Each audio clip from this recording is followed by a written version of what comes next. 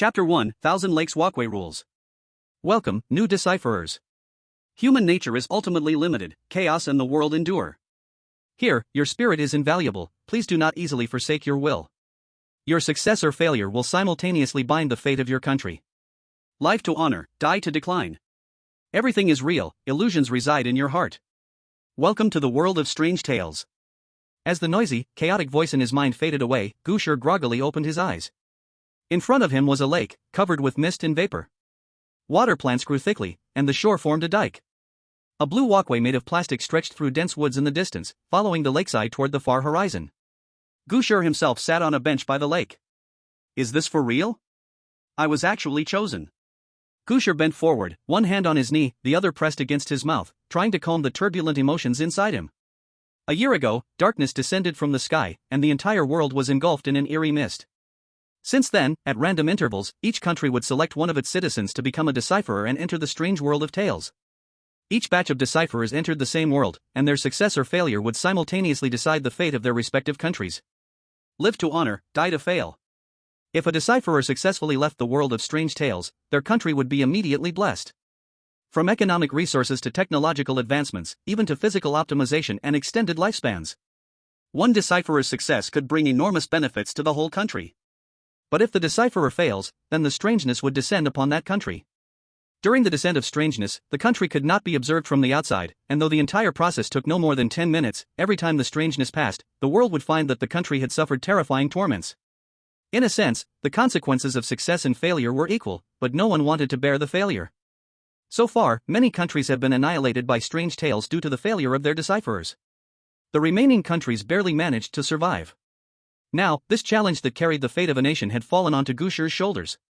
One person, equal to one nation. What a joke. I'm just a miserable college student, and today I don't even have an 8 a.m. class. Gu Shi couldn't help but complain, but he knew he couldn't let this emotion affect him. You see, every action of a decipherer in the world of strange tales was broadcast live around the globe. Here's the footage. Is this our country's decipherer? Looks so young, is he still a student? So what if he's young? Young people are full of energy, we need to support him. The country is relying on you. I doubt it. Across all of Salis, everyone stopped, staring intently at the live broadcast of this strange tale deciphering.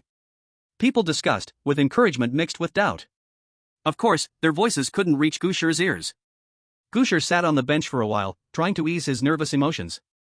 Then, he stood up, planning to observe his surroundings first. Suddenly, he noticed a wooden sign next to the bench. The sign had a white sheet of paper stuck to it, damp from the mist, looking like it had been there for a while. Gu Shi walked over and found it was a public notice. Thousand Lakes Walkway Management Regulations. Hello, tourists. Thousand Lakes is a well-known local attraction, with a long history and great appreciation. However, due to recent incidents caused by some tourists violating the visiting regulations, leading to a series of safety accidents, the Thousand Lakes Scenic Area will now implement new regulations for the Thousand Lakes Walkway. The Qiandao Lake Trail around the lake is approximately 5 kilometers long, and it includes different sightseeing routes. Please follow the appropriate route for your visit, and do not leave the trail area at will. Qiandao Lake is a naturally formed lake, and relevant historical records date back to the Wei and Jin dynasties. Therefore, there are some ancient stone tablets along the lake. Please do not touch them casually to avoid damaging these cultural relics. Some parts of Qiandao Lake's shore have complex water conditions, with underwater reefs, whirlpools, and aquatic plants. Please do not enter the water to play. The Qiandao Lake Trail was newly constructed in recent years, using blue plastic material. Visitors can walk on it with peace of mind. In the summer, there are many insects. To prevent mosquito bites and allergic reactions, please do not enter areas with dense vegetation. During your visit, if you encounter a red trail that is blocked off, please do not enter recklessly. This is part of an old trail that has fallen into disrepair over time and may have potholes, posing a safety hazard. Please note, if you discover an unblocked red trail, immediately report it to the Qiandao Lake Trail Security Office. We will send a thank you gift to every visitor who makes a report. If you unfortunately enter the red trail, we are sorry, but the Qiandao Lake Scenic Area will not be responsible for any incidents that occur thereafter. During your visit, if you find part of a yellow trail, you may enter and explore. However, please make sure to return to the main blue trail at the end to avoid getting lost. Qiandao Lake is unsafe at night. If you accidentally stay on the trail into the night, please immediately go to the public rest area, which is at the end of the red trail. Thank you for your cooperation, and we hope you enjoy the natural beauty of Qiandao Lake Trail. Is this the rule? Gu Shi carefully looked over the text on the notice. At first glance, these rules for the trail didn't seem strange. But Gu Shi looked down at his feet. It's blue. Clearly, the color of the trail is the key element in these rules, and perhaps the key to solving the puzzle.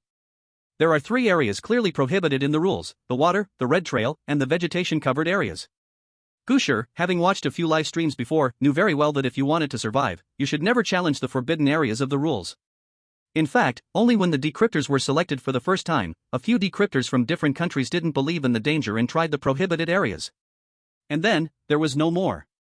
Since then, all decryptors entering the world of strange tales have learned to respect the rules. After noting down all the rules, Gu Shi was about to start walking along the trail. Suddenly, his consciousness blurred, and countless snowflake-like flashes appeared before his eyes.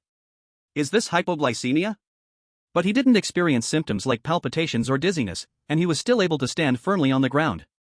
As Gu Shi stood confused about what was happening to him, the snowflake-like flashes slowly combined into a huge clock in front of him. Click! A sound of a moving clock hand echoed in Gu Shi's mind, and immediately after, he saw a flash of light appear from that illusory clock, slowly descending into his hand.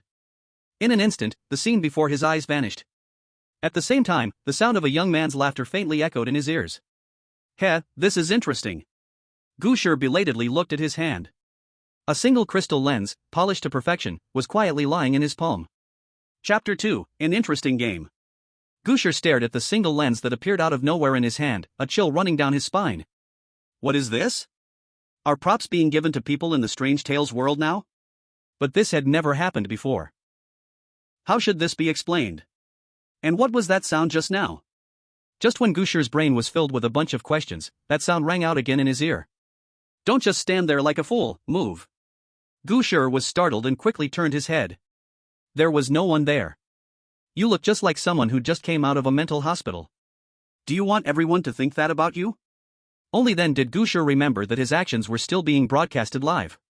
He hurriedly pretended like nothing was wrong, shoved his monocle into his pocket, then crouched down to tie his shoelaces. Who are you? Gu Shi murmured. Who I am doesn't matter. Where are you talking to me from? I'm inside your heart. Gu Shi's mouth twitched. He wanted to curse right then and there, but he still held it in. After tying his shoelaces, he started rolling up his pants. Is this monocle your masterpiece? What's your connection with the weirdness? What's your purpose? You sure have a lot of questions. The young man's voice paused for a moment. Don't you want to survive? Don't you want to win huge rewards for your country? I can help you pass through the world of strange tales. However, Gu Shi knew that things like this didn't just fall from the sky. Even if he didn't have the National Anti-Fraud Center app right now, he still felt this was a scam. What is there about me that's worth your help? You're such a nice person, huh? Don't misunderstand, I just think this is interesting. A different world, different rules, full of danger everywhere. Don't you think it's thrilling, fun? Gu Shi thought that if the owner of this voice wasn't a madman, he was probably a psychopath. Anyone who could treat the lives of tens of thousands of people, linked to an entire country, as something fun, their mind was definitely not right. Alright, start moving now, the people outside are still watching. Gu Shi had no choice but to brace himself, deciding to survive in this strange world first. He finally started moving. You scared me. I thought this guy got scared out of his mind. Forget about that, look at the rules on that notice. Which walking path would care where visitors walk? There must be something fishy about this. No kidding, but the key is where the ghost is. I think it's suspicious. The mist floated over Qianzi Lake, making the air damp and greatly limiting visibility. With no goal, Gu Shi could only start walking along the promenade, circling the lake. As he began to move, most of the country's decipherers also noted down the rules and began exploring Qianzi Lake within the promenade. The promenade has 3 colors, blue, red, and yellow. According to the rules, blue represents safety, red represents danger, and yellow lies somewhere in between. As Gu Shi walked, he began analyzing the rules. But there's also a conflict here. Rule 6 clearly forbids visitors from entering the red promenade, but Rule 10 says people can enter the red promenade at night. If neither of these 2 rules is false, then the red promenade changes between day and night. Thinking about this, Gu Shi looked up at the sky. The gray sky was covered with thick clouds, and the faint light breaking through the clouds barely illuminated Qianzi Lake. It should still be daytime now, but it was hard to tell exactly what time it was. The red promenade was a dangerous place. If he didn't want to take the risk of entering it, he would have to find a way to leave the Qianzi Lake promenade before dark. But the entire rule doesn't even mention a way to leave the promenade, and there's not even a map. I can't even find the entrance. Gu Shi sighed and once again mourned for his uncertain future. You don't have to be so pessimistic. The young man's voice sounded again. It's easy for you to say. If you have the ability, don't hide in the shadows, come out and clear this weird tale together. Ha! The young man fell silent, and Gu Shi didn't bother with him, continuing to walk slowly along the promenade. While Gu Shi was still walking in circles on the promenade, Chris Braun, the fastest and most agile decoder from America, had already encountered an unexpected situation. Before him, two paths appeared. One was the red promenade, continuing to wind along the lakeside, and the other was a yellow promenade leading into the woods, overgrown with weeds. Chris furrowed his brow tightly. Although the rules said the yellow promenade could be taken, it ultimately had to return to the blue promenade.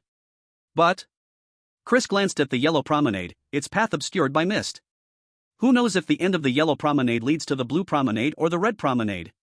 So, to avoid unnecessary trouble, Chris decided to turn around and head for the security room to report the unblocked red promenade to the guards. Upon seeing Chris's decision to turn around, Mr. Plant, the Supreme Leader of America, who was watching the live broadcast in the White House, breathed a sigh of relief. This fine young man seems to be smart. Based on my understanding of weird tales, the yellow promenade is clearly a trap. Plant made this judgment based on his self-assured I know everything mentality. Having finally wrested the position of Supreme Leader from Bayer Arden, he pinned all his hopes on Chris. During his tenure, it was best if no weird tale ever came to America. Plant shouted to his subordinates. Tell those people in the strategy group to spare no effort and figure out how the rules should work. Whenever a weird tale reaches a certain stage, the top officials of each country have a chance to communicate with the decoder in the weird tale world. The conversation lasts only 5 minutes, so each country sets up a weird tale analysis group early on, in order to convey all their analysis to the decoder when the opportunity arises. In addition, each country has 3 reminder opportunities. However, reminder messages can only be in text, with a limit of 20 characters. The person involved is confused, while the bystander sees clearly. External observers, with their God's eye view, have access to more information than the decoders and can calmly and rationally analyze the rules. Therefore, decoders who receive the analysis information from their country's group often succeed in clearing the weird tale. Of course, the premise is that the decoders can survive until that point, and their country must have a strong analysis group. Take Saris, across the ocean. In a highly classified facility in their capital city, a group of experts in the analysis group were staring intently at every move of Gu Shi. Accompanying them were the top political leaders and military bigwigs. There was no other reason. What Gu Shi was currently undertaking was the national fate war. The previous decoders had both wins and losses, but overall, the flaws were still visible. Saris was severely weakened, the country was in a downward spiral, and it really couldn't bear the damage of another weird tale. Comrade, we really depend on you. The leader looked at Gu Shi on the screen and murmured. Everyone, pay attention, something's happening. The leader of the Weird Tale Analysis Group, Mr. Qian Jiman, was a highly renowned professor in the fields of cryptography, logic, and psychology. Despite his age, he insisted on staying at the forefront of weird tale analysis. At this moment, the figure on the screen, Gu Shi, had stopped moving. In front of him were 2 walkways, each with a different color, one on the left and one on the right. Chapter 3, The End of the Walkway. Looking at the 2 walkways that appeared before him, Gu Shi hesitated. The rule clearly forbade him from stepping onto the red walkway, so he was certain he wouldn't go near it. But the problem was with the yellow walkway. Rule 9, if you encounter a yellow walkway, you may walk on it, but you must eventually return to the blue walkway. Honestly, Gu Shi wanted to continue forward because he had already spent so much time walking this far. Turning back now would mean wasting all that time. However, what lay at the end of the yellow walkway was something he could not be sure of. On one hand, time was relentlessly pressing on him, on the other, the road ahead was an uncertain mystery. Gu Shi found himself facing his first eerie choice. Just as he was feeling lost, a voice suddenly rang out in his ear. Walk on the yellow walkway. Huh? Gu Shi was momentarily stunned, then softly asked, why? No reason. You don't think it's still early, do you? Then why should I trust you? What if you're sent by the ghost story to trap me? Heh, good vigilance, but it's unnecessary. Then, the young voice fell silent. While Gu Shi struggled with his decision, the crowd watching the livestream in the real world was also discussing it. I think he should turn back. Both paths ahead clearly aren't good options. It's safer to be cautious. But wouldn't that be a waste of time? What if there's new information ahead? Then tell me, which path should we take? If it were me, I'd take the red one. The rules always say red is dangerous, so I don't buy it. Anything deliberately hidden must be suspicious. Maybe there's a way out of the ghost story world. Ha, you're a true genius. Meanwhile, the analysis group at Sirius was also discussing their action plan. So far, the only two decoders who've encountered branching paths are Gu Shi from our country and Chris from America. The latter chose to turn back and is now heading to find the security room. A member of the analysis team shared their thoughts. Therefore, I believe turning back is the safest, most cautious choice. But doing that would waste a lot of time. Others raised objections. And up until now, no new information has been gained. In this situation, all the decoders are at a disadvantage. The group fell silent. Now, there were only two choices: either gamble with time and turn back, or gamble with the unknown road ahead and move forward. However, before the ghost story analysis group could make a decision, Gu Shi had already acted. He chose to turn back. Sigh, looks like this young man prefers a safer approach. Seeing Gu Shi make his choice, the analysis group stopped discussing which path to take. After all, the decoder was Gu Shi, not them. Without a decision to intervene, everything was left up to Gu Shi's judgment. But just then, Gu Shi on the screen suddenly paused, then turned back around and walked straight toward the yellow walkway. What is he doing? The members of the analysis group were stunned. Likewise, the crowd watching the livestream was completely confused by Gu Shi's strange behavior. What are you doing? Gu Shi listened to the voice in his ear, walking calmly on the yellow walkway. Guess. Heh, you can't think you'll pass just by provoking me. The young voice still carried a hint of amusement, with no other emotions apparent. Let me guess, you want to gauge my reaction to determine your next move, right? After seeing that I wasn't moved by your turning back, you've concluded that walking the yellow walkway must be safe.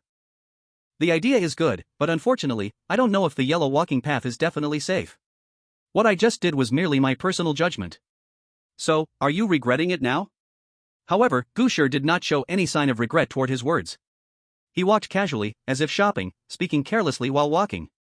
Your imagination is quite rich. In fact, Gu Shi did have some exploratory thoughts, but choosing the yellow walking path was more about his own judgment. Like the analysis teams outside, Gu Shi also made two different bets on time and the road ahead. But in the end, Gu Shi chose the path ahead. The reason was simple: both turning back or continuing forward would cost some time, and rather than going back on the road he had already walked, he might as well continue forward to gather new clues. After all, the rules never said it was forbidden to turn around on the yellow walking path. If the end really was the red walking path, he could always turn back. However, how long it would take to reach the end was another gamble. In fact, both choices were a dual gamble of time and the road ahead. No matter which he chose, he would have to bear the cost of time and the uncertainty of the road ahead. This world of strange tales is simply one huge gamble. As the strange tales progressed, except for the different directions at the beginning, many decipherers from various countries had already encountered two diverging paths. Most of these decipherers chose to turn back, but only 4 people chose the yellow walking path: Alexei Brining from Russia, Albert Muller from Germany, Imani Ibrahim from Babayang, and Gu Shi. I hope their choice is the right one. Old Xian watched Gu Shi on the screen, his clenched fist rubbing continuously. Chief, the president of Russia is calling. Their decipherers seem to have reached the end of the yellow walking path. The person responsible for communication with world leaders entered the meeting room and spoke to the top leader. What? Quickly connect the call. Suddenly, someone pointed at the screen and said, Wait a minute, Chief, look, Gu Shi has also reached the end. The top leader turned around and indeed saw that Gu Shi had already walked out of the yellow walking path. This is... Before Gu Shi was a sudden clearing. He hadn't walked for long when he found the path ahead becoming brighter. The vegetation on both sides of the walking path began to decrease noticeably, and ahead, there was a spacious area. What appeared before him was a platform by the lakeside, surrounded by a railing, and beside it was a security booth with a closed door. Clearly, this seemed like a viewing platform. Gu Shi walked closer and found another notice posted on the security booth. Qianzi Lake Walking Path Viewing Platform Notice. Dear tourists, the Qianzi Lake Walking Path Viewing Platform is specifically set up for visitors to rest and enjoy the lake view. To maintain a pleasant atmosphere, please follow the rules below. 1. The viewing platform is not a fishing point, please do not fish here. 2. If you wish to feed the fish, please go to the Qianzi Lake Walking Path shop to buy the special fish food for the area. Do not feed the fish with your own food. Violators will be severely punished. 3. Fish cannot speak, and there are no giant salamanders in Qianzi Lake, so if you hear crying sounds coming from the direction of the lake, please ignore it. 4. Although the view is beautiful, do not stay too long. If you experience symptoms such as dizziness or fear of water after staying too long on the platform, do not worry, it's a normal phenomenon. After leaving the viewing platform, please continue along the red walking path until you encounter a stall selling cold tea. Buy a cup and drink it, you will feel better. 5. The platform is close to the water and may have certain effects on the bodies of young children. Please do not let your children stay at the observation deck. 6. The observation deck is the only resting point on the Tianzi Lake walking path, and there are no public restrooms on the Tianzi Lake walking path. Chapter 4, The Note at the Guard Booth. New rules have appeared. After Gu Shi read the rules, two thoughts appeared in his mind. The first was that there must be something wrong with Tianzi Lake. No proper lake would make people dizzy after staying for too long. The second was the troubling issue of the red walking path, which had been bothering him since earlier. The sign next to the bench said that the red walking path was prohibited, yet later people were allowed to enter it at night. Now, even the newly appeared rule pointed out that there were places to go on the red walking path, with some even setting up stalls selling cold tea. But, there were contradictions between this observation deck rule and the walking path rule, the most obvious being their difference on public restrooms. One says there are public restrooms, while the other says there are none. Which rule is fake? Or perhaps both rules are true, just applicable to different times. Gu Shi looked at the notice paper, which was clearly much older than the one posted on the sign. Perhaps, in the past, there were no public restrooms on the red walking path, but after the new rules were issued, public restrooms appeared. Thinking of this, Gu Shi suddenly felt exhausted both mentally and physically. Why are they still doing this? If these rules correspond to different historical times, then wouldn't some of the rules simply not apply? Gu Shi looked around at other parts of the guard booth, and after finding nothing else, he tried to pull the door. Click. The door was locked, and it seemed tightly secured. The entire guard booth had no windows, so it was impossible to see inside. Is this guard booth abandoned? Why is it locked up like a safe? After turning around the other areas of the observation deck and confirming there were no other clues, Gu Shi followed another yellow walking path and left the observation deck. In the real world, the analysis team was working at full speed, analyzing the newly discovered clues. To ensure the accuracy of the rules and to support international collaboration, CERIS often shares its findings with other countries after discovering new clues. After comparing with other countries that had also chosen to walk on the yellow walking path, the analysis team confirmed the authenticity of this newly appeared rule. However, Lucia had an additional discovery. The additional discovery was inside the guard booth. Lucia's decoder, Alexei, after noticing the guard booth was locked, chose to directly kick the door. This tall and strong Slav man kicked the wooden door 3 times with great force, creating a large hole in the door. Then, he found a piece of paper covered in writing on the floor of the guard booth. Since the perspective from Lucia's side was in Russian, after the information was passed on, the professional translation team took some time to restore the original meaning of the paper as best as they could. Damn it, I shouldn't have come to work here. The sound of children crying has been coming from the lake. I feel like I'm going crazy. During my patrol today, I discovered some red walking paths. I remember those places were originally blue walking paths. It seems someone, black ink crossed out words. I must have a cup of cold tea every day, otherwise, I really won't be able to make it, but recently, I suddenly feel a bit disgusted by that cold tea. Is the color of that tea normal? I really can't take it anymore. I must find a way to quit. I remember the scenic spot service center is right next to the entrance. I have to walk along the promenade all the way to the end. Is it red or blue?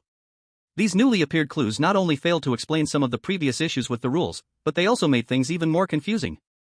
When combining all the current clues, the result is that Tianzi Lake itself has a problem, the red promenade has a problem, the observation platform has a problem, the herbal tea has a problem, and even the blue promenade has some issues.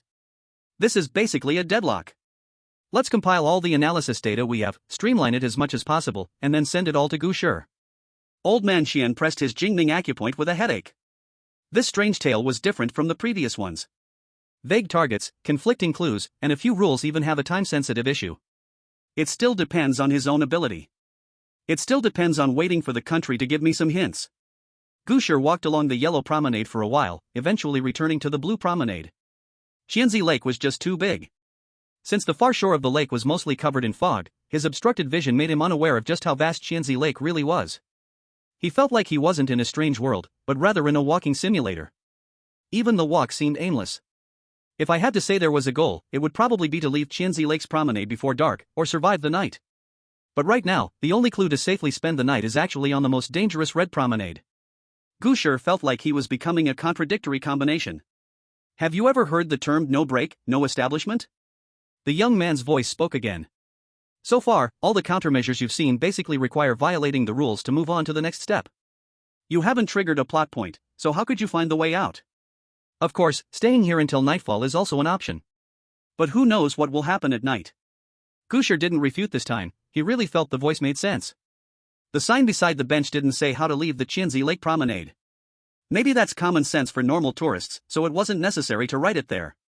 So what would be common sense for normal tourists? That would be another, more complete sign at the entrance of the scenic area, or even a map of the entire Tianzi Lake. But as a solver, he had appeared directly in the promenade, which meant he couldn't be considered a normal tourist, and couldn't act with a normal tourist's mindset. Maybe if I keep walking along the blue promenade, I'll find the map of Tianzi Lake. How can you be sure the map is on the blue promenade? What if it's on the yellow promenade or the red promenade? Gu Shi fell silent. He thought for a moment and finally decided to move forward. After all, doing something that violated the rules actively was still too risky. This is not like a game, where forcibly triggering a plot point or triggering one on your own both lead to results that he couldn't afford. Gu Shi walked briskly forward, the lake breeze blowing from the surface with a slight chill, refreshing to the lungs. It felt really nice. If it were a sunny day, this would indeed be a perfect sightseeing spot. But Gu Shi had no mind to enjoy the lake view right now. He even saw a few perfect fishing spots, shaded by trees, with aquatic plants and uneven shores. If he had a rod, he could guarantee he wouldn't come up empty. Damn it, why does such a great place have to be in a strange world? Various emotions started to affect Gu Shi, making him feel a bit frustrated. At this moment, a strange sound entered his ears. Wow! Gu Shi paused his steps and looked toward the lake. Was that you just now? He asked the voice of the young man. I can't imitate the crying of a child. A child, do you also think that was the cry of a child? Maybe. Wow. As Gu Shi and the voice speculated, the strange sound came again. This time, he clearly heard it. It was indeed the cry of a child. Chapter 5: The First Victim. Wow. The crying continued, faint and distant, yet sharp and piercing, causing Gu Shi to shiver. His heart beat quick and slightly. This is what the observation deck notice said, the cry coming from the direction of Tianzi Lake. At this moment, Gu Shi felt like the air around him had solidified, the surrounding fluid seeming to encircle him. He felt a bit nauseous, and also had trouble breathing. Stomach acid and foul air were both stuck in his throat, neither rising nor falling, nearly making him pass out. Calm down, your emotions are being affected. The young man's voice sounded at just the right moment, pulling Gu Shi out of that strange state. Gu Shi took a few deep breaths. The moist mist, carrying the fresh scent of lake water and grass, made him feel a bit better. What just happened? He slowly steadied his breath and asked. Obviously, the so-called rules on the observation deck don't just apply to that area. As long as you walk by the lake for long enough, you might be affected. So, the cry just now was the result of me being affected? It could be one of the reasons. Gu Shi's discomfort was clearly seen by the people watching him on the screen. When he suddenly stopped and looked toward the lake, his face turning pale, almost everyone thought he was finished. Why do I hear crying? Oh no, what's wrong with him? Is he being contaminated by something strange? I didn't see him break the rules? Maybe there's something wrong with the yellow walking path. Sigh, young people are too reckless. Can he still continue solving puzzles? He's not going to be consumed by the strange thing, right? I think it's hopeless. Just as everyone was filled with pessimism about what would happen next, Gu Shi suddenly seemed fine again, starting to breathe deeply. Seeing him recover, everyone breathed a sigh of relief. As for what he muttered quietly afterward, it was only seen as a self-talk after narrowly escaping death. Gu Shi was out of danger, but the others weren't so lucky. While Gu Shi encountered the anomaly, other decoders also heard the strange crying. Among them, Chris from America, Alexei from Russia, Philippe from France, and Hanton from England all managed to endure it with their willpower. The remaining decoders didn't have such strong physical and mental resilience.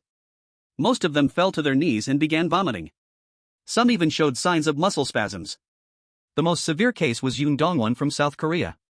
After continuous vomiting and muscle spasms, he also began experiencing diarrhea. This caused him to lose a large amount of body fluid. He had just finished eating kimchi rice and hadn't had a chance to drink water when he was chosen and transported into the world of strange tales. Coupled with this series of tortures, he finally started to dehydrate. At this moment, a thought began to form in his groggy mind. He struggled to lift his head, looking toward the distant Tianzi Lake. The lake water rippled quietly, and to Yoon Dongwon, it was an irresistible temptation. Unable to think clearly anymore, he struggled to crawl forward, his convulsing body dragging through his own vomit, leaving a disgusting trail behind. But he didn't care about the foul stench on him. He kept crawling, out of the walking path, down to the lake shore, finally bringing his head close to the water's edge. What is he doing? Damn, he's lost his mind. In the despairing eyes of the people of South Korea, a fanatical smile appeared on Yoon Dong-yuen's face. He stretched his head into the lake and began drinking water in large gulps. Then, his body jerked, as if something had grabbed his head, pulling him entirely into the water. Splash! The sound of falling into the water echoed, but there was no struggle to be heard. Where Yun Dongyuan fell into the water, ripples spread from the bottom, and then a mass of scarlet blood bubbled up, quickly turning the water red. South Korea, Yun Dongyuan, death. As the screen was engulfed by black mist, a line of bloody text appeared before all the people of South Korea. We're done for. Run. I'm getting out of here. My ancestors are from Ceres. But these were ultimately useless, as the strange events had already begun. A fog, swirling with black strange substances, descended from the sky, like spilled sewage, directly covering all of South Korea. All communication was cut off, and even satellites lost their ability to observe South Korea. Now, no one knows what is happening inside South Korea. But one thing is certain, it's definitely not good. Chief, the decryptor in South Korea is dead.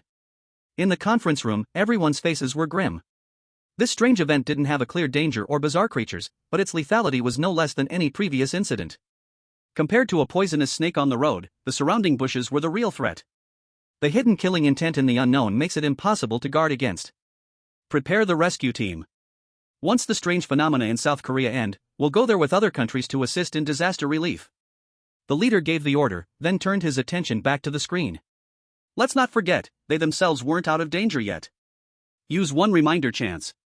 We're not sure if Gu Shi will approach Thousand Lakes, and without enough information, we can only warn him. Even if it wastes one chance, we can't afford to gamble. South Korea's failure served as a wake-up call for other countries. They finally saw the most dangerous part of this strange event, and that was Thousand Lakes itself. Korean Deathwater, danger, don't approach, I've given you a rule, don't hurry. A line of text suddenly appeared before Gu Shi's eyes. He realized that the country had used a reminder chance to send him information. South Korea has already failed? Gu Shi guessed that while he was hearing the cries, other decryptors might have faced the same situation. But he never expected this would lead to the death of a decryptor. It was clear how urgent this situation was, that the analysis team directly used a limited reminder chance, even without much extra information, just to warn him about the absolute danger by the lake. The lake water itself is dangerous, so how did the one from South Korea die? Did he run to drink water? Combining his symptoms from earlier, Gu Shi could easily imagine that if he had started vomiting, or even worse, he might indeed be drawn to the lake water due to dehydration. When feeling uncomfortable, go along the red walking path to buy herbal tea. He recalled this rule.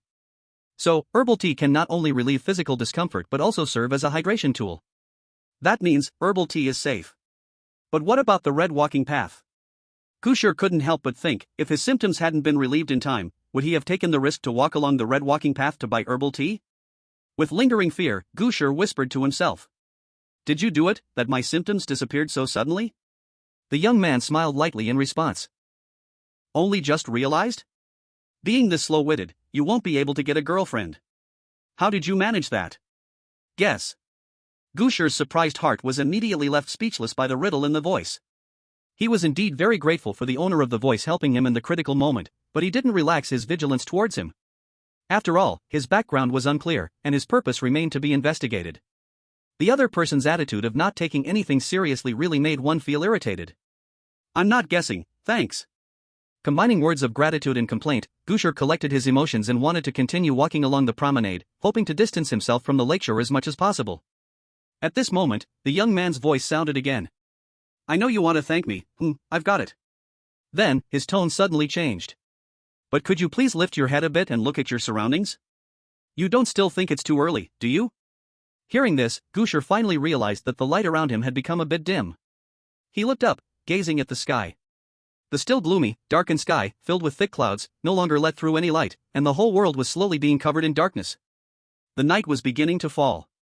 Chapter 6, Public Rest Area. Without any warning, the sky, which had been slightly bright just moments ago, suddenly faced the arrival of night. The already fog-covered Qianzi Lake now had its path almost completely obscured. Damn it, is time moving in sync with the strange happenings? Gu Shi started running along the promenade. He had to find the public rest area mentioned in the rules as quickly as possible. It was already unrealistic to look for an entrance. With the speed the night was coming, in just a few minutes, the world would be completely engulfed by darkness. By then, if he was still wandering outdoors, Gu Shi couldn't guarantee what terrible things might happen. The streetlights by the promenade lit up one after another, and to Gu Shi, this was like a countdown to death. Luckily, he didn't run far, and up ahead, he saw a red promenade branching off from the blue one, leading into the woods. Should I take the red promenade now? I must make a decision. Gu Shi wasn't just asking the voice, he was also asking himself. Trust the rules. The voice answered. So, Gu Shi gritted his teeth, and in the end, he ran onto the red promenade, charging forward. He's on the red promenade. It should be fine, right? The rules say that at night, we have to go to the public rest area along the red promenade. How do you know the rule isn't fake? What if it's a trap, then we're finished? I think it's suspicious. In the conference room, the analysis group and national bigwigs were nervously watching Gu Shi's next moves. They feared that the next second, Gu Shi would be devoured by the strange forces, announcing his death, and then the strange phenomena would spread across the entire country.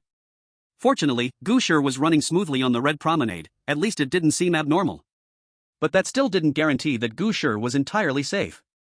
There had been many cases in the past where the so-called decryptor seemed fine but had already been contaminated by the strange forces. Keep a close watch on Gu Shi's actions. If anything abnormal happens, use a reminder, maybe it'll help him escape the strangeness. They had already used one reminder, and before the 5-minute communication time ended, they had to make sure to use the remaining 2 reminders wisely. Gu Shi was constantly searching for any sign of the public rest area along the red promenade. The sky had almost completely darkened, and everything around him seemed to melt into the boundless darkness, with only the faint light from the streetlights to fend off the unknown lurking in the shadows. He didn't dare stop, fearing that if he did, it's possible that you could be attacked by something strange. The walking simulator had long since turned into a running simulator. Where the hell is the public rest area? Gu Shi couldn't help but shout, but almost slowed down due to the disruption in his breathing. This red promenade is so long, who knows where the public rest area could be? If it's on the other side of the lake, wouldn't I be doomed? This damn rule. First, they told people not to go on the red promenade, and now, as it gets dark, they're forcing people onto it. How can I possibly find the public rest area in such a short time? The rules on the viewing platform even said there is no public rest area. If there really isn't this a dead end? Just as Gu Shi's breath was disrupted by his anger, a voice sounded in his ears. Calm down. If you keep going like this, you'll tire yourself out before you even reach the public rest area. Time's not waiting for anyone. If only you could grow 2 more legs for me. Why don't you take a closer look ahead? Hearing the reminder, Gu Shi quickly refocused his blurry vision ahead. In the blurred light, a small wooden house appeared beside the red promenade in the distance. Under the streetlights, the small wooden house seemed to fall from the sky like a savior without wings, making Gu Shi's heart leap with joy. Perhaps it was the joy of seeing hope that caused him to suddenly unleash more strength. Gu Shi felt his steps quicken, and in just a few steps, he quickly reached the little wooden house. The sign in front of the house clearly read, Scenic Area Public Rest Area. Without a moment's hesitation, Gu Shi pushed open the door to the public rest area, as if the darkness outside might eat him alive. He rushed inside like fleeing from danger, slapped the wall, and turned on the light switch, then slammed the door shut behind him. Bang! The darkness was locked out. Great! Finally reached a safe spot. He must be scared out of his mind, swearing at the air all the way. Hey, if it were you, wouldn't you be panicking? I'd choose to wrap myself up in a blanket. Don't celebrate too early. It's safe now, but what about during the day? Don't forget that the red promenade outside is dangerous. I think it's hopeless. Standing in front of the door inside the rest area, Gu Shi took several deep breaths before he gradually began to calm down. He staggered to the door, raised his exhausted hand, and locked it. Click. The sound of the bolt sliding out was so pleasing to Gu Shi's ears. After the extreme tension, his body now felt weak and powerless. Gu Shi pulled a chair over in the rest area and plopped down. The short burst of sprinting had left him too exhausted to say a word. All he wanted was a good rest. In the quiet public rest area, the only sound was Gu Shi's heavy, quick breathing. Finally, safe. After a long while, Gu Shi gradually recovered, regaining enough strength to do other things. Safe? Not necessarily. Hearing these words, Gu Shi almost jumped out of his chair. What do you mean? Could the public rest area be unsafe? Maybe part of the first rule is a lie, and the part in the viewing platform rules is the truth?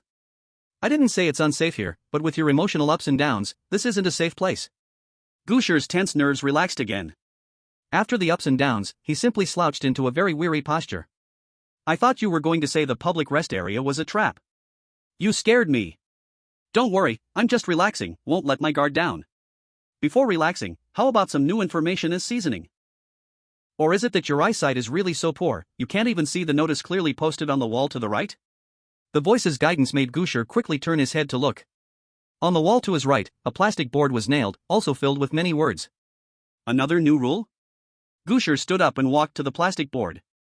Qianzi Lake Trail Public Rest Area Usage Guidelines. Dear visitors, the Qianzi Lake Trail Public Rest Area is specially designed to provide a place for rest and shelter for visitors. To ensure your safety, please make sure to follow the rules below. 1. The public rest area is open from 6 p.m. to 5 a.m. the next day. After 11 p.m., it will no longer be open to outsiders. Please pay attention to the time on the clock on the wall.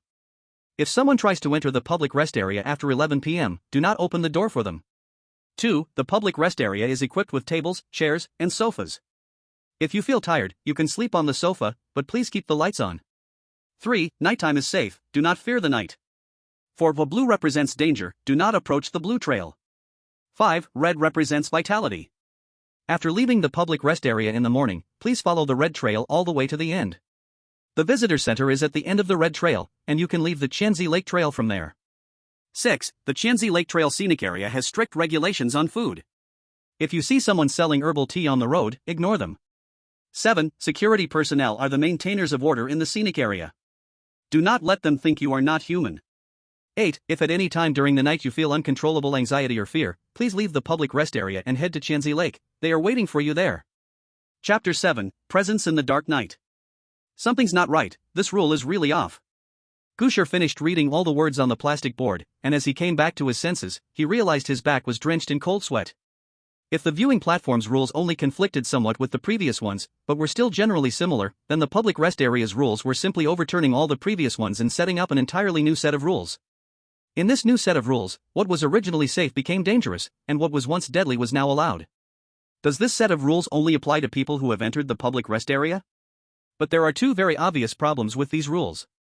Nighttime is safe, go to Tianzi Lake. It's also possible that this rule is the product of some eerie corruption, meant to lure people to willingly be consumed by the strange forces. Gu Shi thought to himself, and glanced up at the clock. 7:40, and it's already dark outside. Then, he walked to the door, his hand gripping the door handle that he had just locked. If we go by the rules, before 11 p.m., it might not be absolutely dangerous outside. Hey, what do you think? A lazy voice sounded in his ear. If you're brave enough, you can go out for a walk. Do you think this rule is trustworthy? Don't you think there are some problems with it? It's not about what I think, it's about whether you think there's something wrong. I think? Gu Shi loosened his grip on the door handle and turned, lying back on the sofa. I think I'm not going out. I need to catch up on the sleep I missed this morning at 8. Well, go ahead. The young man's voice faded away, and Gu Shi lay on the sofa, breathing steadily, as though he had really fallen asleep. After all, he's still a student. It's been tough for him to stay so tense for so long. Old Chen looked at the screen where Gu Shi was asleep and joked with everyone.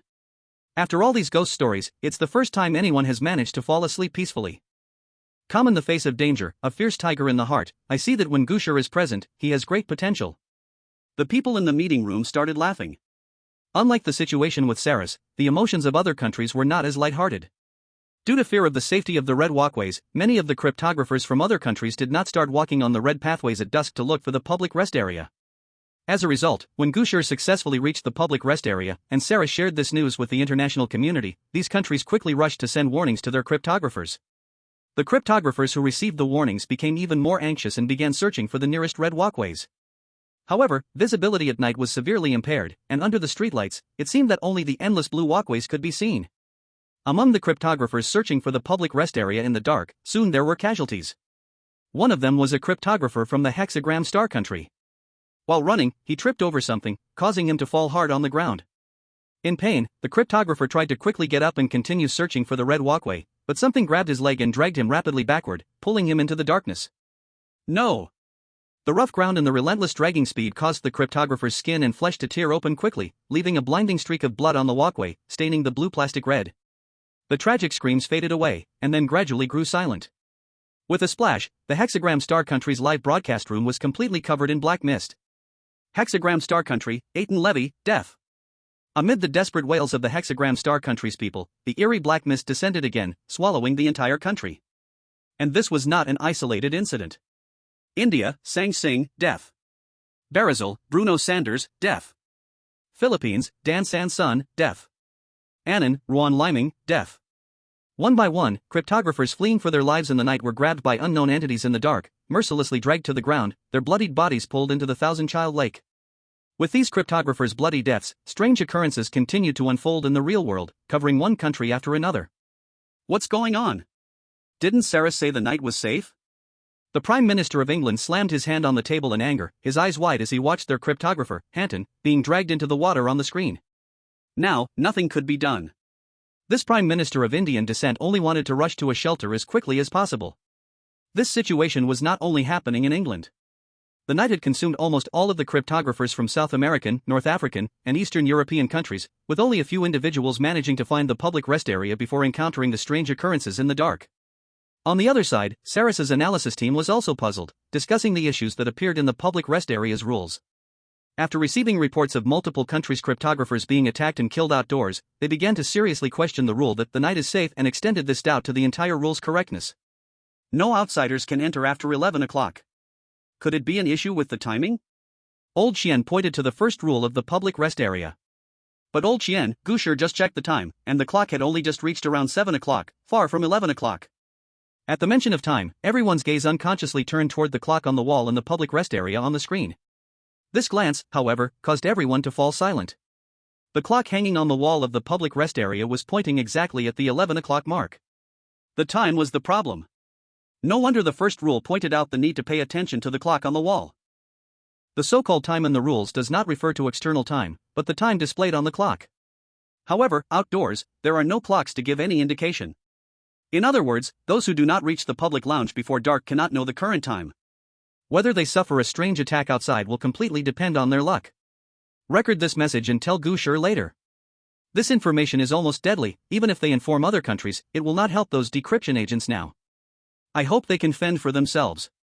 The number of decryption agents' deaths is still increasing. The first round of night has eliminated a huge majority of them.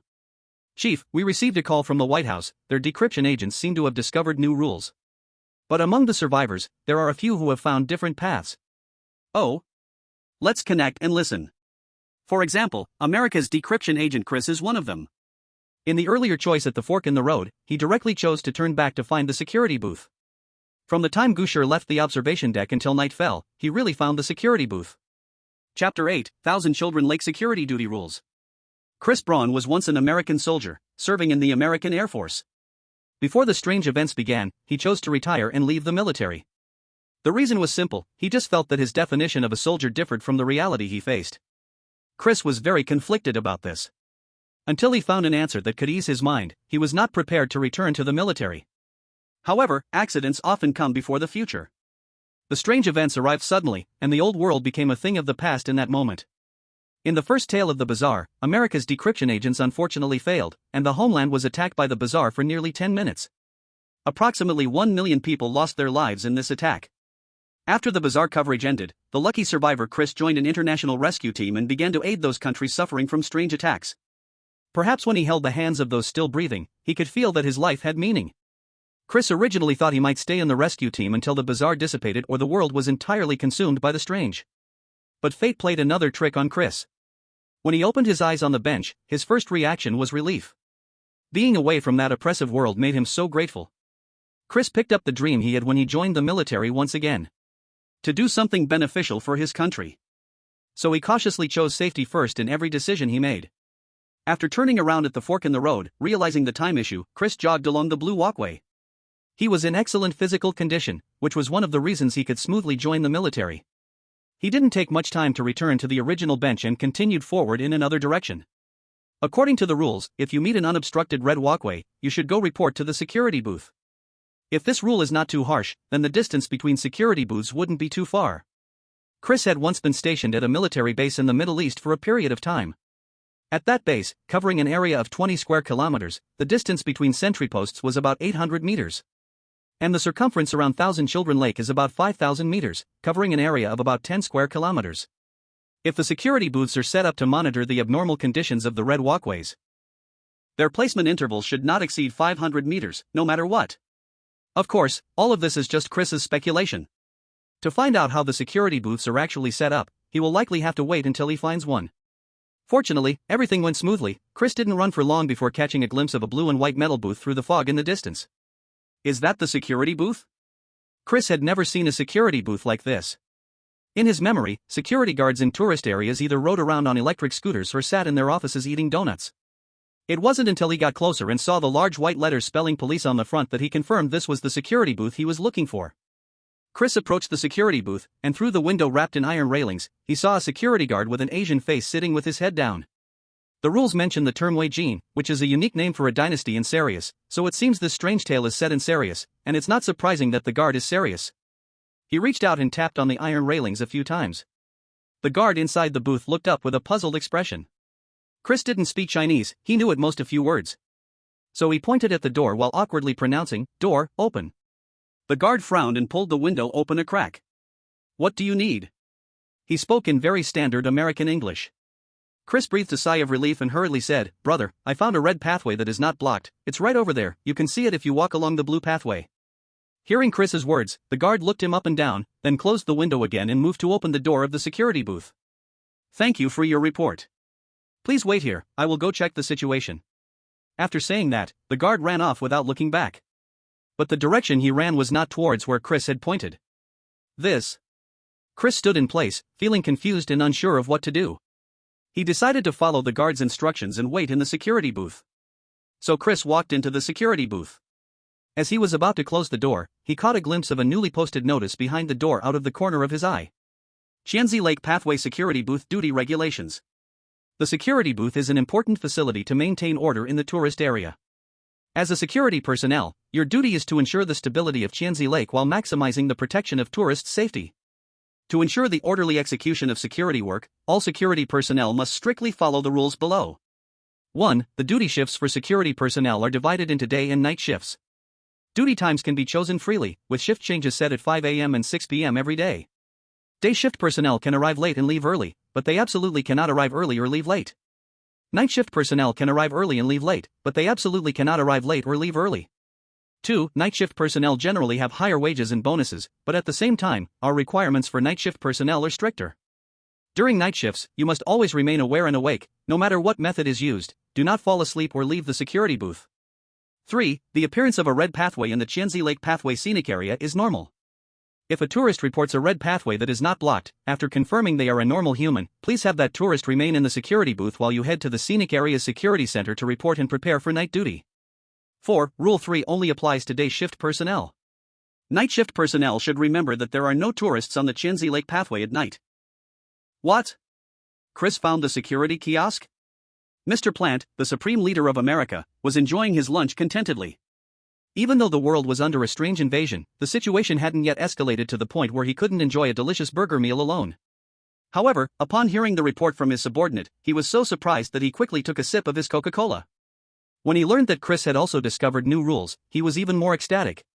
Currently, they were the only ones with the information about the security kiosk rules, and compared to the well-known rules at the observation deck, this information was of immense value. Though Philippe from France also chose to look for the security kiosk, he hadn't discovered it yet. As long as they seized this opportunity, it would be enough for them to exchange more intelligence with other countries. Supreme Leader, the relationship between France and Ceres has been warming since the strange arrival. If they've also found the security kiosk, I'm afraid. Pfft, I almost forgot about this. Plant pondered for a moment and made a brand new decision. Let's monitor the situation in France. If they've also discovered the security kiosk rules, we can report the intelligence to the capital before they do. Supreme Leader, is that really okay? It's fine. No one understands Ceres better than I do. They have a saying, a gentleman speaks of actions, not of hearts. Regardless, as long as we provide them with useful intelligence, they'll definitely give us corresponding information. Are you really a gentleman? The staff member rolled his eyes, about to head out to relay Plant's instructions to the folks at CAI. Suddenly, another staff member burst into the Supreme Leader's office from outside. Supreme Leader. Bad news, Chris encountered something strange. What did you say? The Coca-Cola in Plant's hand fell to the ground. In the world of strange tales, Chris, who had just recorded the rules of the security kiosk, hadn't done anything yet when he heard a piercing wail coming from the direction of Tianzi Lake. In an instant, Chris felt the world spinning around him, as if a wire was stirring inside his ear, making his sense of direction completely confused. Dizziness, nausea, weakness, and various symptoms hit him all at once. Chris almost couldn't hold on. But fortunately, he finally managed to hold on. Chris propped himself against the wall, forcing himself to sit down in the chair. What just happened? He looked out at the darkening sky outside the window, unable to help but start worrying about the situation of the other decryptors. Time returned to the present. After the bizarre attack just now, there were only 10 decryptors left alive in the strange world. Among them, the decryptors who had hidden in the public lounge were Cyrus's Gu Shi, Lucia's Alexei, German's Albert, and Japan's Anuki Wankai. And like Chris, the only one who successfully made it to the security booth was Francis Philippe. Similarly, Philippe also discovered the new rules of the security booth. And when the White House learned this news, it immediately rushed to send the information to Cyrus before France, while also highlighting that this was a unilateral action by the commander to showcase his generous justice. Ha, this American has learned to be crafty. In the conference room, the leader looked at the two identical reports, one from America and one from France, and couldn't help but mock. Let them scheme against each other, we just need to do what we should do. Don't get ourselves into trouble, and don't add to others' troubles. After handing over the report to the analysis team for sorting, the leader turned to ask about Gu Shi's condition. He has already woken up. In fact, Gu Shi had not fallen asleep at all. After pretending to lie down on the sofa, he saw that no one said anything, so he decided not to speak. He was indeed very tired but didn't have the audacity to sleep openly in this environment. While closing his eyes to rest, he kept paying attention to whether there were any strange sounds in the environment. However, the public lounge was indeed very quiet. Other than the ticking of the clock, hardly a sound could be heard. Although the rules stated that one could sleep on the sofa, how could anyone actually fall asleep in such a situation? Bliat. I'm going to sleep. Alexei jumped up irritably from the sofa and directly charged to the door, slamming it a few times. I don't care what kind of Sika weirdness you are, but right now I want to sleep. If you dare to Bliat disturb me again, just wait to see the show tomorrow. After shouting, Alexei swayed back to the sofa, and soon the sound of snoring filled the public lounge, as if nothing had happened just moments ago. How could he sleep? Gu Shi thought to himself, but the fatigue that was hard to resist kept washing over him. But if it was just a little nap, it shouldn't be a problem, right? It shouldn't be a problem. This is called having a harsh mouth but a straightforward body. Tisk. The voice that rang in his ears snapped Gu Shi's slowly sinking consciousness back to alertness.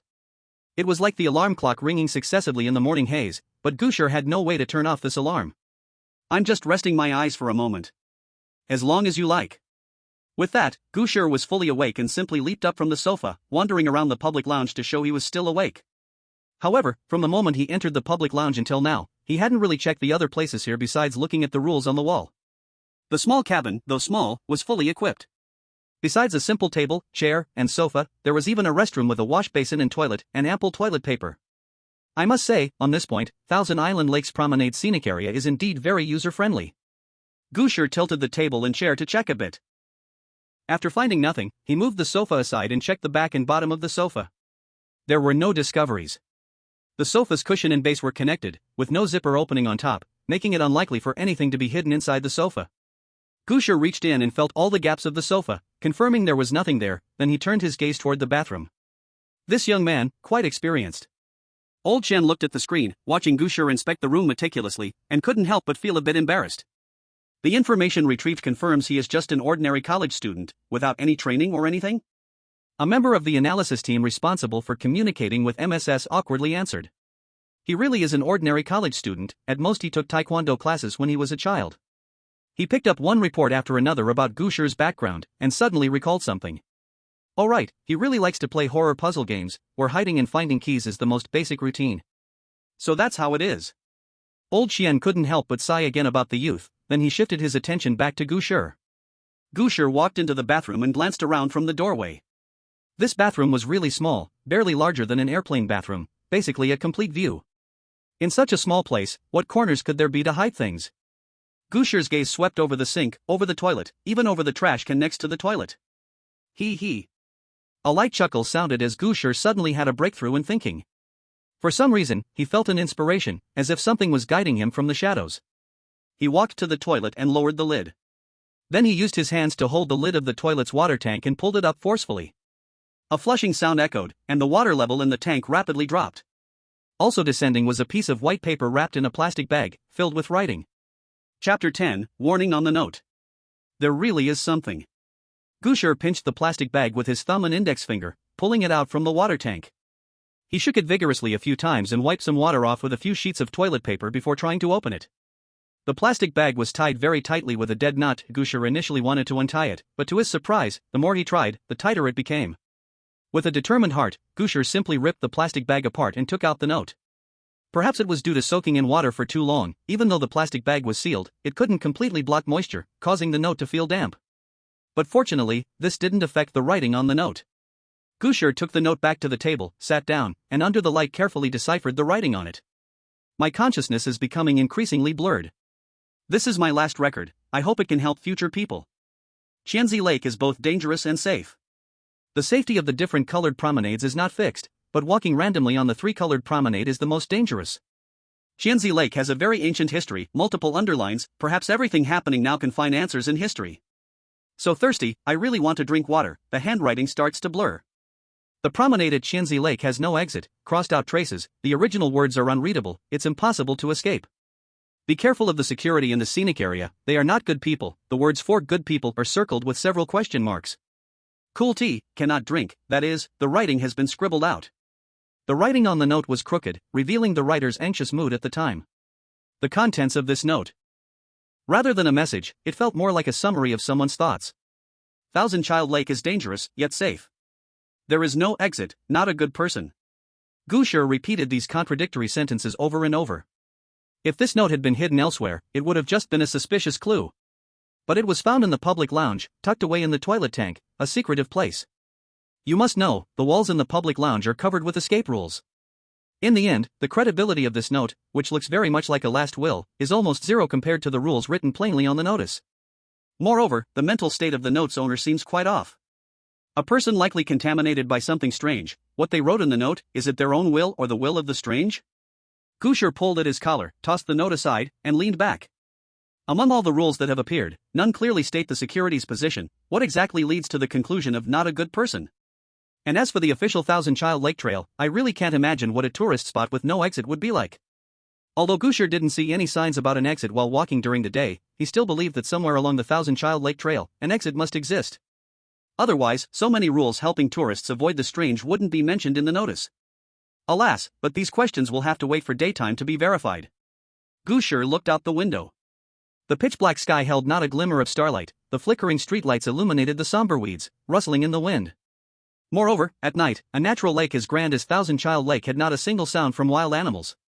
This was highly unreasonable. What a long night, how much longer must I wait? Gu Shi sighed, subconsciously glancing at the clock on the wall. It's 11:15, huh? Wow. Gu Shi suddenly stood up, the pushed chair screeching against the floor. Was it his memory that had gone dizzy or had he really dozed off for a moment?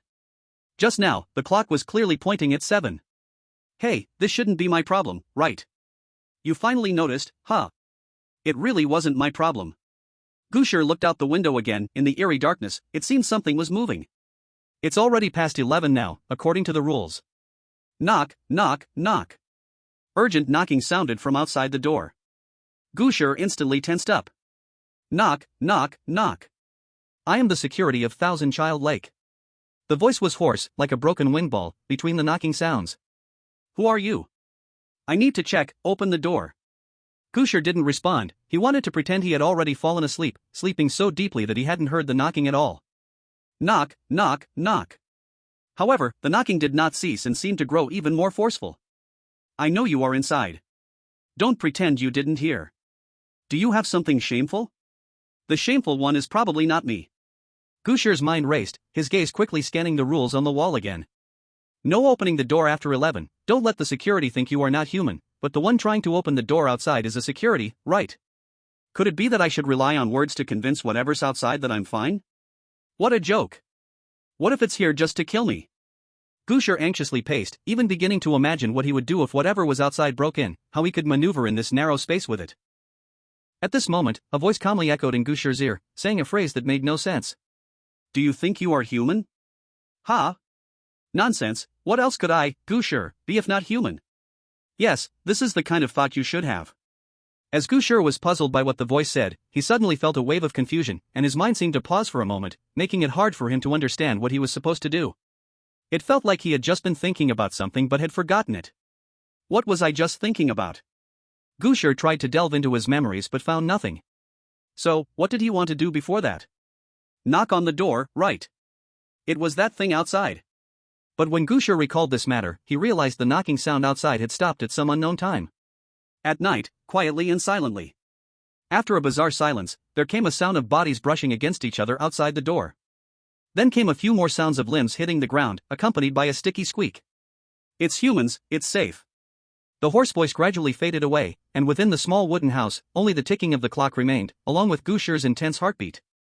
Chapter 11: The Way to Resolve the Crisis. Crisis averted. As the knocking and voices outside the door faded away, the crowd paying attention to Gu Shi relaxed completely. I was scared to death. I thought Gu Shi was done for. In the end, he didn't say a word and made the thing outside leave. Is silence truly golden? I should try it when chatting with others. Wake up! If silence is golden for him, your silence is just being foolish. No, right, buddy? Stop joking around, it's only just past 11, and we've already had such a situation. The long night is still ahead, who knows what else might happen.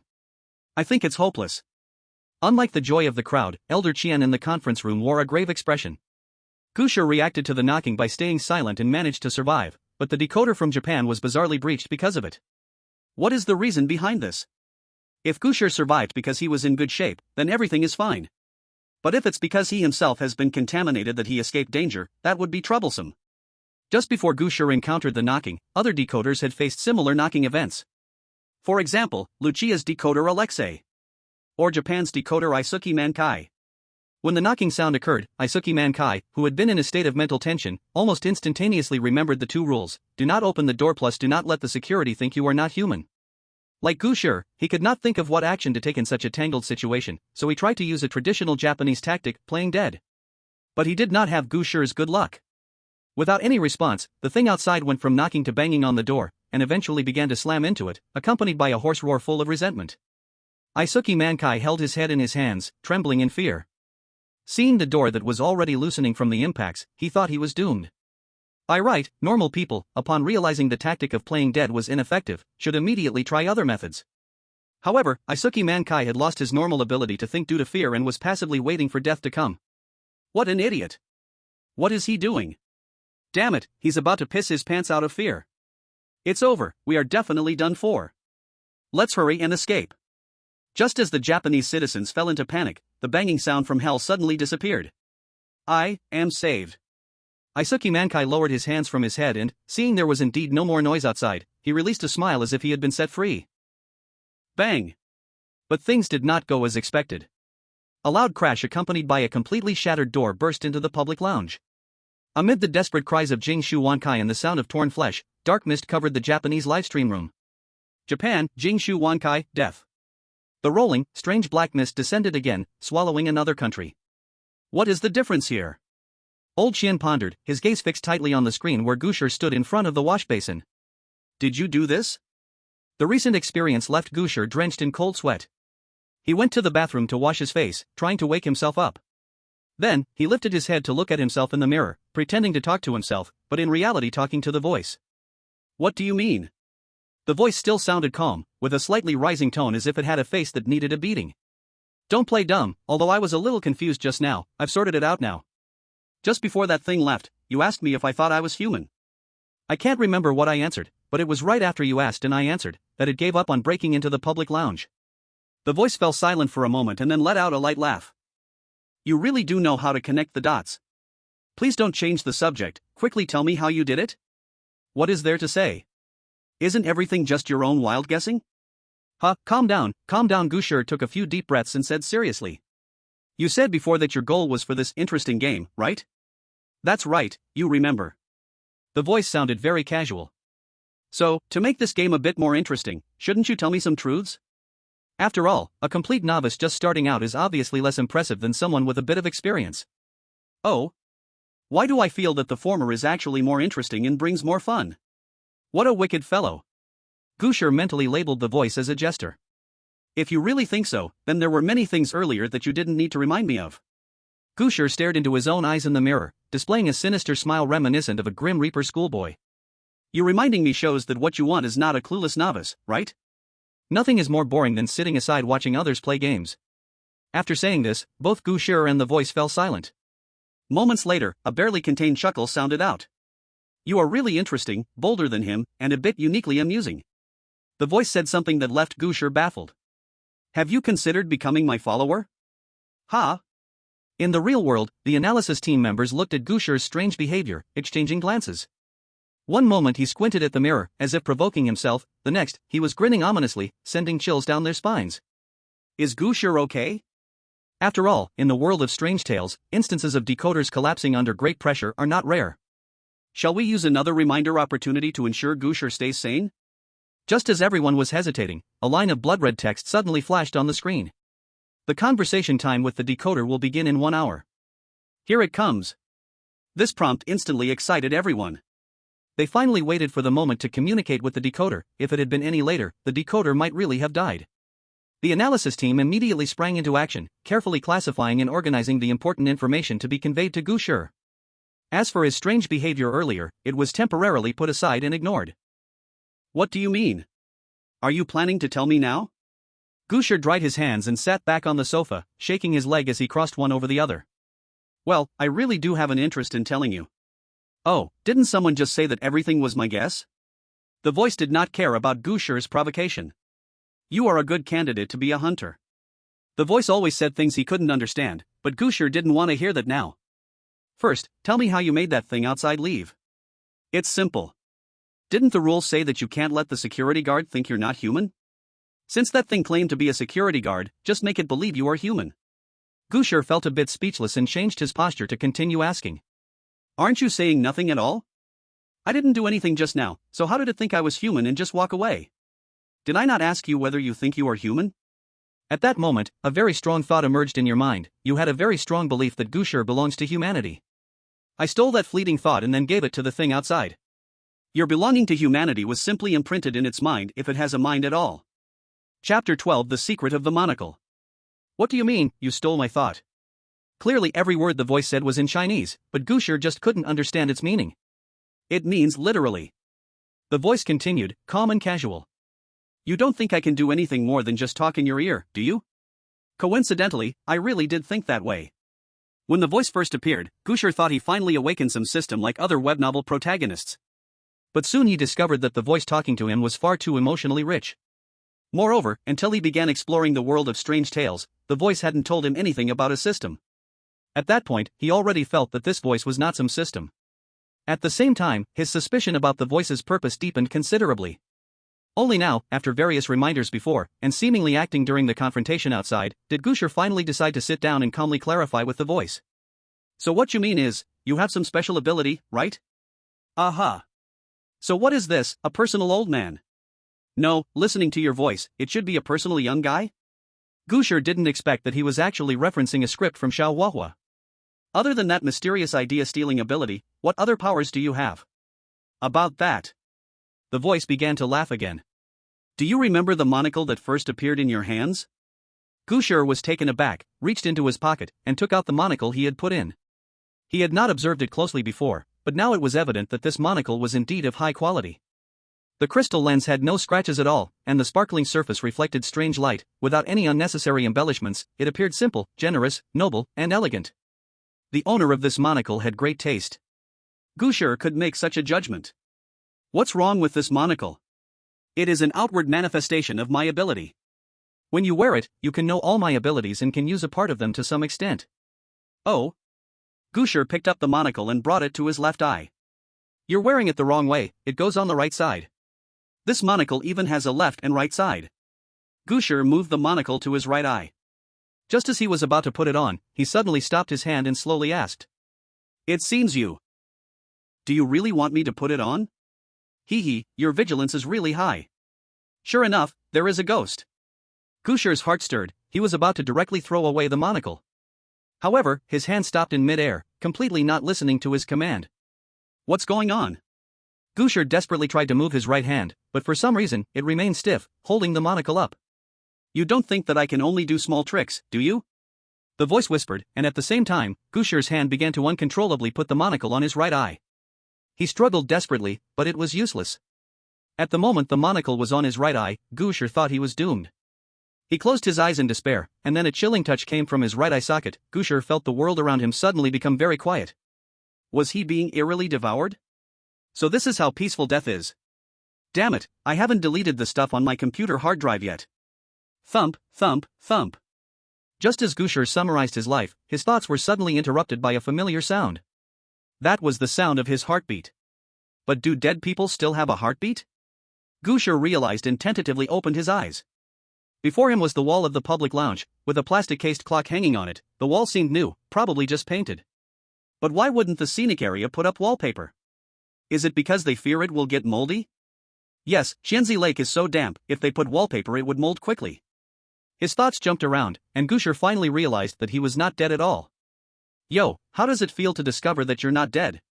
The voice sounded cheerful next to his ear, with an upward intonation that was very annoying. Are you some kind of reincarnated demon? Gu Shi exhaled deeply, and his whole body went limp on the sofa, almost turning into a puddle of slime. I just wanted to see how you react when facing a desperate situation. The result is just as I expected, very interesting.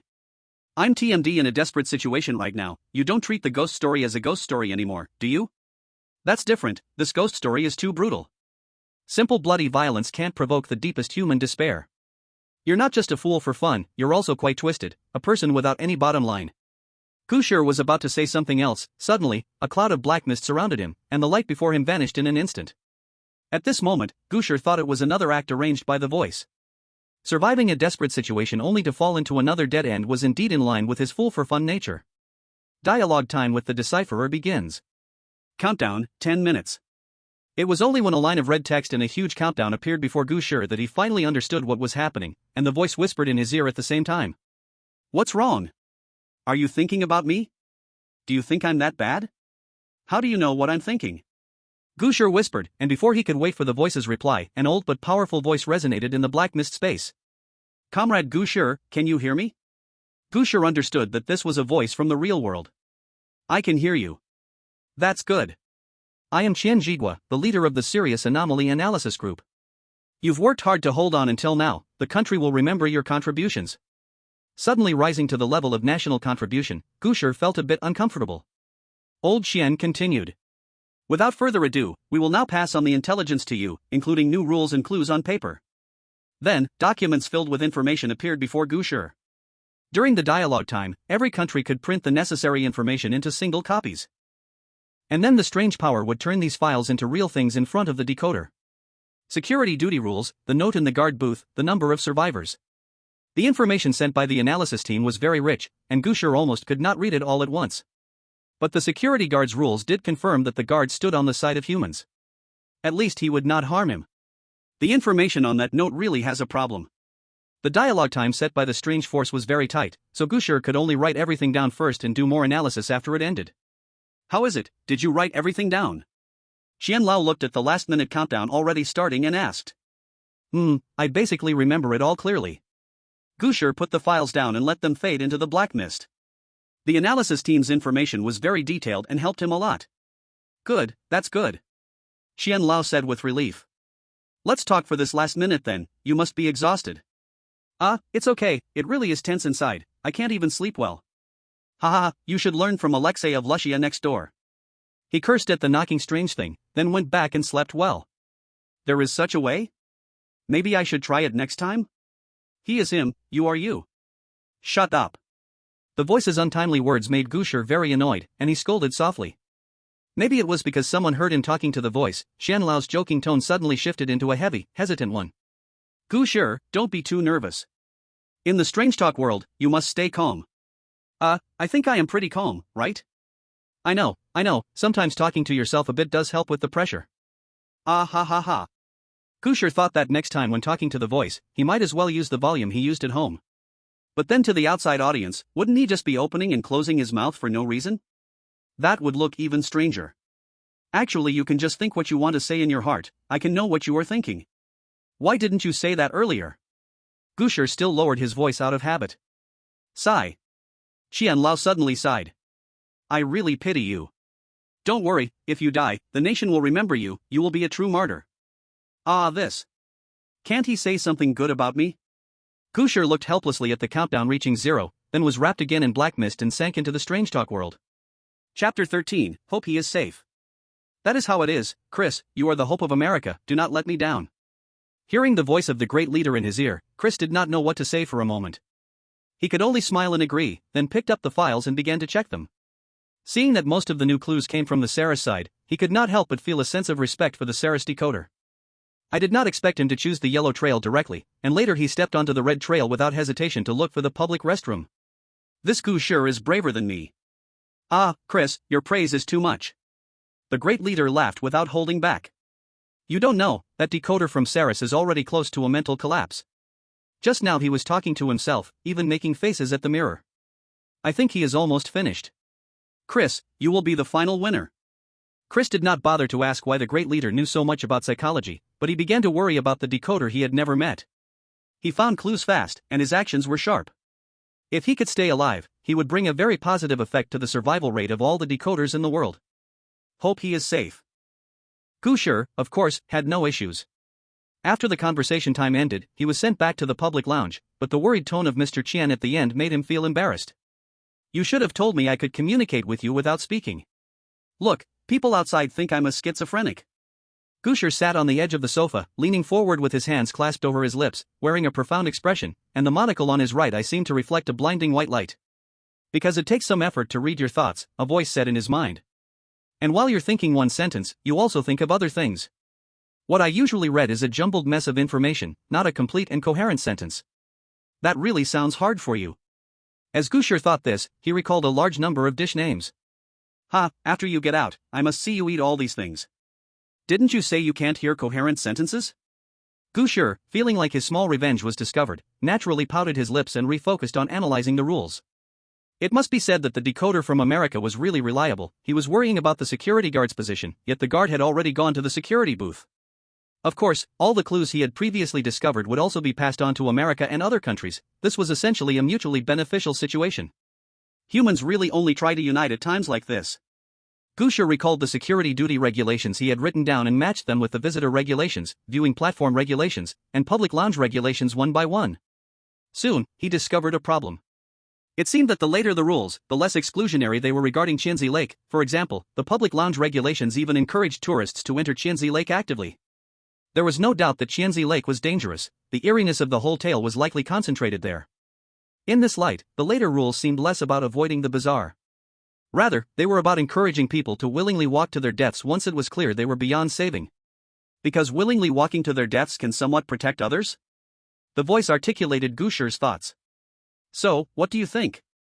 The voice chuckled lightly. Don't ask me what I think. I mentioned before, the key is what you think. If I could understand, I wouldn't have to ask you. Gu Shi subconsciously pushed his monocle, and at that moment he realized he had been wearing it all along. Hey, should I take this off? It shouldn't be a problem, right? He tapped on the lens with his finger. Suit yourself, but if you take it off, you won't be able to use some of my abilities. You didn't even tell me what your abilities are. Didn't I mention it before? Gu Shi was taken aback, recalling some of the previous conversations with the voice. You mean, stealing thoughts? Is that your only ability? How should he put it, a bit lacking?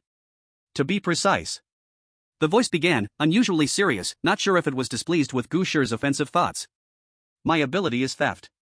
Theft? You may find it hard to understand such an abstract expression, but in fact, I don't have a better way to describe it.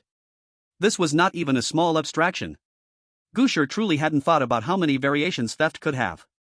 But how does this help me analyze the bizarre tale? I'm not some phantom thief, at most, I'm a criminal at fault. How could it not help? The voice stated matter-of-factly, as if it were casually discussing everyday matters. In my abilities, there is a stage called Decryptor. My specialty is breaking secrets. Find the answer. How did it turn into a detective script again? You don't have a cousin, do you? The voice paused for a moment, the tone becoming a bit strange. I don't like being a detective, a postman suits me better. Is there any necessary connection to this? But Gu Shi didn't continue this topic, instead probing the gaps in the voice's words. Didn't you say your ability is stealing? How does decryption relate to stealing? How could it not? The voice seemed to return to its own stage, saying it casually. Prizing open the fog of the package's facts and stealing the truth from it, isn't that decryption? You have the right to explain, what you say is all correct. In the real world. Is Gu Shi cosplaying as Commander Ding? He should be digesting new information. I think the security duty rules are quite important to him. He might also be calming down. Didn't old Qian say his mental state was poor? Maybe he's figured something out now? Do you think he can tell the difference? I think it's doubtful. In the conference room, the analysis group was also assessing Gu Shi's mental state. Although old Qian remarked that Gu Shi appeared quite normal while communicating with him. But just like every mentally ill person who claims they have no illness. All symptoms in the early stages often show no problems. But Gu Shi's symptoms were already quite obvious. Besides schizophrenia, are there any other risks? The leader looked at the report submitted below, writing comments while inquiring. So far, none. Gu Shi is calm, mental issues haven't affected him. Good, good, what a strong comrade. The leader sighed and then asked about the international rescue team's situation. The rescue work is continuing effectively. Reports from the South Korean front say this strange event has led to at least hundreds of thousands of people committing suicide by jumping into rivers. The Sanmo River is almost filled with corpses. The strange influence is becoming increasingly severe. Besides the fact that almost all countries had no preparedness for the first strange event, resulting in massive casualties, each time a decoder fails or a strange event occurs, governments do their best to evacuate people to reduce casualties. But even so, the casualty numbers in the attacked countries remain very high. Though it seems a bit unkind to Gu Shi, we must prepare for the possibility of his failure.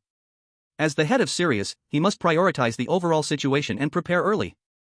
From now on, keep the population away from water sources and temporarily block open water areas to prevent Gu Shi from failing and dying. Achoo! Just as Gu Shi was about to stand up from the sofa, he unconsciously sneezed very loudly. Who is speaking ill of me behind my back? Chapter 14 Attempt to Steal Time. Gu Shi paced back and forth in the small public lounge. After what just happened, he had completely lost any desire to rest.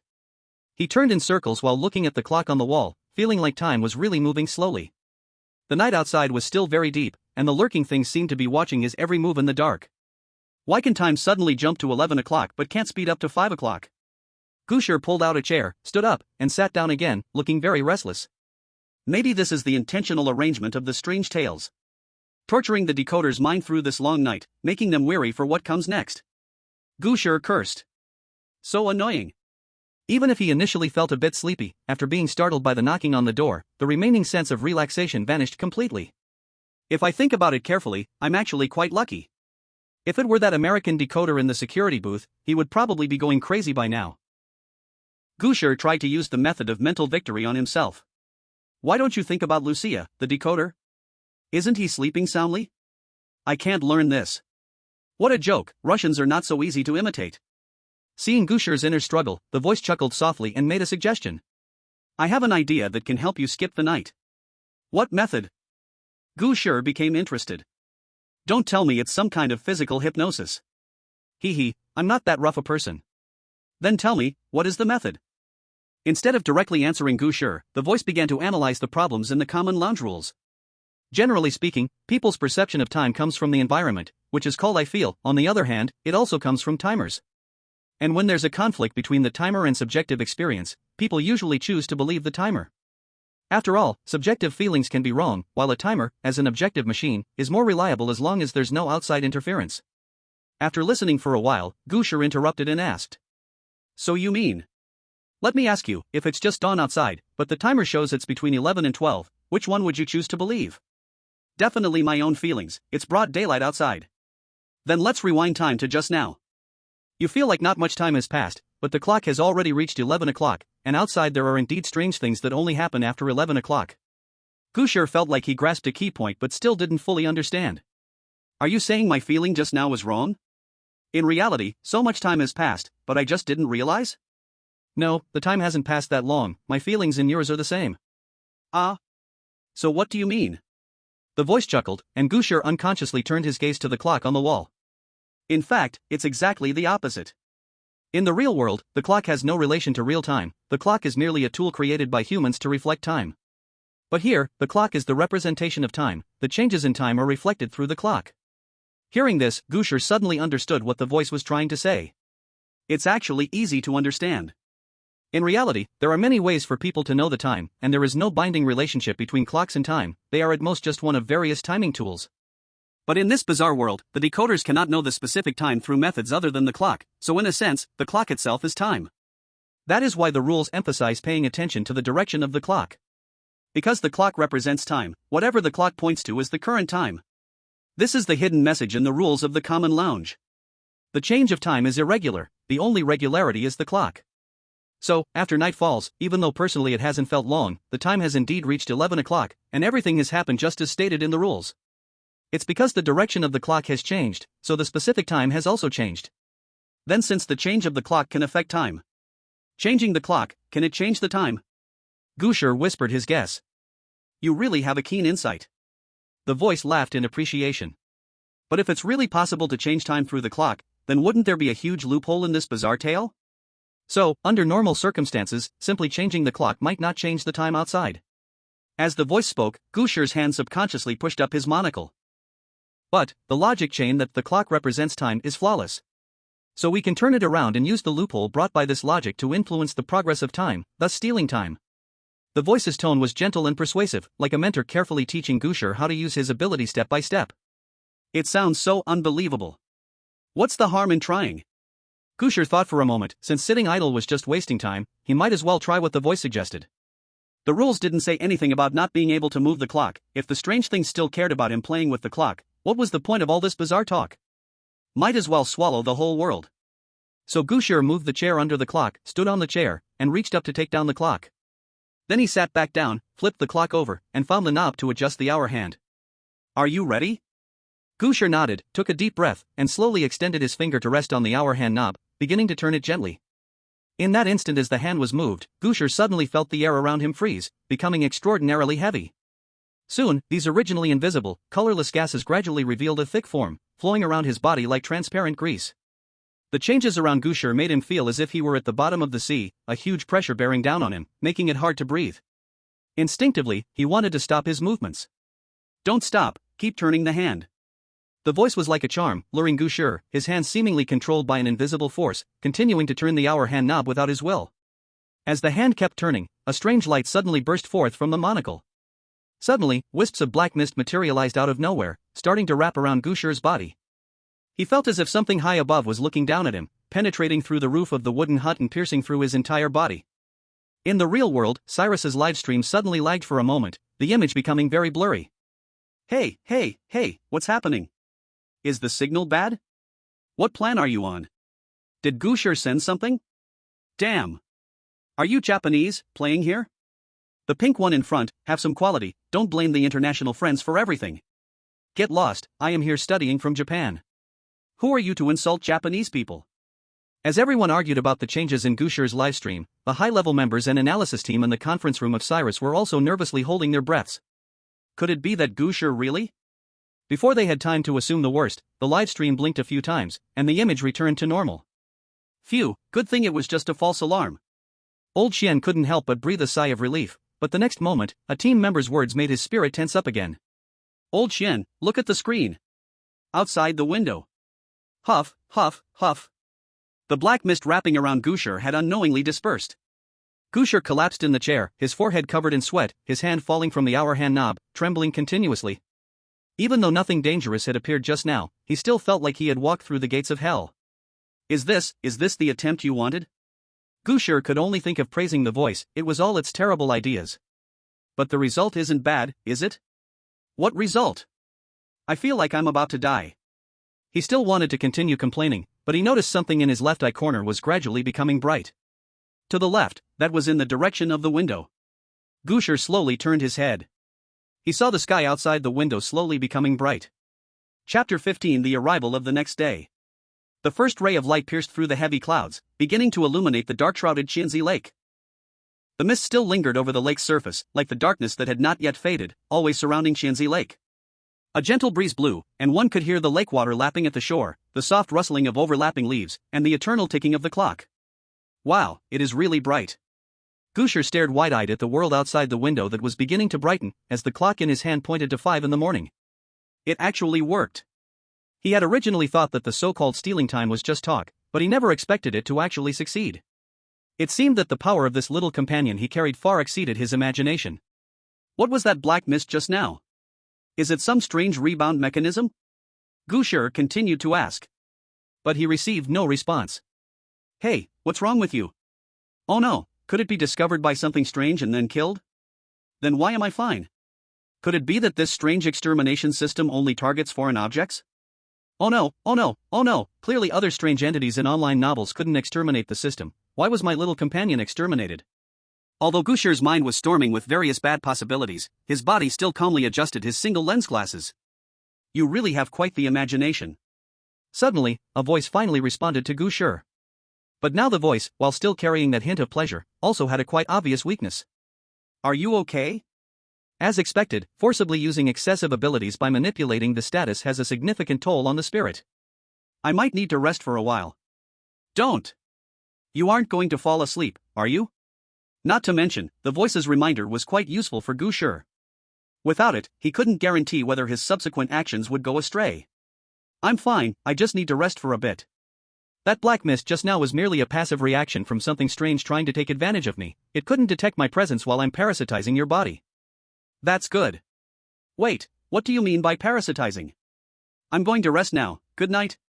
Good night my foot, it's daytime. Suddenly, the world of strange tales where Gu Shi resided jumped to daytime, catching the high-ranking officials of Silas and others monitoring them completely off guard. The night in the world of strange tales was typically the most dangerous time, and many decipherers had perished during this period. Being able to skip the night was undoubtedly an incredible help for decipherers. Damn! How did he do that? American leader Plant slammed his Coke bottle on the table, venting his inner dissatisfaction. Just adjusting the clock? How could it be that simple? He must have done something else to help him cross the night. Investigate carefully. We can't let Silas gain an edge like this. I can already see their proud smiles. However, contrary to what the leader expected, the Silas side was equally flustered. They did not see the jump from night to day as a good thing, rather, the sudden benefit often represented some price to pay. Quickly check Gu Shi's actions afterward. Was he affected in any way? The rules didn't mention there could be night skipping. Could there be some clues we haven't discovered? Weren't the security duty regulations saying that there might be abnormal situations? This should count as an abnormal situation, right? Pay attention. That is something a security guard would notice during the day shift. It was clearly night just now. The analysis team went through all the existing information, but they couldn't provide a reasonable explanation for Gu Shi's encounter. Now, they could only place their hopes on Gu Shi himself. He hoped he could find the truth amid this strange change. He must be panicking and helpless right now. In fact, Gu Shi was feeling quite well now. Even though the voice fell silent irresponsibly after speaking, Gu Shi still walked out of the public lounge. The morning air was very fresh, especially by this great lake. The fragrance of water plants and the cool morning breeze always made Gu Shi feel as if he were on vacation the moment he stepped outside. It was only when he stepped onto the slippery red walkway that he was pulled back to the harsh reality. Gu Shi looked sternly at the sticky, moist unknown liquid on the ground, watching it leave a trail toward Qianzi Lake, extending into the water. Sure enough, what happened last night came from the lake. Now, talking about last night made Gu Shi's sense of time a bit confused. Just a minute ago, it still felt like deep night outside. He adjusted the monocle on his right eye, calmed his thoughts, and shifted his gaze from the water stain on the ground to the distant end of the red walkway. Walking to the end of the red walkway can lead to the visitor center. From there one can leave Qianzi Lake's walkway. Could it really be that simple? He would have to go take a look to find out for sure. Gu Shi turned to the other side and began to continue exploring the Qianzi Lake walkway scenic area. Unlike the aimless wandering on the first day, he now had a clear goal, and his speed of action increased significantly. Unlike the previously traveled blue walkway, most sections of the red walkway were hidden within the woods, keeping a certain distance from Qianzi Lake. However, being in this lush vegetation area did not provide the refreshing comfort that returning to nature should bring. Instead, it was an unbearable sense of confinement and an eerie silence that filled the atmosphere. Amongst the tangled branches and leaves, Gu Shi always felt an illusion as if something was spying on his every move through the gaps in the foliage. This feeling sent chills down his spine, making the hairs on his neck stand on end. He then picked up a branch roughly the length of his arm from the roadside, moving forward while swatting at the weeds by the path. For a moment, the entire forest was filled with rustling sounds, injecting some liveliness and energy into the originally oppressive atmosphere.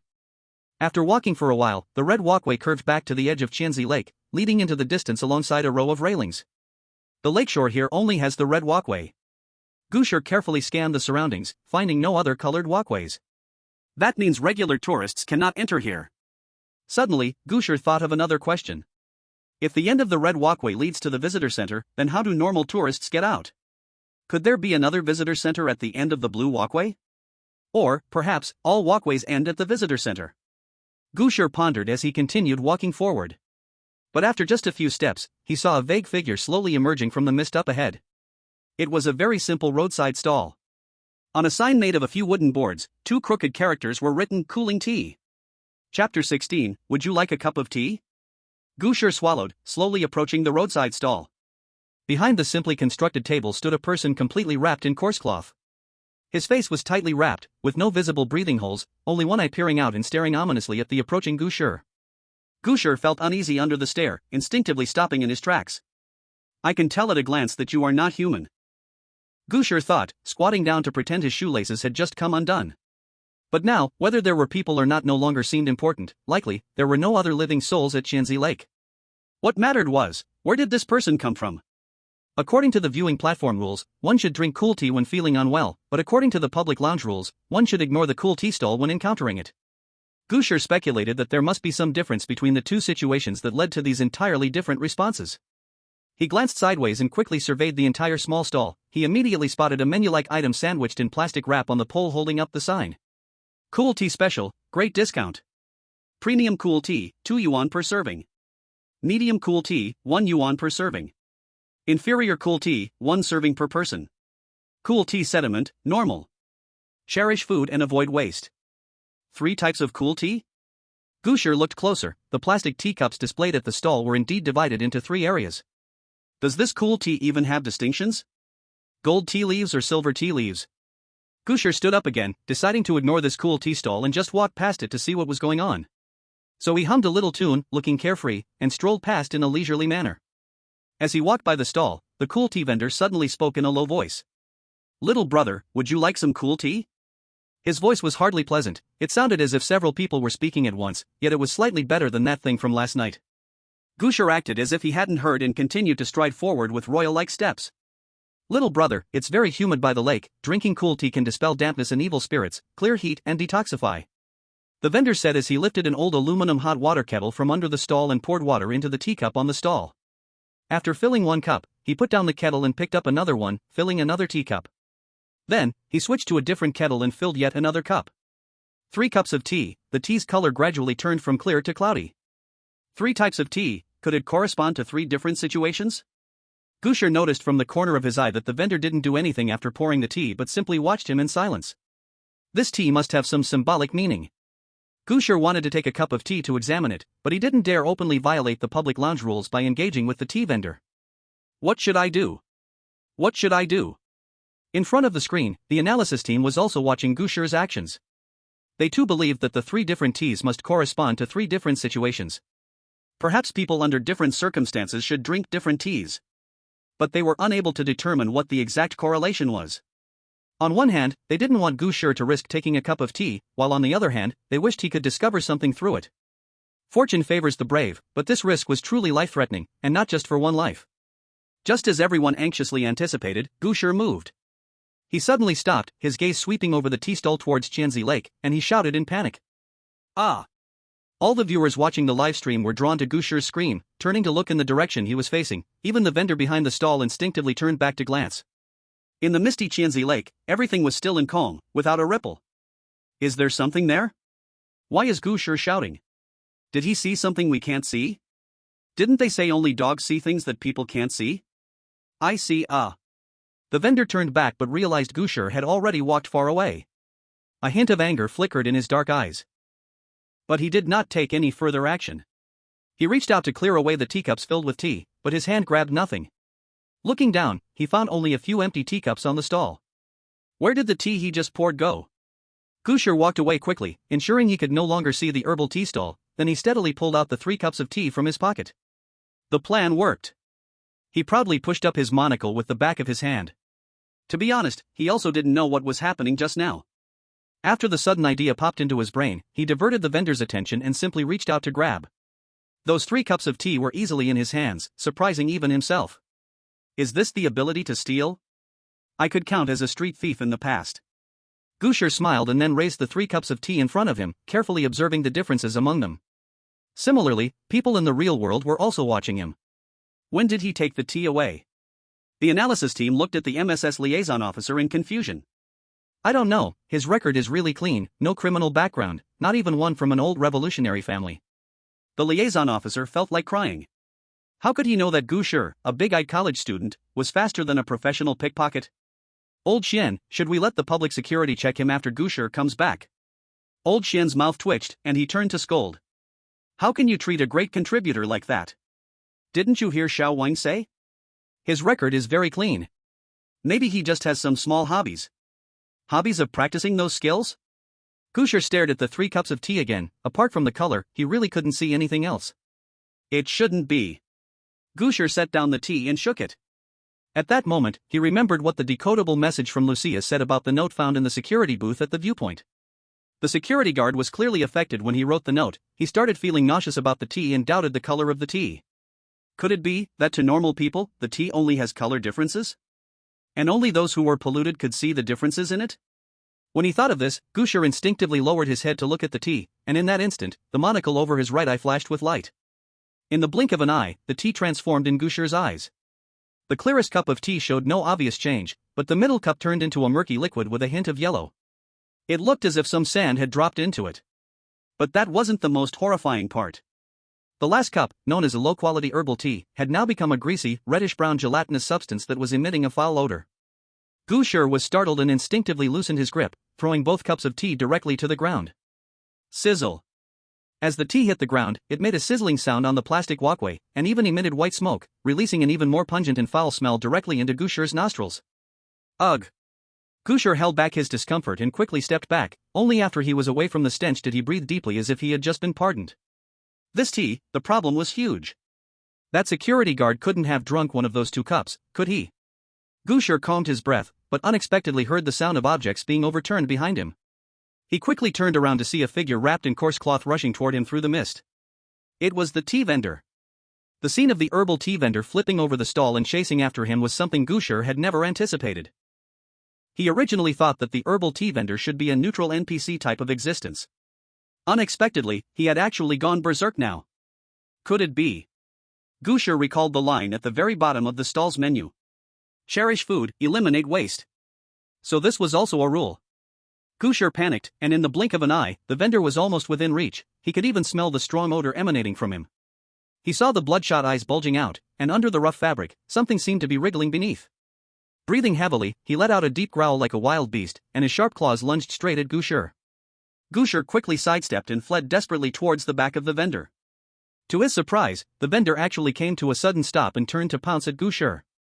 However, Gu Shi also halted, making a sharp turn to change his direction again, and then bolted away without any intention of stopping. The vendor, having been toyed with twice, let out a screech that grated on the teeth, dropped down to the ground, giving up his upright running posture, and crawled towards Gu Shi like a human spider, using all his limbs. Cursed Cirrus, run! It's over, it's over. How could I possibly escape this thing's speed? It's all his fault for being careless. I want to live, I want to escape to America. In the hearts of the Cirrus people, Gu Shi had basically been sentenced to death. The high-ranking officials of Cirrus quickly took action, urgently organizing evacuation efforts. Orders were issued to various departments and communities, urging people to quickly stay away from all bodies of water and head to the corresponding shelters for safety. At the same time, shelters everywhere opened, providing a relatively safe haven for panicked citizens. Staff members were busy guiding the crowds, ensuring that everyone could get properly settled. Meanwhile, members of the analysis team showed sorrowful expressions and weighed heavily with grief. They were now powerless, and for the final outcome that Gu Shi was about to face, everyone felt immense sorrow. They silently prayed for a miracle to happen, but deep down, they no longer held any hope. Old Chen took off his glasses, seemingly aging a few more years. How many have I watched helplessly as they fell victim? He was tired, just staying here, waiting for the bizarre events to come. As Cirrus declared a state of emergency, America also sent refuge assistance to Cirrus, calling for those who wished to seek refuge in America to board flights immediately. The Grand Leader always seizes every opportunity he can utilize. However, his intentions were destined to be in vain. Gu Shi felt that his lungs were about to burst into flames. His heart was pounding at an unprecedented rate, pumping blood throughout his body at maximum power, trying to unleash his body's potential to escape from this hopeless situation. But no matter how fast Gu Shi ran, the distance between him and the vendor was still slowly closing in, and the speed of that closure was increasing. The continuous curses of Cirrus. Just when Gu Shi was approaching despair, a familiar voice rang out, tinged with fatigue. You are really a bit too interesting. Suddenly, Gu Shi felt a wave of dizziness, and countless fragments of images appeared in his mind. Overlapping trees, endless railings, a pathway that seemed never-ending, a monotonous lake view, streetlights and signs swiftly retreating behind. These scenes burst into his mind without order, causing him severe dizziness and nausea, a discomfort 10 times worse than seasickness or motion sickness. When Gu Shi came back to his senses, he was already standing under a streetlight. He supported himself on the streetlight with one hand. My legs feel weak, cold sweat trickles down my forehead, my lips are icy, and acid from my stomach rushes to my throat, as if I'm about to throw up at any moment. Gu Shi leans against the streetlight, one hand on his knee, lowering his head, trying to ease his discomfort. I just fell asleep for a moment, and you almost died? Hearing the voice by his ear, Gu Shi feels like he's listening to a heavenly sound for the first time. Gu Shi takes several deep breaths, preventing himself from vomiting. I. You accidentally knocked over the cool tea and provoked the tea vendor to go wild. The voice speaks calmly. You. I just stole a distance and gave it to the thing that was chasing you. I will explain this principle to you slowly later. The tiredness in the voice disappears a bit, returning to a calm yet joyful state as he asks. So, could you please explain the details of what just happened? Old Qian had already accepted his fate. He couldn't save the Decipherers, nor could he save the country that was about to face the bazaar. But when his assistant excitedly pulled on his shoulder, dragging him back from the dull edge, he first believed in the saying that fate lies in one's own hands. The Gu Shi on the screen had somehow escaped the bazaar chase and was now leaning against the streetlight, gasping for breath as if half alive. Although Gu Shi looked like he could collapse at any moment, Old Qian was so excited that he almost jumped out of his seat. He.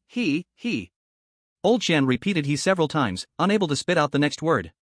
We also don't know what happened. In the blink of an eye, Gu Shi successfully escaped. The assistant laughed and cried, trying to keep Old Qian from losing his cool before Gu Shi did. In fact, at this moment in the real world, Old Qian was not the only one nearly losing his cool. Wah. Mr. President Plant of America almost choked on the cola he had just swallowed upon hearing the news of Gu Shi's survival. Cough. How could this be? Isn't he being chased by the bazaar? Successfully escaping from an ongoing chase by the bazaar makes Gu Shi the first among the Decipherers. Wah, we don't know either, it just felt like the screen flickered and, in an instant, he escaped. Fake news. The news that Carries has given up on Gu Shi must be false. Get me the CAI people. How America handles this series of problems, we have no idea. But what's happening inside Carries, we do know. As the news of Gu Shi's survival spread, those who had already hidden in shelters rushed out again, crowding the streets to cheer and celebrate. This forced the police to deploy a large number of officers to maintain order. At the beginning, some people, having lost all hope for the future, took advantage of others hiding to go wild on the streets, indulging themselves for a moment. As a result, they were all caught by the arriving police. In no time, the streets were almost filled with running third-class heroes. Wow! Gu Shi is amazing, he actually escaped from that thing. Did anyone see Gu Shi's moves? How did he disappear in the blink of an eye? It was teleportation, he added teleportation. If he can survive this, Gu Shi must be safe. I think it's questionable. Stop questioning. The real world is filled with a noisy yet festive atmosphere. But in Gu Shi's mind, it is filled with the mocking tone of a certain voice. Chapter 18, Don't Eat Food from Strangers. Wow. You really are smart, ignoring the clear black and white rules written there. Fortunately, I didn't plan to steal your intelligence after the parasitism ends, or else I might have to find someone else to parasitize again in the future. So it seems you are indeed more suited to being a hunter, because hunters are just brainless fools. Gu Shi's mind was filled with various cold mockeries from the voice, many of which he didn't even understand, yet he could feel that it was definitely not pleasant. It should have been me questioning him, so why has it turned around to him questioning me? Gu Shi murmured in his heart, and then he heard the voice say again. Up till now, at least I haven't done anything to harm you, right? Look at you, you almost got us both killed. The voice continuously dissected Gu Shi's faults, and feeling guilty, Gu Shi had to quickly change the topic. Alright, I know I was wrong. Gu Shi's tone was very sincere, just like when he was a child admitting mistakes to the teacher after daydreaming in class. He knew he was wrong but promised to do better next time. Maybe the voice sensed his insincerity, it chuckled and didn't continue talking. Seeing that this page was finally turned, Gu Shi sighed in relief and hurriedly flipped to his turn page. So, what does parasitism mean? Since just now, he had been very concerned about the meaning of the word parasitism, it obviously didn't sound good, but he couldn't speak up because the voice was too chatty. Now he had finally endured it through, and could finally question the voice properly. Literal meaning. The voice maintained its usual flippant tone, without the slightest tension or feeling of guilt, like a conspiracy being uncovered. Didn't you call me something like portable young man? Nice name. But do you really think that those so-called portable old men and my parasitism are not the same thing? The voice spoke as if it was recounting everyday matters, as if it understood this kind of thing very well. To temporarily reside in a person's body, hiding oneself through the host, recovering injuries, extending lifespan, and in the end, possibly replacing the host's identity. Look, which part doesn't fit? Gu Shi thought for a moment. It did seem to make sense. Just kidding, it completely doesn't make sense. Replace the host's identity? It seemed he heard something monumental. What the voice described was not about all portable old men at all, it was entirely about his own parasitism. You better explain it clearly to me, otherwise, even if I die, I won't let you succeed. Saying this, Gu Shi made a gesture to run towards the vendor. But due to his still weak body, he couldn't stand firm and nearly fell to the ground. Calm down, I'm quite worried about your mental state. The voice said with amusement, not at all seeming anxious. Although many parasitism cases end with the host's identity and fate being taken, essentially, what you are more familiar with is seizing the body. But you're quite lucky to have encountered such a kind parasitizer like me. I have no intention of replacing you. At most, after the parasitism ends, I will take a little of your lifespan. I've seen your fate. You can live a long time, losing 2 or 3 years of lifespan is no big deal. You're quite nice. Don't even talk about losing 2 or 3 years of lifespan, I wouldn't want to lose even a day or two. Gu Shi thought angrily, although compared to the entire life cycle, 2 or 3 years might not be significant, but this was just like gambling with a loan, you could never know when your life would no longer be enough to repay. Thus, he tried to reason with the voice to save the lifespan he might lose. Why must you take my lifespan? Is it because we are not getting along? Of course we are getting along, but... Hearing this, the voice's tone suddenly became somewhat strange, as if it had thought of something. He replied with some emotion. Since I'm already here, I might as well steal something and leave. You really are a dedicated thief. Gu Shi skipped over the miracle of the night, which did not benefit all the decoders. The others, after enduring a long and painful night, finally welcomed the first light of dawn. The sky is finally getting bright. Chris, who had barely rested at the security booth table for a moment, now felt his back and waist aching. Perhaps it was because he stayed at the security booth, he didn't encounter the strange knocking sounds that the decoders who stayed in the public lounge did. But his night was still far from peaceful. From all directions, strange slithering sounds kept coming. He wanted to look outside through the window but could only see mist floating and dispersing in the darkness. He dared not look for too long, so he hung several extra security uniforms from the booth on the window, blocking most of the space. He left only a small crack to check whether it was daylight outside. Thankfully, the night passed without incident, and he finally made it through. After enduring the torment of the night, all the decoders almost wanted to leave the world of strange tales before the second night arrived. With the information they gathered during their conversations, except for Chris and Philip, who did not stay in the public lounge, the other decoders chose to follow the red walking path to the end, to look for the so-called visitor center. With the experience from the previous day, the decoders moved quickly, mostly heading out as soon as they realized it was dawn. Of course, they quickly encountered the iced tea vendor. By now, Gu Shi's experience had been shared with countries around the world. For safety, countries like Lucia had used a warning opportunity to advise their decoders not to pay attention to the iced tea vendors. And the decoder from the Maple Leaf Nation, Noah Johnson, was the first to encounter the iced tea vendor. Would you like a cup of iced tea?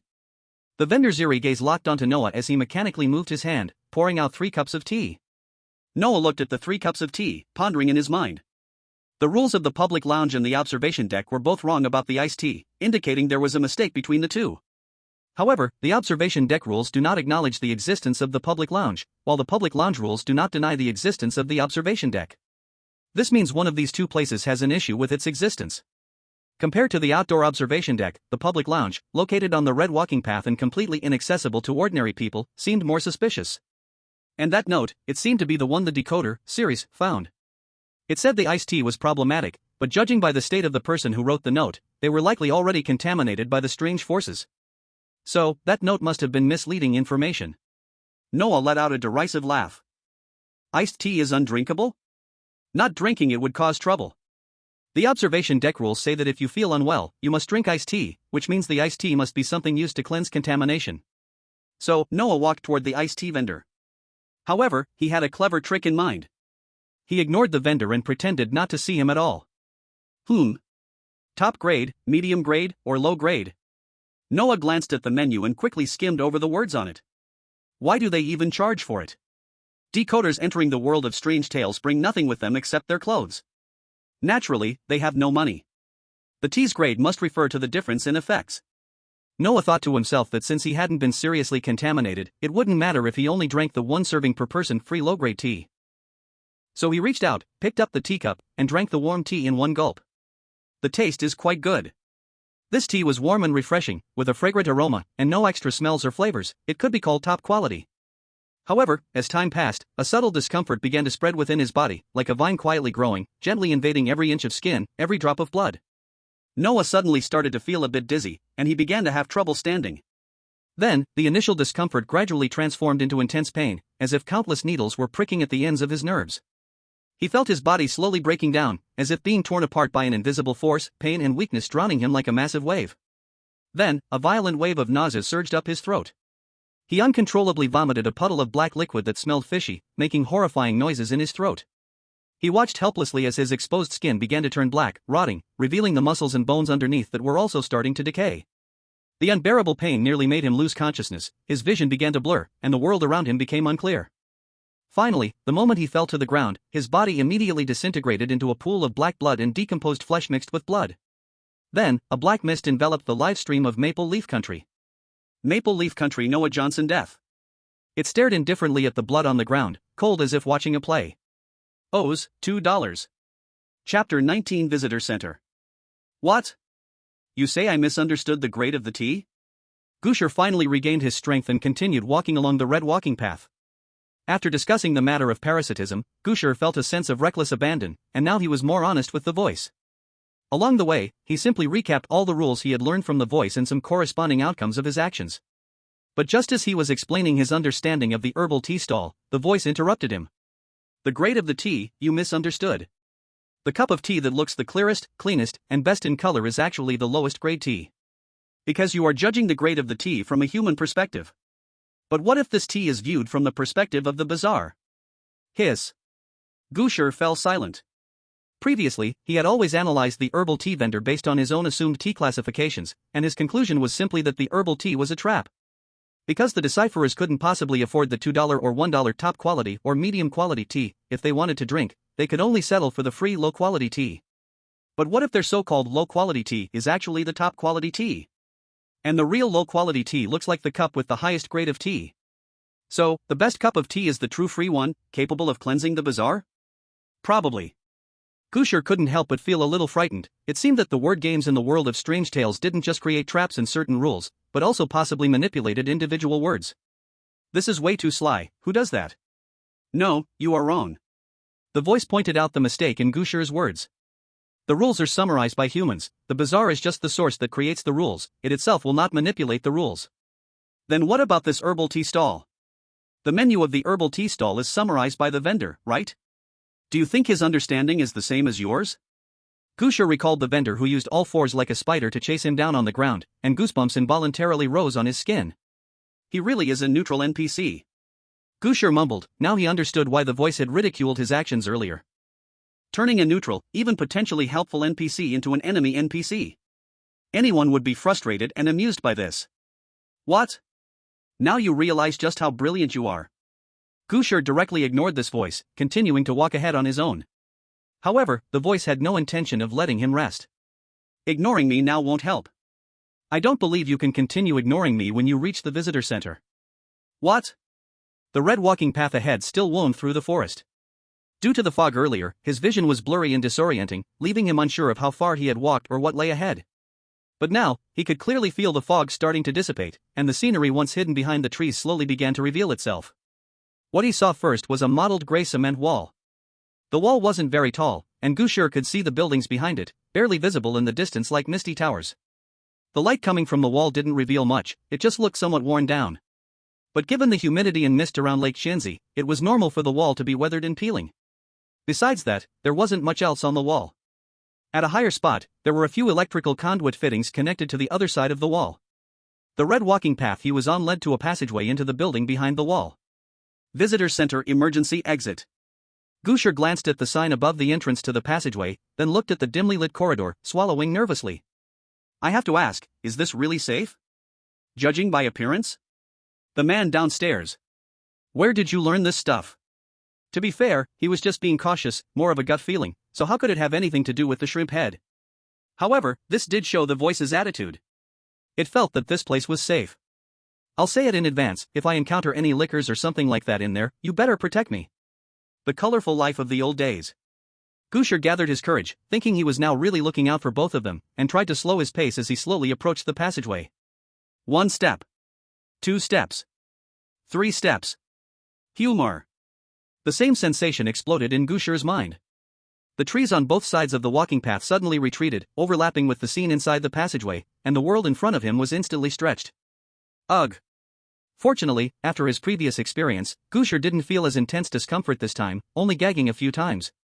When everything settled down, Gu Shi felt the surrounding environment had suddenly become cooler, and the moisture that usually filled the air had disappeared. Isn't this better? Gu Shi thought disdainfully as he heard the voice in his mind. Hiding inside someone else's body and talking really gives you courage. Although the voice's actions were abrupt, it had proven to Gu Shi that the passageway was indeed safe. It seemed the voice had stolen the entire distance of the passageway, because when Gu Shi looked back, he could only see the exit at the other end of the passage and the red walking path he had been walking on. The whole passageway looked more like a staff corridor set up behind the scenes. Although the lights were off, the reflection from the tiles on the wall and the PVC floor tiles below effectively bounced the light from the entrance, making the corridor not too dark. Of course, this little bit of reflected light wasn't enough to make the whole passage visible. The real reason was that the corner at the other end of the passage led directly into the visitor center's main hall. Gu Shi rounded the corner, and the space before him suddenly opened up. The interior design of the visitor center followed a classic naturalistic style. The hall was semi-open. Outside is the Qianzi Lake scenic area, where a large amount of air circulates, making it spacious and cool. The fresh air gently brushes by, bringing a hint of Qianzi Lake's refreshing essence. In the middle of the hall, there is a huge direction table, and it is hard to see what it is. Along one side of the hall, there is a row of neatly arranged wooden counters, on which some promotional brochures are placed, introducing the attractions and activities around the lake. In the corner, a few sets of comfortable wooden chairs are arranged, and the material seems to be made from raw wood. However, this tourist center that is supposed to accommodate a large flow of visitors now has only Gu Shi inside it. The counter that should have had staff standing behind it is now empty, making the entire tourist center feel even more desolate and quiet. Every step Gu Shi takes, he can almost hear the echo of his footsteps throughout the hall. It's simply devoid of any sense of security. Gu Shi feels an inexplicable chill in this environment. He can't help but rub his arms, and when his fingertips touch the goosebumps on his skin, he realizes that this chill is not just his imagination. Although the entire tourist center looks abandoned, it is still very clean, with no dust anywhere. The brochures on the shelves are neatly arranged, as if someone cleans here regularly. Thinking of the entire Qianzi Lake walking trail scenic area now being a strange territory, this inexplicable cleanliness makes Gu Shi overthink, to the point where his sense of security is thrown out the window. But when he walks to the middle of the hall and sees the full view of the table, he instantly regains the sense of security that had flown away. It is a huge sand table map, a sand table map of the entire Qianzi Lake walking trail scenic area. Chapter 20: The True Rules for Visitors. A sand table, such a big sand table, a walking trail sand table. Gu Shi leans on the glass railing of the table, taking in the entire sand table map that represents the miniature model of the whole Qianzi Lake walking trail. Unlike the intricate network of walking trails Gu Shi had imagined, the sand table simply marks out a circle of walking trails around the lake, which are all the blue walking trails. As for the yellow and red walking trails, they are not marked on the sand table, nor does the public lounge appear on it.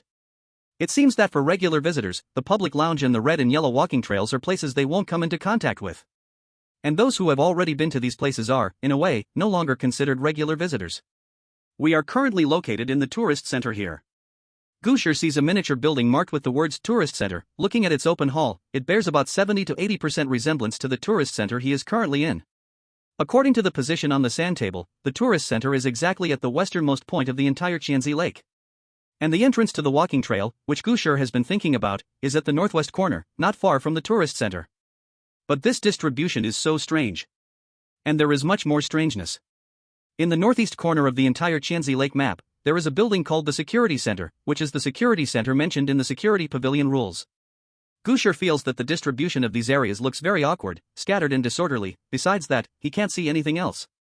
But he can't care about these things now. The exit is right in front of him. Who would care how the damn place is designed by the official Qianzi Lake walking trail scenic area? Alright, let's head towards the entrance now.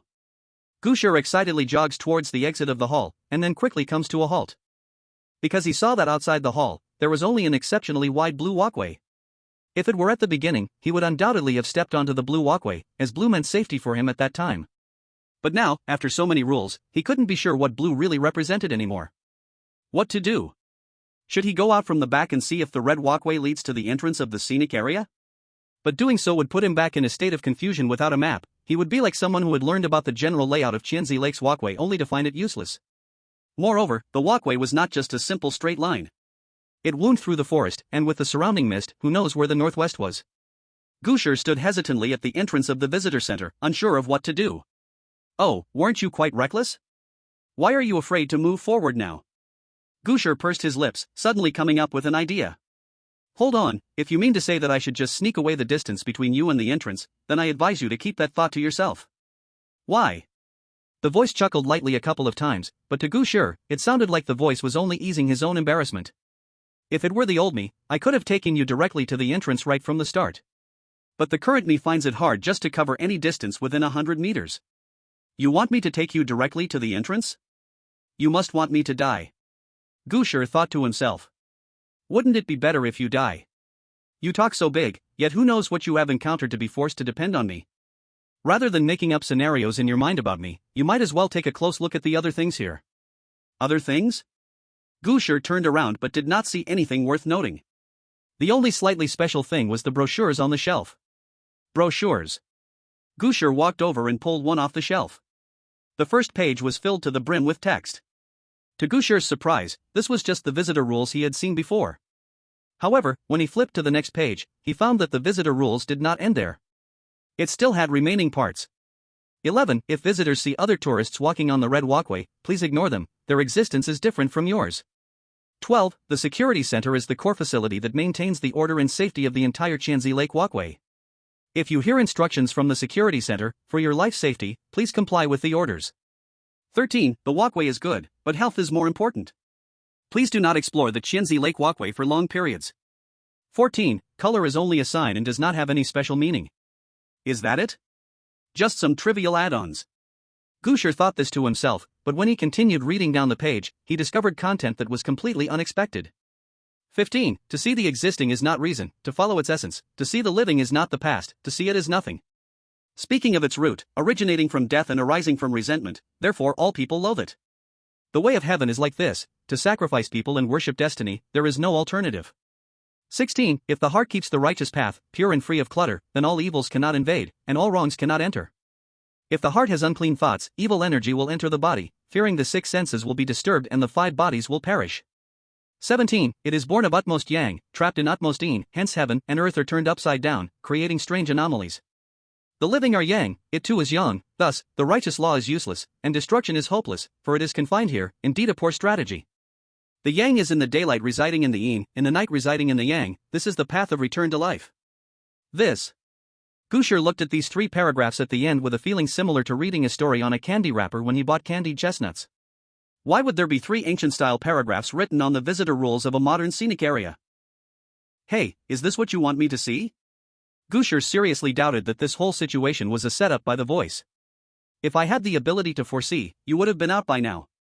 Although the voice maintained its usual playful tone, Gu Shi could still feel that he had never encountered such a scene before. Classical Chinese, it was the one thing I was worst at. Gu Shi began to automatically recall various classical Chinese vocabulary, trying to seek help from the outside audience. You must be from ancient times, you should understand this meaning, right? Ha, I'm sorry to disappoint you, I'm not from what you call ancient times. Ah? Not from ancient times, then are you a modern person? What is this? Has spirit power started to awaken in a place I don't know about? Although I can't understand those words at the back, I can share my understanding of the content in the front. Please elaborate. Gu Shi really needed a hint, he had always trusted the voice. Isn't it clearly stated here that colors do not have special meanings, they are just indicators? You mean? Gu Shi glanced at the blue walkway at the door, that eye-catching color seemed the same to him as red and yellow, with no differences at all. So all walkways can be walked freely? Chapter 21 Others. After leaving the security booth, Chris's target was determined after much hesitation. Intelligence from America showed that the visitor center was located at the end of the red walkway, but he was currently at a security booth on the blue walkway, and didn't know how far he was from the nearest red walkway. Moreover, he was also unsure whether he qualified as someone who could enter the red walkway. After a brief assessment, he decided to head in another direction. That was the direction the previous security officer had left in. He was preparing to head to the security center to find a way out. The morning fog felt familiar to Chris, it reminded him of early mornings back in his hometown, Providence. Since joining the military after college, how long had it been since he last returned home? Chris dared not think about this, recalling what his instructor had once told him. In the battlefield, any unnecessary thoughts could cost you your life. I guess I am on a battlefield now. Chris chuckled to himself, surprised that his first battlefield experience wasn't for America's security operations in the Middle East, nor for a better tomorrow for America, but rather a personal struggle that would set everything in motion. I wonder how the other decryptors are doing. Chris thought to himself. Sika.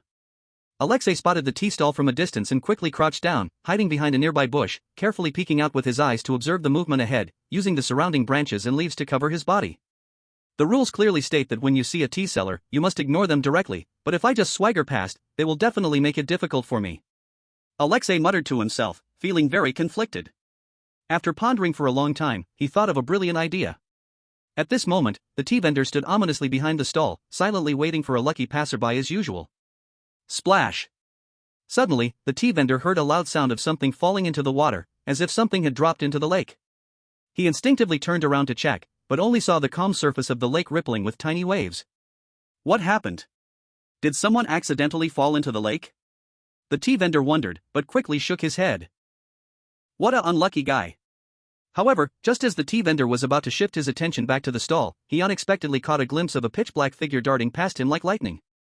The tea vendor looked around in confusion at the empty promenade. Apart from a few slowly falling dry yellow leaves, there was nothing else unusual to be seen. Do you think Gu Shi still needs help? The analysis team of Cyrus looked at Gu Shi, who was making rapid progress, and for a moment they didn't know what their purpose was. What are you talking about? There are still 2 more hints left. We must use them wisely. Old Qian, an expert of the older generation, truly lived up to his reputation. He was serious when it came to professionalism. Although they didn't know why Gu Shi's actions were strangely rapid, reaching the visitor center in almost an instant, it didn't mean everything was fine. Especially with those 3 new lines of classical Chinese text, they seemed to be a crucial clue no matter how one looked at it. Naturally, there were scholars in classical literature among the analysis group, and when Gu Shi saw these lines of classical text, he had already translated their meaning. But from the perspective of just their meaning, these lines were roughly discussing the principle of some entity's generation and teaching how to avoid being attacked by it. It was as if pointing to the origin of the anomalies in Qianzi Lake. Is there something in Qianzi Lake? From the previous rules, they could indeed infer something, but now it was completely confirmed. There was something in Qianzi Lake, and this thing was the root of everything. For the first time, they had discovered the reason for the anomalies within the world of strange tales. In the past, they thought everything in the world of strange tales was like things that should exist. They never considered that these things could have a source. Having a source means that the anomalies can even be solved. A thought suddenly appeared in Old Qian's mind. For more than a year, people had been living in fear under the shadow of the anomalies for too long, yet they had never thought about how to solve them. If there really is a way to solve the anomalies. Old Qian mumbled, his voice trembling slightly. It seemed he could see the hope for the nation's future. Hope that had not been mentioned for so long after the arrival of the anomalies. Old Qian? The assistant interrupted Old Qian's wandering thoughts. It was the first time he had seen the respected elder lost in confusion. What's wrong? Old Qian came back to his senses, and compared to the vague future, Gu Shi's current problem was more practical and important. We've roughly understood the meaning of the 17th rule. Oh? What do you mean? The analysis team handed Old Qian the translated 17th rule, letting him browse it while explaining its meaning. This thing was born from the Supreme Yang, but it was trapped in the Supreme Yin, which caused the inversion of the universe and the distortion of reality, thus producing a series of strange events. The assistant echoed the explanation. That's the reason the rules came into being.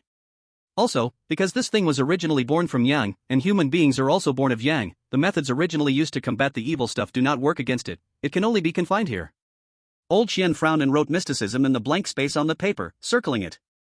Also, we are not quite clear about this last part of the meaning. The analysis team paused for a moment and informed Old Qian in advance. The living must be in the Yin during the day and in the Yang at night. This is the way to survive. Day is for Yang, night is for Yin, but where a person stays must be completely opposite to the time. So that's it. To take the opposite path? Old Qian said his understanding, and the analysis group helplessly put down the report. Currently, we can only understand from the literal meaning. Classical language usually needs to be combined with the specific context to fully grasp its significance. However, it can be confirmed that these few sentences indeed warn others on how to avoid the strangeness of Qianzi Lake. But why it uses classical language and why it does this, we still do not know. Old Qian supported his chin with one hand and kept rubbing his fingers in the air with the other. Since smoking was not allowed in the conference room, he did not bring his pipe. But now Old Qian really wanted to smoke a bit to calm down. This is too vague, we can't give such shallow information to Gu Shi. Besides, the limited word count isn't enough for us to convey so much information. Then let's research it more. By the way, let's invite some experts in metaphysics. There should be people among my old friends who specialize in this area. Alright. If that doesn't work, let's invite the Tiancher from Longhushan. If it still doesn't work, we can consult the leader and see if we can go to Ingzhou to bring the Tiancher here. Okay, huh? Old Qian faced his assistant's confused gaze and helplessly smiled. In this situation, it seems we have to look for answers from our ancestors' wisdom. Old Qian, do you believe in this? I always thought you were a firm materialist. Hey, what's there to believe in? Besides, as long as it exists, isn't that materialism? Seeing Old Qian wink playfully, the assistant did not expect the usually serious Old Qian to have a flexible bottom line like a young person. Even the suggestion to invite the Tiancher shows that the situation has become quite chaotic. By the way, Old Qian, the leader has also given an instruction. Just as Old Qian mentioned consulting the leader about whether to invite the Tiancher, the leader also happened to have something to discuss with him. America has also learned that we discovered those lines of classical text, but they simply can't translate them, so they shamelessly requested us to give them a copy of the translation results under the guise of international cooperation. The leader means, how is your analysis going? Do you have any less critical but impressive intel we can share with them? Although America's such act is quite disgraceful, it is still a big country, and some face-saving is always necessary. Exchanging some unimportant intel for a personal favor is still a very worthwhile deal. Haha, their commander can actually lower themselves to this level. Old Qian laughed, tapping his fingers on the table as he thought for a moment. We don't have any really important intel either.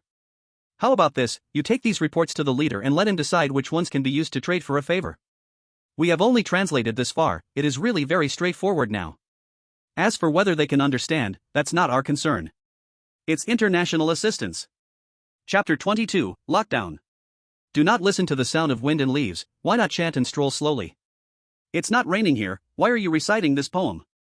This is called mood, what do you old monster know? Gu Shi was jogging quickly on the blue walkway. Although he said all colors of walkways were fine, he still felt a bit scared, to the point that the path felt somewhat hot under his feet. So he tried to boost his courage by reciting poetry. Who's afraid? A raincoat in misty rain, just let it be. Gu Shi was panting as he emphasized the words who's afraid. To be honest, if he weren't bad at long-distance running, he would have already been running faster than he was now. The sound refused to help him with a shortcut. It is said that excessive spiritual loss can lead to mental instability. Can't we make an exception? If I could steal a bit more distance, I could get out earlier. Gu Shi adjusted his monocle that almost slid down due to sweat.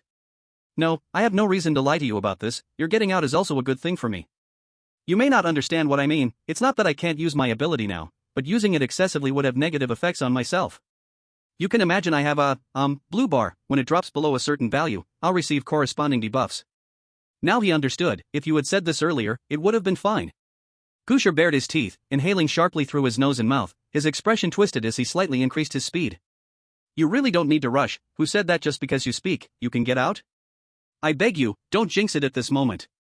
Gu Shi really wanted to stop and harshly criticize the timing of the voice, but once he let out this burst of running energy, it would take him a long time to recover his stamina. So he could only keep running, secretly complaining about the voice in his heart. Low bushes and trees whizzed by him, the vegetation here was no longer as dense as before. Suddenly, Gu Shi felt the surrounding space become bright, even the air rushing towards him felt much lighter. It indeed was like this, the trees on both sides of the blue path stopped just a few steps away, and following the blue path, he entered a quite spacious lawn. This place was not like other areas along the Qianzi Lake path, shrouded in mist. On the contrary, the view here was extraordinarily open. At the foot of the rising grassy slope, looking out, was the boundless Qianzi Lake. This was the first time Gu Shi saw the clear Qianzi Lake with his naked eyes. Even though the sky was still covered with thick clouds, Gu Shi still had a sense of illusion that the sunlight was shining brightly on the water, so much so that his gaze was unconsciously drawn to the clear and calm Qianzi Lake. He looked at what lay before him, the scenery was boundless, but unfortunately, it became a battlefield. The voice suddenly spoke in a solemn tone in his mind. Why are you starting to recite game lines again? I just stole it from your thoughts. The feeling of being exposed crept into Gu Shi's heart, but upon a second thought, since the other party had already taken residence in his body, there was no need to care too much. After self-persuasion, he became more optimistic. Perhaps beautiful scenery really does affect one's mindset. After seeing the rare unobscured full view of Qianzi Lake, Gu Shi took advantage of the open view, straining his sight towards the distance, trying to find the entrance to the scenic spot he yearned for. When he looked far ahead, he indeed saw a tall brown archway standing right in front of the blue path. On both sides of this archway, heavy surrounding walls and iron nets stretched out, extending further into the distance, enclosing everything in sight until it disappeared among the trees. The gate, the entrance to the scenic area. Gu Shi's heart soared, the uncontrollable excitement made him speed up a bit more. However, as he gradually closed the distance to the archway, he also noticed something unusual about the gate.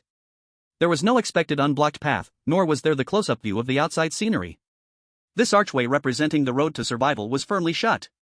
When Gu Shi approached the gate, his chaotic footsteps gradually slowed and stopped, and after taking 2 more lost steps forward, he finally saw the lock that was blocking him.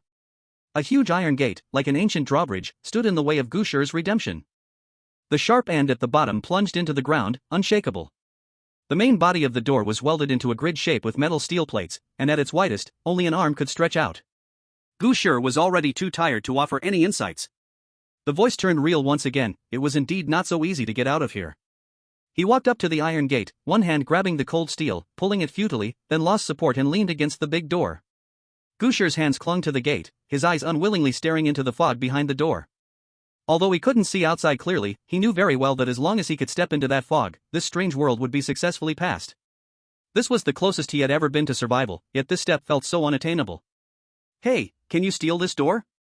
Gu Shi hardly concealed his voice. He no longer cared if the people watching the livestream discovered his secret. The voice did not answer him immediately. After a short silence, Gu Shi felt his angry mood gradually calming down. It should be the voice interfering with his emotions. "Heh, you found out?" "Less nonsense, instead of doing this meaningless thing, just help me steal this door open." Gu Shi raised his right hand and slammed it hard on the door, feeling a tingling sensation in his hand, followed by intense pain. "You can't really do it, can you? I said using provocation doesn't work on me." Listening to the voice, Gu Shi also felt the pain in his right hand slowly fading away. "I can indeed steal this door, but only through a forceful steal, which will undoubtedly alert the oddity." "Then when you steal the night, it won't be noticed?" "That's different." The voice explained, its tone persuasive and filled with convincing power. "Stealing the night exploits loopholes in the relationship between the clock and time. This is an error that exists within the rules itself. I'm just taking advantage of this loophole, so even if the oddity notices, it cannot pinpoint that it was me, or you, who did it. But this door is different. If I forcibly create a loophole, not only will it require a lot of spirit, but it will also directly trigger the oddity's extermination mechanism." After hearing the voice, Gu Shi felt a wave of helplessness. He turned around, leaning his back against the door, but the grid was very uncomfortable, so he slid down along the door to the ground, resting his head against a horizontal bar on the door. If even you can't do it, then what other way can there be to escape? Gu Shi now only felt an intense thirst. He wanted to give up everything, run to the lawn in front, and lie down directly, or simply jump into Thousand Children Lake to feel the refreshing coolness of the water.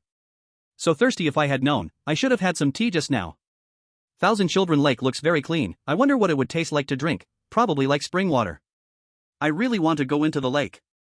Gu Shi's hazy eyes suddenly brightened. He looked around in confusion, adjusted his glasses, and sprang up from the ground like a fish. What am I doing? His memory was a jumble, as if there were many gaps. Suddenly, a part of his memory returned. The entrance to the scenic area? Right, I was looking for the entrance to the scenic area. Gu Shi turned back, looking up and down at the annoying big steel door. Really retro, they even built the door like this. Gu Shi unconsciously complained, but for some reason, as he looked at this door, he felt a strange impulse touching his heart. Following the blurred memory, Gu Shi seemed to recall some things. Did I just slam my hand on the door? Gu Shi raised his right hand and shook it. Although there was no pain, he could still feel a bit of soreness. Something feels really off, really off. Gu Shi considered himself not a rational person, but even he wouldn't do something as silly as punching an iron door with bare hands. Could I really be going crazy? It seems you're back to normal. A voice suddenly broke through Gu Shi's train of thought. Hey, what exactly is going on? Gu Shi pretended to shake his right hand in pain, asking in his heart. Your mind has some issues, it seems to have been contaminated. So I stole your memories and emotions from that time, slowly giving you back some memories to keep you awake. Is that really possible? In his blurry memories, Gu Shi vaguely remembered doing some very irrational things. When exactly was I contaminated in such a strange way? At that moment, a line of text appeared before Gu Shi's eyes. Stay rational, firm in will, day in the dark, night in the sun, and you can live at the security center. Chapter 23, The Security Center. How is it? Gu Shi should have calmed down by now. Xian Lao was so anxious he hurriedly walked, moving as fast as he did in his younger days during race-walking competitions, towards the meeting room. He only intended to report the situation to the leader, but who knew that in the blink of an eye, an assistant came running to say Gu Shi seemed to have gone mad. He had no choice but to ask the leader to use a reminder opportunity, hoping to pull Gu Shi's mind back. The leader waved his hand and gave Qianlao the highest authority to make decisions about the bizarre world of tales. So Qianlao immediately organized to convey as much information as possible in the most concise words. Stay rational, firm in will, day in the dark, night in the sun, and you can live at the security center. These 20 characters contain 3 pieces of information. First is from the 15 rules, indicating that one must keep their will steady. Second is the survival path mentioned in the 17th rule. They didn't know the specific effects of these rules. Rather than guessing slowly, it's better to tell Gu Shi directly so he could personally test and judge the rules' effects. Qianlao kept positioning himself and the analysis team upright. They were merely suggesters and could not impose their understanding on the Decipherer. As for the third piece of information, it came from a report exchanged with America not long ago. Chris couldn't remember how long he had been walking. He only knew he was continuously moving forward along the blue walkway beneath his feet, as if it would never end. As he kept advancing, the surrounding fog began to gradually increase, becoming thicker, like a heavy veil shrouding everything. This dense fog severely obstructed his view, making it impossible to see even a few meters ahead. Even his clothes were becoming gradually soaked by the moisture in the fog, the cold dampness causing goosebumps to rise all over him. Despite this, Chris didn't stop or change direction. This blue walkway continued to extend ahead without any forks, nor were there different colored paths branching off. It seemed to be the only road guiding him forward, filled with unknowns and dangers, yet also offering a glimmer of hope. Chris cautiously continued to feel his way forward, his nerves tensed to the extreme, always ready to face any unexpected situation. Why is the fog here getting thicker? He looked toward what should have been Qianzi Lake but could only see a milky white haze. Though it's normal for fog to form near lakes, this level of fog had long surpassed natural phenomena. This lingering water mist was most likely part of the bizarre occurrences. Did that security guard really keep walking in this direction? Chris only remembered the direction the guard had left yesterday. Unable to determine his final course of action. Even security guards shouldn't break the rules and wander off the path. But it's hard to say, what if the guard gets contaminated on the way? Chris wanted to go to the security center, believing there would be official support from the scenic area. Maybe there would be extra escape routes for stranded tourists. But he didn't know the map of Qianzi Lake scenic area. What if the security center was even further away? Various possibilities swirled in Chris's mind, like the fog around him, seeming to shroud his future. Just as Chris felt a flicker of fear, wanting to retreat, a point of light appeared in the fog ahead. The light gave Chris the motivation to move forward. This natural attraction to light caused his steps to unconsciously quicken. Soon, Chris approached the light point, and the building behind it began to slowly reveal itself. The first light point that appeared in the fog was a small searchlight set on a pavilion. Behind the pavilion was a modern-looking building with an automated glass door and even carpet on the floor. Qianzi Lake Scenic Area Security Center. Chris read the sign outside the pavilion. This is the security center. Chris slowly walked towards the door of the security center. As soon as his foot touched the carpet, the automatic door sensed his approach and quietly slid open. Inside the security center, it was very dark, no lights were on, but it was enough for him to see his surroundings. Hello, is anyone there? Chris called out as he stepped into the lobby, only to hear his own voice weakly echoing in the empty hall. No one. He had an unsettling premonition. Chris looked around and saw a bulletin board covered with glass on his left. He walked over and was surprised to find a brand new A4 paper stuck on the outer frame of the glass board. Notice to all security personnel. Qianzi Lake Scenic Area will undergo a closure and purification operation on the night after tomorrow. All scenic area staff have been evacuated. Please ensure that after completing work tomorrow, all security personnel return to their dormitories, lock the doors tightly, and do not go out. The control room will close the entrance to the scenic area before closing time today. The gate will not reopen until the purification work is complete. Note, if any tourists are encountered in the scenic area during tomorrow's work, please continue to follow the security personnel guidelines for relevant operations. Chris's breath caught, his eyes fixed on the words on the paper. The entrance to the scenic area is closed? The entrance to the scenic area is closed. Commander Plant quickly received this intelligence from the analysis team. Currently, only Chris had reached the security center, meaning only America knew the news about the gate being locked. A good opportunity. Plant immediately contacted the top leader of Ceres, preparing to use this information to exchange some intelligence. He knew that Ceres' decryptors were also heading to the scenic area entrance. If they reached it, they would naturally learn about the gate being locked. In that case, it was better to take advantage of the information while it was still valid to exchange it for something with Ceres. As for the value of the intelligence exchanged by Ceres, Commander Plant did not care. He certainly knew that the Ceres people would not naively exchange important intelligence with him. As long as he could get something in return, he wouldn't worry too much about it. After a while, Ceres replied. Deal. Thus, the upper management of both sides exchanged relevant opinions very pleasantly. An honest conversation took place. When Pranter hung up the phone, his subordinate handed over the intelligence from Ceres, and he froze for a moment. It was a whole page written in Chinese, with no translation at all. Cunning Ceres people. Pranter was so angry he almost lost his breath, but he calmed down and tossed the document to his subordinate. Go find me some Chinese experts. Chapter 24, Record of Qianzi Lake. What is this? Gu Shi looked at the text before him and realized this might be the country's second reminder to him. Could it be that my abnormal behavior just now made them panic? Gu Shi found it a bit funny and sad. He could understand why the National Analysis Team did this, but was it a bit late to send it now? And there's not a single punctuation mark in this text. How many messages did they send me? To think rationally, hold firm, willpower is in darkness during the day and in light during the night to survive at the security center. The first 7 characters he understood at a glance. This should be the country's way of helping him recover from his previous abnormal state. I must say this is a risky move. Forget about whether I could focus on this reminder in the state I was in. Even if I saw this prompt, I might not be able to act on it. Just now, he was in a strange tainted state that subtly influenced his mind, making it hard to realize there was a problem with him. He only took those negative thoughts as his true self. But anyway, this reminder is also the nation's goodwill. At least everyone values him as a decoder. But what do the next 13 characters mean? Day in darkness, night in light. I feel like I've seen this somewhere. Gu Shi's memory was still a bit confused because part of it had been stolen by the voice just now. After a moment's thought, he recalled where he had seen similar text. The last 3 lines of the tourist rules. Gu Shi's heart leaped with joy. It seemed the analysis team had deciphered those 3 segments. But now there was no chance for a call. If the nation wanted to convey a message to him, they could only use this limited method of reminder. To condense the information into the most concise wording would inevitably lead to a loss of the original meaning. So the analysis team, while trying to keep the original meaning as much as possible, provided him with 3 pieces of information in the fewest words. However, even so, without any analytical information, Gu Shi could only rely on himself to guess the meaning of these compressed texts. I know what day and night mean, but what exactly do yin and yang refer to? Gu Shi recalled the original text in the tourist rules. The yang dwells in the yin during the day, and in the yang during the night. This is the way of survival. Comparing with the original text, the vague meaning became clear in an instant. Yin and yang refers to the attributes of certain places? At corresponding points in time, as long as I stay in the place with the corresponding attribute, I can survive.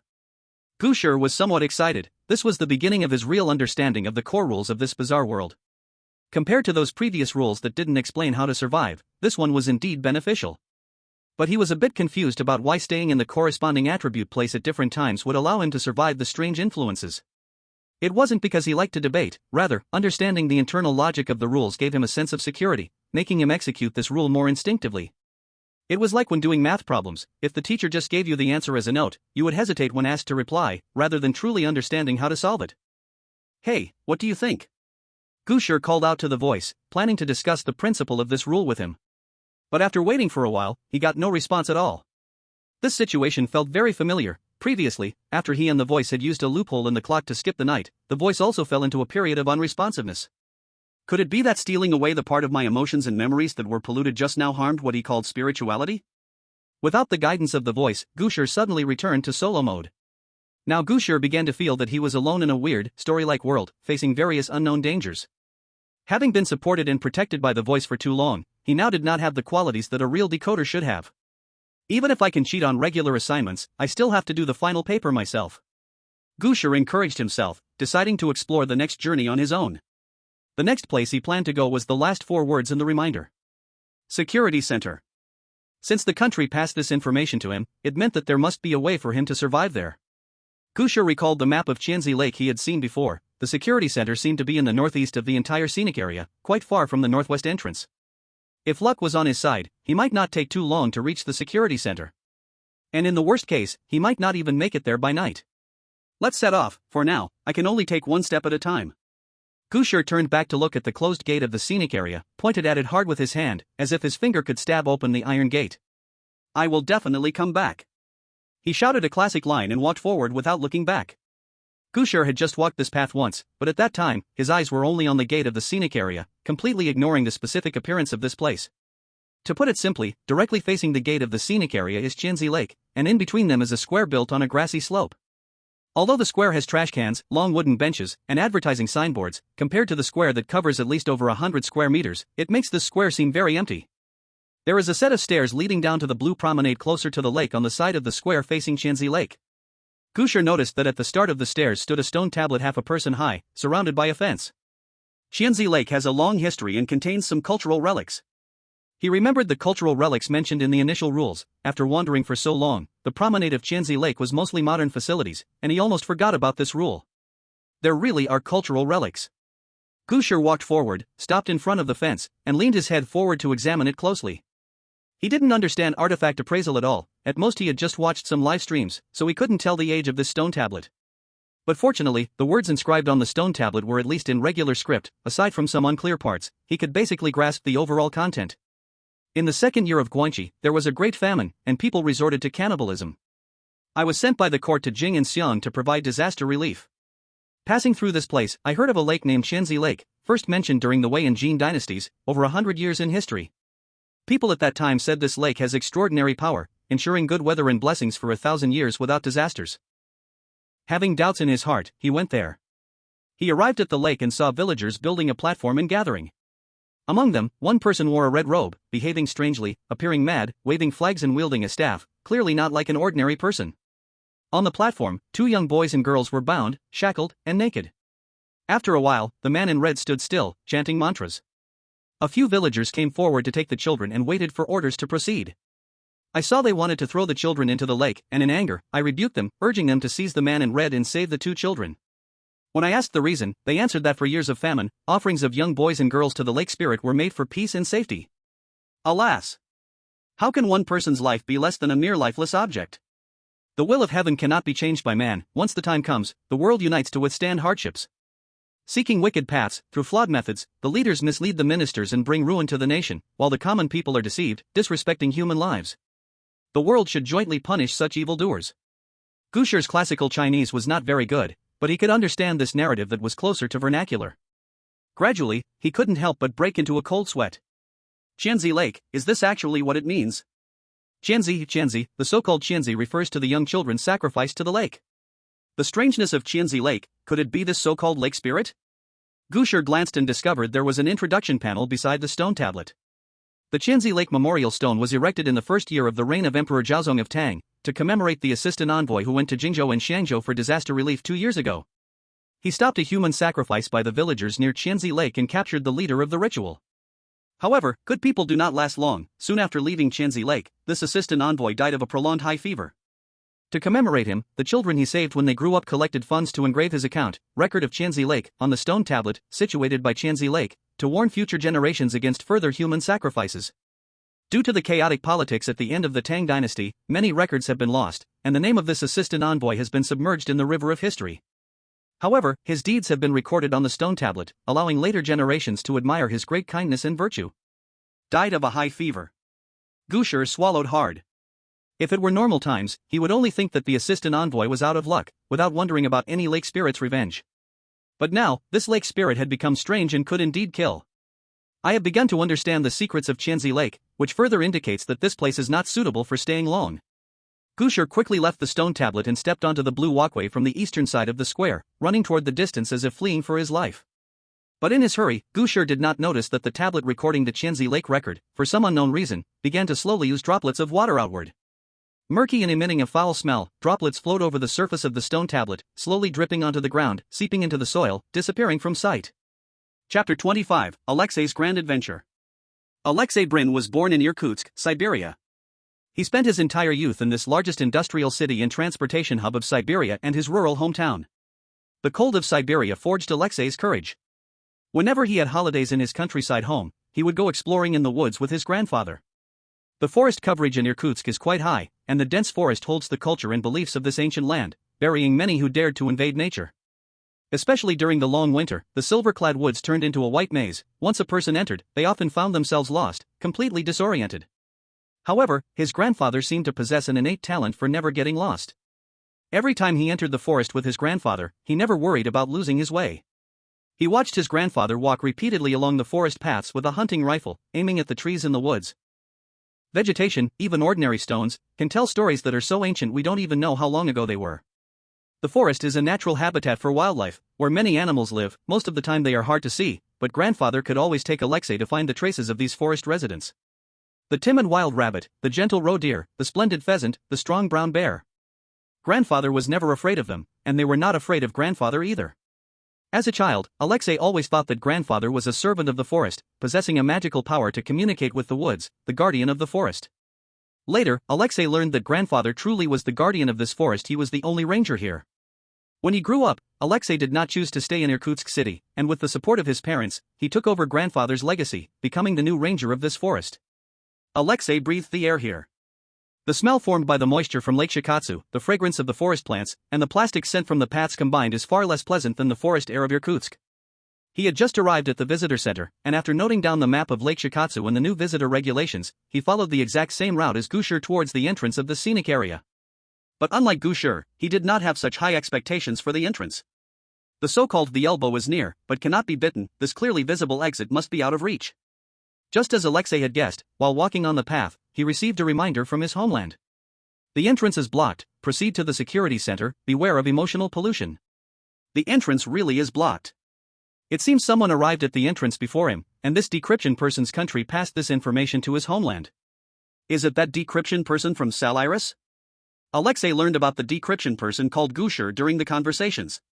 He was almost the fastest among all the decryption people, and many rule information was discovered and collected by him, allowing various countries to know. I can't fall behind others like this. Alexei smiled, gathered his spirit, and quickened his pace boldly.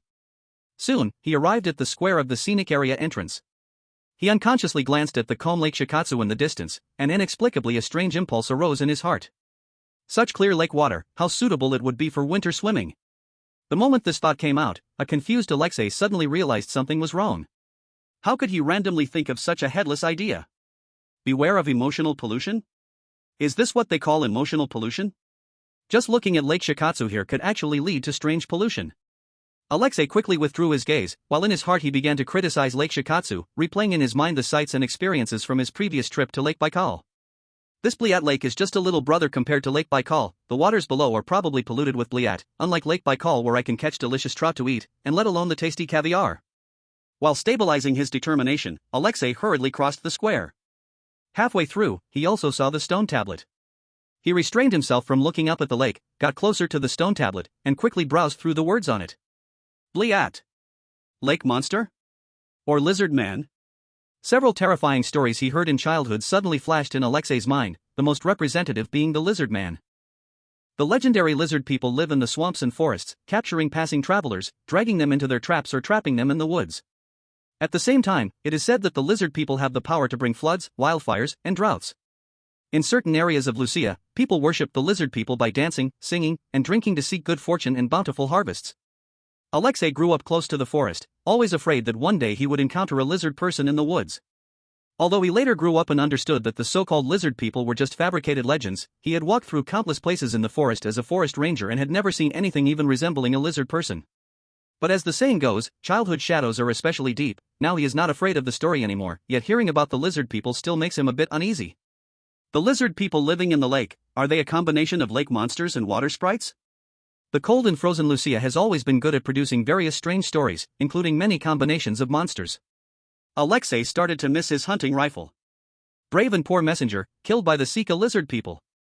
However, fear is only temporary. In the end, Alexei was still overtaken by his courage. If you fear wolves, don't enter the forest. I, Alyosha, have grown up here without being scared. I will rip out that Blyat lizard person's heart and hang it on a pole to make sarma, a kind of dish in Lucia, to drink in honor of the messenger's spirit. Alexei stomped his feet a few times, letting out a mighty Slavic war cry that completely ignited his motivation. Oh oh oh oh oh oh oh. Alexei charged like a returning brown bear, rushing into the new walkway, heading straight toward the security center with unstoppable force.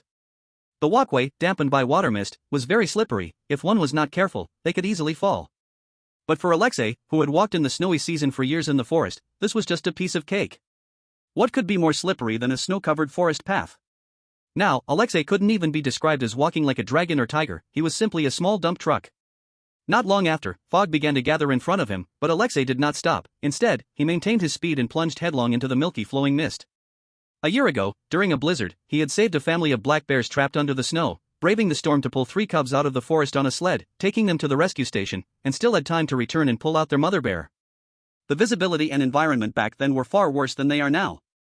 Everyone for me, I for everyone. Shouting the classic line from the Three Musketeers, this forest ranger from the great Siberian woods pressed on fearlessly. Chapter 26, The Sudden Arrival of Night. Gu Shi realized after fleeing the square that his emotions seemed to have been subtly contaminated. Otherwise, he wouldn't have panicked over an ancient record. Who said there must be lake spirits? What if that lake was just fine, and it was past people who harmed children due to feudal superstitions, leading to such a legend? That righteous soothing envoy was just unlucky to catch the plague. In years of great disaster, plagues typically broke out accompanied by the deaths of many people in affected areas. The methods for treating plagues in ancient times could almost be said to be left to fate. It was very reasonable for a soothing envoy who went to aid disaster relief to tragically die of an illness. It is also possible that the soothing envoy was killed by robbers halfway, and the investigators simply used the excuse of dying of disease to cover for the court. In the second year of Guanxi, this was the era of Emperor Shizong of Tang, and it was already the late Tang period. In times of chaos and upheaval, the death of a pacifier was hardly worth mentioning. Gu Shi used various reasons to persuade his panicking heart. It seemed that one of those arguments touched his own heart, and slowly, the anxious emotions in his mind began to dissipate. Huff! Huff! Gu Shi stopped in his tracks, hands on his knees, gasping for a few breaths. After a while, he straightened up, adjusted his monocle, and remembered to observe where he had actually run to. It seemed the only thought in his mind was escape, as he instinctively ran forward along the blue walkway. He wasn't even sure when he had rushed back into the mist. As for the so-called direction, well, he should have been running east. Gu Shi turned around in place, and around him seemed to be a boundless expanse of milky white fog. Has this fog thickened even more than before? If the fog before had only obstructed his view of the distant scenery, now it had reached a point where he could hardly move an inch. Never mind the view ahead, even the lawn by the walkway had been engulfed by the fog, leaving him bewildered and unable to see. The wind and waves grow greater, the fish grow more precious. The denser the fog. At this point, he still had to keep moving forward. Confirming that he had not lost his bearings after spinning around, Gu Shi continued to explore ahead. In fact, in Gu Shi's vision, visibility was still enough that he could somewhat see. But from the perspective of the viewers in the live broadcast room, the bizarre world was almost indistinguishable from a white screen. I can't see anything, this fog must be haunted. Could it be that this fog will swallow people? Don't say that. Didn't the American decoders also walk through such thick fog? Gu Shi should be fine. I think it's risky.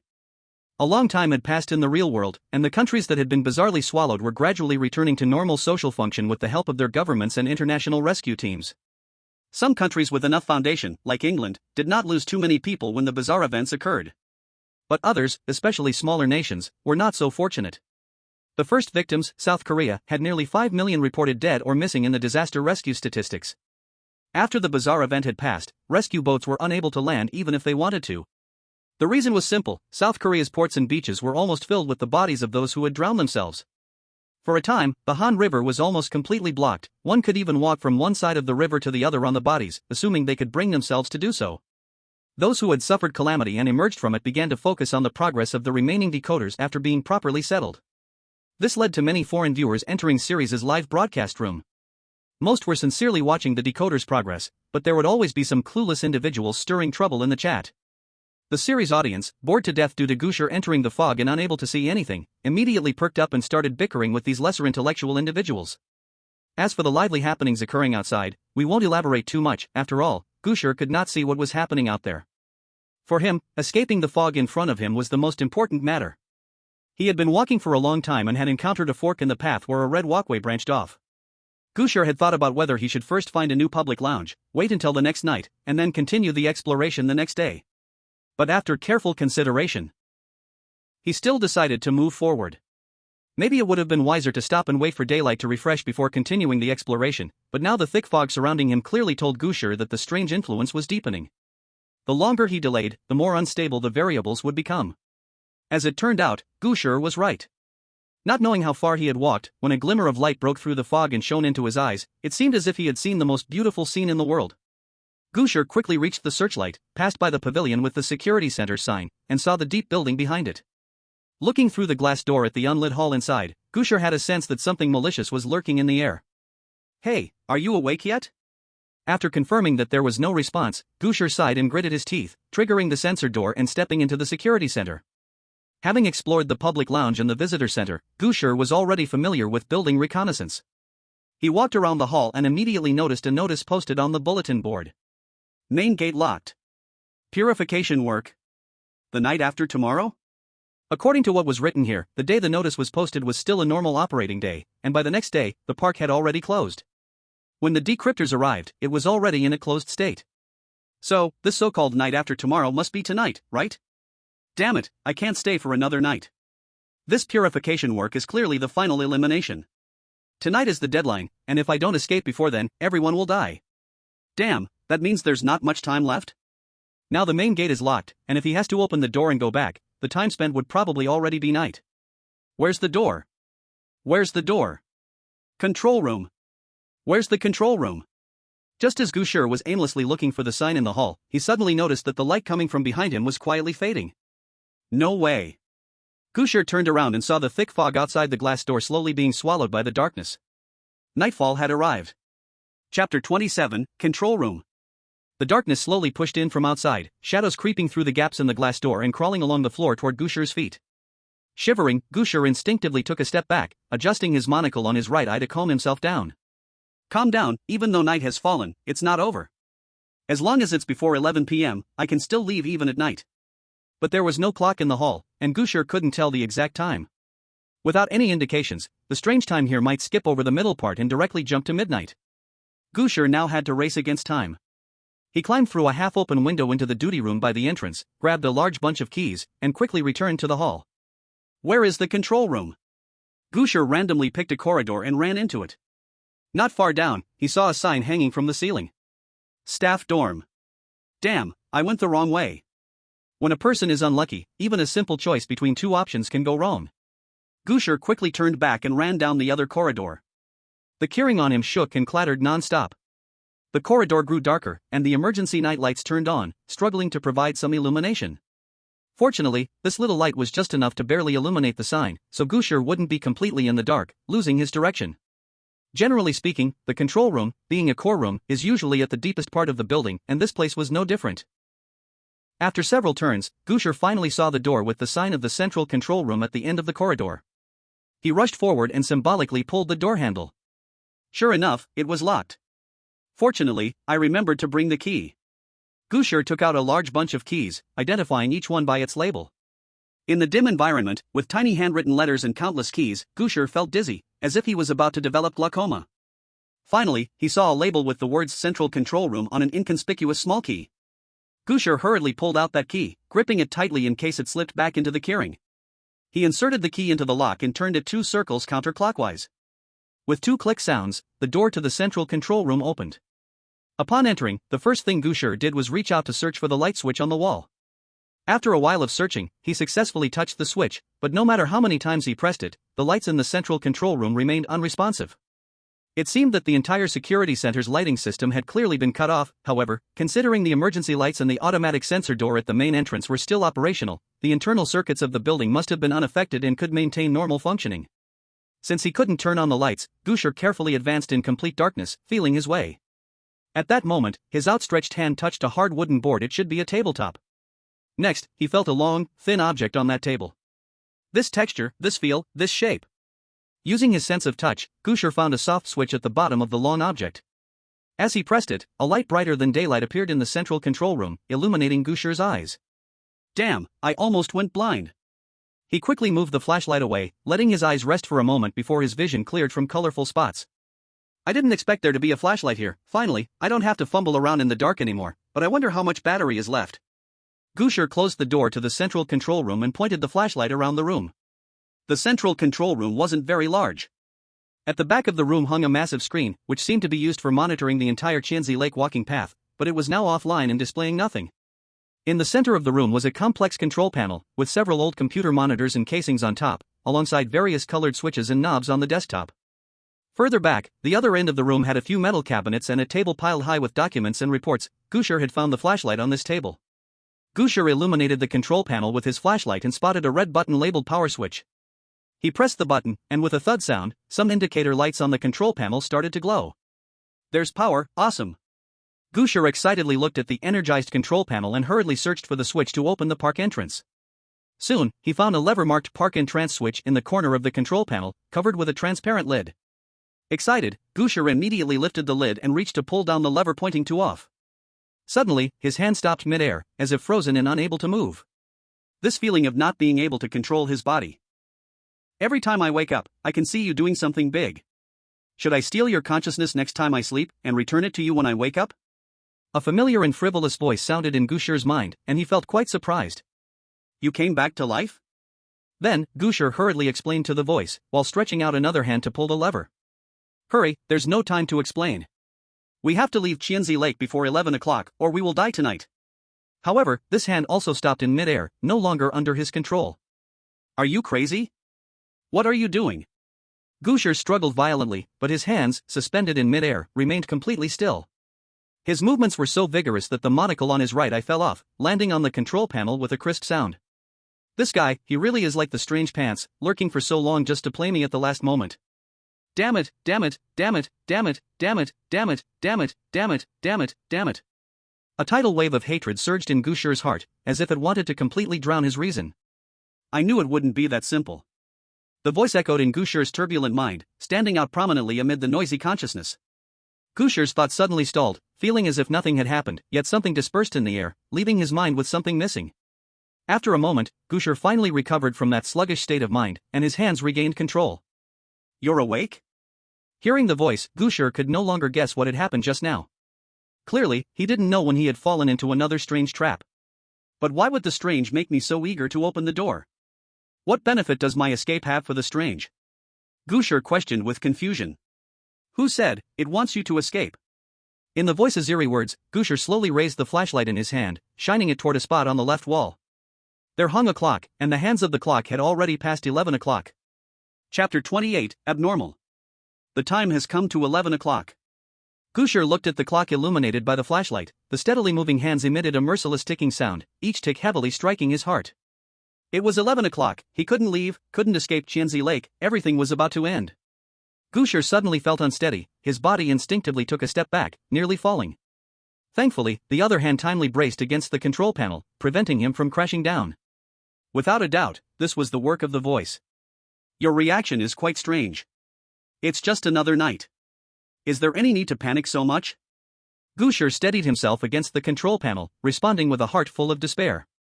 I thought you had seen my memories. I'm looking.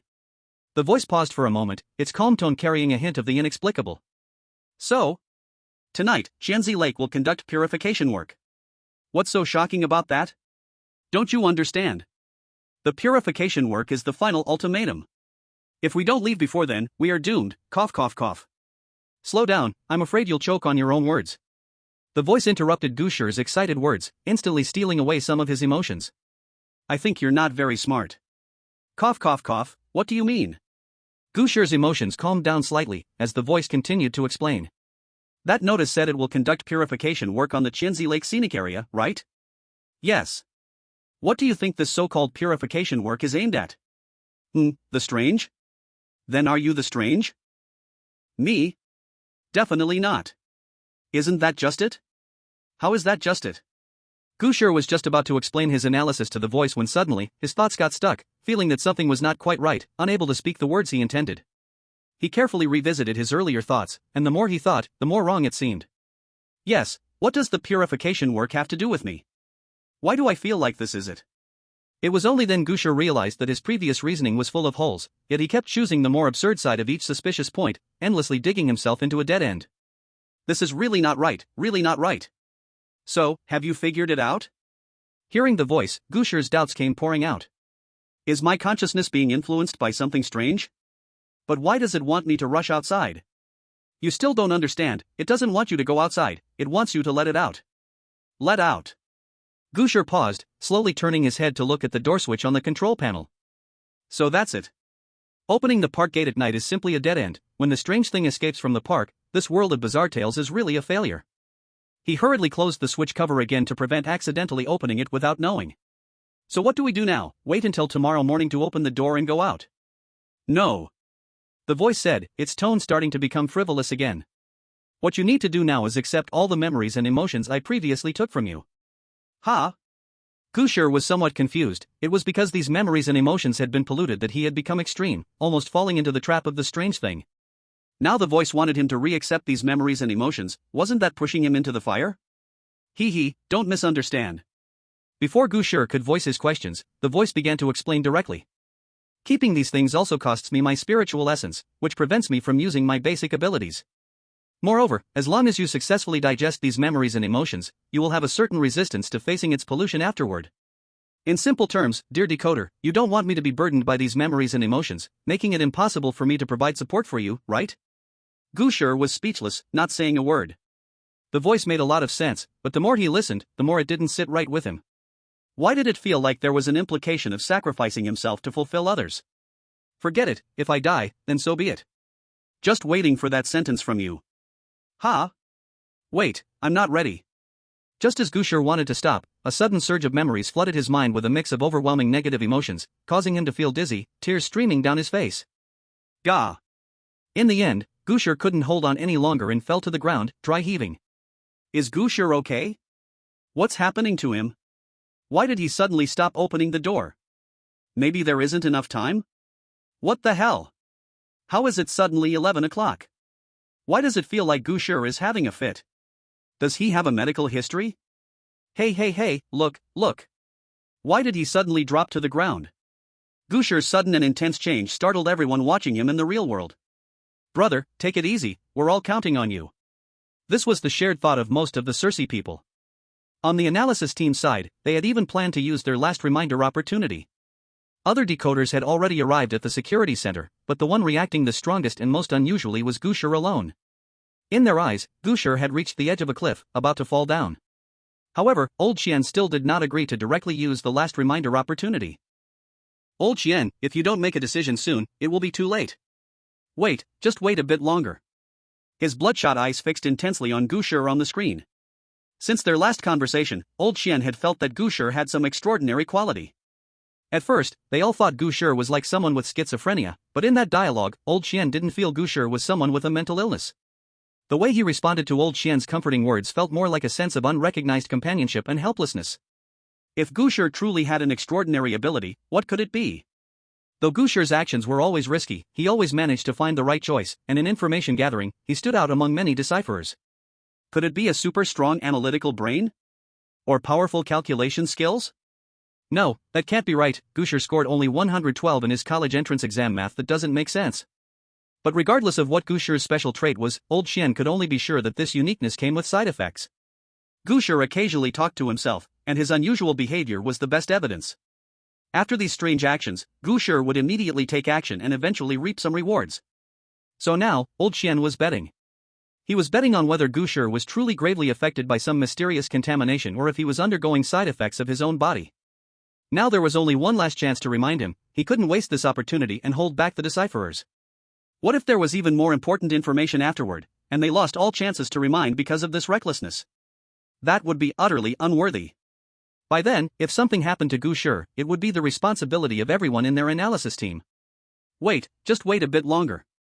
Chapter 29, Purification Work. Old Qian's waiting was not without purpose. Gu Shi ultimately managed to hold on. But he didn't look very good. I feel like I'm about to die. Gu Shi forced himself up from the ground, clutching the edge of the console, but his limp feet just wouldn't obey. Moreover, stepping on the freshly vomited stomach acid nearly made him slip and fall. Gu Shi had no choice but to lean his entire upper body against the console, adopting a rather strange posture as he lay on the table. The sensation he had just experienced was truly unbearable, not to mention his head felt like it would explode due to the sudden influx of mixed memories. Those emotions were even more distressing. One moment he was extremely excited, wanting to laugh exaggeratedly, the next, he was intensely sad, tears and snot streaming down, crying until the world turned dark. Before the tears could finish flowing, an extreme rage surged in his heart, a desire to destroy everything uncontrollably spreading inside. Fortunately, at that moment, Gu Shi was already exhausted, otherwise, he would have surely pounded the floor a couple of times. Whether or not the floor would be harmed is hard to say, but Gu Shi's hands would definitely be hurt. I say, is it really necessary for me to absorb these memory emotions? Can't you just throw these things away somewhere? Gu Shi gasped for breath in a half-dead state, recalling unpleasant memories from his childhood when he ate too many sugar snowballs and got a stomach ulcer. Memories and emotions like these must be returned to living beings like humans. This is different from spatial distance and cannot be simply thrown away at will.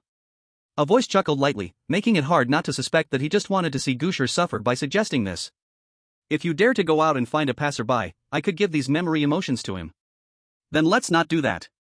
After resting for a while, Gu Shi gradually felt a kind of refreshing relief, like recovering after a long run. Isn't it not bad? As long as you completely digest these contaminated emotions, it will absolutely benefit you. Please do not peek into others' thoughts without permission, okay? I just wanted to remind you, remember to wear your monocle, otherwise, I can't use your body to exert my abilities. Gu Shi unsteadily lifted his body from the control panel, picked up the monocle that had fallen on the table, and put it back on his right eye. He picked up the flashlight that had been thrown to the ground and shone it on the wall, trying to see what time it was now. 11 o'clock. 35 minutes? Why does it feel like a century has passed? There's still a long time, what should I do now? Gu Shi had no idea at all. Although the sound analysis indicated that the purification work did not affect normal people like him, what if the purified thing became desperate? Don't forget, the notice on the bulletin board said all security personnel should hide back in their dorms and lock the doors. So what about him? He couldn't just pry open someone else's dorm room door. Gu Shi shone the flashlight around the control room, looking for other clues. He had already checked the control panel, which mostly had switches for monitoring devices at various locations around Qianzi Lake, along with a few doors like the entrance to the scenic area and some drainage switches he didn't know the purpose of. As the core of the entire Qianzi Lake operation, this place must be used for monitoring the anomalies, right? Gu Shi pointed the flashlight towards the table near the wall by the door, seeing a pile of scattered documents. He walked over and casually picked up the top sheet of paper to take a look. Qianzi Lake Anomaly Purification Program Briefing. What? Gu Shi was taken aback. He didn't expect that he would grab such explosive-level intelligence documents so easily. He quickly pressed the document against the table surface and examined it carefully under the light. In order to respond to the invasive erosion of the anomaly from the bottom of Qianzi Lake, the security center should assess the actual situation to determine whether to execute the purification program. The so-called purification program uses to clean everything above the water surface of Qianzi Lake, utilizing the anomaly's inability to maintain simultaneous existence of yin and yang to cause damage to its structural form. Observations of the anomaly at the bottom of Qianzi Lake should be conducted daily, along with corresponding assessments related to the security center's underground project number 1. During the execution of the purification program, please ensure that there are no personnel in the outdoor areas of the Qianzi Lake scenic area to prevent unnecessary casualties. Currently, no instances of anomalies entering indoor areas have been detected during the purification program. The purification program should be executed at night. It is suggested to start at the end of the 11 o'clock time period and go until the end of 5 o'clock the next day, as the yin attribute is most intense during this time frame, which can effectively strike at the anomalies. Warning: during the execution of the purification program, the scenic area entrance cannot be opened, or it may lead to a localized crisis of AK-level apocalypse and LK-level emergencies. Purification Program Execution Records: First Purification, 1973, results good. Second Purification, 1986, results not ideal. Initiated Subsequent Response Program. Third Purification, 2003, initial results good, but follow-up had some rebound. Fourth Purification, 2021, results not ideal. Initiated Subsequent Response Program. Fifth Purification. There really is something at the bottom of the lake. Gu Shi recalled the stone tablet he had seen before, which recorded that the local people at the end of the Tang dynasty referred to the existence of a lake spirit in Qianzi Lake. At that time, he had been contaminated and felt panic. Now seeing the real answer, he felt a sense of sudden clarity. Don't rush to recall the past, is the key point here? Why do you interfere in everything? Gu Shi secretly cursed, forming a nagging image of the voice in his mind. He certainly knew what the voice referred to as the key point. Project 1 beneath the security center. What could this be? Intuition told Gu Shi that this so-called Project 1 might be the very origin of the oddities at the Qianzi Lake scenic area. Should we go find this Project 1 now? Gu Shi shared his plan with the voice, but unexpectedly, the latter responded in a sinister tone. Currently, no signs of indoor intrusion have been detected. That was in the past, who knows about now? Gu Shi was stunned. A chill wind swept through the closed control room for reasons unknown, leaving him covered in goosebumps. Perhaps something has already entered through that unguarded glass door and is now standing at the entrance. Knock, knock, knock. Ah! The sudden knocking from outside the control room startled Gu Shi, causing him to jump up from his spot, shrinking into the corner as he shone his flashlight at the door. I curse you. And your whole family. Why don't you just come in here? Gu Shi thought of what old Qian had said about Alexei, the Lucia decoder, and decisively decided to imitate him, starting to use both his skills in hiding and sharp tongue. After waiting for a while, there were truly no more sounds coming from the door. In their place was the uncontrollable low laughter echoing in Gu Shi's mind. Look at your reaction, I thought after all this, you had already shed your layers. Upon hearing this, Gu Shi immediately understood what was happening. You're messing with me? His embarrassment from being played led Gu Shi to almost unleash a torrent of curses. Alright, my fault. To express my apologies, I won't hold your earlier remarks against you, how about that? Mentioning earlier, Gu Shi's anger instantly deflated. He still remembered how he had criticized the voice just moments ago. You remember this? I was just being strange, I didn't really mean it. Isn't it that you forgot? Ahaha, by the way, what were you originally planning? To wait for a chance to scold me back? No, I was planning to steal 2 more years of your life. You bastard. The pang of guilt that Gu Shi had just felt vanished in an instant. He wanted nothing more than to shower the voice with compliments again. But in the end, he held back. The reason was simple, this guy was extremely petty. What if he said something else and it got noted down? Thus, he could only cheerfully smile and then boldly stepped out from the corner, striding straight towards the control room door. Though still a bit afraid, he had to tough it out now. To prove he was truly unafraid, Gu Shi even pulled the door open with a lot of strength. The iron door clanged sharply against the frame. Fortunately, there was truly nothing outside, everything from earlier was just a horrible joke by the voice. Gu Shi took a deep breath, steadied his nerves, and stepped out of the room. Just as he was about to speak, suddenly the surrounding scene began to slow down unnaturally, as if time itself had frozen. Then, the object seemed to be stretched by an invisible force, extending in the same direction. Dizziness washed over Gu Shi again, and he immediately realized it was the voice stealing spatial distance. But why? The world before him blurred and overlapped, various scenes rushing through, leaving him dizzy. Amid the chaotic visuals, Gu Shi saw the hall of the security center. The huge glass sensor door remained tightly closed, but at the entrance appeared a striking, sticky, moist mark. This mark stretched from outside all the way in, then turned into the narrow corridor leading to the control room. Chapter 30, 2 Ways to Respond. If the scenic area's main gate is closed. Does this mean I have to go and open the door right now? Chris stood in front of the bulletin board, his face twisted as he read the words on the notice over and over again. No, that's not right. Although it doesn't explain what the purification work is, the action of blocking off the scenic area to carry it out must be extremely important and somewhat confidential. If I open the door, it could lead to some unpredictable consequences. Chris was very familiar with confidential level projects.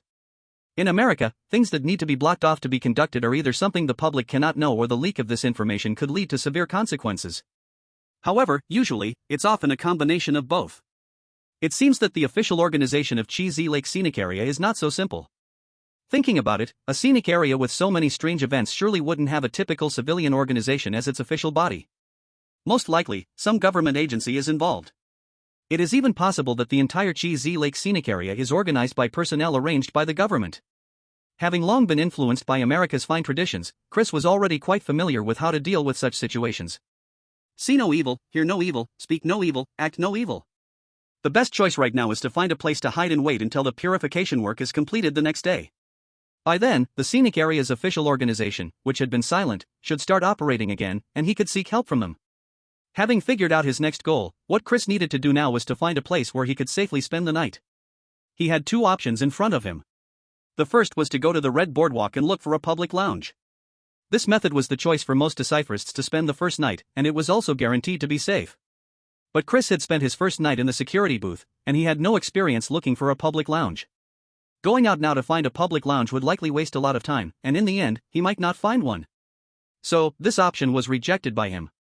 As for the second option, it was to stay in the staff dormitory as the notice said and lock the door. This option was undoubtedly the most convenient and direct method for Chris because he was right at the security center, and finding the staff dormitory would undoubtedly be much simpler than looking for a public lounge. His only concern was that all the staff dormitories might already be in use, and the people inside would probably not open the door for him. With this thought, an image sprang to Chris's mind. In a pitch-black staff dormitory, he hid under the blanket, trembling, waiting for the terrifying night to pass.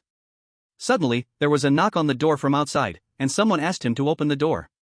I'd definitely be seen as strange. Chris shook his head, driving that image out of his mind.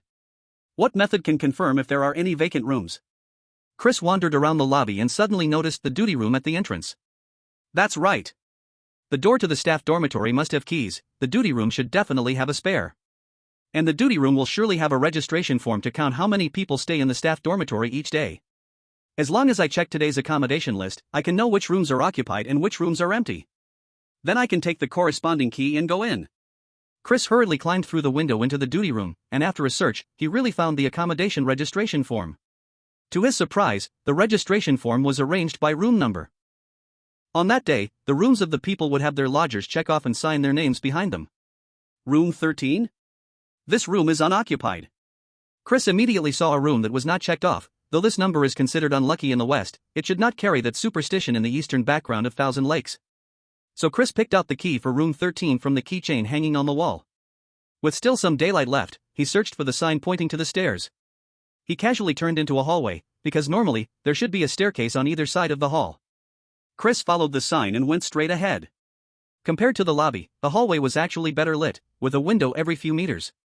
Of course, the windows were closed. His efforts were well rewarded. Chris did not walk far before he found the stairs in the middle of the hallway. At the stairway, there was a simple floor map indicating the specific purposes of each floor. Most of the floors were for office areas, divided into various departments. Compared to the security center of a scenic area, the functional divisions here felt more like a police station. Unexpectedly, the staff dormitory Chris was looking for was on a separate floor, and it was only on the third floor.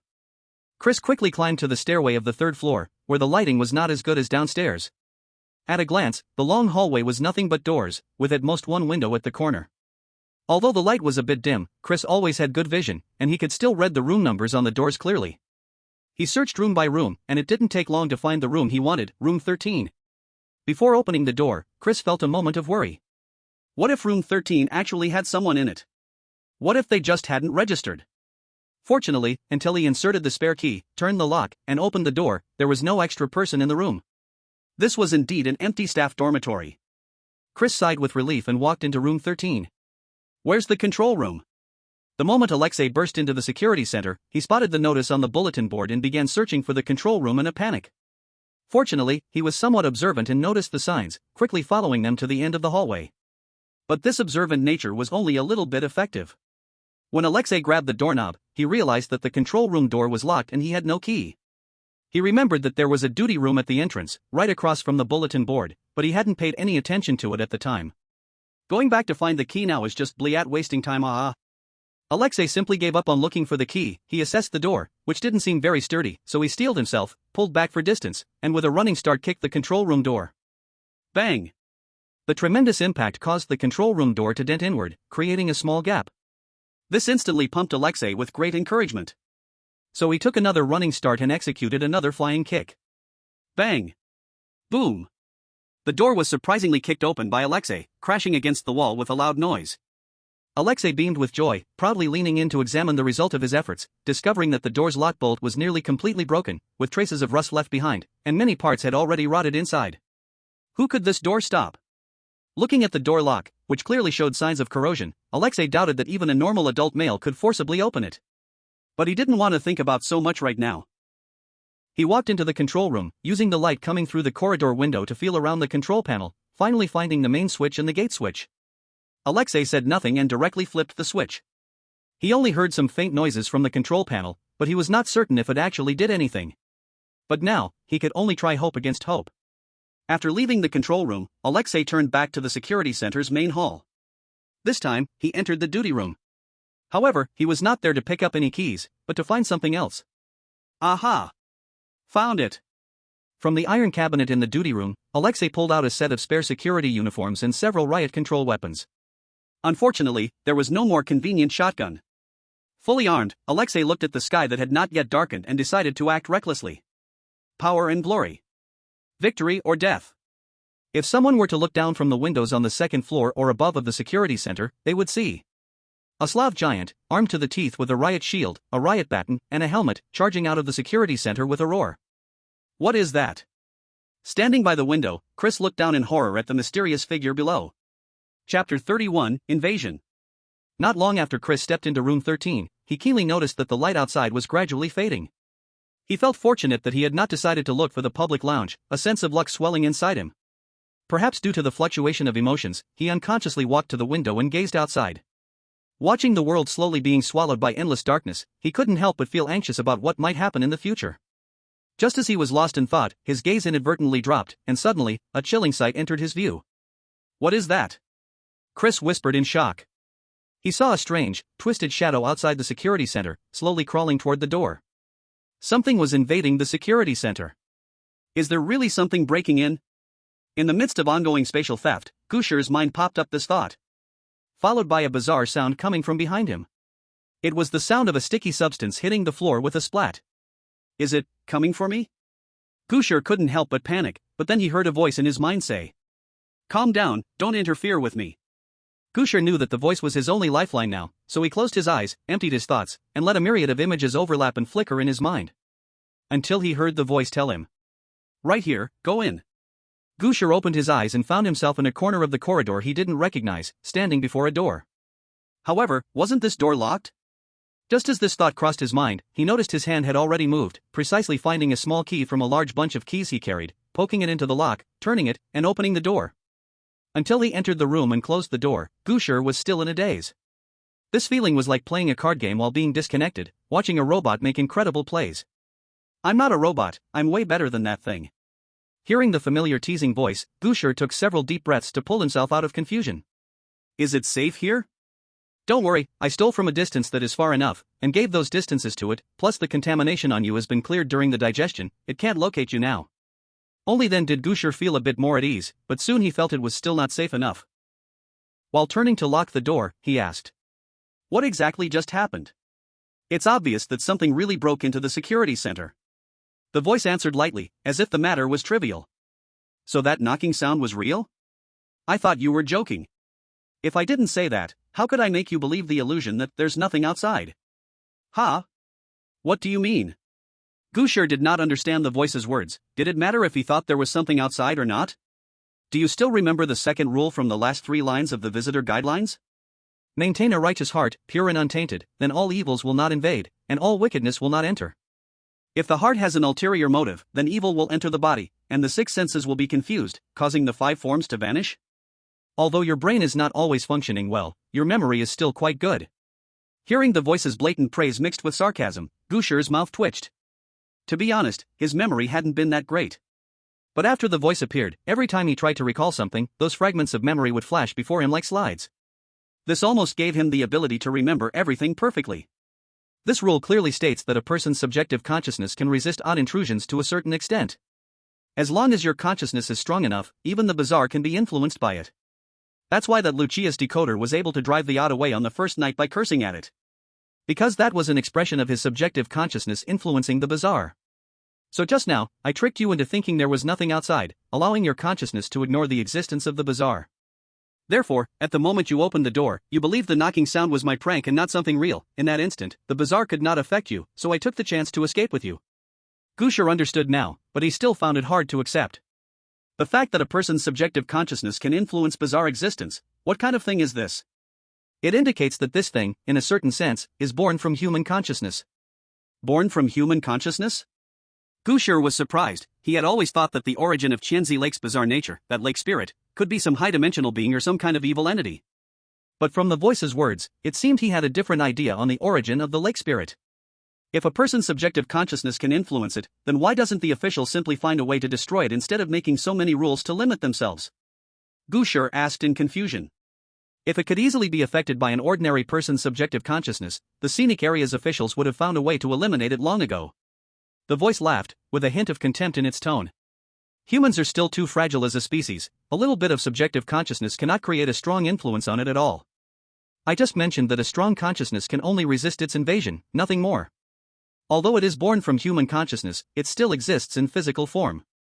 If you encounter someone who cannot be affected by spiritual pollution, then why not just eliminate it with physical means? To strike a blow to its essence, in my view, at least a whole city's people must simultaneously exert their subjective consciousness against it. Among them, how can you ensure that no one is afraid, no one falters, and no one is polluted or assimilated by it beforehand? That's why, for so long, the officials have had nothing they could do, only able to use Qianzi Lake's walking path as a guise, applying those rules to guard against. Hearing this, Gu Shi suddenly had a terrifying thought. Are you saying that the establishment of the Qianzi Lake Trail is to suppress the bizarre? Not too dumb. The voice was like a devil, ruthlessly unveiling the thought inside Gu Shi's heart.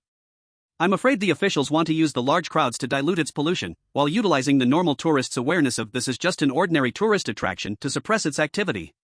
And those various rules are to allow ordinary people to release pollution when they are initially contaminated, thereby maximizing the efficiency of diluted pollution. But, well, after so long, who knows how many people have not followed the rules, or followed the rules only to still face dire consequences. Otherwise, do you think these rules were made and updated for no reason? In simple terms, to officials, ordinary people are just consumables. Don't say any more. Gu Shi interrupted the voice, trying to drive that idea out of his mind. But the voice's words kept echoing in his ears, guiding him toward the worst conspiracy theories. Are you saying this to me on purpose? Gu Shi was unclear about the voice's motive. Was it to undermine his trust in the officials? But why would it want to do that? I'm just expressing my thoughts. The voice chuckled lightly, and Gu Shi couldn't fathom its intentions. Don't be so agitated, I won't harm you. Well, at least not until the parasitism ends. Until the parasitism ends. You truly harbor malicious intent, our cooperation is over, let's part ways. Considering the information you have and the extent of your exploration, your chances of survival without my assistance are lower than the probability of sudden death. I believe we can't part ways. The meaning of the voice was very clear. Through various initial guidance, it had directly tied Gu Shi to its ship, making it impossible for Gu Shi to jump off the ship alone. He had to rely on the voice to have a chance of survival. Under the pressure from the voice, the country, and his own safety, Gu Shi ultimately chose to compromise, squatting on the ground with a deep sigh. Seeing Gu Shi's emotional state so low, the voice, unsure if it had a pang of conscience, said, "Your heart is a bit too sensitive. Why not come and look at some materials to cultivate your sentiments? A lot of texts might help you forget the unpleasantness just now." Still driven by the goal of survival, Gu Shi stood up to carefully observe what kind of room he was in. He shined the flashlight and saw rows of metal cabinets neatly arranged in the room. He remembered the sign at the entrance he caught a glimpse of before entering, Archive Room. Chapter 32, The Way to the Underground. Unexpectedly, the room the voice chose was actually the security center's archive room. Gu Shi's original plan was to look for a way to the underground, but he was interrupted by that strange knocking sound. Looking back now, it seems the voice had already calculated where to escape to while using deception to alter its own perceptions. Even if he ran away, it was a purposeful escape, showing its meticulous mind and deep schemes. Such predatory intentions, loyal on the outside but treacherous within, must not be kept. That's enough. Every idiom you come up with to arrange against me will turn into a year of your lifespan stolen by me. Damn, almost forgot it could hear me. Gu Shi hurriedly drew a smiling face with yellow beans in his mind and said to the voice, "No way, I'm just praising you." Had ha. After a few chuckles, the voice didn't make any more sounds, and Gu Shi, out of desperation, had to hold the flashlight himself.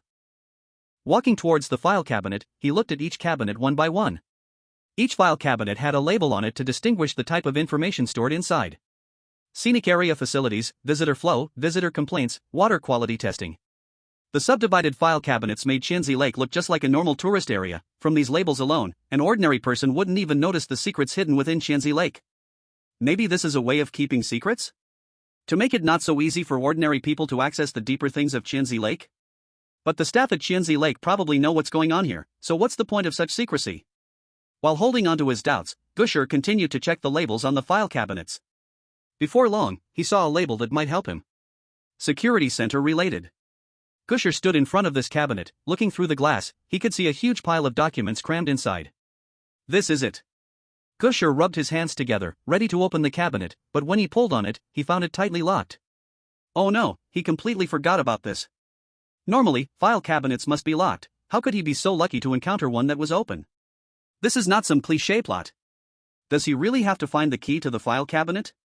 Gu Shi picked up the big bunch of keys and looked at them, wondering to himself. Could the file cabinet key really be among this pile of keys in the duty room? Such confidential items should be kept by higher-ups, right? Holding on to a glimmer of hope, Gu Shi flipped through all the keys. Unfortunately, he did not find the key marked for the file cabinet. With no choice left, he bravely turned to the voice for help. Do you have any ideas? The voice did not answer him. What a guy, is he throwing a tantrum? How old is he anyway? Gu Shi scratched his head. He originally wanted to use a provoking method to force the voice out, but was afraid of saying too much and getting on his bad side. Forget it, help from others is not as good as helping oneself. Gu Shi decided to look for a solution by himself first to see if there was anything else in the archive room. Chris pulled the curtains when that strange thing entered the security center. Although he couldn't see outside directly, the completely dark environment was already telling him that night had fully descended. To be safe, he decided to not only lock the door but also barricade it with tables and chairs. While moving the table, he unexpectedly found a note on it. If you can see this note, young man, I am the security guard who let you spend a night in the security booth. I guess you might follow the walkway all the way here and possibly come to the staff dormitory seeking shelter, so I cleared my room and left this note. My room? Is this the security guard's room? Chris exclaimed in surprise and continued to read on. Tonight's situation is a bit different from usual. If you try to cope using methods you learned elsewhere, it might cause unpredictable consequences. But your safety in the staff dormitory is still well guaranteed. It might come to knock on the door, it might try to enter the room. And what you need to do is go to sleep, and not mind it. No matter what, you must force yourself to sleep, and under no circumstances wake up in the middle. A person who is awake is as conspicuous to it as the stars in the night sky. There's a bottle of sleeping pills in the table. If you really can't fall asleep, go ahead and take one. Don't worry about where I, who emptied the room, went. Since I came to work at XXX Lake, I am already prepared. I hope you can live safely. Chris silently stared at the note that he didn't know when it was written, and felt a wave of silence. He didn't know what to say. Perhaps it was due to the shock from his heart, or maybe an unexplainable sense of guilt. His encounter with this security guard was nothing but a fleeting moment. To him, the other person felt like an NPC. But was the other person really just an NPC as he thought? Sacrificing oneself to protect others? Is this really the kind of behavior that an NPC in a bizarre world should have? Chris could comfort himself by believing that all of this was merely a program preset by the strange world. As long as he triggered the storyline related to the security guard, then the latter would execute self-sacrifice according to the established script. But if this was truly just a world entirely built on programs, then it would undoubtedly become a shithole world full of endless loopholes and chaos. There is no doubt that this security guard, like him, was a person, because he made a choice that only a human would make. Chris silently opened the drawer of the desk. Inside it lay a bottle of open sleeping pills quietly. Found it! Gu Shi excitedly held two thin wires in his hand. Not long ago, he had found a box of paper clips in the only unlocked drawer of a desk in the archive room. The lock structure of the filing cabinet shouldn't be that complex. With this understanding, Gu Shi spent some time bending the two paper clips into the shapes of a torque rod and a crowbar. He took the lockpicking tools to the filing cabinet, adjusted his single glasses, bit the flashlight to illuminate, and began to poke the wires into the lock hole. Gu Shi had seen videos online of others picking locks with wires. Following the memory from that episode, he tried fiddling for a while. But after a bit of time, he found he wasn't able to turn the lock. Hey, what did that video say about how to handle this lock? Gu Shi was sweating profusely. Even his fingers were marked red by the wires, so he had to stop and think carefully. It seems I need to align all the pins inside the lock slot in a straight line, so that the gap between the upper pin and the lower pin aligns with the gap that allows the lock slot to turn, and then I can turn it to open. Feeling clear about the principle, Gu Shi rubbed his fists and was ready to try again when he finally heard a voice in his mind complain. I can't watch this anymore. What's wrong?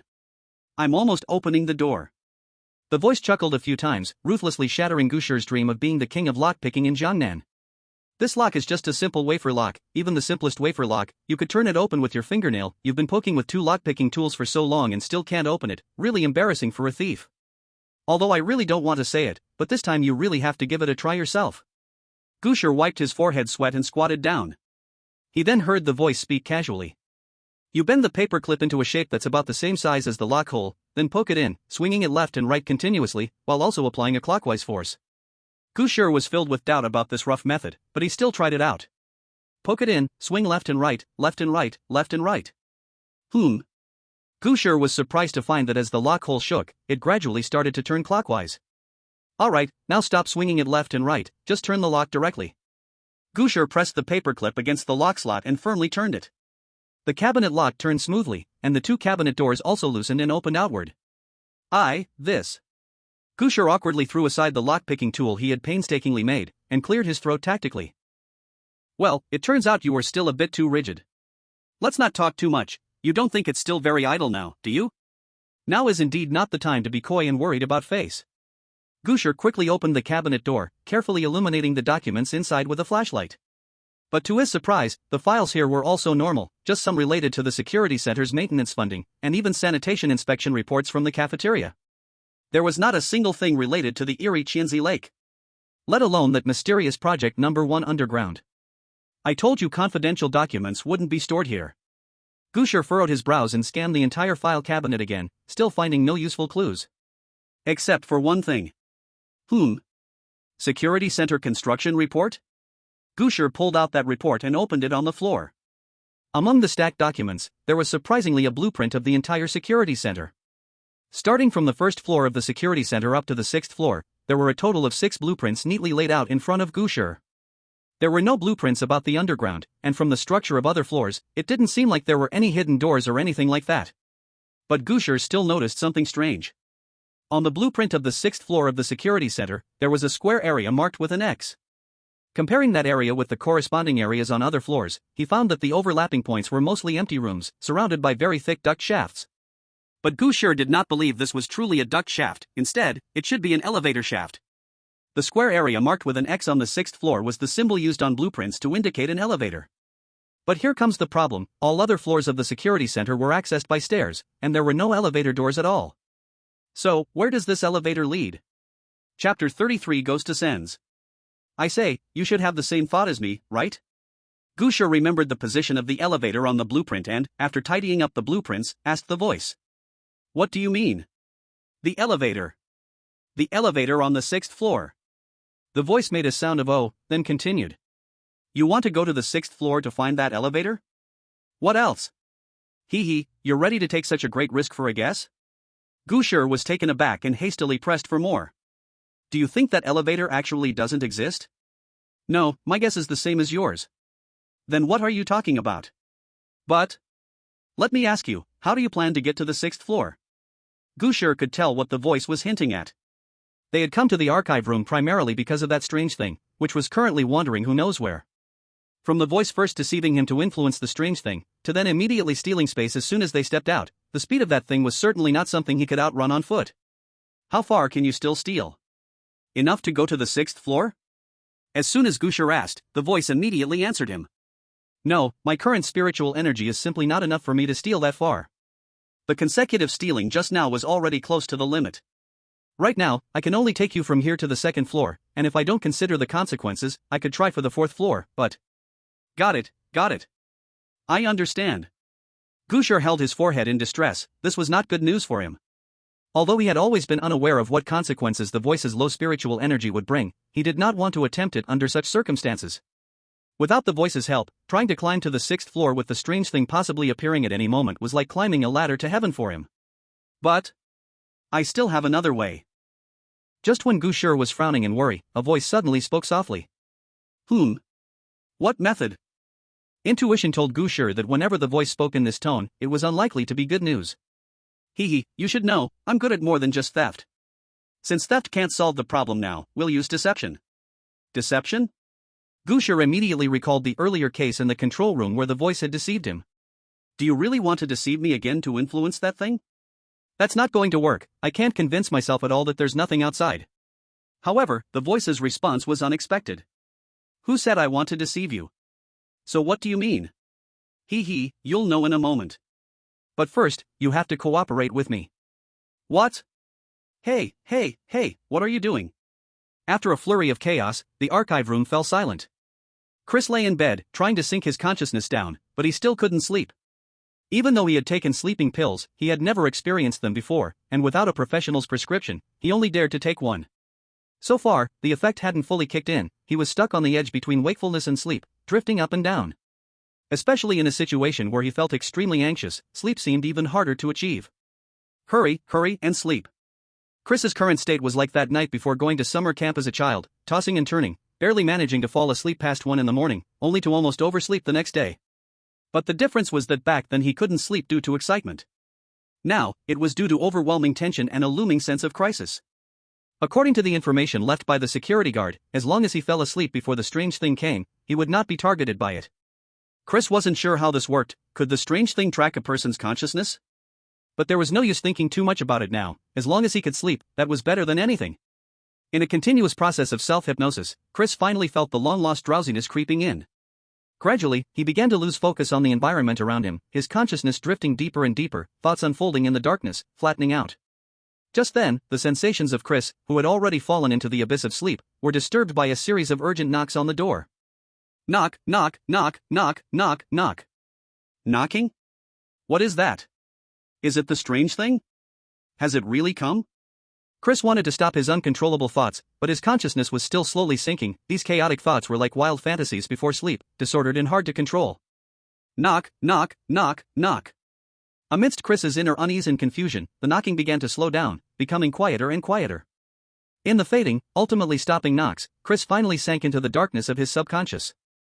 The door to the archive room quietly opened, and a figure slowly emerged from within. Their body moved without any fluctuation, as if floating on the ground, not even a sound of breathing could be heard. It walked slowly, almost ghost-like, making its way toward the stairs. Suddenly, a foul and chaotic aura crawled out from somewhere in the corridor, carrying dampness and a stench, slithering closer to the figure while extending a rotting tentacle toward it. The figure remained unmoving, continuing to glide forward like a specter. It ultimately did not touch the figure. Just as the tentacle was about to make contact, it halted, then lunged ravenously into the archive room. Clang! Clang! The jarring noise of iron filing cabinets toppling echoed through the corridor. But this did not affect that figure at all. He still moved forward so quietly, slowly reaching the stairwell, turning into the stairs. Gu Shi gritted his teeth, using all his strength to prevent any flaws in his actions. He forced himself not to pay attention to the noises coming from behind, focusing only on how to float forward like a ghost. It wasn't until he finally reached the stairwell, his foot stepping onto the first step, that his taut nerves finally got a moment to breathe. Don't relax, keep moving forward. The voice suddenly spoke at just the right moment, causing Gu Shi's nearly released tension to return to a ghostly state. I can only deceive it for a short while with the pollution I exert on you, and you must maintain a state that doesn't look alive, otherwise, it will discover you in no time. This was the method proposed by the voice, another rotten idea in Gu Shi's eyes. By returning part of the pollution originally stolen by the voice back to him, it made him exude a similar eerie aura all over. Then, the voice began to manipulate this pollution, using it to deceive that thing, making it mistakenly believe that he was of the same kind. When Gu Shi learned of this plan, he already regretted it. However, the voice gave Gu Shi no chance at all, directly returning the pollution to his body. But the voice still had some conscience. According to its words, it merely placed the pollution on the surface of Gu Shi's mind and did not let it penetrate deeper into the core area. This way, Gu Shi could maintain his instinctual will to cooperate with the voice's actions to some extent. Despite this, Gu Shi still felt immense pressure and discomfort. He ascended step by step, but had to slow all his movements, making the stairs increasingly tiring and uncomfortable. Unlike being on flat ground, acting eerie on the stairs consumed not only the strength of his calves but also his core energy. Gu Shi now felt that his legs were at risk of cramping at any moment. Every step was a torment, yet he had to calm his mind and keep persevering. Finally, after an unknown amount of time, Gu Shi had climbed an unknown number of steps and reached an unknown floor. But he knew he could not hold on much longer. Just as Gu Shi stepped onto a new step, when he tried to pull back his rear foot, he had simply run out of strength, causing the toes of that foot to trip on the step. This trip caused Gu Shi's already tense body to completely lose balance. He instinctively let out a low muffled groan and fell straight forward, desperately trying to brace himself using his hands on the stair railing. However, the leg that had tripped suddenly advanced rapidly, stepping down several steps and stabilizing his body in a strange position. Immediately after, Gu Shi heard the voice's instruction. Run! There was no time to catch his breath. As soon as Gu Shi heard he could finally run normally like a person, he grabbed the handrail, giving himself momentum to race up the stairs. His body, which originally lacked strength, erupted with vitality in an emergency. He stumbled his way up the stairs, yet he did not fall again. It wasn't until he turned a landing that Gu Shi realized he had climbed to the 5th floor. But at that moment, he heard the same intense sound of climbing stairs from below, growing louder, faster, clearer. It's catching up. Ah! Gu Shi could no longer care about staying quiet. He shouted, leaping 3 steps at a time, as if the louder he yelled, the more strength he could muster for himself. With the sound of footsteps rapidly approaching from behind, Gu Shi finally turned the last corner of the staircase, facing the scene of the 6th floor. Yet, what was supposed to be there was blocked by a door inside. At the staircase entrance of the 6th floor, there was actually a door closed. A solid, heavy door locked with a smart lock. This was not unreasonable. Rather, in a high-security area like the security center on the 6th floor, the absence of a secure barrier would be odd. However, Gu Shi hadn't thought of this possibility at first, as he really couldn't consider everything comprehensively. So when faced with this suddenly appearing door, he felt almost hopeless. At the same time, he was extremely angry. Is this never ending? Damn you! Gu Shi charged forward, wanting to make a final sprint with his brute force. But the moment he touched the door, for some unknown reason, the smart lock suddenly emitted a bright light, flashing along with the light from Gu Shi's right eyeglass lens, accompanied by a crisp smart voice. The door has been opened, please push the handle. Without hesitation, Gu Shi opened the door and locked it tightly the moment the thing behind him rounded the corner of the 6th floor staircase. Bang! The violent impact against the door made Gu Shi's hands go numb. He slowly backed away and fell to the floor of the 6th floor corridor. In the relentless banging outside, he trembled and gasped for breath. Chapter 34 Project 1. Gu Shi did not know how long he had rested. He only heard the banging on the door near his ear, mixing with his breathing, becoming sharp, then hazy, and then clear and jarring again. Swallowing a mouthful of saliva mixed with a bloody taste, Gu Shi finally felt his body return to the ground. "Oh, you're back?" The voice seemed to have been waiting for a long time, as if it had been keeping watch for him all along. "Back, back. I almost worked myself to death." Gu Shi leaned against the wall to stand up, stomping his stiff legs on the floor a few times. Bang! Bang! Bang! The banging sounds outside grew more intense as Gu Shi regained his strength, as if it sensed his renewed awareness. Gu Shi looked at the thick door that remained steadfast amidst the impact and couldn't help but exclaim, "I want a door like this if I buy a house in the future." Then, he confirmed with the voice. "Do you think this door will be broken open?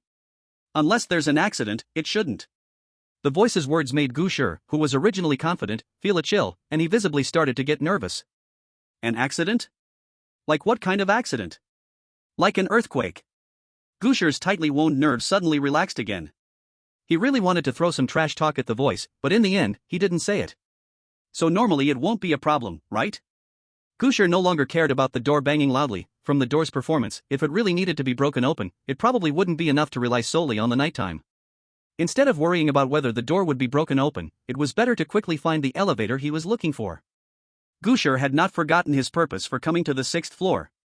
Of course, if there was actually no elevator here, it wouldn't be a wasted trip. At least he had found a completely safe shelter. Soon, Gu Shi found his answer. He hadn't walked far when he saw an elevator just standing against one side of the hallway wall. There was no secret door, no disguise, it was just boldly installed in the hallway. This excessive lack of concealment made Gu Shi think, the elevator probably doesn't lead to any secret places at all. But then he thought, this elevator is installed on the 6th floor, locked by a smart lock and a door comparable to a vault. Isn't that more effective than any hidden door? Gu Shi approached the elevator and pressed the only button once. The button lit up for just a moment, then went dark again. Gu Shi pressed the elevator button again, but this time it was the same, the illuminated button quickly extinguished. At this point, Gu Shi noticed there was an ID card reader above the elevator button. Sure enough, it's not that simple. He withdrew his hand, preparing to search for anything like an ID card on the 6th floor. Don't rush to leave, press it again. A voice stopped Gu Shi. Although he didn't understand what the voice meant, Gu Shi pressed the elevator button again. Ding! Strangely, this time the button did not go out, accompanied by a crisp ringing. The elevator door slowly opened. Gu Shi couldn't help but ask, "Is this your ability again? I can understand how a thief can pick a lock, but can you really pick a smart lock and an ID reader too?" "Not really, I'm just taking advantage of a flaw in this elevator door." The voice chuckled softly. "This elevator requires an ID card to open from the outside, but not from the inside. Isn't this a very obvious flaw? What kind of innate card bug sacred body are you?" Gu Shi muttered, but he was also a beneficiary, so being too calculative in this aspect wasn't a wise thing. Thus, he stepped into the elevator. The inside of the elevator was very clean, cool, and unexpectedly spacious. Especially the control panel of the elevator. Aside from the door open and alarm buttons, there were only 2 buttons for going up and down. Without a doubt, the button above led to the security center on the 6th floor, while the button below should take him to the so-called underground. Gu Shi pressed the lower button without hesitation, and the elevator door closed immediately. The operation of the elevator was extremely quiet. If it weren't for the slight jolt of his body from inertia when starting, he wouldn't even realize the elevator had begun to descend. Before long, the familiar ding sound echoed again. After the elevator door opened, what appeared before Gu Shi was another straight corridor. As he stepped into it, he immediately felt an atmosphere different from upstairs. The concrete walls on both sides of the corridor exhibited a cold gray, with lights embedded in them, casting a dim and profound ambience. The ceiling was adorned with a long pipe that extended toward the end of the corridor. Gu Shi cautiously walked along the corridor, his footsteps echoing in the vast space. This straight and empty corridor made him feel very unsafe, sensing that at any moment, a multitude of weapons might emerge from nowhere, or simply a laser net sweeping across the entire corridor. Fortunately, all of this was just Gu Shi's imagination. Finally, he reached the end of the corridor, where he faced a mechanical door without a doorknob. As Gu Shi reached out to see if there was a switch on the door, it opened by itself, sliding to the sides. Behind the door was a small room, filled with a stifling scent of disinfectant. Disinfection room?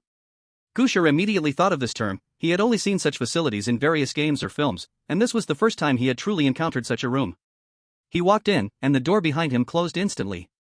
The lights in the room dimmed, and a warm disinfecting steam sprayed out from various corners of the room, covering Gu Shi and filling the entire space. Cough, cough, cough, this smell is so unpleasant. That's natural, people wear isolation suits when entering disinfection rooms. You just walked in, you're quite brave. Before long, the disinfecting steam ceased spraying. Soon, the lights in the room brightened again. The door on the other side of the disinfection room opened as well.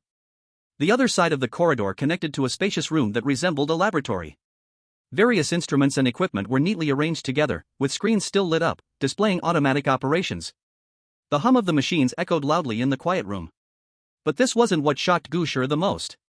Directly in front of him, right where he had entered the room, was a huge transparent glass. Through the glass, he saw a breathtaking underground cavern, its top in full view out of sight, vast and empty. At the center of the cavern, there was an ancient altar made of vines and wooden sticks. It looked very simple but was impossible to ignore, as though a strange power was drawing Gu Shi's attention, making it hard for him to look away. Heh, this is really something.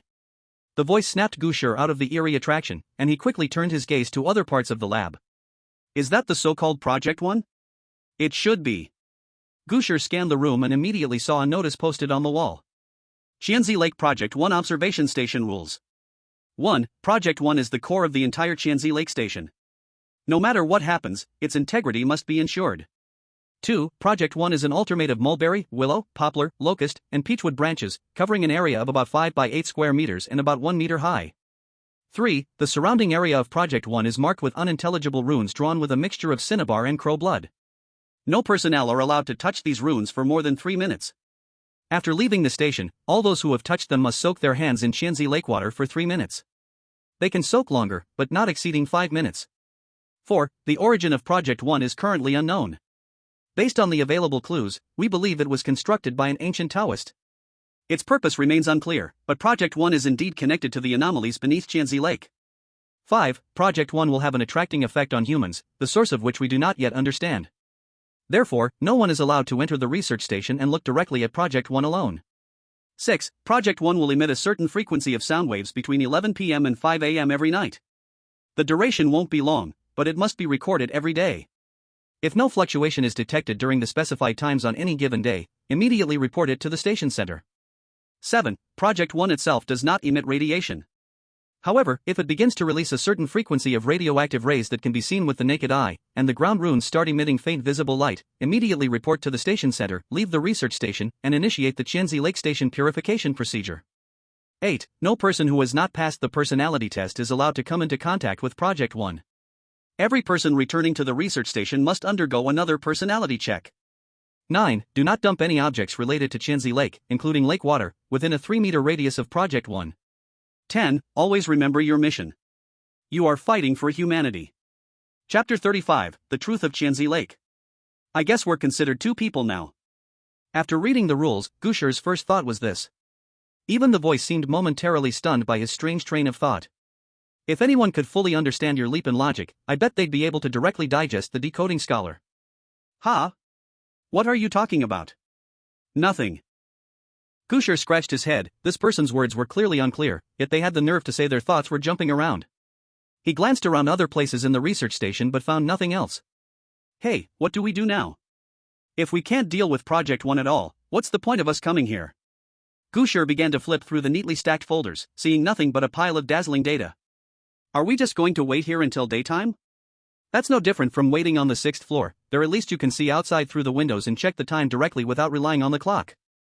Who says we have nothing to do? A voice replied. Aren't you curious about how the so-called purification program of Qianzi Lake operates? Purification program? Gu Shi paused his hand flipping through the files, turning his attention back to the regulations on the wall. You mean that purification program is conducted through Project 1? If not, then what? Gu Shi recalled the purification work briefing he had seen in the control room and quickly found the basis for the voice's belief.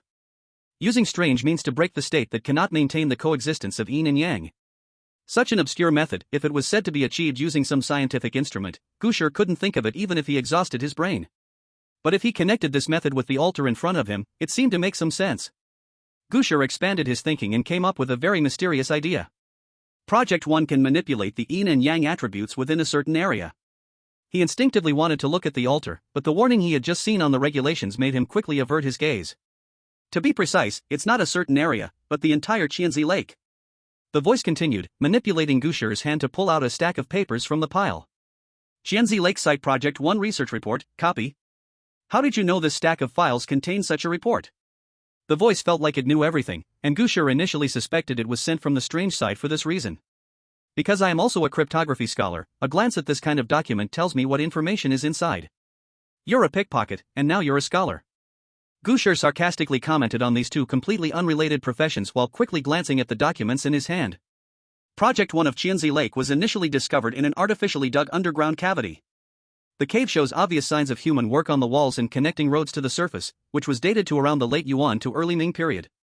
Due to the Qianzi Lake anomaly being officially filed and corresponding countermeasures being prepared, we decided to center the covering up of the Qianzi Lake station with a pending structure. Given that the Qianzi Lake anomaly is continuously expanding, we decided to change this pending structure to the Qianzi Lake Promenade scenic area, using a large number of tourists to dissipate the anomaly, aiming to completely eliminate it. During the early construction phase of the Qianzi Lake station, we discovered a stone wall with inscriptions in one corner of the underground cavity and found some ritual-related artifacts below the stone wall. After removing some unidentifiable characters, we organized the inscriptions on the wall as follows. The lake resides in yin while storing yang, this is the ultimate reversal, hence those within it become blind in spirit and confused in thought, their 5 senses disturbed and their 6 perceptions disordered, souls desire to depart while their selves remain gathered. Thus, those who have died wrongfully are trapped here, caught in extreme yang and born in yin people are born from mud balls, and without a soul, while heaven and earth nurture them. The yin and yang are divided into two, humanity is a combination of both yin and yang. When yang gathers near yin, once this happens, strange creatures are born. But because they have no form, when life begins, the soul departs, leaving only the spirit to form a shape, which is neither human nor ghost. The poor Taoist observes the unceasing bad customs of its people, this is the children's sacrifice. For children, their bodies are full of yang, and if they die unjustly, they gather resentment. What is born from their yin is not the proper way.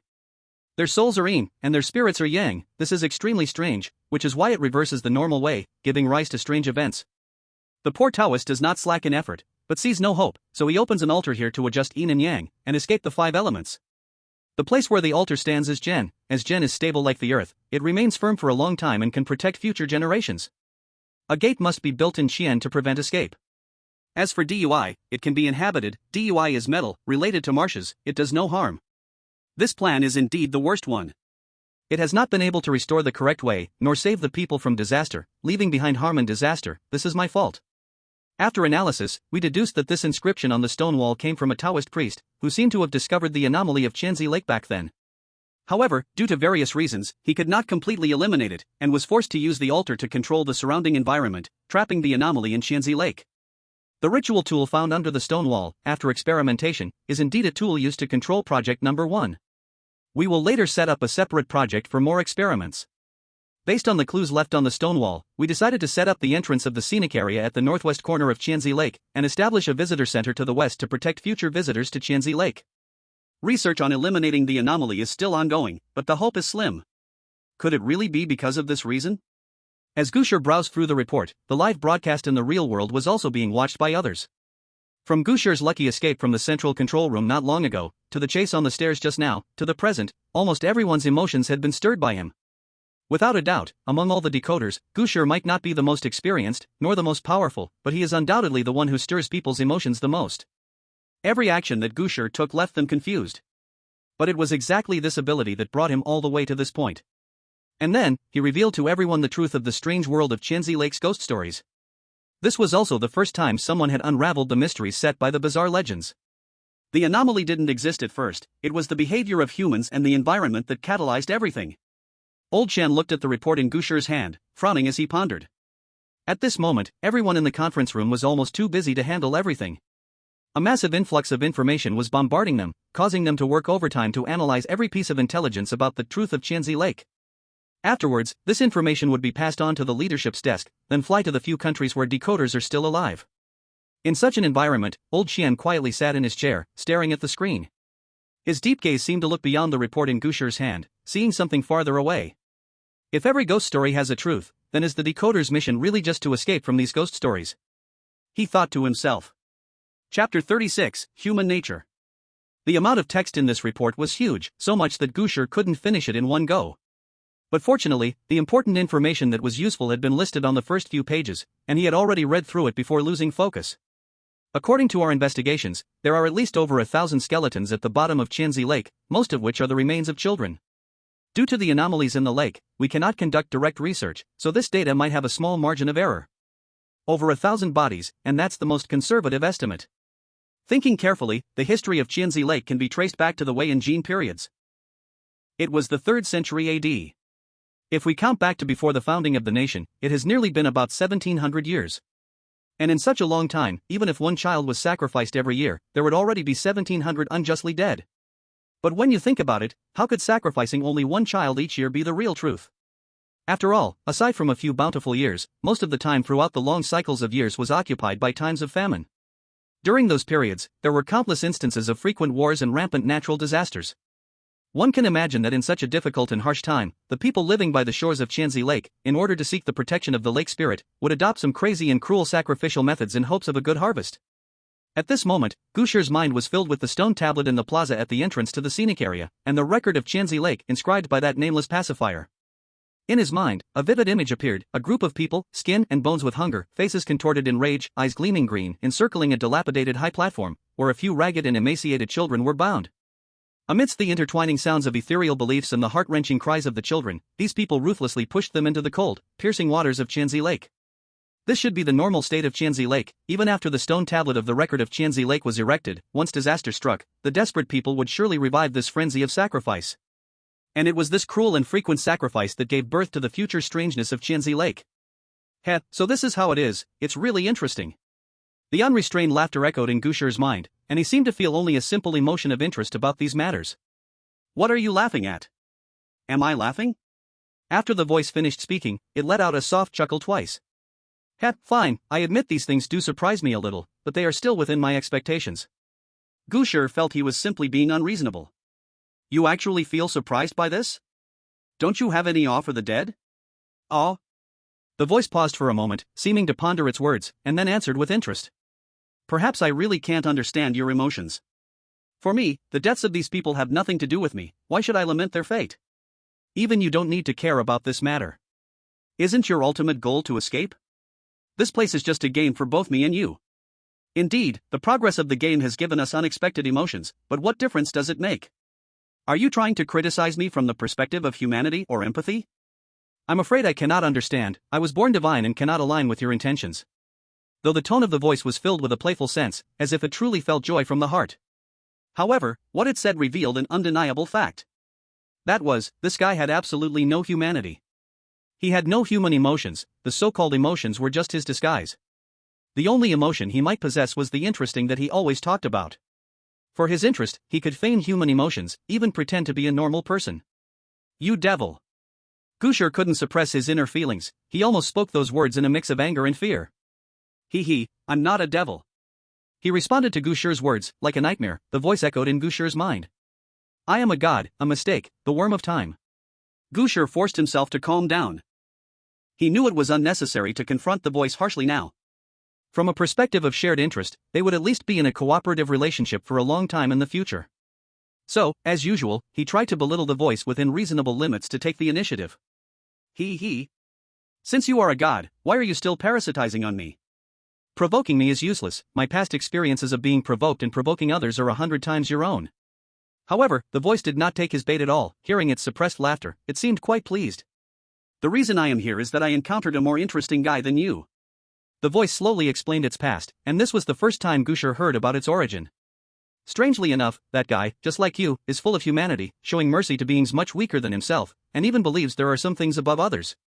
Such a madman defeated me in the end and took away my essence.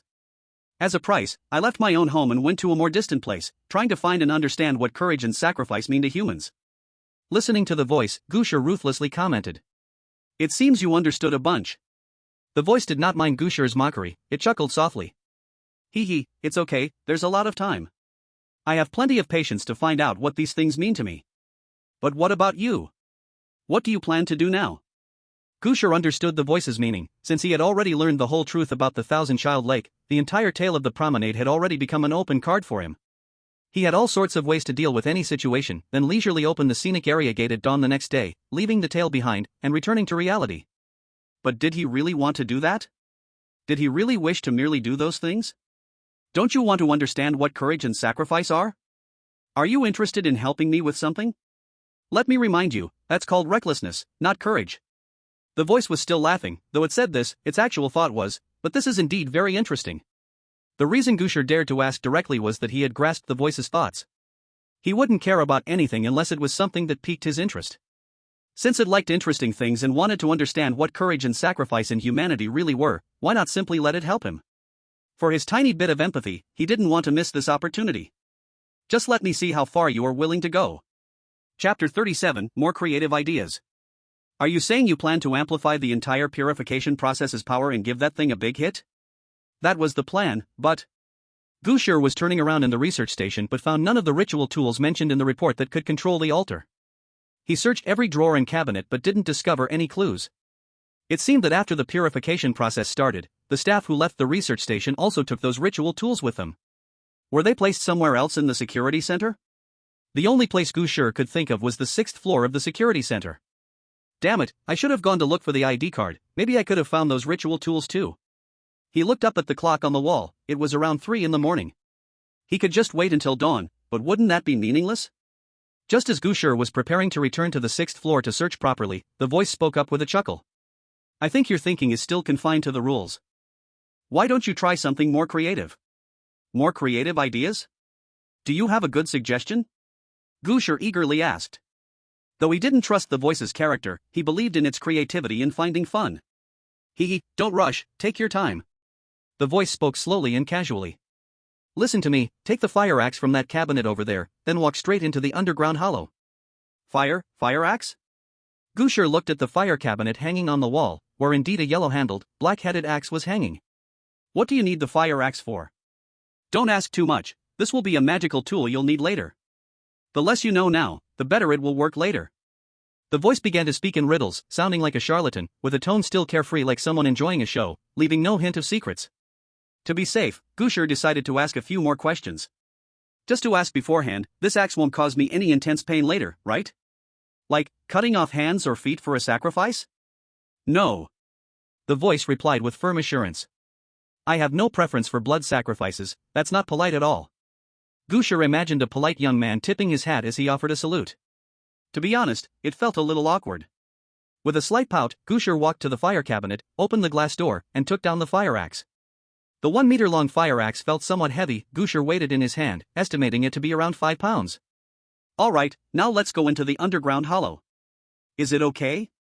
Didn't the regulations say you can't make eye contact with that altar? Don't worry, I'll protect you. For some reason, Gu Shi now felt the voice was a bit impatient. It was like being eager to watch a movie that had been anticipated all day, except the main character might be Gu Shi himself. Gu Shi grabbed the fire axe and walked out through the safety door on the right side of the research station, entering a narrow, winding passage. At the end of the passage was a closed airtight door, and the surrounding walls had been replaced with black natural rock layers, rather than gray concrete material. Behind this door was the underground hollow of Project Number 1. Gu Shi took a deep breath, tucked the fire axe under his arm, gripped the handwheel with both hands, and forcefully twisted it open, pushing the door outward. Creak! A sound of metal clinking echoed out, followed by a sharper rebound echo. The moment the door opened, a cold, damp breeze rushed toward him, and he even caught a whiff of a foul smell from Chanzi Lake. Stepping into the hollow, he did not feel the oppressive confinement. Instead, there was a fear reminiscent of being in the deep sea or vast universe. The underground hollow couldn't be said to be dark, as portable lights provided a very clear view everywhere. Yet despite this, he still couldn't see the top of the hollow. It seemed something was always blocking his view. It was extremely quiet in the hollow, very quiet. He could hardly hear any other sounds, only his own breathing and heartbeat existing within the limited space. This silence birthed an inexplicable chill. Gu Shi couldn't help but rub his arms, gripping the fire axe tighter. He then looked towards the altar built in the middle of the hollow. The moment his gaze met it, Gu Shi felt that uncontrollable pull once again. But the next second, it disappeared immediately. Alright, very good. The voice chuckled, it was now ready to act. Alright, I'm here now, what to do next? Gu Shi walked to the large glass window of the research station while holding the fire axe. Here, it would make him feel like it wouldn't be so cold. It's simple. Do you see that altar? From the outside, its structure isn't sturdy at all. I believe you could easily smash it apart. Wait, what did you say? Gu Shi laughed in disbelief. He never expected the more creative idea from the voice to be this one. The magical tool really is a magical tool. Gu Shi could only regret that the voice didn't have a physical form, otherwise, the axe would appear on him in the next second. The rules have warned 1,000 times, project number 1 is the top priority for Qianzi Lake, it must not be destroyed at any cost. You want me to tear it down? Are you looking to make this mess even worse? Who are you, a reincarnation of a troublemaking child? Want some TNT? Go ahead and blow up the entire security center, from the basement to the 6th floor. Don't be in such a hurry. Facing Gu Shi's outburst like a storm, the voice was not at all anxious. Didn't I say? Don't limit yourself to the rules. Why does the rule say the altar can't be destroyed? Isn't it because, aside from the altar, the authorities have no other way to deal with the anomaly? Think about it. Why has this altar been preserved until today and still functions? It means there's enough energy inside the altar to fulfill its purpose. But now, people can't use that energy the way the person who set up the altar originally did. In this case, the altar itself has become a constraint, a prison, a burden. Gu Shi calmed down. The voice was subtly implying one thing. You mean, you can use this energy? Exactly. Have you forgotten what I am? A scammer and the king of thieves. Heh, can't deny that. It must be said, the voice's attitude was really great. Just as it said, it never took Gu Shi's provocation to heart. I am the parasite of time, the loophole of fate.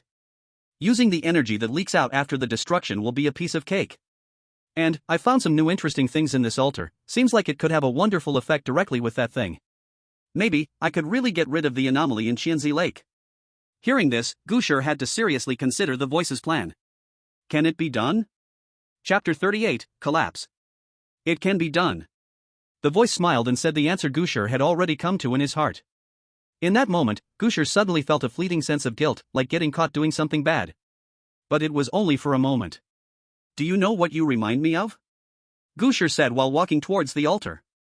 You're like the bad kid my parents warned me about when I was young, the one who would lead others astray.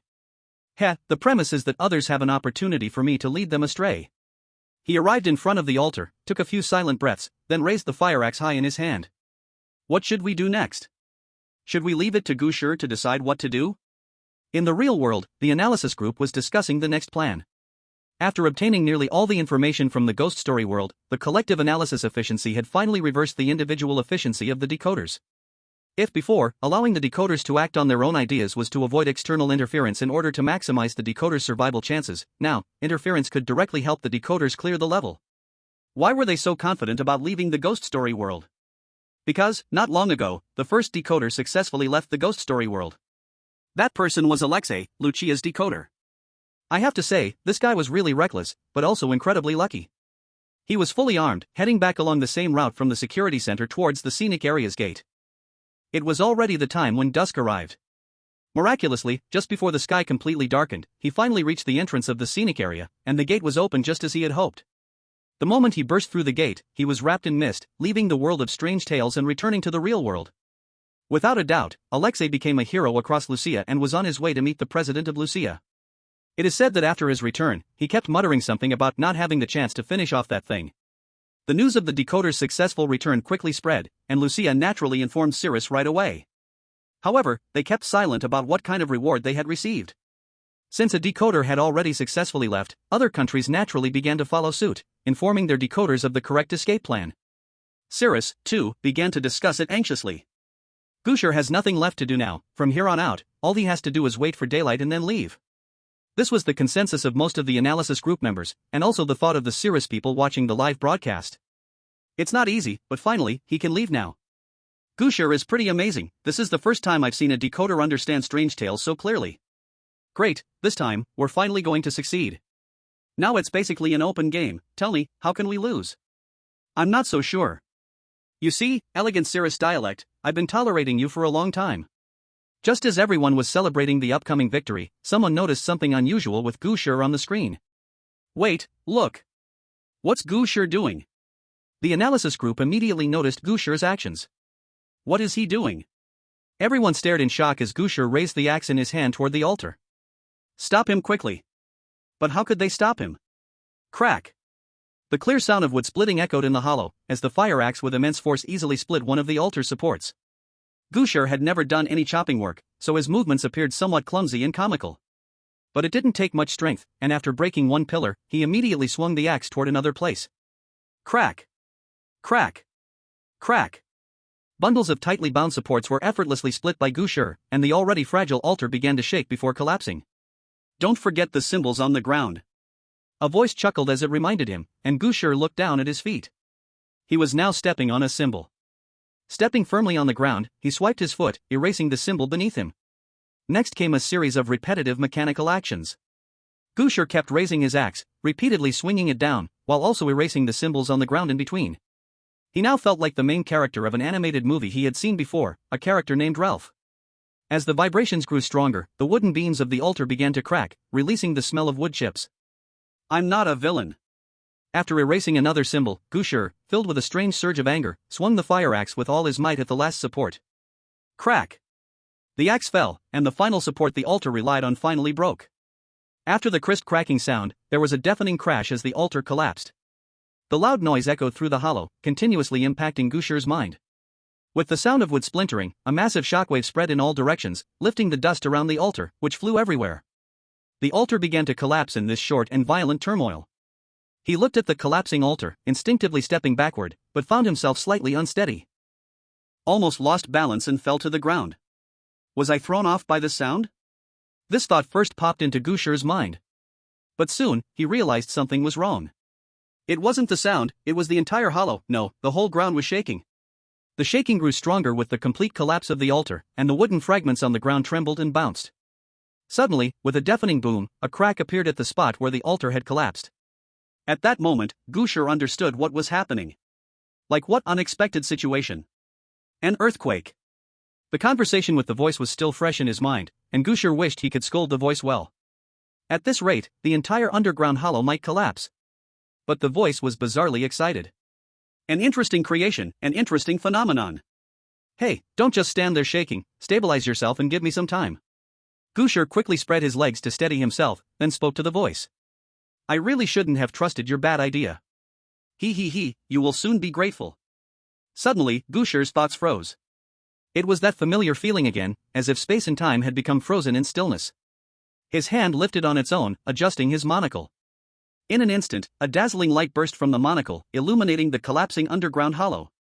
Chapter 39, The Loophole of Fate. What happened? Why can't we see anything? The analysis team looked in panic at the screen that had suddenly turned to static. They only saw Gu Shi chop the altar with an axe, which then collapsed, causing the ground to tremble. And then, there was nothing else. What is Gu Shi doing? Is he crazy? We were so close to success, why is he doing this? Suspicion, anger, and resentment quickly spread through the meeting room. It wasn't their fault, the analysis team operated under immense pressure, and most members had become sensitive, unable to handle extreme highs and lows. Except for one person. Alright, everyone sit down. Old Qian remained calmly seated, his expression serious as he stared at the still blank screen. If Gu Shi had failed, we would have already seen the strange arrival. But everything seems fine now, which means Gu Shi hasn't failed. I believe in him, he must have a reason for doing this. He is our decoder, if we don't believe in him, who else can we trust? Old Qian said this while loosening his clenched hand, picking up a cup from the table, and taking a small sip of water. The collapse was still ongoing. The crack in the ground kept widening, spreading toward the hollow's rock wall, even climbing up the wall until it reached the top of the hollow. Boom! Chunks of debris began to fall from the top, hitting the ground and kicking up dust, with broken stone fragments flying everywhere.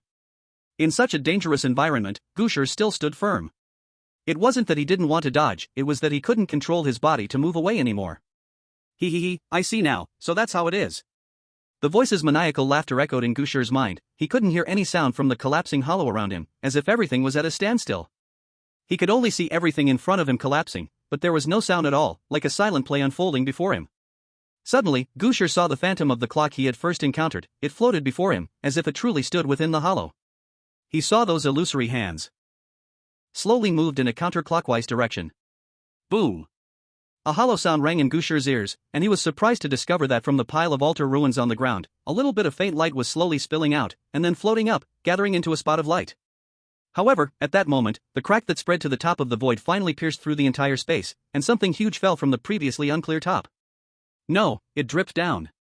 What Gu Shi saw was a large pool of charred black fluid, like melted rubber or asphalt, dripping from the top of the void. That pool of unknown fluid was so vast that it had covered the entire top of the void, preventing everyone from seeing the true appearance above. The fluid dripped onto the ruins of the altar, merging into the broken beams and columns, and an exceptionally foul stench began to spread. Gu Shi had smelled this odor more than once and had encountered it in many places. For example, on the promenade next to Qianzi Lake, in the tea of that tea vendor, and on the thing wandering in the security center. This was the unique foul smell of Qianzi Lake, or rather, a strange odor. The root of these disasters had always existed above the altar meant to control it.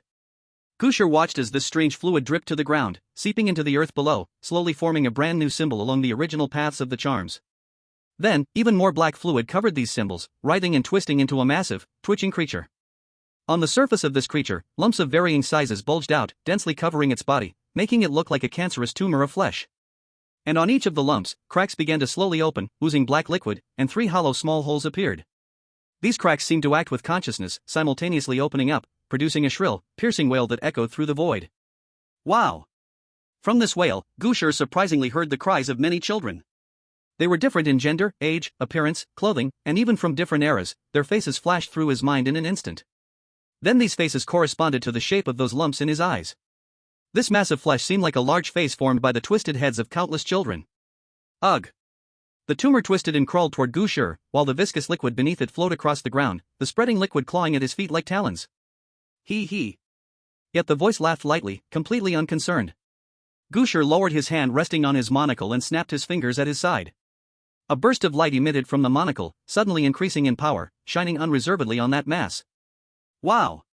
At the moment the light touched the tumor, a sizzling sound like burning emerged from it, and wisps of black smoke wafted up into the air with a foul odor, while the vibrations in the void intensified. More and more stones collapsed from above as the rock layers were torn apart, and even a stone larger than the tumor fell straight down from above Gu Shi's head, directly crashing toward him. Yet the voice was calm and unhurried as it casually waved a hand, and the stone aimed at Gu Shi seemed to be pulled by some force, sliding sideways toward the direction of the tumor, ultimately smashing into its rotten body. Bang! The body of the tumor, already on the verge of collapse from being illuminated by the light, was struck by this force, nearly reaching the point of shattering. Large festering pus exploded, turning into black blood that splattered on the ground. Its body turned into pieces of rotten flesh, beginning to fall off like spoiled fish meat. At this moment, the flesh tumor seemed to have stopped struggling. It passively accepted this harm, even faintly showing a desire to seek relief early. But at that moment, Gu Shi heard a mocking laughter in his mind. Immediately afterward, he felt as if something strange had occurred, the whole world momentarily becoming odd, then returning to normal, as if nothing had happened. No, a change had taken place. The flesh tumor, which had originally stopped struggling, suddenly began to writhe violently, as if something terrifying had occurred. It desperately tried to escape. However, something reached out from the black liquid beneath the tumor, like countless little hands tightly gripping its body, preventing it from leaving. Gu Shi noticed that wisps of black mist had begun to gather around the tumor from the cracks in the rock walls, increasing its size by several times. But this did not change the current situation. As the mist ceased to emerge from the cracks, the tumor's body transformed from a concrete entity into a somewhat ethereal shadow, as if covered with a layer of gauze, creating a separation from reality. Almost there. At this moment, tiny bits of light began to draw out from the tumor, merging with the lights that had previously appeared from the altar, then being drawn to Gu Shi. The light emitted by Gu Shi became even more brilliant, completely enveloping the tumor without reservation. If an observer existed at that moment, they would see the changes happening to Gu Shi. A black triangular wizard hat seemed to appear on his head, and his body vaguely draped in a vintage wizard's robe. Even Gu Shi's appearance seemed to undergo a barely noticeable change, as if another face slightly overlapped with his own.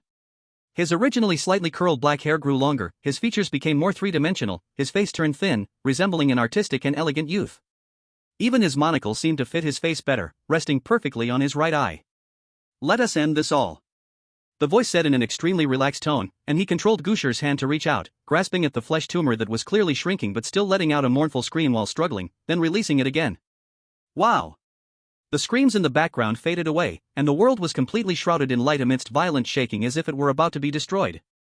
Not knowing how much time had passed, it could have been just a brief moment or a long endless time, but for Gu Shi, time was difficult to perceive. Eventually, the shaking ceased. The brightness that had blocked his view gradually dissipated, replaced by another bright light.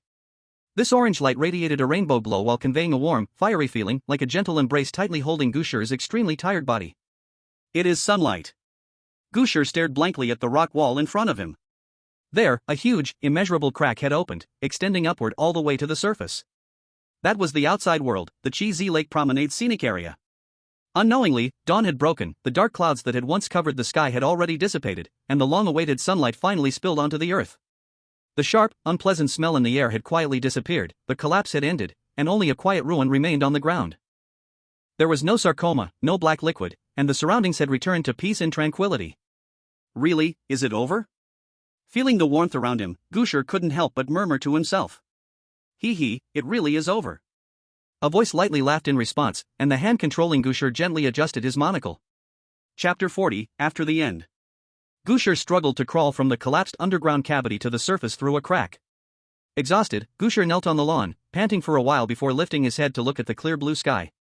It had only been 2 days since arriving in the world of strange tales, but Gu Shi felt like he hadn't seen the sun in ages. Looking at this long-awaited sight, he couldn't help but stretch out his arms towards the proud sun in the sky, wanting to express his awe. Don't tell me you plan to praise the sun. The voice suddenly interrupted Gu Shi's admiration, and he asked in confusion. What's wrong? Never mind, do as you please. Gu Shi rubbed his nose in curiosity and once again opened his arms towards the sun. Praise the sun. No one knew what had happened, everyone was now staring blankly at the screen showing the restored scene. The earlier disconnection didn't last long, but for the people of Sirius, who cared about the world of strange tales, it felt like a long torment. They all saw Gu Shi's frantic actions, and for a moment, almost everyone thought Gu Shi had already gone mad or was tainted by the bazaar. The Decipherer of Sirius was doomed. Next to be doomed would be their reality. However, the panic of the crowd didn't last long as the disconnected screen finally restored the picture again. The imagined tragic death scene of Gu Shi did not appear, instead, a pile of unknown muddy substance was on the ground.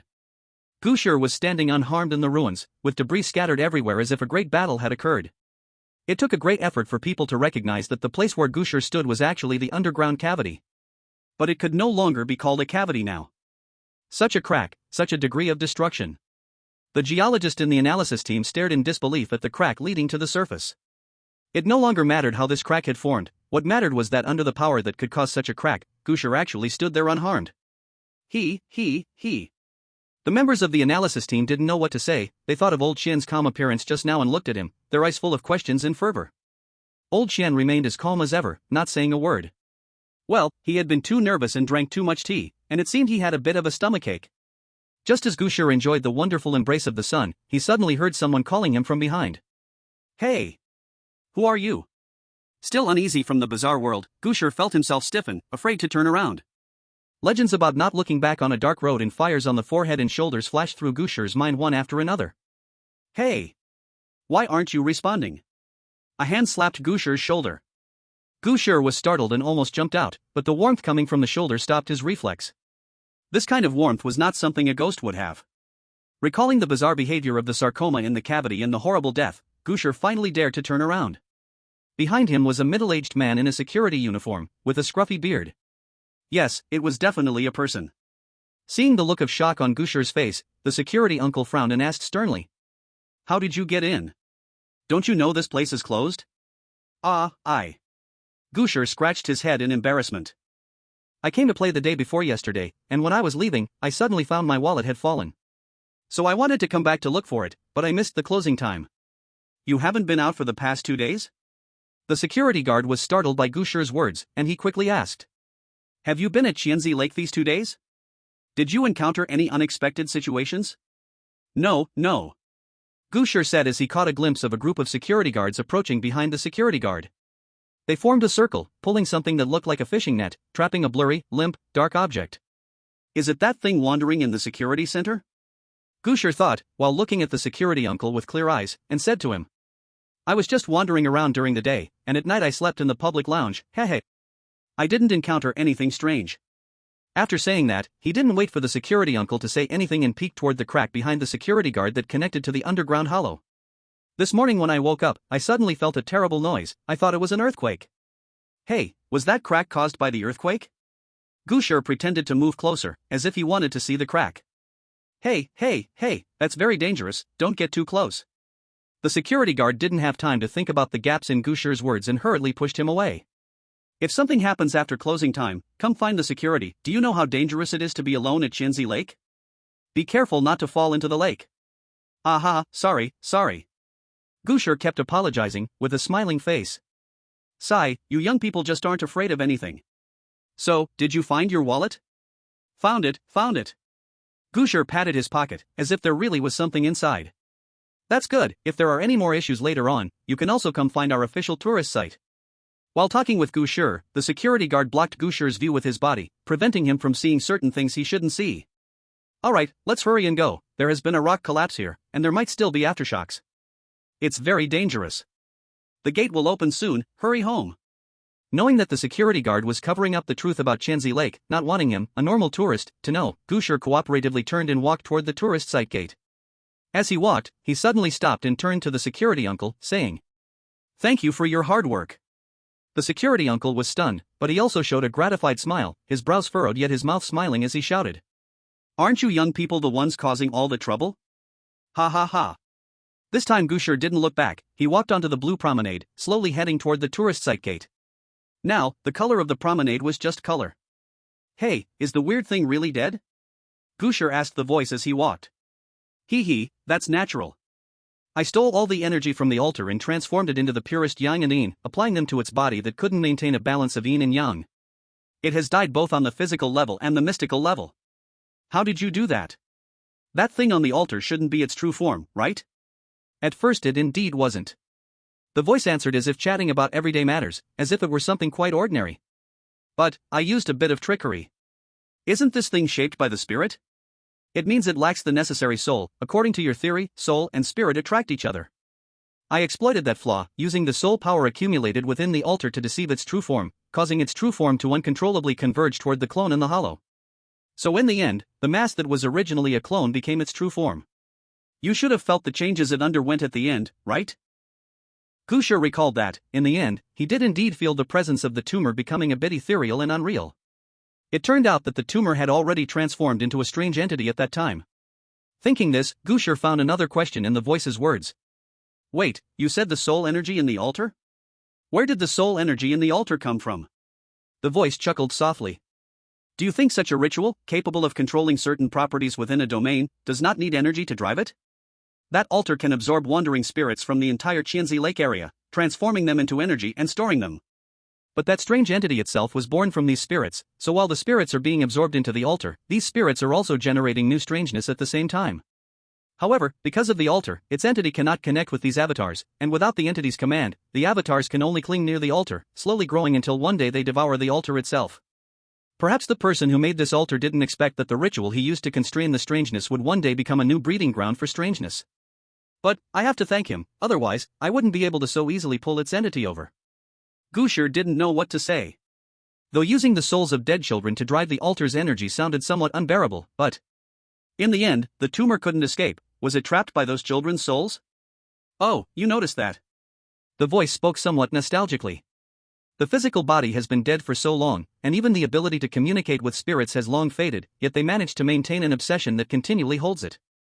Maybe it was the altar's effect. It is said that Gung Earth belongs to Yang, and the properties of the altar's position and its own function somewhat catalyzed the spirit's true consciousness, allowing them to preserve themselves.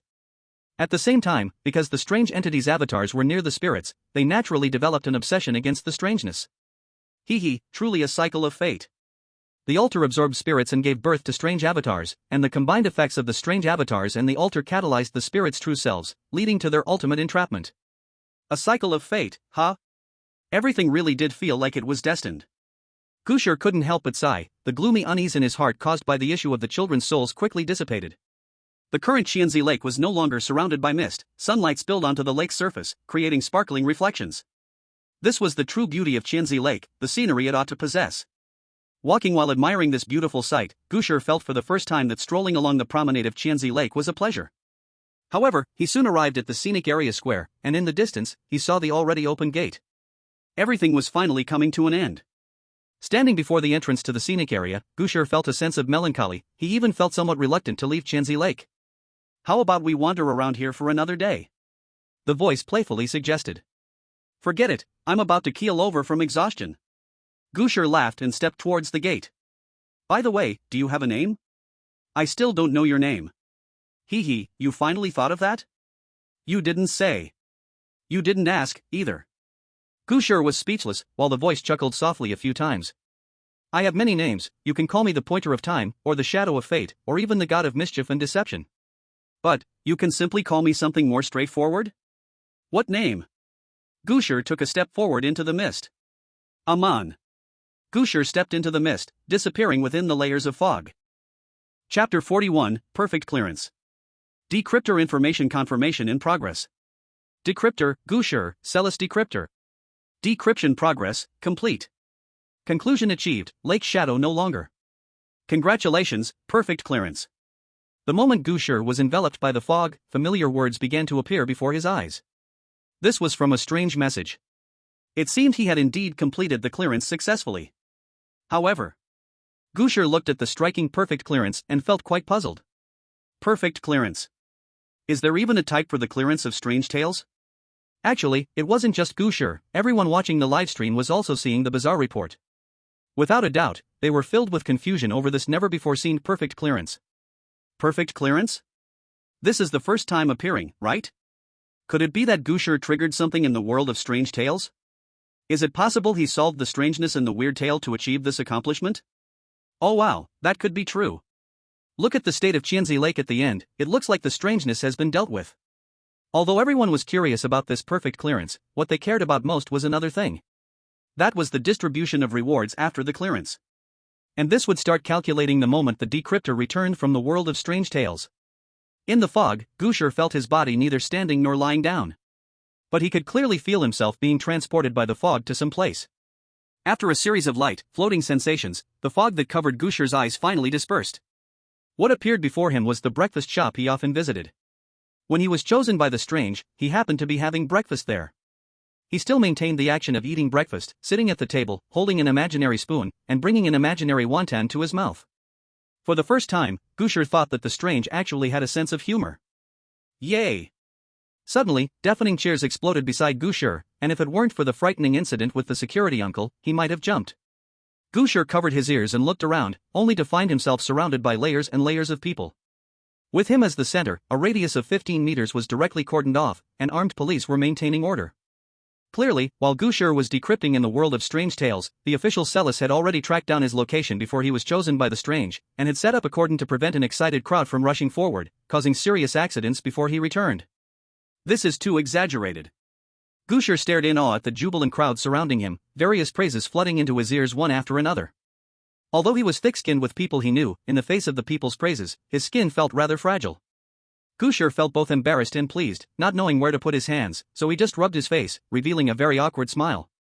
You look worse than when you cry. Ameng joked, his voice much clearer than the crowd's cheers. You don't understand, this is called humility. As Gu Shi explained his way of humility, new words appeared before his eyes again. Decryptor settlement in progress. Survival successful. Reward distribution, all citizens' lifespan increased by 10 years. Perfect clearance. Additional reward, second dialogue time opened, text limit increased from 20 words to 30 words. Next decryption starts in 5 days. At the moment the rewards were distributed, the crowd surrounding Gu Shi erupted into even greater cheers. For ordinary people, simply increasing their lifespan was already a dreamy blessing. This even directly added 10 years. Especially for some people with special needs, this reward is like a lifesaver. Great. I can spend another 10 years with my mom. Hey. What? Dad jumped straight out of bed? 10 years, enough for me to see the world with you. Ha, look, the lifespan I originally planned to steal has come back again, right? You really are a master strategist. If it weren't for the crowd, Gu Shi would really want to roll his eyes at Ameng right now. However, he didn't actually care much about the increase in lifespan. What he cared more about was the additional reward. Time for the second conversation, text volume increases. The analysis team's thoughts completely aligned with Gu Shi's. Compared to the former, the latter's additional reward truly had a substantial gain on decoding the strange tales. Having 2 opportunities for dialogue meant they could communicate more with the decoder, providing more information and intelligence. Similarly, the increase in text volume for the reminder opportunity was just as important. These rewards could greatly increase the decoder's survival chance, thus facilitating smoother completion of the strange tale, leading to more rewards. This is sustainable development.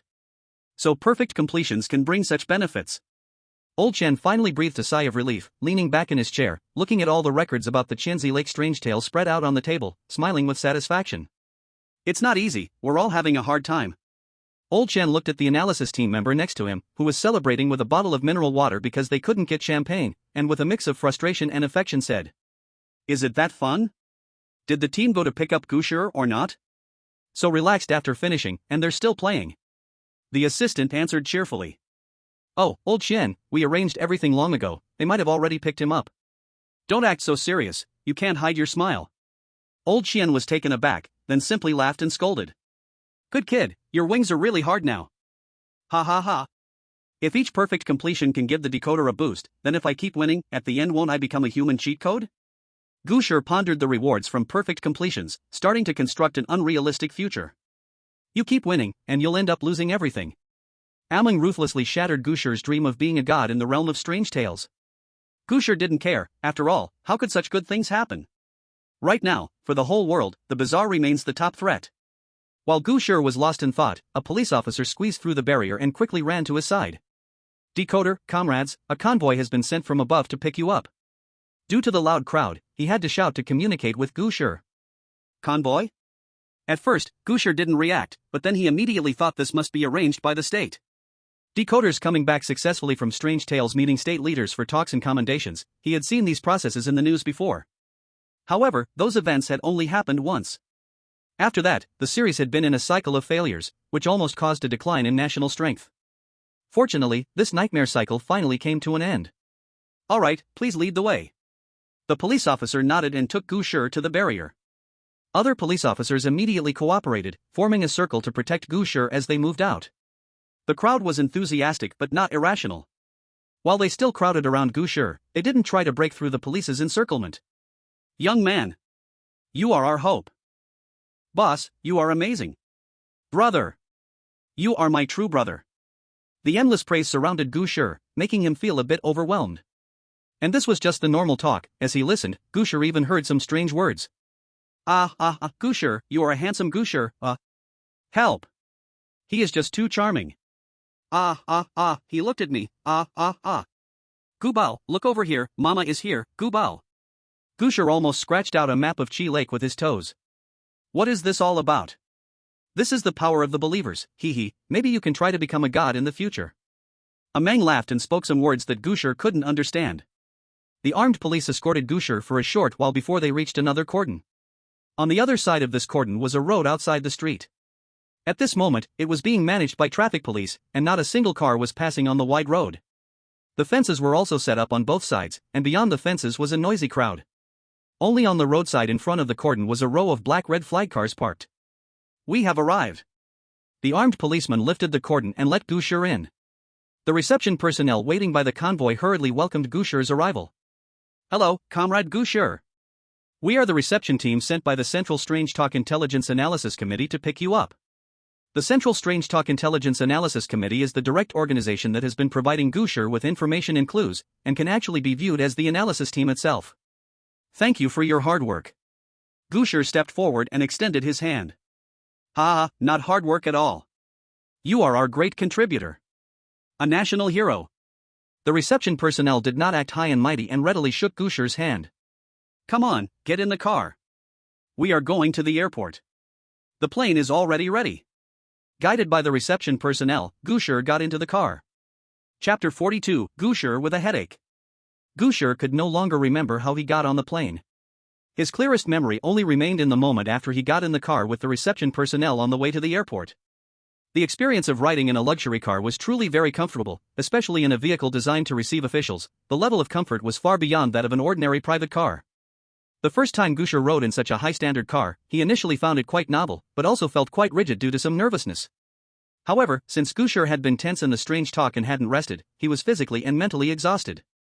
In the comfortable luxury car, Gu Shi leaned his head against the car door, and drowsiness began to come out from the gaps of his consciousness, making him involuntarily start to close his eyes. After that, Gu Shi completely zoned out. He could only vaguely remember feeling dizzy when getting off the car and some fragmented moments during airport security.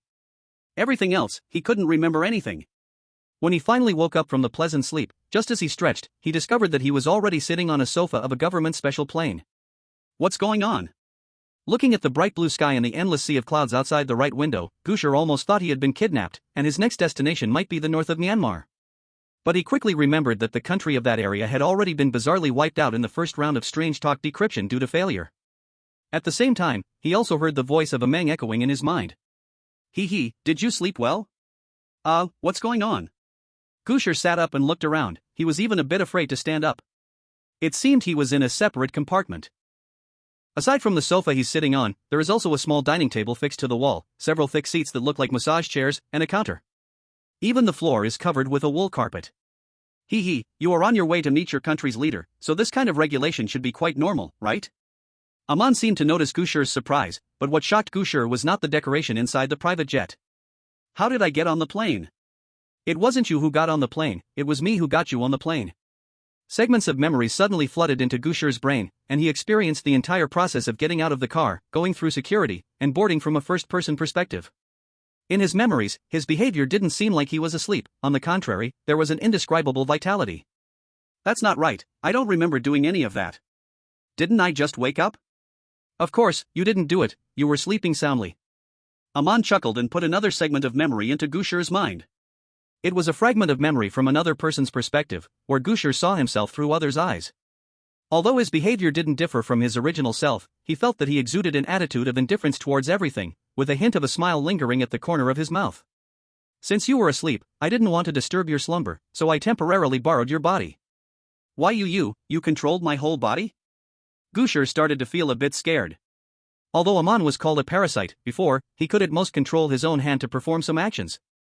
But now, he could actually control his body independently. This made Gu Shi directly think of something Aman had said about replacing the host. Don't be afraid. Aman laughed joyfully, seeming pleased with Gu Shi's reaction. I can only control your body briefly when your original consciousness is weak, like when you're asleep. If it were a deeper level of parasitism, I wouldn't be able to do it now. Well, that doesn't sound good. God knows what weird things you might do with my body while I'm asleep. Gu Shi didn't voice the latter part of the sentence, but he knew Aman could directly read his thoughts. Do you think I'm a very bad person? What do you think? Aman chuckled lightly, continuing to ignore the sting in Gu Shi's words. Don't worry, I can only use your body when your main consciousness is weak. As soon as you wake up, my control will immediately cut off. Well, you can understand it as the host is online? Ah, yes, that's a very apt metaphor. Listening to Aman's laughter, Gu Shi pressed his temples in pain. Has your power become stronger than before? Is it because you absorbed the energy from that altar? Pretty smart. Aman didn't deliberately hide the fact that he had regained some of his power, whether he was indifferent or had other plans. Originally, the way I wanted to recover was either to devour other extraordinary traits in my sequence, gradually reclaiming my original power, or to use time to slowly accumulate strength. Now I have the rank but no extraordinary traits, this situation is not unique. But this world is different from my hometown, there are no extraordinary traits for me to devour, so I can only wait patiently, seeking other opportunities for recovery. However, I found that the strange power is very interesting. I can transform it into my own extraordinary traits by digesting its energy. I originally thought this was just a fun game. Now it seems that the future holds even more for me to look forward to. With the hope of restoring his power, this is undoubtedly good news for Aman. But for Gu Shi, Aman had completely transformed from a ticking time bomb into a visible one that could see and know the countdown. Are you afraid? Why? Isn't our cooperation enjoyable? Aman laughed, his voice growing increasingly enchanting. Even in his incomplete state, Aman's displayed abilities were enough to leave Gu Shi astounded. By his own words, his current abilities were merely the surface of his past self. What would he be capable of if he fully recovered? Would he steal the lifespan of everyone in the world all at once? An interesting idea. How about stealing it all and then giving it back? Let people experience that feeling of suddenly crossing the line between life and death. Damn, he caught all that. I can't hide any secrets now. We don't need secrets between us. What should I do? Should I just kill myself? If I let him grow stronger, the once threatened could be everyone in the world. This is scarier than the destruction caused by the bazaar. You're being a bit extreme. Noticing that Gu Shi didn't seem to be joking, Aman hit the brakes on his humor. Alright, why do you always analyze my motives from a bad angle? Am I not a good person? If you seem like a good person, then there's something fishy. Gu Shi's sarcastic remark made Aman seriously start reflecting on his actions. Is there really a difference between my actions and Pale's? Why do he and his little friend get along so well? I'm far more generous than Pale's, and I've saved your life more than once. Is that really to save my life? Didn't you say if I died, you wouldn't fare well either? Oh, so that's how it is. Aman seemed to suddenly grasp the crux of the issue. Let me re-explain. Actually, your life or death doesn't have much impact on me. Even if you die, I can just switch to another host. How about that? Doesn't that make me seem very selfless? Why are you going over there? To the portal? What do you want with the portal? Don't worry about it. Gu Shi held his head in frustration, sitting down on the carpet with a feeling of hopelessness. Chapter 43, Analysis Group. In the end, Gu Shi reconciled with Amon. The latter candidly stated that Gu Shi thought too poorly of himself, yet he didn't think his actions could easily lead to misunderstandings. Gu Shi began to understand why Amon had left his hometown.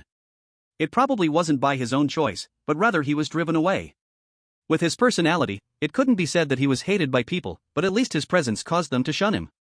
Though they had reconciled, Gu Shi still felt uneasy about Amon. So Gu Shi asked Amon to swear by his own father that he wouldn't use his body to create any trouble, nor would he harm any innocent people. This request could only be seen as a way to defend against a gentleman, not a rogue, and Amon seemed more like a rogue than a gentleman. But Gu Shi put forth this request because he thought it was quite reasonable, at least it might disgust Amon a bit. He originally thought Amon would laugh it off, but to his surprise, Amon fell silent the moment he heard the request to swear on his father's name. What's wrong? Do you really value oaths that much? Not really. Well, you don't have anything extraordinary here, so it's natural to instinctively think of promises and oaths as verbal agreements. After a long while, Amon reluctantly opened his mouth and made a vow. Gu Shi was very surprised. It was the first time he saw Amon look so serious. I didn't expect you to be so filial. The word filial is generally not used for someone like me. After making the vow, Amon even became more serious when speaking, which made Gu Shi feel a bit unaccustomed. Unaccustomed or not, if a vow could make Amon behave, it would be worth it. Gu Shi didn't know where the plane had already flown to. It was possible to look for the reception staff elsewhere on the plane, but he wasn't used to wandering around in such a scene. So, he did nothing extra and simply sat back on the sofa for a nap. From then on, there was no conversation. By the time someone came to wake up Gu Shi, the plane had already landed and came to a halt. Comrade Gu Shi, Comrade Gu Shi? Gu Shi was jolted awake in a haze. He squinted for a moment before realizing and looking at the person who woke him. Sorry, Comrade Gu Shi, we have arrived in the capital. The reception staff looked at Gu Shi, who was still half asleep, and couldn't help but marvel at his quality of sleep. He had slept from the car onto the plane, all the way. Ha, they are complimenting you for sleeping soundly. Amon whispered in Gu Shi's ear, bringing him back to awareness. Ha? Oh. Okay, I know now, thank you. Gu Shi hurriedly stood up from the sofa and rubbed his head. It's fine, we've already arrived. Do you need some water? Ah, yes, thank you. Gu Shi took the glass bottle handed by the reception staff and, upon closer inspection, was surprised to see it was from the brand Nongfu spring. After taking a big gulp of water, Gu Shi finally relieved the dryness of his mouth from just waking up. Ah, much better. By the way, where are we going next? The reception staff smiled and asked a question. How much do you know about cigarette brands? Elder Qian stood on the outer balcony of the reception room, staring down the road. Along with him waiting here were all the members of the analysis group. Little Wang, why hasn't he come yet? Elder Qian furrowed his brows and checked the time. It was already 5:30 p.m. Ah, my Elder Qian, it takes more than an hour for the plane to fly here, let alone the time to get off the plane and take a car. It won't be that quick. Wang Weijie, who was both Elder Qian's assistant in the analysis group and a student he personally nurtured, understood his mentor's nature very well. Being anxious won't help. Gu Shi can't fly. Sigh, away, don't worry about it. Lu Yang, who was in charge of the overall planning of intelligence analysis, walked over and pulled Wang Weijie aside. You know Elder Qian takes the meeting with the decoder very seriously. Especially after such a long time, we finally have a successful decoder, and after achieving such results, how can you expect Elder Qian to remain calm? I'm not saying that meeting Gu Shi isn't important, but Elder Qian has been standing here for half the day. His health has never been good, and even if he added 10 years to his life, he shouldn't expend it like this. Wang Weijie said while looking at Elder Qian still standing on the stairs outside. At that moment, the elder's complexion was rosy and radiant, completely unlike an elderly man who had recently needed support to walk with a cane. Ha, away, you haven't realized Elder Qian's motivation for doing this. Lin Xiaoyan, responsible for psychological analysis of the decoder and other NPCs in the Quaton, also walked over, holding a report listing all of Gu Shi's achievements in this Quaton. Think about it, what reward did Gu Shi bring this time? An increase of 10 years in the lifespan of the entire nation. For many people, this has already reached the level of recreating parents, not to mention those additional rewards. It's not just a help for Gu Shi himself, even, to say something not very auspicious, this is a great help for future decoders. Lin Xiaoyan smiled and patted Wang Weijia's shoulder with the report. If Gu Shi can reach this level, let alone waiting for him here, even arranging it according to the specifications for foreign leaders' visits, the top leaders wouldn't object. Old Qian, when he says he looks forward to it, actually he feels more guilty in his heart. Binding the fate of a country forcibly to a young person is something anyone would find difficult to bear. The benefits if successful are not much, but if it fails, the blame will fall on you. Tell me, why should it be like this? Lin Xiaoyan, being a genius in psychology, not only pinpointed Old Qian's psychological profile but also pacified both Wang Weijie and Lu Yang entirely. This. Wang Weijie was at a loss for words and could only sigh. This cursed era. Gu Shi sat in the right rear seat of the car, watching the scenery outside as it shifted from bustling streets to a small gate guarded by sentries, then into a place with swaying shadows and tranquil paths. The cigarette brand. So, this is the place. Gu Shi swallowed, he really did not expect his destination to be here. What's wrong? So nervous, your body has been tense all the way. Aman said leisurely. You don't understand, this is the heart and brain of my country, the most core place of the entire Cyrus. So what? Is there no ruler in the place you are going? Gu Shi found Aman's response to be very puzzling. Could it be that the place he was going was some kind of anarchic society? My hometown is not ruled by humans. The highest ruling power is God O and the church is under K. Aman smiled, yet there was no hint of reverence in his tone when mentioning God O. So, I guess I understand what you mean, this is probably the core area of a church cathedral, or simply the interior of God O's divine domain. However, I think that it doesn't seem as grand as that previous palace group, although I also don't like excessively luxurious architectural styles. There is a wonderful sense of familiarity, but I have never seen such architectural styles, which makes me find it very interesting. Gu Shi originally thought that the gods Aman kept mentioning might just be local folk beliefs or titles for powerful beings. But from his words, it seemed like he really believed in the existence of what he called gods. Gu Shi recalled that Aman had also referred to himself as a god before, along with things like mythical creatures. If we disregard the possibility of him boasting, his true origin might be genuinely remarkable. By the way, you haven't told me more about yourself. How did you get here, what is it like there, and? Gu Shi said to Aman. What is a god? Aman replied with a smile. Do you want to know? If you want to know, I'll slowly tell you. But not now, you're almost at your destination. Just as Aman said this, Gu Shi felt the car come to a stop. He hurriedly looked outside and saw that the vehicle had stopped in front of a retro building. Outside that building, there were quite a few people standing in the corridor. The leader was an elderly man, who was looking forward and gazing in his direction. Gu Shi took a look at the old man's appearance and confirmed it was not one of those frequently seen on the news. His tense heart relaxed a little. Before Gu Shi could unbuckle his seatbelt and open the door himself, the receptionist in the passenger seat had already gotten out, helping him open the door. Come on, Comrade Gu Shi, Old Qian is already waiting for you. Old Qian? Is it the Old Qian from the analysis team? The old, kind voice that had fed him information flashed through Gu Shi's mind from their previous conversations. At that time, Gu Shi had secretly thought that such a voice perfectly matched his imagination of an old grandfather who always accompanied him. What's wrong with my voice? Nothing's wrong, it just always makes you want to punch it. Gu Shi got out of the car and stood for a moment, realizing there was no one to guide him, so he walked directly toward the building. Although Gu Shi had never met Old Qian and his team had been watching Gu Shi's face for several days. Before Gu Shi got close, Old Qian recognized him and hurried over. Old Qian. Seeing this, Wang Weijie also hurried after Old Qian, along with others from the analysis team behind him. I can truly meet you at last, Gu Shi. Old Qian laughed heartily, walking over while extending his hand toward Gu Shi. Gu Shi did not expect Old Qian to be so enthusiastic, but he quickly reacted and quickened his pace to shake Old Qian's hand. I should be the one saying that, it's a pleasure to meet you. Chapter 44, the follow-up of the decoders. Gu Shi had imagined Old Qian as someone more refined, like an old man who often strolled along the paths at a university. But upon meeting him, he discovered that Old Qian was more spirited than he expected. He had a sharper aura, resembling a hidden sword. In simple terms, there was a military-like quality about him. Did Old Qian used to be in the army? Gu Shi's mouth moved, unconsciously asking this question. Hearing his own voice, Gu Shi was startled and immediately thought that this must be Aming's doing. Oh? I didn't expect you to be quite perceptive, Gu Shi. Old Qian was a bit surprised but did not mind, instead laughing heartily. I did spend some time in the military, but later I got older and came out to do some academic research, achieving a bit of success, which allowed me to become the team leader. Becoming a team leader must be quite a notable achievement. Gu Shi thought to himself, but he kept saying out loud. Old Qian, you're really too modest. Then, he silently scolded Among in his heart. Hey, what are you doing? Don't worry, the more unfathomable you appear, the deeper his respect for you will be. But you shouldn't directly expose the old man's background in front of him.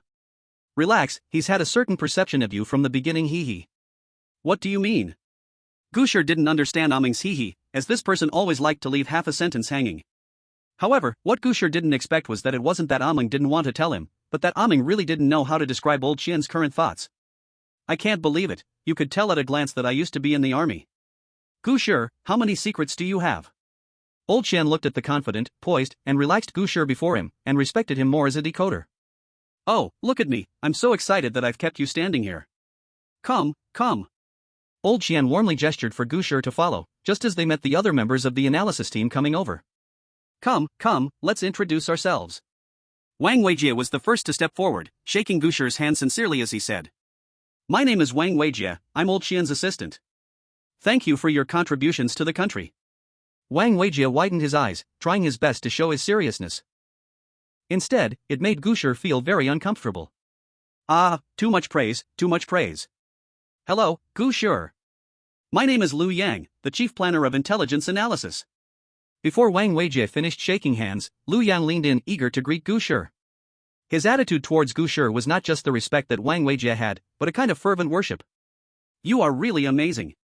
How did you see through those rules? Our entire team has fought for a long time, almost pulling our hair out, but your decisiveness is so much more accurate.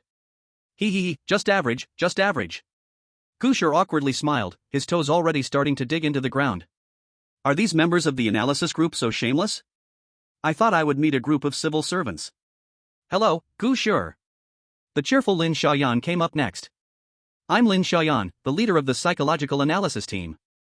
I've been watching your handsome face these days. Saying that, Lin Xiaoyan extended her delicate hand, inviting Gu Shi. Hello, you. Gu Shi, not suspecting anything, reached out to shake hands. Who knew, once Lin Xiaoyan grabbed Gu Shi's hand, she squeezed it hard. Gu Shi was stunned for a moment from the pain and didn't react, just stared wide-eyed at Lin Xiaoyan's smiling face in confusion. What does this person mean? Gu Shi was puzzled, thinking this was some kind of teasing from someone who was younger than him. The audience's young sprout, really annoying. Ameng suddenly spoke. Audience? What is the audience? Nothing, you don't need to care. She just wanted to test you. While Gu Shi was lost in thought, old Qian walked up from behind, patting him on the shoulder, speaking to everyone. Alright, how long are you all going to greet Gu Shi like this? He hasn't even rested after coming back from the Strange Tales world. Actually, he had rested. Gu Shi didn't say it out loud, just smiled shyly. Oh, old Qian, we just want Gu Shi to get to know us. We all need to cooperate in the future. The other members of the analysis group cheered, leading to a burst of laughter. You're all talk. Don't we have plenty of opportunities to get to know each other later? We just want something fresh. Living decipherers are rare, whether domestic or foreign. Old Qian's thoughts on this were unknown, but Gu Shi recalled other decipherers due to this conversation. Driven by curiosity, he asked Old Qian. Old Qian, besides me, how many decipherers successfully escaped? Old Qian thought for a moment and raised his fingers to count one by one. Well, the first one to escape was Alexei from Lucia. He opened the scenic area's main gate in the shortest time and ran out directly. Gu Shi was stunned, he didn't expect it could be so simple and crude to escape. The second one is you are the perfect example of escape. Old Qian couldn't help but clap at this point. As for the later ones, we just received news that the Decipherer from America has also escaped successfully. So, you spent the night in this dormitory, right? In room 13 on the third floor of the security center, a large group of security guards surrounded Chris on the bed. It was already daytime, and this purifying night ended up passing in a calm manner. Yes.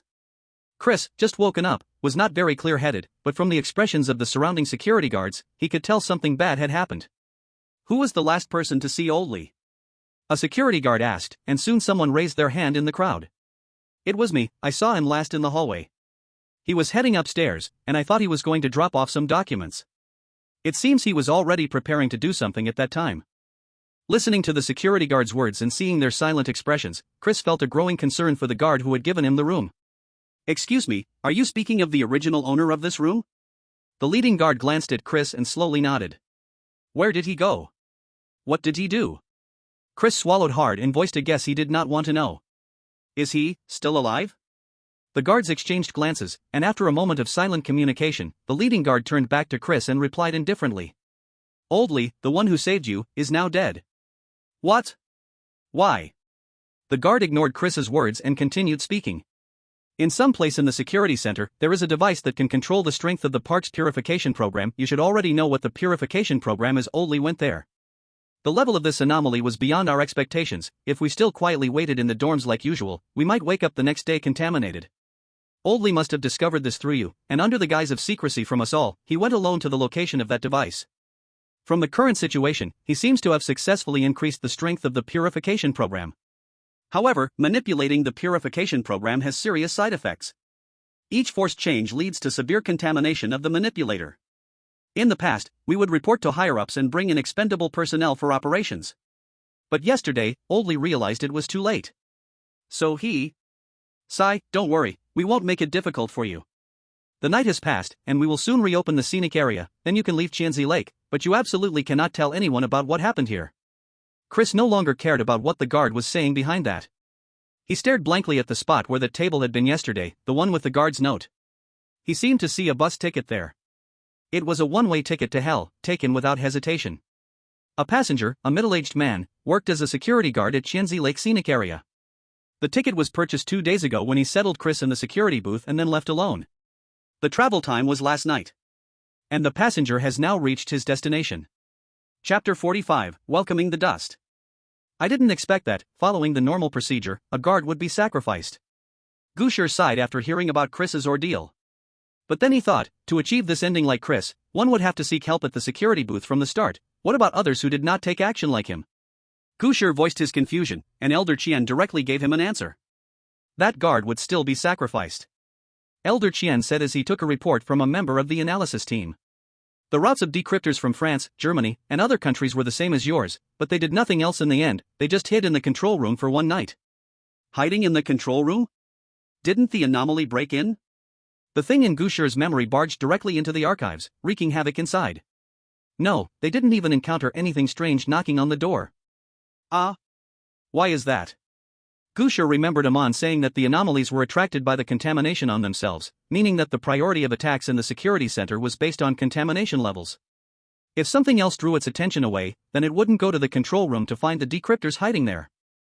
So, what is that strange thing that attracts everything away? Is it that security guard? Exactly. Old Qian sighed. Without exception, in the strange tales of other decryptors, that security guard always sacrifices himself at the underground project number 1 in the end. Only you, Gu Shi, are the exception. Gu Shi also knew he was the exception. During his journey from the 6th floor down to the underground, he had not seen any security guard. But why was he the exception? Was there anything different about his actions compared to those decryptors who imitated him? Soon, Gu Shi thought of the answer. The night.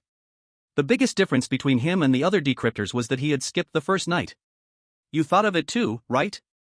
Old Qian looked at Gu Shi with piercing eyes. Your first night was shorter than all the other decryptors, and perhaps that is why the security guard did not notice the abnormal situation at Qianzi Lake this time. At this point, Old Qian suddenly asked with curiosity. Hey, Gu Shi, what did you do at that time? How did it just suddenly become daytime? Gu Shi wanted to find an excuse, but he couldn't come up with one on the spot. No choice, he had to use the universal secret of lying, which is to tell half the truth. I'm not sure, I was just bored and was playing with the wall clock. When I realized it, the day was already bright. Playing with a clock?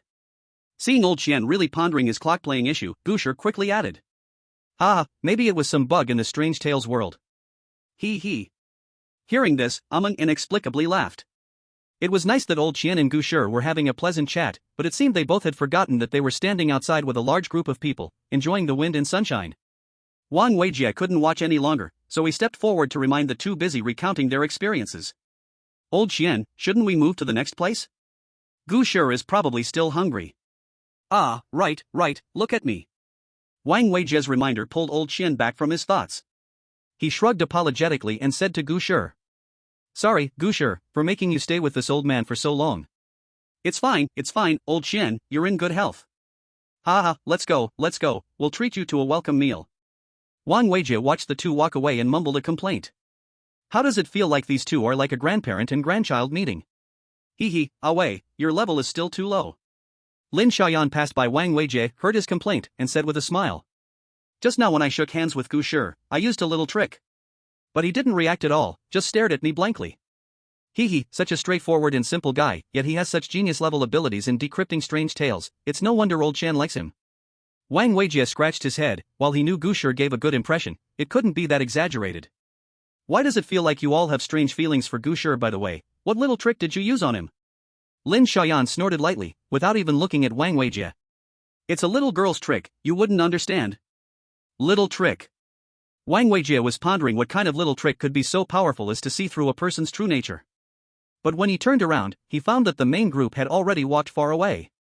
Hey, wait for me. Wang Weijie hurriedly chased after them. Don't be discouraged, Chris. You're doing great. Commander Plant encouraged as he patted Chris's shoulder and pushed a box of fries in front of him. Chris looked at the table full of cola, fries, and fried chicken, and for a moment didn't know what to say. I'm sorry, Commander. I have a little appetite.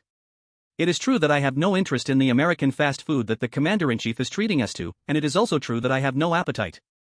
I had just come out of the gate of the Thousand Island Lake scenic area in a daze, and after a moment of confusion, I returned to reality, only to be quickly found by the FIB people and then brought to the White House. The security guard's sacrifice still had a big impact on Chris. He had tried more than once to convince himself not to take the things from the world of ghost stories seriously, but he still found it hard to let go. Don't like these things? That's easy. Commander Prant snapped his fingers and spoke to an aide beside him. Make a call, order some Burger Kings. Sir Commander, I. Commander Prant gently patted Chris's hand, put his arm around his shoulder, and said earnestly. I know what you are worried about, Chris. The commander smiled confidently, as if he understood Chris's heart well. It's just an ordinary clearance, right? It's nothing to worry about. Aren't you the one who brought the reward of immunity from general bacteria and viruses to all citizens? Look at Lucia, their decoder recklessly ran out and ended up with a bad ending, getting no reward at all. Don't worry, you did great. Just eat anything, today's treat is on me.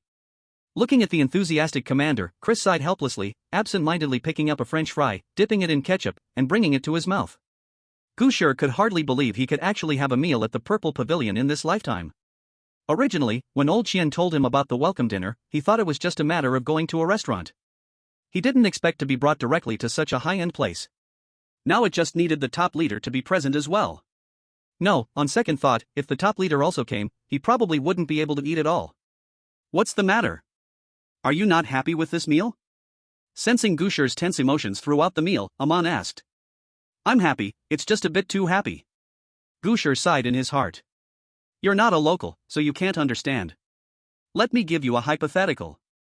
It's like having a meal with a god where you won't be able to focus on the food no matter what.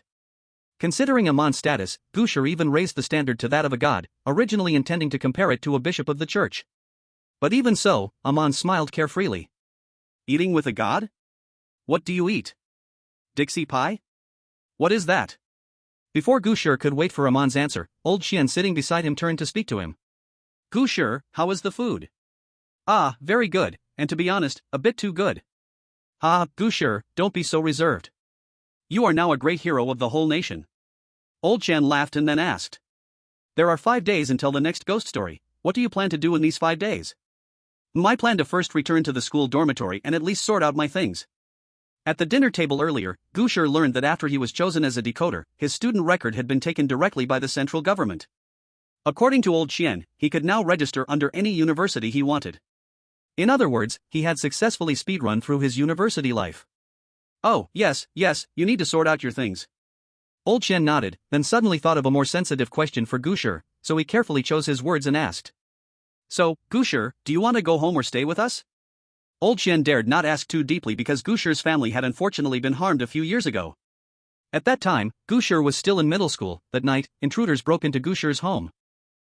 They kidnapped the whole family. When the police arrived after receiving a report from the neighbors, both the criminals and Gu Shi's parents were already dead. In that incident, the only survivor was Gu Shi, who was found unconscious behind the curtains by the police. Although many years have passed since the incident, it must still be a significant scar in Gu Shi's heart. I'll pack my things and go home for now, as for where to stay later. Gu Shi felt the intense gaze of the entire analysis group on him at the dining table and swallowed hard. Let me think it over. It's okay, Gu Shi, take your time to decide. Old Qian respected Gu Shi's thoughts and gently patted his back. You're tired too, have a good rest. Oh right, remember to go for a checkup. The health of a decoder is also a very important part of decoding. Speaking, old Xian handed a checkup form to Gu Shi. Okay. Gu Shi repeatedly responded, took the form, and froze after glancing at it. On the lengthy list of checkup items, routine physical examinations only took up a small part at the front. Most of the remaining items were about mental conditions and psychological issues. Gu Shi looked up in confusion and saw old Xian's meaningful expression. Chapter 46, Troublesome Daily Life. In the blink of an eye, the next day had arrived. Old Xian initially wanted Gu Shi to stay with them, but Gu Shi wasn't mentally prepared and insisted on not sleeping there. So old Xian arranged a hotel for Gu Shi to barely spend his first night in the capital. The next day, Gu Shi groggily made his way to the airport in the capital to take a private plane back to his school. Although his enthusiasm had cooled a bit after the first day's excitement, the people of Sirius loved a good show and something new. As soon as Gu Shi returned to school, he was immediately surrounded by a crowd. Fortunately, the analysis group had contacted the school the day before, and upon learning of Gu Shi's return, the school quickly arranged for security to manage the crowd. Even so, Gu Shi could still see a noisy group of people outside the yellow line, waving their phones and taking pictures of him. Seeing those alumni who usually wouldn't spare him a glance in the campus crazily taking pictures, Gu Shi felt a mix of emotions. With the school's arrangements, Gu Shi smoothly returned to his dormitory. The other students had mostly been evacuated by the school, leaving only 3 roommates still in his dorm. Wow, the hero returns from the expedition. As Gu Shi opened the door, he saw his 3 roommates standing inside, decorated and ready to welcome him. They had even somehow gotten a banner that said, "Welcome the great hero Gu Shi back home." Facing his roommates he had lived with for a year, Gu Shi decided not to be reserved anymore. He shot them a playful glare. That's enough. I'm a bit scared to go outside now. He, who told you to be so famous now? Gu Shi entered the dormitory, and just after sitting down, he was pushed into a chair as the 3 of them gave him a haphazard massage. Hey. It was hard to tell if they actually knew how to massage or just wanted to touch him for luck. After the playful commotion and Gu Shi's loud protests, they only then laughed and let him go. Sitting in the chair and catching his breath for a while, Gu Shi finally took out his suitcase from the cupboard and started packing his things. The 3 of them watched Gu Shi pack, knowing why he was doing it, but they still couldn't help but ask. Gu Shi, hey. Are you really preparing to move to the capital? Where to move is still to be said. My student status has already been taken away, staying in school no longer makes sense. Gu Shi neatly folded his clothes, packed them into his suitcase, and pointed towards the balcony outside. Besides, do you think I can still stay in school like this? The 3 of them naturally knew what the situation outside the school was. Seeing Gu Shi's tired expression, they couldn't help but laugh. That's right, you're a big name now, no one recognizes you wherever you go. Not to mention you won the Bazaar story, giving everyone an extra 10 years of life. This means your generation is automatically higher than all the competitive series participants. I agree, yes. Come on, adoptive father, let me bow to you once more. That makes us the big brother, second brother, and third brother. Seeing the 3 of them about to cause more trouble, Gu Shi quickly stopped them. In the midst of this back-and-forth teasing, Gu Shi packed his belongings into 2 suitcases, shouldered his backpack with his notebook, and got ready to leave. The remaining pillows, quilts, and bed sheets would be taken care of by future helpers. Safe travels, Gu Shi. When you go to the Bazaar Story World next time, remember to take some selfies for us to show off. Where's the selfie before going? Of course it's taken after coming back. With a victory declaration included. The farewell was not that heartbreaking, everyone was an adult, after all, where would all the frowns come from? Plus, with Gu Shi's current privilege, if he wanted to see the 3 of them, the analysis team would immediately arrange for someone to bring them over. They don't seem to respect you very much. After leaving the dormitory, a Meng's voice sprang up. Why should they respect? We're friends, right? Don't you have any friends? All my friends are myself. I feel like you should really check your mental state. After leaving school with his luggage, Gu Shi handed his belongings over to the staff arranged by the analysis team, then rushed to the airport without stopping, taking another private flight straight to the capital. Gu Shi felt that after returning, he seemed to be busier than when he was in the Bazaar Story World. Almost everything had to be dealt with by him personally. If before he was just one among the crowd, now he belonged to a unique class in society, and that class was just him alone. Everything he was doing now was laying the foundation for this new class. Sitting on the comfortable sofa of the private plane, Gu Shi gazed out the window with melancholy. I wonder if other decipherers are also this busy. Bliat. I want to wander in the forest, can you guys stop bothering me? Alexei glared angrily at the few agents from the security bureau blocking his path, directly aiming his hunting rifle at them. The security bureau personnel exchanged glances. If this were someone else, they would have already shot. But there was nothing they could do. After all, Alexei was a decipherer. They could only politely dissuade him. However, Alexei had no intention of listening to their nonsense.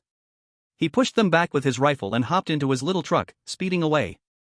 Seeing blocking him was hopeless, the security bureau decided to notify others to follow Alexei, at least to ensure he didn't run into any accidents. Are decipherers really so willful? One agent from the security bureau sighed deeply after receiving the notice. Chris lay on a beach chair by the pool, staring blankly at the sky. This was not his original home, but a new villa given to him by the supreme leader. Now Chris could hardly go anywhere. Aside from the fanatically obsessed Decipherer fans, there could still be some high-on-drugs lunatics or antisocial individuals planning to gain fame by killing decipherers. Therefore, for Chris's safety, the FIB people basically followed him closely, and whenever he wanted to go somewhere, they would evacuate the place beforehand. What's the point of going out like this? So since he couldn't go anywhere, Chris simply decided to go nowhere at all. The villa in the rich area was very comfortable, but staying here made him feel completely uneasy. By the end of the day, he had already received countless invitations to banquets and many upper-class people invited him to vacation on private islands and such. Chris had always been dedicated to being a helpful person to the country and society. Logically, as a decoder, he should have felt that his goals were achieved, but he did not feel the thrill of dreams coming true. Instead, he was overwhelmed by confusion. So dejected. Chris couldn't help but sigh. Other decoders must have very fulfilling lives. I'm exhausted. Let me rest for a moment. Gu Shi sat in the hospital lobby with several cotton balls pressed against his hand. Just now, he had several tubes of blood drawn, and his whole body had been thoroughly examined. Even his private parts were not spared. They had to confirm if his reproductive capabilities and sexual functions were normal. If I had to describe it with something, it would be like a military enlistment physical exam enhanced by 10 times. Fortunately, the routine examination was over. Gu Shi at least would no longer have blood drawn or have to take off his pants in front of others. But the upcoming examinations. Gu Shi looked at a long list of mental checks. Everything went dark in front of his eyes, and he slumped directly onto the chair. Bring on the next horror story quickly, I've had enough. In that moment, several decoders had almost the same thought. Chapter 47, Mental Checkup. Is this the place? Gu Shi looked at the building in front of him, comparing the sign at the entrance with the name on the examination list. Unlike the routine check, the mental check arranged by Old Qian was at another hospital, and it was a well-known hospital nationwide. North District of the 6th Hospital. Yes, this is the place. Gu Shi confirmed he hadn't gone to the wrong place, and with the list in hand, he was about to run to the outpatient department. Hey! Gu Shi, wait a minute. Suddenly, someone called him from behind. He turned around and found it was Lin Xiaoyan from the analysis team, whom he had met yesterday. It's you? You guys can actually come out? Lin Xiaoyan jogged up to Gu Shi, and upon hearing his words, looked him up and down curiously. Did you think we were scientists who were confined? I can't believe you enjoy this kind of plot development. I didn't mean it like that. Seeing Gu Shi anxiously trying to explain himself to clarify that he had no special preferences, Lin Xiaoyan couldn't help but chuckle. Alright, I won't tease you anymore. Really, you're just too easy to tease. Your personality is quite nasty too. Gu Shi thought to himself, but in his mind, he compared her with another guy. Hee, you really are easy to tease. Aman said with a cheerful smile. Didn't Old Qian ask you to get checked? I'm specifically here to accompany you for the mental checkup. After Lin Xiaoyan finished laughing, she didn't forget the business at hand, explaining her purpose to Gu Shi. I'm not a kid, I don't need someone to accompany me to see a doctor. Gu Shi expressed strong opposition, but before he knew it, Lin Xiaoyan said.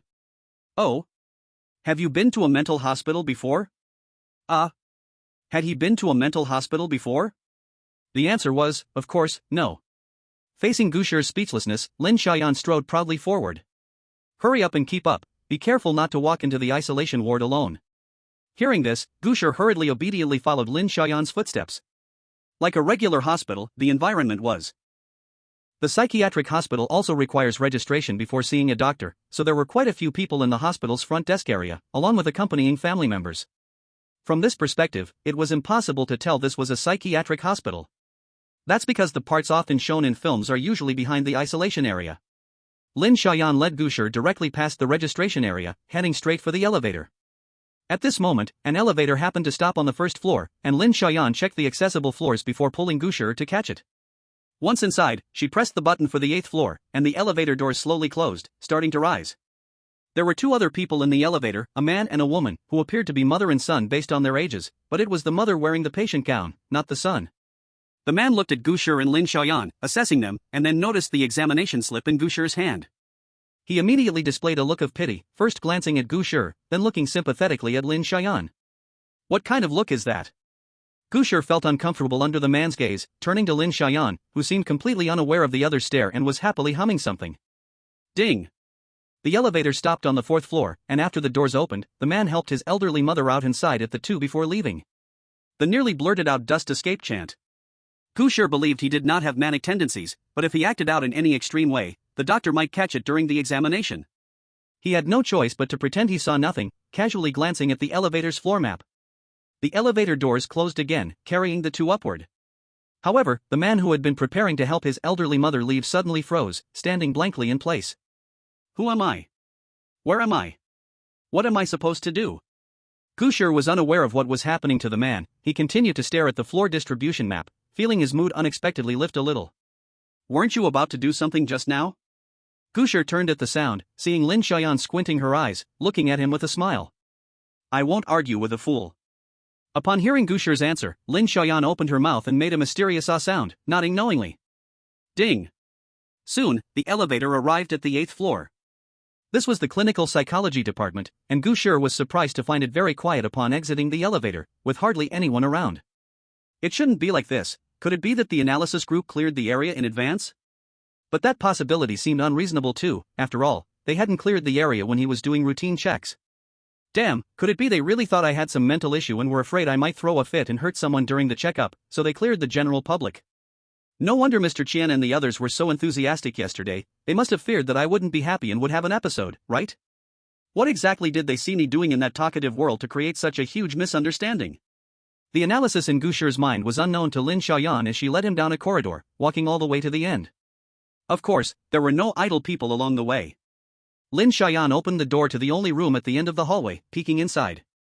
It seems the doctor is not in the office right now. You can go in and wait a bit. Gu Shi noticed the sign on the door that read room number 5, and the screen on the wall showed an introduction to an expert without a photo. Valery Ilyanovsky, clinical psychology expert from Russia, member of the St. Petersburg State University Psychology Academy. Is he an old Russian doctor? Gu Shi pondered as he slightly opened the door and walked into the consultation room, only to turn around and find Lin Xiaoyan still standing at the door, unwilling to come in. Aren't you coming in? Lin Xiaoyan teased by blinking her eyes. Oh dear, does our decoder still need a guardian to accompany him for a checkup? Goodbye. Gu Shi slammed the door shut with a disdainful face and turned to look at the consultation room. Friends who often see a psychologist know that the doctor's office is usually quite spacious, and the room Gu Shi was in was no exception. The entire room looked almost the size of a classroom, with a wall filled with windows facing the front, allowing a distant view of the outside scenery, and the large windows made the room exceptionally bright. On the left wall, a few abstract artistic paintings were hung here and there, making the wall look neither too empty nor too crowded. In the center of the room, there was a sofa with a small tea table in front of it, on which sat some teacups and a teapot, even with a glazed tea kettle on it. And on the right side of the room was a desk with a row of bookshelves against the wall. The desk was neatly arranged with a computer and a stack of documents, while the bookshelves were stuffed with numerous books and journals. Psychologist's office is indeed quite different. Gu Shi curiously looked left and right, walking around the consultation room as if he were visiting. Suddenly, he noticed a block sandbox in one corner of the room. Gu Shi had seen this thing at the youth palace when he was a child, and back then, he had no interest in it at all, while his classmates were playing with it with great enthusiasm. With nothing else to do, Gu Shi walked up to the block sandbox and squatted down, picking up blocks and quickly arranging them into the shape of a clock. What are you doing? Just as Gu Shi picked up the last block, he was startled by a voice coming from behind him. The blocks fell from his hands, and Gu Shi turned to look. The newcomer was a foreigner with blonde hair and blue eyes, boasting a thick mane of hair. His clear blue eyes were curiously watching him, more precisely, the blocks he had arranged on the sandbox. At the same time, Gu Shi noticed that the consultation room door, which he had shut, had somehow been opened without him realizing it. You must be Gu Shi, nice to meet you. Mr. Qian Jiming has already informed me. The suddenly appearing foreigner smiled warmly, speaking quite standard Mandarin as he extended his hand to Gu Shi. I am Valery Ilyanovsky, your psychologist. Dr. Valery bent down and helped Gu Shi, who was squatting, back up, straightening out his clothes. Really a handsome young man. Mr. Qian was right about you. He chatted with Gu Shi with a great deal of familiarity, as if they had known each other for ages. Well, I guess it's alright. So, how have you been adjusting since coming back from the Strange Tales world? Pretty well. I saw you made a clock, does it hold some meaning? No, not really, just playing around because I was bored. Gu Shi could only awkwardly scratch his head, barely answering his questions. To be honest, he wasn't very good at dealing with overly enthusiastic people. Unlike Mr. Qian, who at least had communicated with him during their dialogues in the strange tales. Even though he couldn't see them, they had been watching his face for at least 2 days, which made them somewhat familiar. But with Dr. Valerie in front of him, this was truly their first meeting, and the fact that he was a foreigner made Gu Shi temporarily unsure how to respond. Especially since he started asking him a whole bunch of questions right away. A huge sense of oppression came towards him. Is this the so-called pressure from a psychologist? There's no need to be restrained, come on, let's find a place to sit. Dr. Valerie smiled, first went to close the office door, then invited Gu Shi to sit on the sofa. Gu Shi didn't refuse, he shuffled carefully to the side of the sofa and sat down, being cautious. Dr. Valerie watched his movements, seeing him so careful, he couldn't help but laugh. Haha, Mr. Gu Shi, you don't have to be so careful. Do you think that if you appear simpler, my evaluation of you will be better? He walked around to the other side of the sofa and sat about 2 body lengths away from Gu Shi. Actually, it's not like that. A person's true psychological state cannot be hidden by mere changes in outer behavior. The more one tries to conceal their mental state, the closer their exposed psychological state is to reality. Dr. Valerie took 2 small teacups from the coffee table and looked at Gu Shi. Do you want some tea? Gu Shi nodded. Oh, thank you. Dr. Valerie lifted the lid of the teapot, looked inside, leaned in to feel the temperature, then nodded and closed the lid. You don't mind drinking tea that's a bit cold, do you? Because if I need to add hot water, I only have a tea kettle here, but lighting it might leave a smell in the office. Ah, it's fine, I can drink anything. Gu Shi then noticed that there was indeed a faint fragrance in the air of the office, a scent like incense from a temple mixed with a unique aroma of essential oils. Dr. Valerie smiled as he arranged the teacups side by side, then he lifted the teapot to pour Gu Shi's cup 7 parts full, and then filled his own cup. The tea was dark, seemingly black tea, even the slightly cool tea still exuded a fresh fragrance of tea leaves. Here's some honey or sugar cubes, you can add any flavor you like. Oh, okay. Gu Shi didn't rush to act, he was thinking about Dr. Valerie's purpose in doing this. There's no doubt that this psychologist is truly skilled, his expert reputation is not just for show. In just a few minutes of communication, Gu Shi already felt a strong sense of closeness to him. If he were a bit simpler, he might have already started chatting with him at length. What's his purpose in offering me tea? Does he want to judge my personality by my preference for tea? Gu Shi quickly assessed Dr. Valerie's actions based on scenes he had seen in TV dramas. Since the other party wanted to observe his personality this way, he would respond in kind. Gu Shi smiled confidently, picked up tongs, and grabbed 2 sugar cubes from the bowl into his teacup. Dr. Valerie watched Gu Shi's actions and nodded slightly. But then, Gu Shi took a spoon and scooped a spoonful of honey from the plate and added it to his teacup. How about this? I just love sweet things. Gu Shi stirred the tea with the spoon, paying attention to Dr. Valerie's movements. Who would have thought that the latter, although surprised by his behavior of using both honey and sugar, didn't say much more? So calm? No wonder he's a psychologist. Gu Shi glanced at Dr. Valerie out of the corner of his eye, picked up the teacup, and unconsciously took a sip. Ugh! Unexpectedly, a large amount of unmelted honey mixed with sugar rushed into his mouth, and the extreme sweetness almost made Gu Shi spit the tea out. I forgot to mention, this honey is quite sweet. Dr. Valerie squinted and smiled, and Gu Shi had to pretend nothing happened, his cheeks twitching as he finished the sweet concoction. No, it's nothing, I'm a fan of sweets. Haha, me too. Gu Shi looked at Dr. Valerie as he took a sip from a cup of tea that had nothing in it, showing a satisfied expression. That's why when I brew tea, I add a bit of sugar and honey in advance, just in case the tea cools down and the sugar won't dissolve.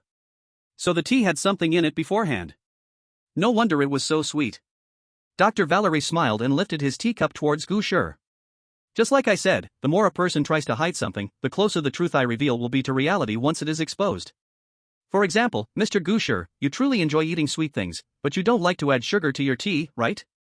He was actually right. Gu Shi indeed drank tea at home before, but he mostly brewed tea leaves without adding any ingredients. He fell into the trap right away, which made him feel very frustrated, but who told him to be so clever himself? This psychologist was very skilled, extremely skilled. He was not someone Gu Shi's little cleverness could deal with. Hey, help me think of a way. So Gu Shi decided to seek help from Amon. He thought that a monster of this level needed a higher level old monster to deal with it. However, strangely, Amon, who usually gave sharp comments after Gu Shi got hit, did not respond this time. Hey! What's wrong with you? Gu Shi was very curious. When Aman didn't reply before, it was usually because his abilities were overused, leading to a great loss of spiritual energy. But now, he clearly wasn't doing anything. Why was Aman suddenly playing mute? Gu Shi called several times without receiving an answer. On the contrary, the first reaction Gu Shi got was from Dr. Valerie. Mr. Gu Shi. Dr. Valerie put down his teacup, looked at Gu Shi's face, and raised his finger to point at his right eye. I see you always wear this monocle. Does it have special significance? Monocle? Gu Shi then remembered that he was indeed wearing that monocle over his right eye. No, it wasn't that he only just remembered, rather, he had become so accustomed to wearing it that he had long taken it for granted, even wearing it while sleeping yesterday. Moreover, it seemed that since he returned, no one had ever commented on his monocle.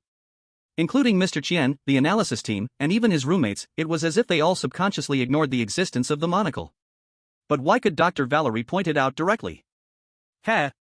At that moment, Gu Shi finally heard Aman's low laughter. Chapter 49 Blessing. Heh! Aman's soft laugh echoed in Gu Shi's mind, and although he rarely expressed real emotions, Gu Shi could sense a hint of relief from it. What's wrong with you? Why does it feel like you escaped for your life? Gu Shi asked with great concern, but unfortunately, Aman didn't appreciate it.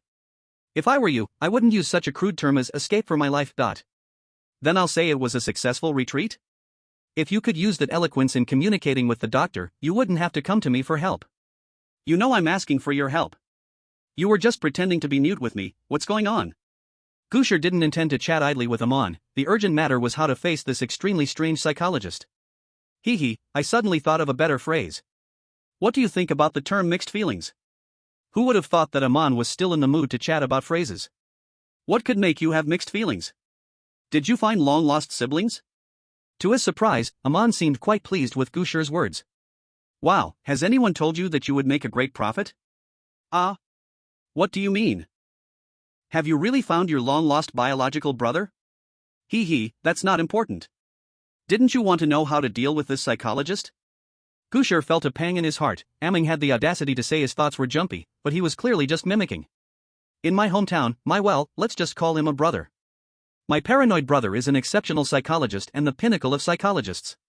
In all these years of being with him, I didn't learn much else, but I did learn how to deal with troublesome psychologists.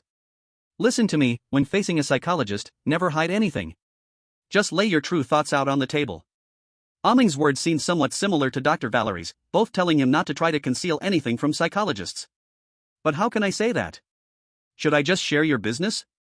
Who would have thought? Aming actually chuckled. Exactly. Are you crazy? Don't rush. Aming returned to his original flippant and casual tone. If you keep opposing the psychologist, what do you think his final diagnosis will be? This. To be honest, Gu Shi could actually guess. Stubborn, highly oppositional, severe mental issues, need to be observed in the hospital, and possibly restrict movement. Although when the bizarre talk began, no one could hold him back from leaving, the time spent still in the real world would certainly not bring him any good memories. Considering that medication might affect his actions in the bizarre talk world, the doctor probably wouldn't medicate him, but nightly consultations would surely be unavoidable. Just thinking about such a life made Gu Shi's scalp tingle with unease. So I just say it? Go on. Aming smiled and didn't forget to remind him. By the way, remember not to say too much, it's okay to hide some details. Got it. Gu Shi adjusted his mindset and looked again at Dr. Valerie, who was grinning at him. Doctor. What is it? Gu Shi frowned, looking worried. Can I trust you? Hearing Gu Shi's words, Dr. Valerie straightened up, his smile fading a bit. Of course, Mr. Gu Shi, you can always trust me. As he spoke, Dr. Valerie poured Gu Shi another cup of tea. Gu Shi picked up the cup and took a sip. The black tea with a hint of sugar surprisingly tasted quite good. After drinking the tea, Gu Shi took a deep breath, as if making a significant decision. He leaned slowly towards Dr. Valerie, who cooperatively leaned closer to him. There's another person in my body. Dr. Valerie didn't react much. He pursed his lips, nodded slightly, and then looked at Gu Shi. Oh? How much do you know about this person in your body? He said. Gu Shi suddenly didn't know how to describe Aming. Should he just say he was a parasite? He is a god. Aming chuckled, choosing a fitting response for Gu Shi. You really know how to pick good words. Gu Shi thought to himself, but facing Dr. Valerie, he honestly answered. He said, he is a god. Dr. Valerie inhaled deeply and sat up straight. So has he shown any intention to harm you? Harm? Does constantly putting me down count as harm? No, he hasn't harmed me. To be honest, in the bizarre talk world, many times it was he who helped me stabilize my emotions, allowing me to analyze those rules properly. As Gu Shi recounted the help Amon provided him in the bizarre talk at Shenzi Lake, he inexplicably felt a flicker of gratitude. Hee, so you remember all the things I've done for you. Gu Shi was a bit suspicious. Amon seemed to be intentionally trying to make him remember the help he gave, hoping for his gratitude. It looks like you and him get along pretty well. Valerie smiled, reached into his pocket with his left hand, and pulled out a black pen. That was a recording pen. Sure enough, the hearts of psychologists are dirty. Noticing Gu Shi's wary gaze, Dr. Valerie helplessly raised his hand. Don't misunderstand, I haven't turned it on at all. Gu Shi glanced at the recording pen in his hand and indeed, did not see the indicator light on. I just thought, since you trust me so much, I shouldn't betray your trust. Dr. Valerie said, tossing the recording pen onto the coffee table. From your words, I can tell you think quite highly of him? It's okay I guess. Then what kind of person do you think he is? Do you have a vague image of him in your mind? Image? Gu Shi thought for a moment but couldn't come up with what Aming would look like. Hey, what is your image like? You can just say whatever you think I am. Aming said cheerfully, not caring at all about his image. Then I'll say it. Gu Shi was quite annoyed by Aming's attitude, so he decided to verbally blacken his image. He should be a young man, but in reality, he's an old monster who has lived for who knows how long. He is emotionally cold, lacks humanity, and only seeks his own pleasure and joy in doing things. He can brag a lot, but when it comes to actually needing him to do something, he hides away and plays dead.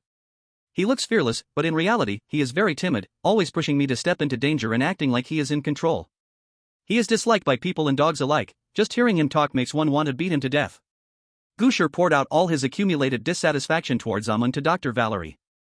At first, Dr. Valerie frowned at his words, but as he listened, he started to look calm and smiled at Gu Shi's righteous criticism. Until Gu Shi got tired of speaking and stopped to take a sip of tea, Dr. Valerie finally spoke. It seems like your relationship with him is quite good. Gu Shi was stunned. I've been talking bad about Aming for so long, how did you see that our relationship is good? Yes, we have a very good relationship. Aming said cheerfully, as if responding to Dr. Valerie. Dr. Valerie naturally couldn't hear Aming's answer. He poured Gu Shi another cup of tea and continued asking. Has he influenced your daily life? I'm here right now, and that's the biggest influence on my daily life. Dr. Valerie, filled with regret, gave a French military salute and said with a wry smile.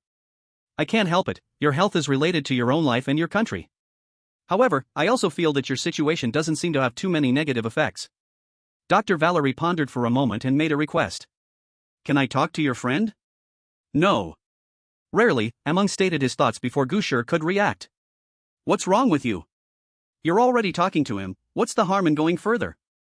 A qualified con artist wouldn't reveal all his cards, besides, I don't like talking to psychologists. Actually, the key point is in the second half of that sentence. Gu Shi smirked, speaking to Dr. Valerie. Sorry, doctor, he refused. He said he doesn't like psychologists. Is that so? That's really too bad. Dr. Valerie shook his head and took a sip of tea. Then since that's the case, I shouldn't go too far. Let's end it here for today. Is that really it? This was unexpected for Gu Shi. He thought he would have to stay here for a while longer. You don't have any serious problems, so why should I keep you too long? Dr. Valerie mischievously blinked his eye. Moreover, I charge by the hour here, and anything over won't be reimbursed. Excuse me. Gu Shi stood up from the sofa, not forgetting to finish the last sip of tea in his cup. Drink slowly. Next time, I'll brew you some other tea. There's a next time? Gu Shi's initial joy instantly faded by more than half. Of course there's another time. You'll have to come back to the hospital to draw blood and then return for the report. Dr. Valerie said while starting to tidy up the tea set on the coffee table. However, the next time we meet should be when you return from your next strange tale. Are you so sure I will come back? I can't be sure. Dr. Valerie neatly arranged the tea set, stood up and saw Gu Shi to the door of the consultation room. But I hope you can come back. That's a blessing. Then I'll borrow your good words. Gu Shi smiled sincerely at Dr. Valerie for the first time. After bidding him farewell, he opened the door to the consultation room and walked out. Chapter 50, Departure. Gu Shi walked out of the consultation room and was surprised to find Lin Xiaoyan sitting on a chair at the door waiting for him. Wow, you're out so quickly? Lin Xiaoyan came over with a grin, eager to read something from Gu Shi's expression. Of course, if I'm not sick, then I'll be quick. Gu Shi patted his chest hard to show his health. Hee, if you really weren't sick, you wouldn't have stayed in there this long. Lin Xiaoyan giggled, her blinking mimicking Dr. Valeri's earlier action. Dr. Valeri is very professional. Gu Shi smacked his lips and managed to say, believe it or not. Then, he ignored her and headed towards the elevator. Seeing his reaction, Lin Xiaoyan understood and lowered her head, giggling as she followed him. The hearts of psychology majors are so dirty. As Gu Shi walked, he mentally tagged the field of psychology. In the future, he definitely wanted to stay away from these psychology majors. As he walked, Gu Shi remembered the guide to dealing with psychologists that Aming had given him. He had to admit, he really knew how to deal with psychologists. Your method really works. I never lie. Weren't you just talking about being a qualified fraudster? Now you never lie? Gu Shi directly ignored Aming's nonsense and thought about his strange behavior just now, so he continued to ask.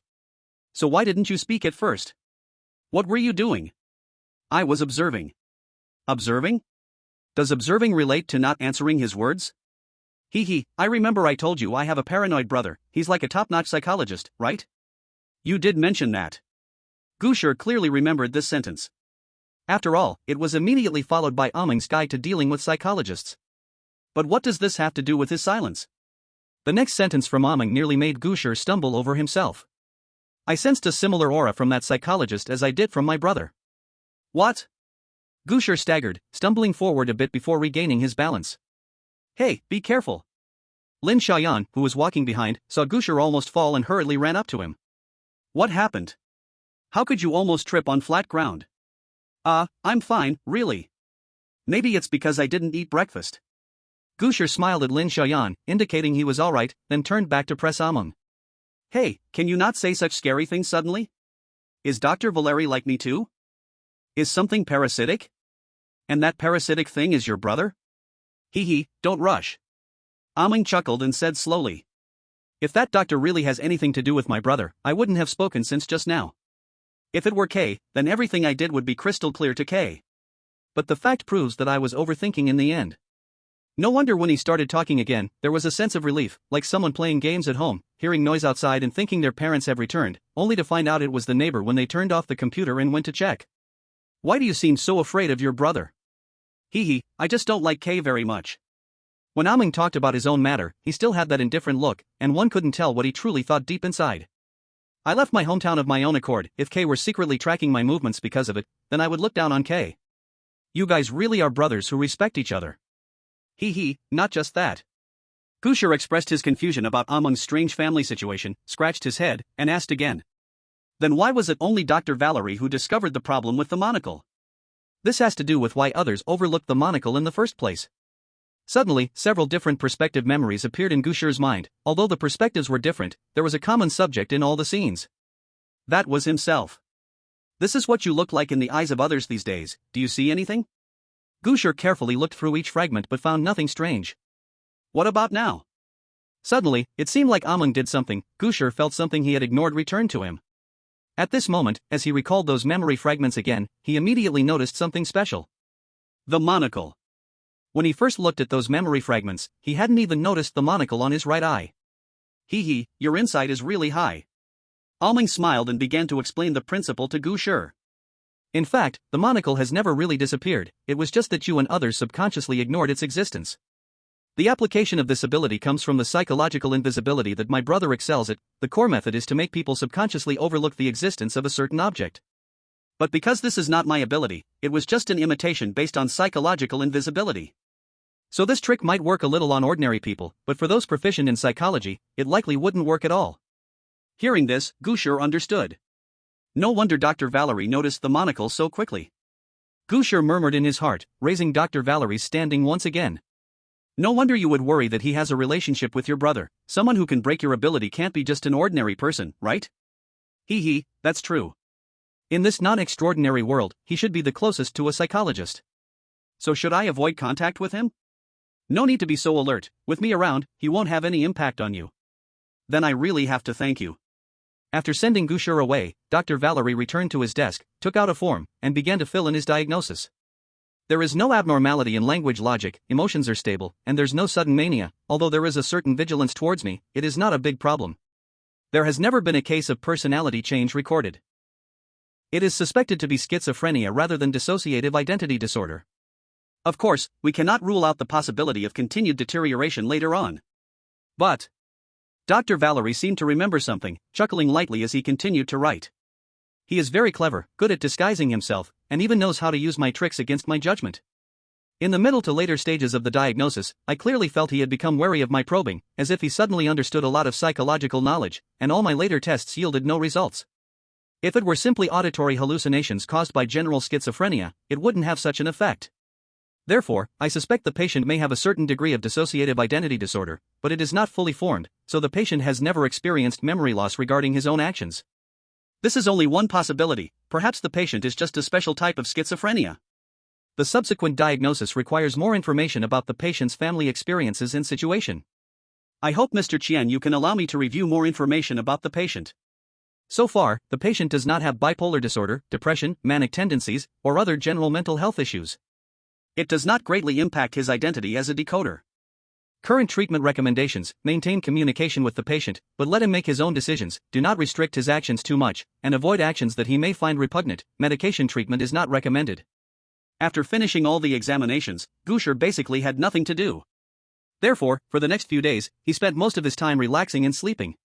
During this time, Old Man Qian came to find him once, stating that all his tests were good, and there were no issues with his mental evaluations.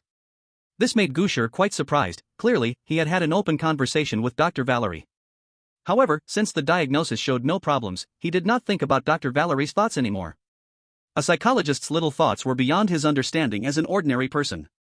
Thus, the comfortable leisure time quickly passed, and in the blink of an eye, it was the 5th day after the strange tales of Qianzi Lake had ended. On this day, Gu Shi specially came to that place, standing in the open space in front of the building where the analysis group worked, waiting for the strange summoning. I mean, you don't have to do this. Gu Shi looked at the analysis group, which was sending him off with banners and colorful flags. Sending off the hero to battle, achieving a second victory. Conquering the strange tales of the celestial road. Remember my name, Gu Shi. Gu Shi. Gu Shi. The peak of the decoder Cyrus, forever immortal. Looking at this sea of colorful posters, Gu Shi was momentarily speechless, not knowing whether to feel gratified or embarrassed. Hee, this is just a small gesture from everyone. Old Man Qian laughed, giving Gu Shi a thumbs up. Gu Shi had no choice but to accept the farewell ceremony from the analysis group with a stiff face. Before long, a disturbance began in the sky, with the eerie black mist swirling like snakes as it headed toward the skies above various countries. In America, Chris stood in the open space in front of the Mumkin Memorial Hall, watching the constantly changing sky. In Russia, Alexei took a last bite of bread and a big gulp of vodka, also gazing at the sky. Cyrus, Gu Shi took a deep breath, preparing for the summons of fate once again. Gu Shi, go for it. The final encouragement from the analysis group came, and Gu Shi turned back to wave at them. In the next second, he vanished from the spot. Decoder confirmation in progress. Welcome, Gu Shi. Human nature is ultimately limited, chaos persists in the world. When you see the past has already surpassed you. Everything is real, and illusions reside in your heart. Welcome to the world of strange tales. Chapter 51, The Funeral. The familiar fog wrapped around Gu Shi's 5 senses, making him unaware of any changes around him. Fortunately, this time he was prepared, unlike the first time when he was inexplicably chosen while eating wontons. The process of entering the world of strange tales was always so ethereal and long. If it weren't for the fact that his heart was quite tense now, this environment would be suitable for a nap. Maybe after a few more times, he would get used to it. Gu Shi let his thoughts wander freely until a loud sound of a gong startled him awake. Clang! Suddenly, Gu Shi's vision cleared up, as if someone had drawn back a curtain, and his view went from being surrounded by fog to a strange courtyard. Clang! Gu Shi's attention was drawn to the sound of the gong, and he looked towards its source. He saw a single-story white-painted house with groups of people gathered in clusters. These people were of different ages, including elderly individuals and young children, but they all had one thing in common: they were all wearing white coarse mourning clothes. Whose funeral is this? Gu Shi did not expect the beginning of this strange tale to be so shocking. Before he could do anything, he heard someone shout towards him. Ah, you finally came back. Gu Shi saw a woman in mourning clothes running towards him and waving her hand. He glanced back and noticed he was the only one in that direction, confirming she was calling him. It didn't take long for the woman to reach him. She grabbed his arm, smiling, but her eyes were red, clearly indicating she had been crying. Thank goodness you made it back. Seeing the scene, Gu Shi could guess that the funeral's main character was likely related to him. So he quickly responded, "Yes, I just arrived." "What happened?" "Huh? You don't know?" "Oh no, your grandfather has passed away." At that moment, a flood of text information rushed into Gu Shi's brain. Funeral regularity guidelines. A funeral is the last journey the deceased must take in this world. To allow the deceased to leave with dignity, visitors must follow certain rules. This is not only to comfort the grieving family but also to ensure peace for both the deceased and the visitors. 1. The loss of a loved one is always heartbreaking, leading to tears. But please remember, only blood relatives are qualified to weep deeply for the deceased. If you are not related, please shed tears quietly without making excessive noise. 2. According to local customs, the body will stay at home or near a river for 7 days. During these 7 days, all relatives must keep vigil. However, only on the night of the deceased's passing must all family members be present. On other nights, family members can take turns keeping watch. If you are too tired and cannot hold on, please go rest and do not force yourself to stay awake. Once the vigil begins, you cannot leave midway. This would be disrespectful to the deceased. 3. The body is usually placed behind a screen consisting of an offering table and a photo of the deceased. If the weather is not too hot, the body is generally not placed in an ice coffin. The presence of odor around a body kept at room temperature may be normal, but an odor around a body placed in an ice coffin is definitely abnormal. For the proper orientation of the body during the vigil should have the head facing out and the feet facing in, covered with a quilt over the body and limbs. Please ensure that the body's orientation is correct, with all parts except the head and neck covered by the quilt. Due to the deceased's physiological functions having already ceased, the growth of microorganisms in the body is no longer suppressed. Under the production of decaying gases, the deceased's excrement and blood may leak out through the anus or mouth and nose. Therefore, to maintain the deceased's dignity and appearance, please ensure that the deceased's mouth, nose, ears, and anus are plugged with cotton. Viewing the deceased's remains is a great honor, but this privilege is reserved only for the deceased's family. If you have no blood relation to the deceased, it is best not to view the body. The funeral site must remain solemn, with loud noises strictly prohibited. This is a sign of respect for the deceased. Remember, no matter what, the deceased must be treated with the utmost reverence. There should be no small animals near the funeral site. This is not only to prevent unnecessary noise from disturbing the deceased's peace, but also to avoid small animals damaging the body. Presenting a wreath is a good way to express condolences. You may send a wreath, but it must be white. If you notice anyone sending yellow or purple wreaths, please immediately inform the deceased's family. According to local customs, the deceased is believed to have ascended to the heavenly realm to become an immortal, and thus enjoys the privilege of being worshipped with incense. However, the deceased, still in the body preservation stage, has not yet become an immortal and can only receive 3 incense offerings per person. Please do not use too much incense at once, as this is not good for you or the deceased. Although the person has passed away, we must not forget them, nor should we cling to them. Remember, the deceased is no longer the person they once were. May the deceased rest in peace. All grievances and disputes can be laid to rest here. Having regularly received information from Amon, this sudden news did not affect Gu Shi's reaction. This time, the rules were directly granted by the mysterious one. Gu Shi thought to himself, realizing there was no need for him to search for any clues about the rules anymore. I only just found out, before I only knew that something had happened and I had to go home, he quickly replied to the woman. Since the woman was wearing mourning clothes, she should also be a family member of the deceased and likely had a blood relation to him. But the deceased was actually my grandfather? It's good you're back, it's good you're back, the woman patted Gu Shi's arm, pulling him toward the crowd gathering in the direction. Brother, Gu Shi has returned, the woman shouted to the crowd, and soon a middle-aged man, also dressed in mourning clothes and with a weary expression, came out. Humph, now that you're back, why don't you hurry inside? Does your aunt have to come out and fetch you? The man spoke with a tone that was naturally harsh, as though he was dissatisfied with Gu Shi's delay in entering. Aunt? This woman is my aunt, so this man must be. Gu Shi glanced at the man, who was staring at him intently, and then hesitantly called out. Dad. Upon hearing Gu Shi call him, the man's expression softened a little. Since you're back, hurry up and come in. Come see your grandfather, the father said, turning to enter the funeral hall, signaling Gu Shi to follow. Gu Shi had no choice but to follow him inside, curious about what the situation was. Hee, you don't seem too eager, Amon laughed. If he didn't speak, Gu Shi might even think he had disconnected. Of course, try being forced to call someone else dad and see how you feel, Gu Shi retorted. Hee, you're just playing the role of the deceased's grandson. What's the big deal about calling out once? I know, but you still need to give me some time to adjust, Gu Shi shot back at Amon, all the while observing the environment inside the funeral hall. The layout of the funeral hall was not complicated, it was essentially a simple, square single-story concrete building. There were many plastic chairs and round tables piled up against the wall by the door, and in the center of the room, there was a large empty space. The main part of the morning hall, where the body lay, was to the right just after entering. There was a wall that jutted out, currently covered by a folding screen to block the entrance. Gu Shi followed his father around the screen and went straight to the back. On both sides of the wall behind the screen, there were a few small wooden chairs. An old lady, not dressed in morning clothes, was sitting on one of the chairs, wiping her tears. Beside her, another elderly woman gently stroked her back to comfort her. And directly behind the screen, there was a wooden bed. On the bed lay an elderly man, covered with a plain quilt and dressed in funeral clothes, his eyes closed, his expression gentle but still carrying a hint of authority. Chapter 52, At a Loss. What does a person feel when facing a corpse? It is said that due to human genes, there is an instinctive fear of the dead bodies of one's own kind. In ancient times, finding a corpse meant that a deadly threat was nearby. The emotion of fear helps a person stay away from places that represent danger. Do other animals not experience fear?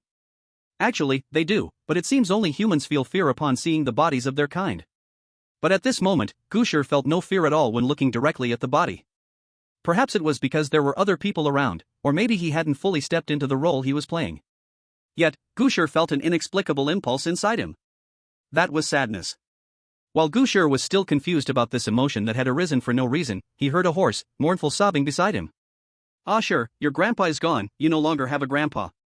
Gu Shi turned to look, meeting the gaze of the old lady sitting on the wooden chair, holding a tissue to wipe her tears. This must be my grandma.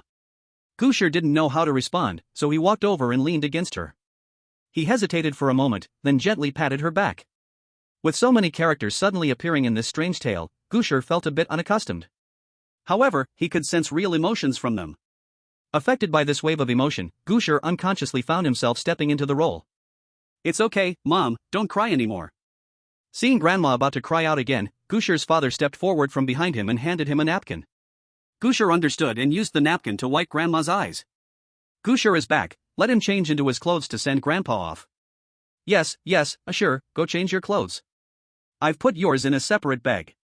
Grandma regained her composure and spoke to Gu Shi in as normal a tone as she could manage. Gu Shi nodded, then stepped back from behind the screen. Come back and spend more time with Grandma. She is the most heartbroken now that your grandpa is gone. His father said as he led Gu Shi to a corner of the wall while giving this advice. Yes, I know. Then, Gu Shi saw his father take a set of white morning clothes from a small bag in the corner. He reached out and took them, the rough texture of the fabric felt uncomfortable against his skin. Perhaps funeral clothes are supposed to feel like this. Gu Shi had never attended such a funeral and was unclear about the customs of this place. Do you want me to help you put it on? His father asked. No, I can do it myself. Gu Shi slipped his hands into the morning clothes, first tying the string on the right side to the one inside the clothes, then tying the string on the left side to the one outside. Finally, the morning clothes were on him. The clothes fit well, right? These clothes were all made by your grandmother. So it was handmade. No wonder the material feels like this. It's alright, it fits. Gu Shi spread his arms and moved them up and down a couple of times to show that it fit him just right. That's good. As he spoke, his father took out a piece of white cloth from his bag. This cloth will be useful later, so fold it and wear it on your head. For now, you can hold on to it. Gu Shi took the white cloth and tucked it into his belt through the opening on the side of his morning clothes. Is there anything else? Gu Shi asked. Nothing else, just don't wander off. His father waved his hand and added one last reminder. Spend more time with your grandmother. I will. Having finished all of this, Gu Shi finally had some time to explore freely. Although the strange set of rules had been implanted in his mind from the very beginning, he believed there were many more rules he needed to follow. Gu Shi looked around the morning hall and immediately spotted a bulletin board on the wall at the entrance. Isn't this just what I need? Gu Shi walked over and looked up. Regulations for public use of the funeral site in XX community. What was written on this bulletin board were just some rules about using this place. Basically, it was about using water and electricity, and that one has to inform the community management. It could be said to be very ordinary. But thinking about it, this strange tale environment is completely different from the time at Shanxi Lake. How could the rules be written down so formally on the wall? Gu Shi, long time no see. Just as Gu Shi was examining the bulletin board, pondering where to find clues, he heard someone nearby calling his name. He turned his head and saw a middle-aged man, also dressed in morning clothes, smiling at him. He wore glasses, had a little mustache, and his hair was neatly combed back. Gu Shi felt this person looked somewhat familiar, especially like a Japanese officer he had seen in an anti-Japanese film when he was a child. The Japanese actor who played that character seemed to be quite famous. What was his name again? Koji? What's wrong? Don't you remember what to call me? That. What a coincidence, Gu Shi truly didn't know. This is your great-granduncle, you really don't remember? His father, standing at a distance, seemed to have seen this scene and called out to Gu Shi from afar. Oh, I remember now. Gu Shi apologetically reached out his hand, feeling embarrassed as he spoke. So formal. His great-granduncle didn't mind that Gu Shi forgot the name, happily shaking his hand. It's good to be back, many people haven't arrived yet. His great-granduncle looked around at the not-so-crowded people inside. Everyone is busy, and this situation came so suddenly. Yeah, it's not like back in the village, where if something happened in a family, people would quickly gather to help. Village? Had they lived in the village before? Gu Shi thought, while his great-granduncle looked at him, nodding with a sense of satisfaction. Your grandfather didn't suffer much. In the end, he returned home from the hospital, and we were all with him. It's okay that you weren't there, your grandfather won't blame you. Try to visit him more, you can see your grandfather one last time in these 7 days. His great-granduncle patted Gu Shi's shoulder and turned to see his father moving things, so he went to help. Gu Shi was left standing there alone, feeling really at a loss about what to do. Go spend some time with your grandmother. Since he couldn't find any useful clues right now, he might as well talk to his grandmother. Although he wasn't her real grandson, he should do something now. So Gu Shi walked toward the place where the body was kept. Passing by the screen, he noticed a photo frame placed on the offering table in front of the screen. Inside is a photo. The owner of the photo is my now-deceased grandfather, looking serious as he faces the camera, exuding an undeniable authority. It seems my grandfather wasn't an easy person to get along with in life.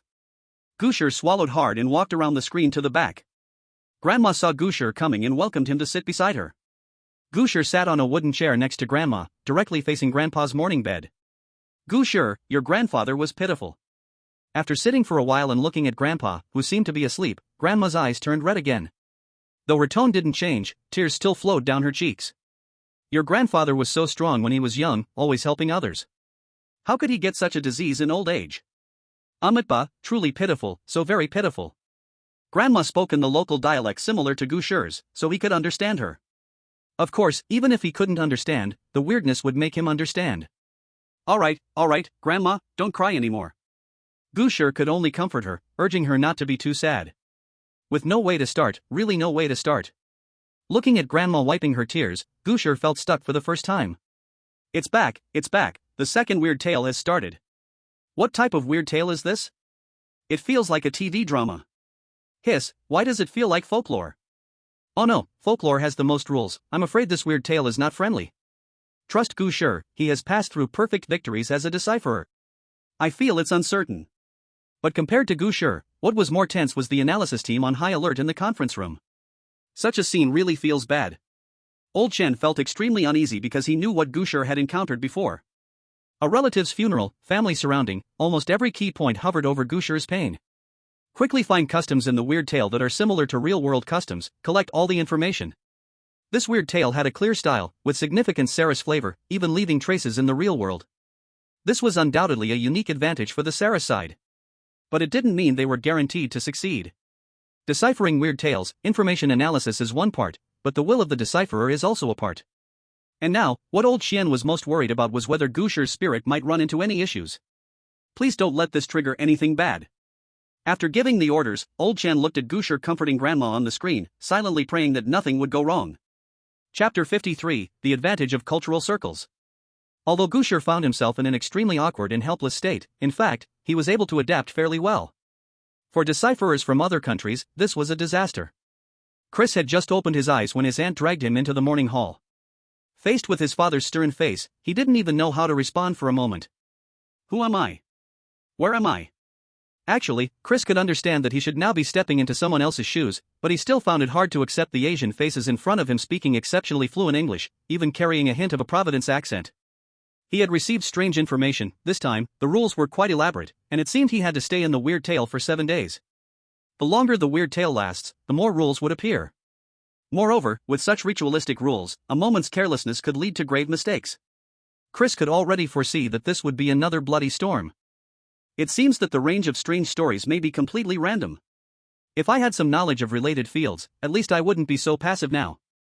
Chris looked at the style of the funeral before him, which was completely different from what he had in mind, and sighed deeply.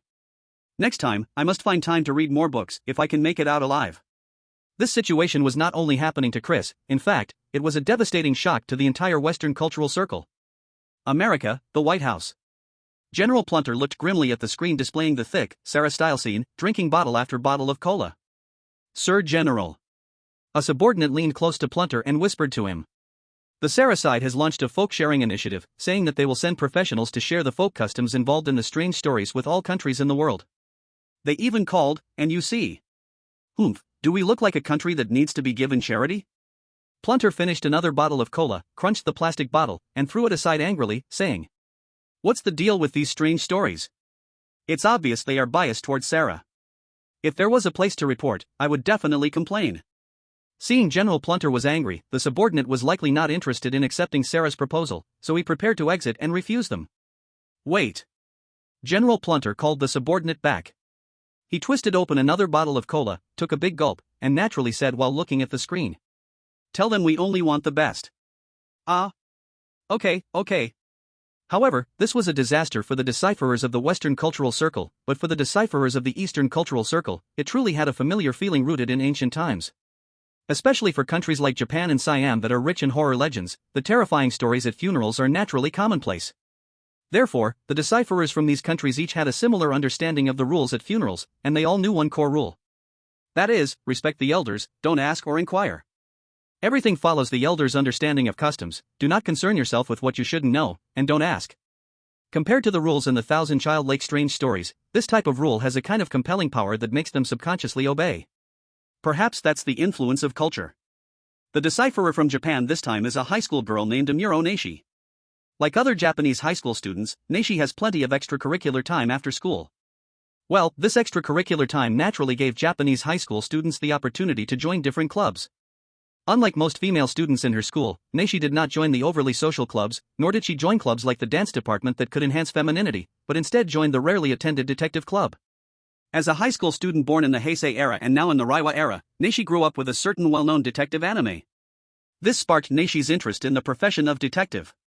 Although reality is different from comics, real detectives do not have the exciting and thrilling adventures depicted, and there's even a risk of facing legal consequences. However, this did not prevent Naishi from learning some relevant professional skills. For example, the ability to ask leading questions. Great-grandpa, what did grandpa do before? Naishi, dressed in a simple morning outfit, looking neat and clean, was quite charming and approachable. Oh. Your grandpa was the only worker among his brothers, working in a factory, he was quite proud. Before this, Naishi had already learned that great-grandpa and grandpa were not blood relatives. The one related to grandpa by blood is the third great-grandmother, and the third great-grandfather is grandpa's brother-in-law. Hey! Did grandpa become a worker right from the start? That's amazing. It's not like that. The third great-grandfather counted on his fingers to explain to Shirji. Your grandpa became a worker when he was about 30. Before that, he went to the northeast to join the commune when he was just a teenager, and he didn't come back until he was 30. Join the commune? What does that mean?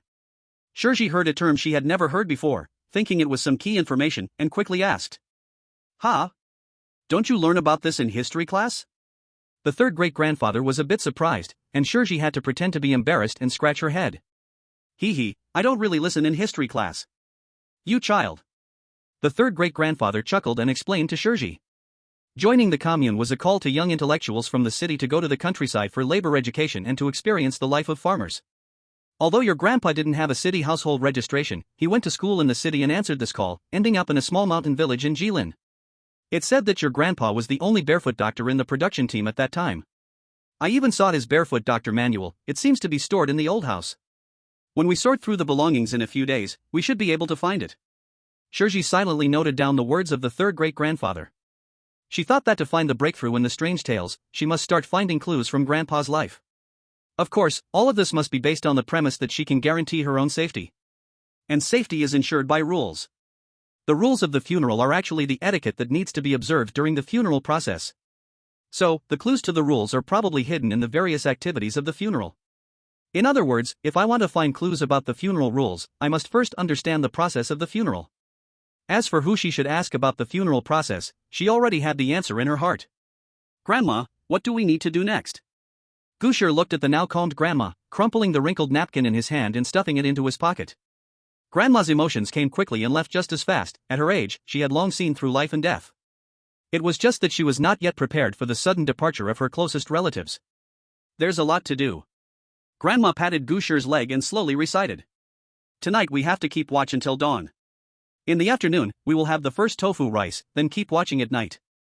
The day after tomorrow, we need to invite people to perform rituals for your grandpa, and there are still many other things to take care of. There's a lot, Usher, you'll have to work hard these days. Not hard, Grandma, you also need to take care of your health. We will help keep watch. Gu Shi learned from Grandma about the general process to follow in the future, but the details were not enough. If he wanted to know more specific matters, he would probably have to ask the main planner of the funeral, which was his grandpa's eldest son, his father. Just as Gu Shi was thinking about how to ask his father, he heard a noisy commotion coming from the door.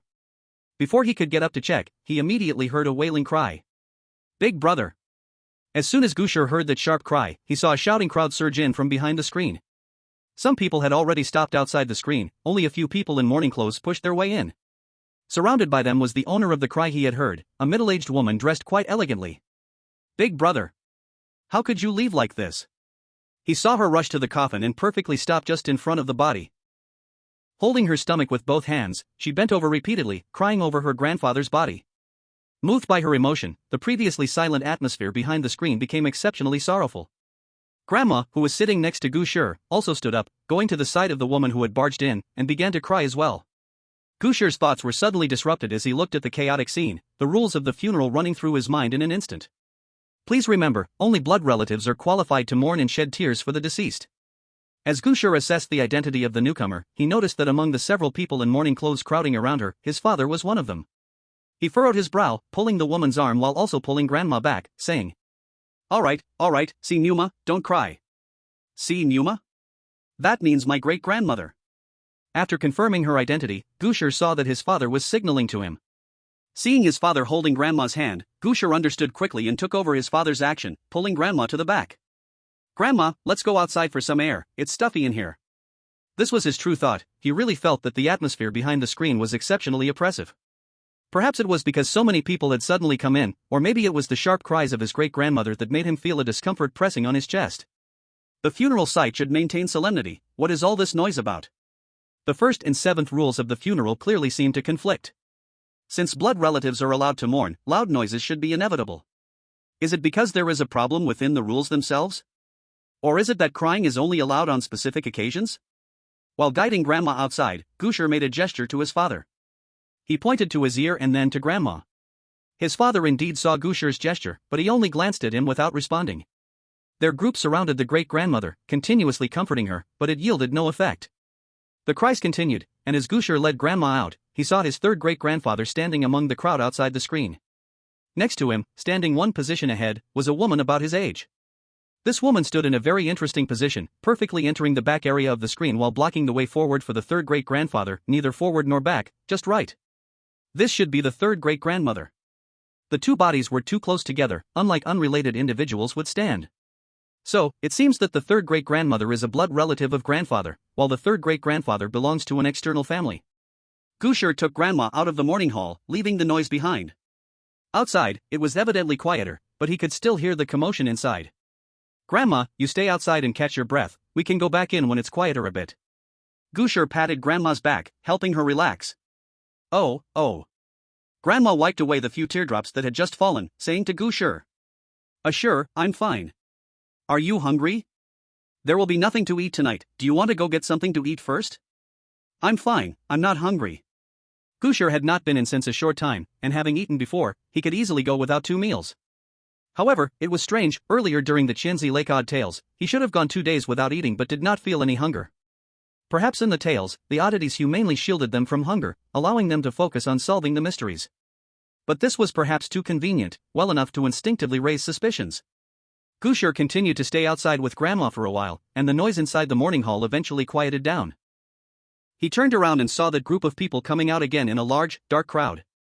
His father saw Gu Shi with his grandmother, nodded, and walked over to say to Gu Shi, You shouldn't speak on matters of the elders here, just spend more time with Grandma. I understand. Alright, then find a place to rest for now. Mom, I still have some things I'm unclear about with sister, I want to ask you. Grandma nodded in response and quickly turned around with his father, heading back into the morning hall. Sister? So, it turns out his father is the younger brother. Gu Shi stood alone in place, as more people in morning clothes gathered around him. Even though he wore the same morning attire, he felt out of place among them. But thankfully, he was not alone. So, what do you think about this strange tale? Gu Shi asked Ameng, as he had no clues and didn't know how to proceed. Can I say I don't like it here? I don't like it either, but what else can we do? What I mean is different. Gu Shi was taken aback. He noticed a strange sense of disconnection in Ameng's voice, which was no longer as clear and bright as before. What's wrong with you? Something feels off here. I can even feel my own spirit slipping from my control, as if some decaying aura is influencing me. Gu Shi sensed something was not right from Ameng's condition. I say, you're not going to fade away, are you? Haha, you can rest easy. In my current state, unless someone can pull me out of your body, I will only crumble if you die. Then what's going on? I only feel a bit uneasy in this atmosphere, I don't sense anything else wrong. I don't know either. Ameng's voice was ethereal, seeming distant yet near, as if it could disconnect at any moment. At least I can be sure this isn't the weirdness targeting me, something else might be at play. So what should we do? Should I get a bit further away, to see if that helps you? No. Ameng rejected Gu Shi's suggestion. Aren't you still troubled by not knowing where to start? If you leave, it will be even harder to find a way in. Do you want to be mysteriously tainted by weirdness without knowing anything? But right now, you are like a candle flickering in the wind, and I fear you might suddenly extinguish. Looks like we can only keep it like this for now. Before Gu Shi could hear Ameng's "we can only keep it like this," a huge amount of categorized knowledge suddenly appeared in his mind. Theft, fraud, decryption, mental interference, this is. Gu Shi counted these pieces of knowledge that appeared in his mind without warning, and they seemed very familiar. This is about the abilities of thieves and their corresponding knowledge. You are at least a host, not knowing even this little bit seems beneath you. Even in an unstable state, Ameng's tone remained so casual and flippant. I took advantage of a loophole to connect my extraordinary traits with your spirit. You're not extraordinary now, but you can use some of my abilities. Is that true? Such a good deal? Of course, it's not without cost. Ameng immediately cut off Gu Shi's thoughts and explained to him. Every time you use a power, your spirit will be drained. But ultimately, it still drains my spirit. Of course, if you know how to exercise restraint, I won't need to advise you. Be careful that one time after you use up your ability, either I or you might suddenly be on the brink of losing control. Ameng's words felt like a provocation and a threat, but the meaning both in and out of his words was to warn Gu Shi not to overuse his abilities. Alright, I know, I'm not some kind of prize guy. I really believe in you, I hope you won't let me down. Amon's voice gradually faded away, beginning to become a bit unclear. Wait, what's going on with you? I'm trying to solidify my spirit and rest for a while.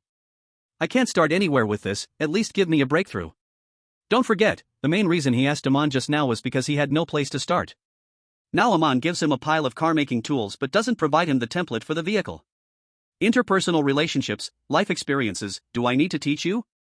The funeral has its phases, waiting for each time point, there will be breakthroughs. Amon's voice was completely silenced, and Gu Shi's mind returned to a long-lost calmness. However, Gu Shi did not miss this tranquility. Now this is really troublesome. Gu Shi adjusted his monocle, beginning to feel a sense of being abandoned by the world. Chapter 55, Interpersonal Relationships. After Amon went offline, Gu Shi truly began his solo adventure in the world of strange tales for the first time. Although Amon always liked to undermine his confidence and often spoke halfway, acting like a riddle master, it cannot be denied that Amon had an unmatched talent for deciphering, which was his most relied upon area. Without Amon, Gu Shi felt as if he had left the beginner level, standing bewildered at the entrance to the Demon King's castle. Fortunately, Amon still left him a little inheritance, preventing him from being completely passive. Stealing, deceiving, deciphering, mental interference. For now, the most useful ability for Gu Shi might be deciphering. Gu Shi also heard Amon mention before that within his abilities, there was a category called Scholar of Deciphering, which might be the source of this ability. But the problem is, how should he use these abilities? Amon gave him a pile of related knowledge, but none of it explained how to use these abilities. He could understand stealing to a certain extent, but that was limited to stealing actual objects, like touching someone else's belongings.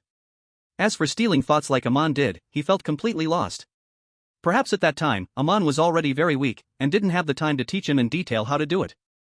In any case, let's try to ask something from relatives first. Gu Shi's first target was naturally his third great-grandfather, who he had talked to the most.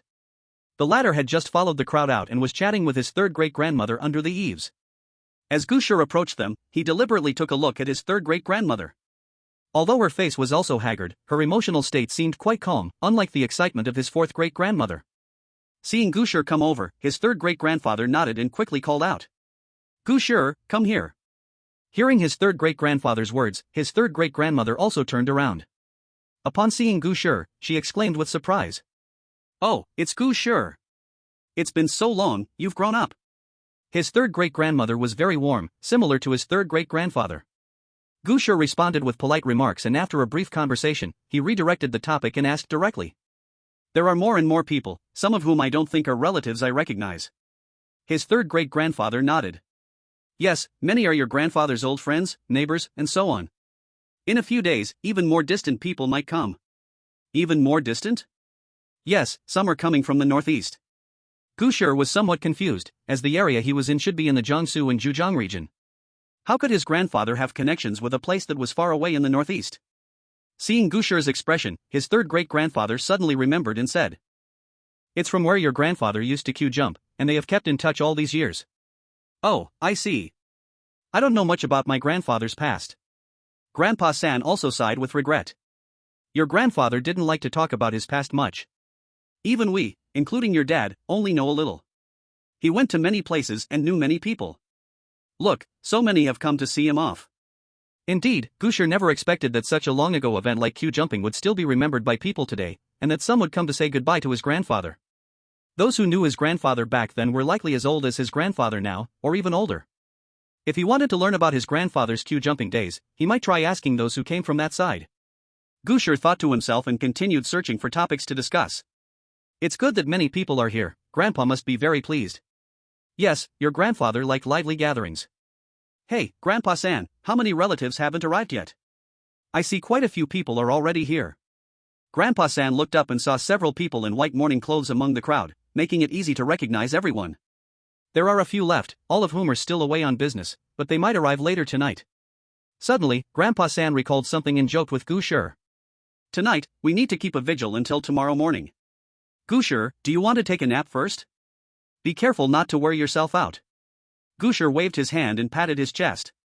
"No need, us college students may not be good at other things, but we are the best at staying up all night." "What about you, Grandpa San? Are you staying up later?" Grandpa San shook his head. "I won't be here tonight, but I will come tomorrow. However, your Grandma San wants to stay tonight, and I'm worried she won't be able to last." As he spoke, Grandpa San looked toward Grandma San, seemingly having tried to persuade her several times. "If you can hold on, don't push yourself, Big Brother understands you siblings very well. He won't blame you. I know Big Brother's kindness, I just want to stay with him." Gu Shi watched the two start to argue, clearly they had differing opinions on this matter. During these 7 days, the relatives of the deceased are required to keep vigil. However, please note that only on the night of the deceased's passing do all family members need to be present. For the other nights, family members can take turns. Grandpa San is not a blood relative, so whether he keeps vigil or not theoretically does not conflict with the rules. But Grandma San is a blood relative of Grandpa and is definitely required to keep vigil. However, now there are 2 problems. First, does Grandma San count as a family member? Does she have to keep vigil on the first night? Second, in the event that Grandma San herself is not fit to keep vigil, would forcing her to do so result in any bad consequences? For example, it is clearly mentioned in the funeral rules. If you are too sleepy and can't hold on, please go take a rest, don't force yourself to keep vigil. Once the vigil has started, you cannot leave midway. If Grandma San counts as Grandpa's family member, then she must keep vigil tonight. But according to Grandpa San, Grandma San can't stay up. If she keeps vigil, it could become forcing herself to stay up. What consequences would forcing herself to stay up bring? Gu Shi was unsure, but it certainly wouldn't be anything good. However, all of this is based on whether Grandma San counts as a family member. What if she doesn't? Grandpa San. Gu Shi interjected with a question. "I heard Grandma say that all family members need to be present for the first night's vigil. Grandma San should not have to come, right?" Grandpa San thought for a moment and hadn't said anything yet. The topic was suddenly taken over by the third great-grandmother. "Oh dear, I really just wanted to come myself. Gu Shi, you may not know, but when I was sick before, your grandfather often came to the hospital to see me and kept me company. So, shouldn't I keep watch on this first night?" The third great-grandmother's argument was indeed reasonable. It seemed that she did not count as a family member and therefore was not required to keep the first night vigil. So should they just let her give up this idea of keeping vigil? Gu Shi initially intended to follow that line of thought, but he seemed to sense something was off in the back of his mind. What exactly is the definition of a family member? Gu Shi recalled a time at Qianzi Lake when he was chased by a tea vendor over tea, and what Aming had said to him. Can your understanding be the same as its understanding? Right, the rules of the funeral were bizarre to him. So, could the bizarre definition of a family member be the same as what they considered a family member? Gu Shi thought he had cleared the fog, but he found himself still standing in the same place. What really is a family member? Gu Shi's forehead was dripping with cold sweat. Chapter 56, Persuasion. A family member refers to spouses, parents, children, and other close relatives living together. Close relatives include spouses, parents, children, siblings, grandparents, great-grandparents, grandchildren, and great-grandchildren. Living together refers to residing together for a certain period and the mutual assistance in daily life. Old Qian listened as Wang Weijie read the definition of family members from the encyclopedia, feeling troubled in his heart. From the perspective of the laws of Sirius, the third great-grandmother indeed did not count as a family member of grandfather, but she was grandfather's own younger sister, and they used to be family members. Moreover, they were unsure about the bizarre definition of family members. What if the bizarre considered the third great-grandmother a family member? For the first time, Old Qian felt that deep cultural heritage could be an exceptionally troublesome thing for future generations to research. Old Qian, what do you think? Wang Weijie looked anxiously at the various action methods listed by the analysis team and their corresponding potential consequences. This wasn't information that could be completely conveyed with just one reminder, especially since it had only just begun. Although their text amount for reminders had increased due to Gu Shi's previous perfect clearout, it couldn't be used recklessly. Accumulating enough clues and using reminders at key moments was the correct way to use them. But now, the dilemma Gu Shi faced had touched on the contradictions within the rules. Generally speaking, the contradictions within the rules could very likely be where the bizarre lies. Old Qian thought, wanting to seek a possibility, a chance that could satisfy both rules at once. After thinking it through, there seems to be only this method. Gu Shi made his choice in his heart. He intended to stand with the third great-grandmother and support her participation in the vigil tonight. Since he was unclear about whether the third great-grandmother counted as a family member, if he didn't support her keeping vigil, then two situations could arise. The first situation is that the third great-grandmother indeed does not count as a family member, so her absence from the vigil tonight wouldn't violate the rules. The second situation is that the third great-grandmother is a family member, but she didn't participate in the vigil, breaking the rules. In other words, Gu Shi would be betting on a 50% chance, and it would be a gamble entirely beyond his control. However, if he supported the third great-grandmother in keeping vigil, the situation would be different. Whether or not the third great-grandmother counted as a family member, her participating in the vigil would not be a violation of the rules. In this case, the only thing Gu Shi needed to pay attention to was not letting the third great-grandmother give up. This was something he could influence with his own strength. It is up to people. Gu Shi does not want to gamble his fate with heaven. So he adjusted his glasses and said to his third grandpa, "Oh, third grandpa, third grandma is also sad in her heart. It is understandable that she wants to keep vigil for grandpa. As long as she gets enough rest beforehand, she should be able to last." Hearing Gu Shi support her staying up, third grandma also chimed in to try to persuade her husband. "Look, Gu Shi understands this reason, why are you so stubborn? This is not a matter of whether she can rest enough." Third grandpa did not want to debate with third grandma, he explained to Gu Shi. "Your third grandma is getting old, staying up all night is tiring in itself. Even if she sleeps beforehand, she will still feel sleepy by then. If she insists on staying up, it will only hurt her health. Moreover, there won't be many people on vigil tonight. If you count, there are only your father, your aunt, your grandmother, your fourth grandma, and yourself. If it were the next few nights when there are more people, then we could do other things to keep spirits up. But tonight, there aren't many people, so what's there to get involved in?" Third grandpa's attitude towards third grandma keeping vigil was very firm, and Gu Shi also picked up a few clues from his words. Tonight's vigil only had a total of 5 people. That means, in these people's understanding, these might be the only family members. But the issue is, fourth grandma is included in that count. Why are there only these people? Well. Third grandpa paused for a moment but then quickly answered. Because today is the first day, many people have traveled a long way to come back and are very tired, lacking the strength to keep vigil. Your father also said that on the first night, there shouldn't be too many people. So it was actually father's suggestion not to have too many people? It seems necessary to ask him later. Gu Shi thought, but the most important issue right now was how to persuade third grandpa to agree to third grandma keeping vigil.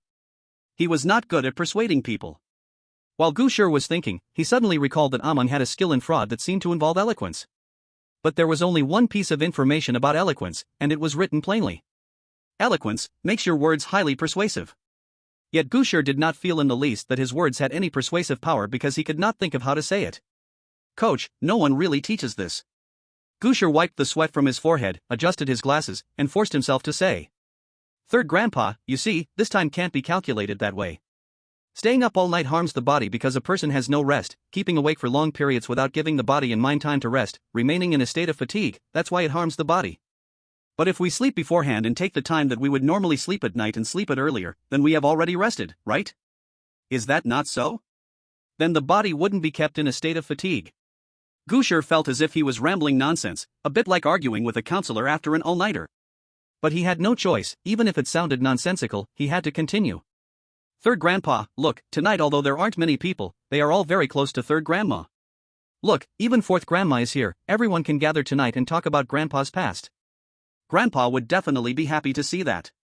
Grandpa likes liveliness, right? Although my dad said not to have too many people on the first day, adding third grandma makes it 6 people, that's only 2 tables of people playing cards.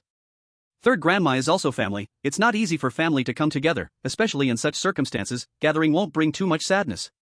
Moreover, my grandmother is alone now, although my dad, my aunt, and I have been comforting her. If both third great-grandma and fourth great-grandma can be here, they can also help comfort grandma. After all, the key point is not staying up all night, but keeping vigil for grandpa, while also comforting grandma. Gu Shi saw third great-grandpa begin to press his lips together, his eyes darting around, and suddenly felt a surge of joy in his heart.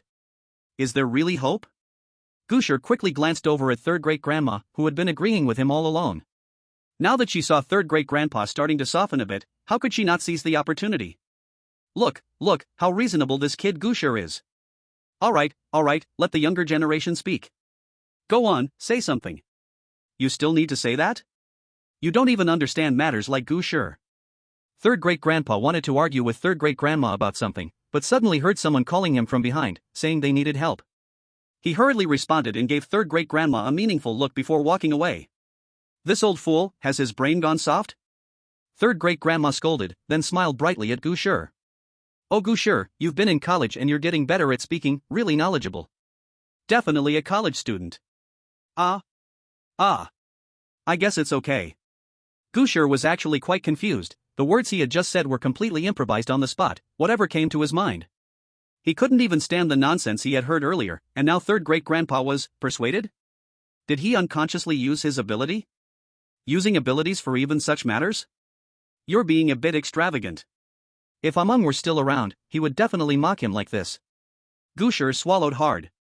But who cares? As long as the purpose is achieved, the process doesn't really matter. He pinched his single-lens glasses and smiled at third great-grandma. Just a small thing. Chapter 57, means to stay awake. Gu Shi chose to have third great-grandma keep vigil. Old Qian thought about Gu Shi's motives for doing this, and soon he understood the details behind it. Indeed, having the other party stay to keep vigil is the safest choice, turning a high-stakes gamble into something that can be influenced by real actions. And he actually managed to persuade third great-grandpa. Old Qian looked at the intelligence received from decipherers from other countries. Besides Gu Shi, many decipherers also discovered the contradictions between third great-grandma's vigil and the rules when communicating with third great-grandpa. Some among them chose not to interfere, probably thinking that whether third great-grandma kept vigil or not wouldn't directly violate the rules. But there were also some who chose to persuade third great-grandpa. Unfortunately, third great-grandpa held his stance very firmly, and many returned empty-handed. Currently, only Gu Shi has successfully persuaded third great-grandpa. This kid, how did he suddenly get so smart? Old Chen didn't think Gu Shi was very articulate, although he was clever, his speaking skills were absolutely terrible. Could it be because of his mental issues? Old Qian hadn't forgotten his suspicion that Gu Shi could improve his reasoning ability in a short time, but the side effects led to mental issues. Could the appearance of mental issues actually force an increase in reasoning ability? Old Qian couldn't help but rub his head and sigh, recalling Dr. Valerie's diagnostic report. It really won't affect the deciphering of weird tales, will it? Old Qian. Wang Weijia handed him a report, still warm from the printer, clearly just received. Another decipherer has successfully persuaded third great-grandpa. Who? Old Chen took the report, glanced at it, and saw the country name not very well regarded by Circe. Japan. Their decipherer is a little girl, right? Yes. How did she persuade third great-grandpa? Wang Weijie hesitated, and after a struggle of thought, he finally spoke to Old Qian. Old Qian, it seems you have a daughter? Aren't you aware of that? What's wrong? Then you should know the feeling of being chased by your daughter, asking for something. I understand. Old Qian looked at the detailed report, noting that the decoder named Amuro Naoshi had learned about herself and most of her relatives' relationships through various conversations. After discovering the night vigil event of her third grandmother and arriving at the same conclusion as Gu Shi, she, relying on her childhood closeness to her third grandfather, relentlessly begged him to let her third grandmother join tonight's vigil. This wasn't the most shocking part. The most shocking part was that she actually succeeded. Sure enough, is reasoning still less effective than playing on emotions? If Gu Shi were also a girl, would this trick work as well? Old Qian silently continued reading, only to find that Shiji's coy persuasion had actually revealed information that even Gu Shi hadn't asked about. Your grandfather specifically instructed us few present at the time with one sentence before his passing. Third grandfather hesitated a bit, but ultimately decided to respect Shiji's right to know as a grandchild. I will return in 7 days. You all need to be careful in these days. Gu Shi, after helping the third grandmother persuade the third grandfather, began to think about how to ensure the third grandmother could smoothly get through this night. If the third grandfather was only worried about the third grandmother's health and preventing her from staying up, then all they needed to do was find a way to help her last through the night. Of course, this endurance didn't mean forcing her but rather finding another way to keep her awake. For instance, Gu Shi had once heard a friend say that when he kept vigil for his grandfather, he played mahjong with a few relatives all night long. This was indeed a way to stay awake, but was it really okay? The morning hall had to maintain solemnity, and activities like group entertainment were likely not allowed. The second idea Gu Shi thought of was what he had told the third grandfather, to rest enough in advance. But this method might not necessarily be effective. A person would still be sleepy if they were tired. After thinking back and forth, Gu Shi still couldn't find a good way to ensure the third grandmother wouldn't feel sleepy. Does this really rely on the third grandmother herself? What's the difference from directly not letting her keep vigil? Gu Shi sat on the plastic stool at the morning hall door, resting his chin on his hands, lost in thought. If it were a Meng, what solution would he come up with? Gu Shi recalled a Meng's tone, pushed up his single-lens glasses, and lowered his voice to imitate him with a chuckle. Since you want her not to feel sleepy, why not take away her sleepiness, right? Suddenly, Gu Shi had a flash of inspiration. He seemed to have really found a way. To keep the third grandmother awake, wouldn't it be enough to directly steal her feeling of sleepiness? But the feeling of sleepiness is constantly produced. If they were to keep stealing, wouldn't that be too draining? Hey, could they steal the alertness feeling from others and then return it to the third grandmother? This way, she wouldn't constantly feel sleepy. But would that affect her health? After all, while she wouldn't feel sleepy, her body essentially still hadn't had rest. However, I was just considering what to do if the third grandmother had rested enough beforehand but still felt sleepy. In that case, let the two methods work together. Let the third grandmother rest early, then make her alert when she feels sleepy. This way, her body is cared for, and she can stay awake for a long time. Gu Shi immediately jumped up from the plastic chair, excitement shining in his eyes. Turns out imitating a Meng really works. Silently thanking a Meng, who had been offline for a long time, Gu Shi rolled up his sleeves and prepared to put his plan into action. But soon, he thought of another problem. How do I steal someone else's wakefulness and my great-aunt's drowsiness? Don't forget, although he could now use Amon's stealing ability, he had never been taught, nor had he ever practiced it. The ability to steal thoughts sounded very mysterious, and stealing drowsiness, which was of the same type, was even more substantial. Just like a three-dimensional being cannot imagine a four-dimensional world, Gu Shi also could not picture how to steal drowsiness. Every time he watched Amon use his ability, it felt like, I want to do this, so I do it, and I succeeded, as simple as eating or drinking. What should I do? Gu Shi looked around, planning to find something to begin practicing with the simplest form of theft. Alright, I'll go and talk to him. Gu Shi heard a voice and turned to look. He saw his father stepping out of the morning hall, a cigarette in his mouth, and his right hand stuffing a half-flat pack of cigarettes into his pants pocket through the split of his morning attire. Blinking his eyes, Gu Shi found a target for his experiment. Smoking is harmful to health. Gu Shi stood still, waiting for his father to walk past him. Since he had just been sitting at the door, his father must have been positioned to the right as he came out. He didn't need to move at all. When his father gradually drew closer, Gu Shi casually looked away, his mind focusing on stealing that pack of cigarettes. Soon, a waft of cigarette smoke brushed past Gu Shi. As he felt the unmistakable sensation of someone passing by, he immediately stretched out his hand, keeping the thought of stealing the cigarette pack in mind, and reached out to grab it. To be honest, Gu Shi wasn't even sure if his hand had actually reached the pocket. Even the morning attire would automatically cover that area while moving, making it impossible to touch the pocket, let alone retrieve the cigarette pack inside. But just as Gu Shi reached out, he felt his hand unexpectedly grasp a squished box. As his fingers closed, the box instantly fell into his palm. Before he could even react, his hand had already pulled back. He looked down slowly at his hand, only to find that half-flat cigarette pack glaring back at him in his palm. Chapter 58, Theft. Gu Shi held the half-flat cigarette pack in his hand, momentarily unable to believe that he had stolen it from his father's pocket. He didn't feel like he had actually reached into the pocket. Rather than saying he had stolen the cigarette pack, it felt more like he had somehow conjured it into his hand. There was no process of stealing, he had gone straight to the result of theft. Is this reasonable? It's unreasonable. Perhaps for Aman, this is the true feeling of stealing things. No flashy techniques, no complex methods. To steal, just steal. For Aman, stealing wasn't an ability, it was more like a tool, just like arms and legs. When normal people reach for something with their hands, do they think about the principles behind it? Gu Shi felt like he was beginning to understand Aman's essence. While he admired Aman's mysterious power, his wariness of Aman grew a layer deeper. Right now, Aman was inexplicably in a weakened state. If he were to recover to his peak, what would he do then? Though Aman had sworn by his own father, one could never be too careful, as a person like him could change his mind at any moment. Gu Shi believed he needed to think of a way to prepare for any unforeseen circumstances at the last moment. Of course, he would never entertain the abstract and foolish idea of using Aman's ability to counteract Aman himself. With someone else's hand, you slap someone, what are you thinking? Adjusting his single-lens glasses, Gu Shi called out to his father, who had walked a distance away, waving the cigarette box in his hand. Dad, you dropped your cigarettes. Hearing Gu Shi's shout, his father turned back while checking his pants pocket. Huh? It really did drop. His father walked back and took the cigarette box from Gu Shi's hand. Well, you should go get some sleep now, be careful not to stay up too late tonight. Got it. His father turned and left, and Gu Shi sighed as he watched him go. Alright, then let's see how to steal this so-called sleepiness. Just as Gu Shi was about to go look for his experimental subject elsewhere, he realized that something still lingered in the hand that had held the cigarette box. He paused, opened his hand, and looked down. He saw a folded yellow paper still hidden in his palm. Gu Shi then realized that he had stolen more than just a cigarette box.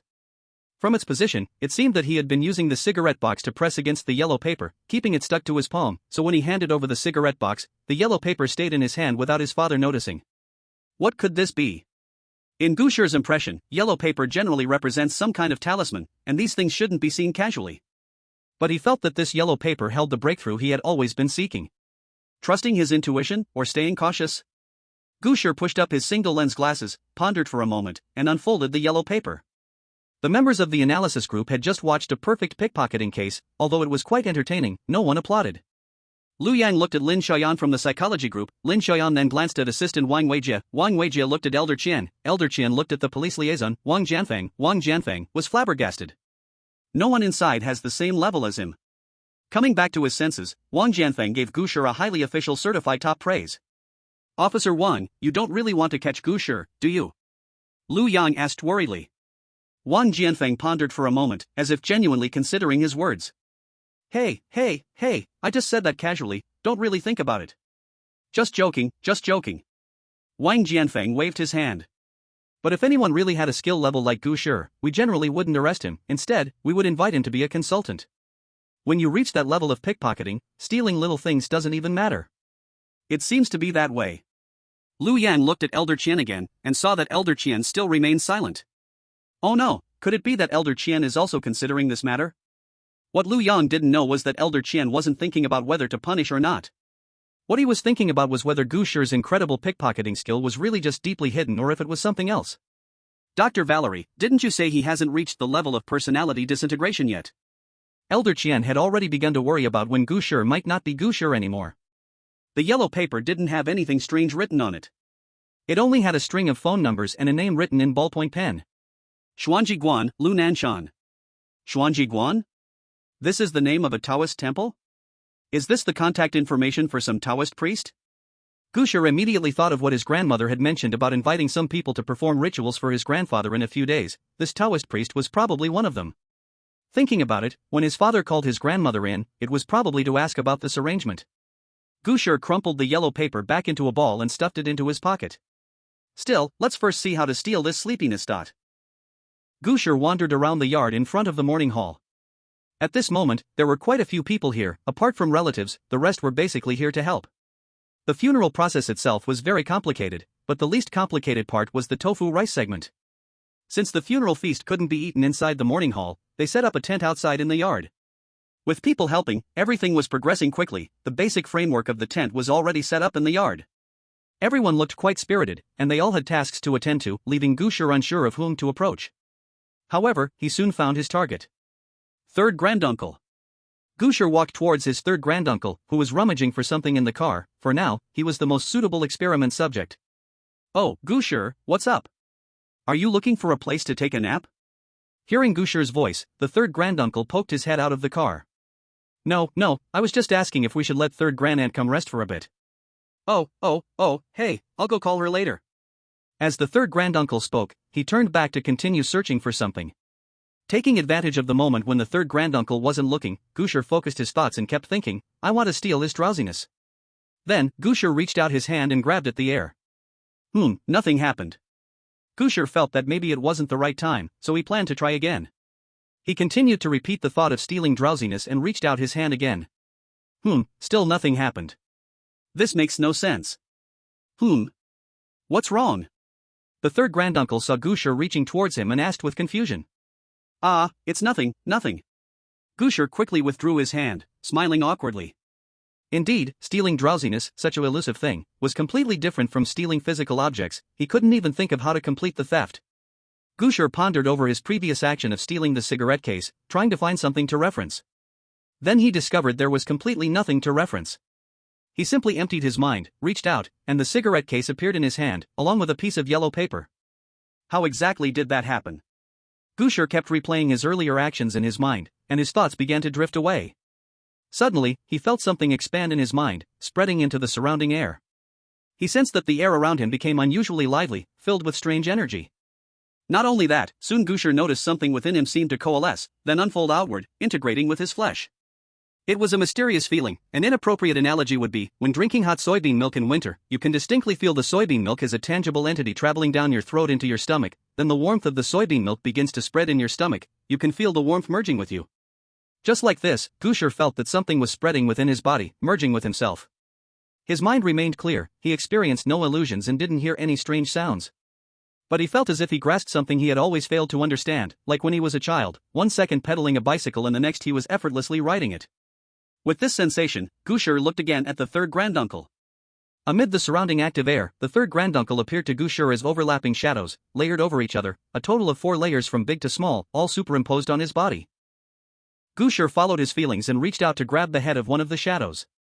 A strand of milky white silk was pulled out from that shadow by an unknown force, flying into Gu Shi's hand and transforming into a tiny light spot.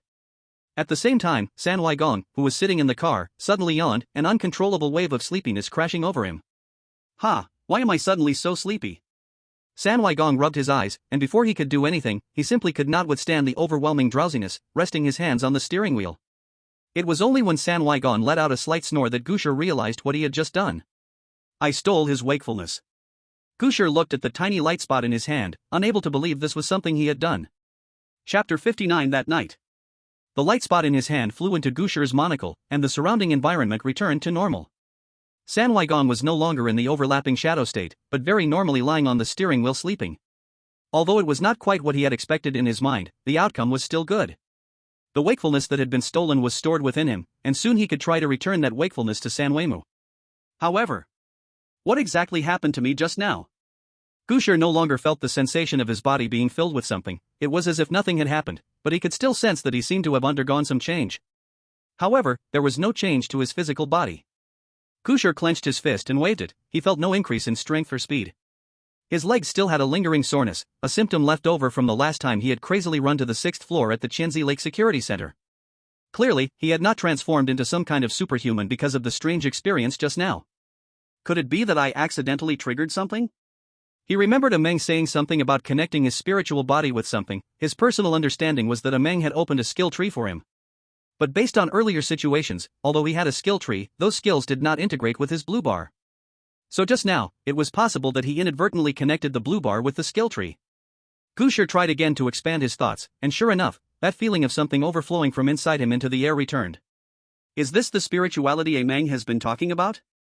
Feeling the liveliness in the surrounding air, Gu Shi couldn't help but experience a refreshing feeling, as if he had first breathed from an oxygen tank when he went to Tibet, full of vitality. Oh right, I can't use too much spirituality. Although he didn't know how much spirituality he had consumed with such behavior, to be safe, Gu Shi immediately stopped extending his thoughts further. Adjusting his monocle, Gu Shi quickly went to find San Weimu, planning to steal her wakefulness so she could go to sleep blissfully.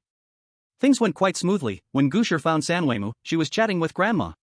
He used the excuse that San Weigong was sleeping in the car to get San Weimu to check on him. Although San Weimu complained verbally about San Weigong, she still went over to take a look. San Weimu, do you want to recline the seat so San Weigong can lie down and sleep? Gu Shi pointed to the driver's seat and said to San Weimu. Okay, I'll support him from the other side. Gu Shi, you recline the seat for him. Saying this, San Weimu climbed into the passenger seat, preparing to help San Weigong. But Gu Shi was faster. He had already released his spirituality before San Weimu got into the car. Once San Weimu sat in the passenger seat, Gu Shi reached out to grab. From the heavy layers of illusion surrounding the third great-grandmother, a milky white silk thread was drawn out and turned into a point of light in hand. The third great-grandmother, stolen of her wakefulness, immediately began to yawn. Although she did not forget to support the third great-grandfather, her eyelids had long since disobeyed her and started to droop. In just a few seconds, the third great-grandmother fell asleep against the passenger seat. Finally done. Gu Shi collected his spirit and first helped the third great-grandfather to recline his seat, easing him away from the steering wheel. Then he went around to the passenger side and similarly reclined the third great-grandmother's seat. However, while reclining the third great-grandmother's seat, Gu Shi discovered a pack of Red Bull in the passenger seat. It seemed to be the item the third great-grandfather had been using before he fell asleep. So that's it. Gu Shi smiled knowingly and helped them close the car doors. Sweet dreams, you too. Having stolen 2 instances of wakefulness and used his ability twice, Gu Shi's heart, once excited from the first use of extraordinary power, gradually calmed down. How could this be possible? He was still very excited, wanting to try his ability again to see what else he could steal. But excitement aside, Gu Shi was not the kind of person who would recklessly use his abilities on others. Moreover, he was unclear about how much spirit was consumed by these 2 uses, and how much spirit he had left. Gu Shi had no concept of spirit. As Amon said, he was using Amon's ability, and it was Amon's spirit that was consumed. When he wakes up, he'll suddenly find himself deeply in debt. Gu Shi thought with a wicked sense of humor, but it remained only a thought. There was nothing particularly special left to do. What he needed to do next was wait for night to fall. This time, the bizarre tale doesn't have a clear branching point at the start. All the decryptioner's action should be roughly the same. In other words, the most core place for intelligence gathering right now is this courtyard. Gu Shi looked at the variety of people in the courtyard and decided it would be wise to find something to do while waiting for nightfall. First, let's get to know everyone. Gu Shi's conjecture was mostly correct. Since the strange tale began in a nearly enclosed area, almost all the decryptioners were active near the morning hall. However, although many countries had perished due to the arrival of the Yuri, there were still plenty of decryptioners around. With a large base, the decryptioners were randomly selected from citizens of various countries, inevitably leading to some unpredictable special situations. Casapa Romano, a decryptioner from Wei Delia. Wei Delia was quite unlucky. The previous decryptioner was a seasoned expert who had successfully survived 3 bizarre tales. However, in Xianzi Lake, he failed to find a place to hide in time while searching for clues on other floors, despite the security center's warnings. By the time Wei Delia's officials alerted him, the Eyrie had already invaded the security center. Everyone can guess the final outcome. Wei Delia unfortunately became the last major country to encounter the Eyrie arrival. Yet, this time their luck was equally poor. Kasapa was an unemployed drifter, a typical lazy man nurtured in a high-welfare society of Europe. When he was selected by the Eyrie and transported to the world of bizarre tales, he was already terrified.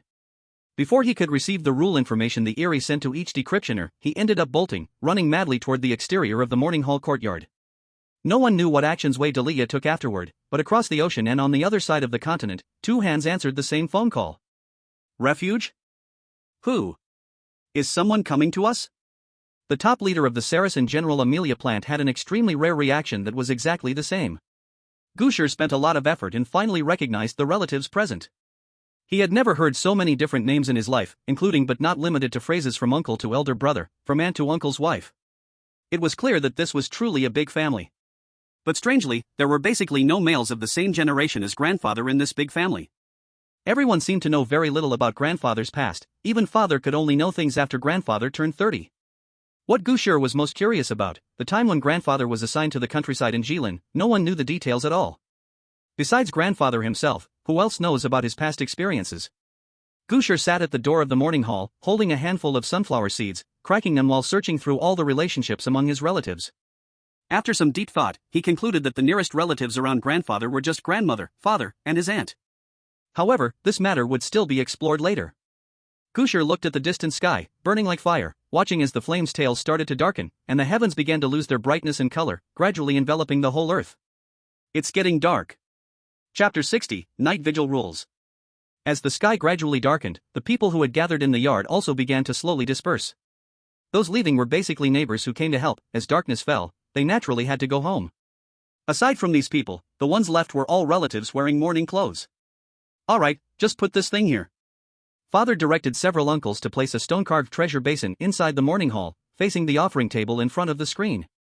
This treasure basin was heavy, and when it landed, the several uncles clearly let out a big sigh of relief. Okay, we'll head outside now. The uncles waved to father and turned to leave the morning hall. Gu Shi, who had been sitting at the door, saw a few relatives who did not join the night vigil, neither leaving nor planning to enter the morning hall, felt puzzled. Dad, is it just us tonight for the night vigil? Gu Shi asked his father, who was coming over, and now he could call Dad without changing his expression. Yes, just us. Then why are the uncles still staying outside? Ah, only we are keeping vigil inside, and someone needs to watch outside. What if a stray cat or dog comes in? It's fine today, but after eating tofu rice tomorrow, it will be easier to attract animals. I see. Gu Shi nodded, looking outside again, and saw two figures walking over from where the cars were parked. The two figures were naturally San Weigong and San Weipo. He didn't know whether they woke up by themselves or were called awake by others. But that was fine, as Gu Shi was originally prepared to wake them up himself. San Dad, San Mom, you two are awake. Father, who was with Gu Shi, naturally saw the two coming over. Awake, awake. San Weigong rubbed his head, looking sleepy. Oh, I fell asleep in the car, and I don't even know how I fell asleep. Ha, it's definitely because you were worn out. It's very normal to fall asleep unknowingly. Gu Shi quickly interrupted, guiding him to believe a fact while he was still not fully awake, so when he truly woke up, he would subconsciously regard this fact as his own memory. Yes, I was tiring. San Weigong was still rubbing his eyes, clearly absorbing Gu Shi's words into his heart. It's okay to sleep, you won't feel sleepy later tonight. Father agreed, and San Weigong nodded at him. I'll stay outside tonight, and San Ma will keep watch too. I already know, San Ma told me.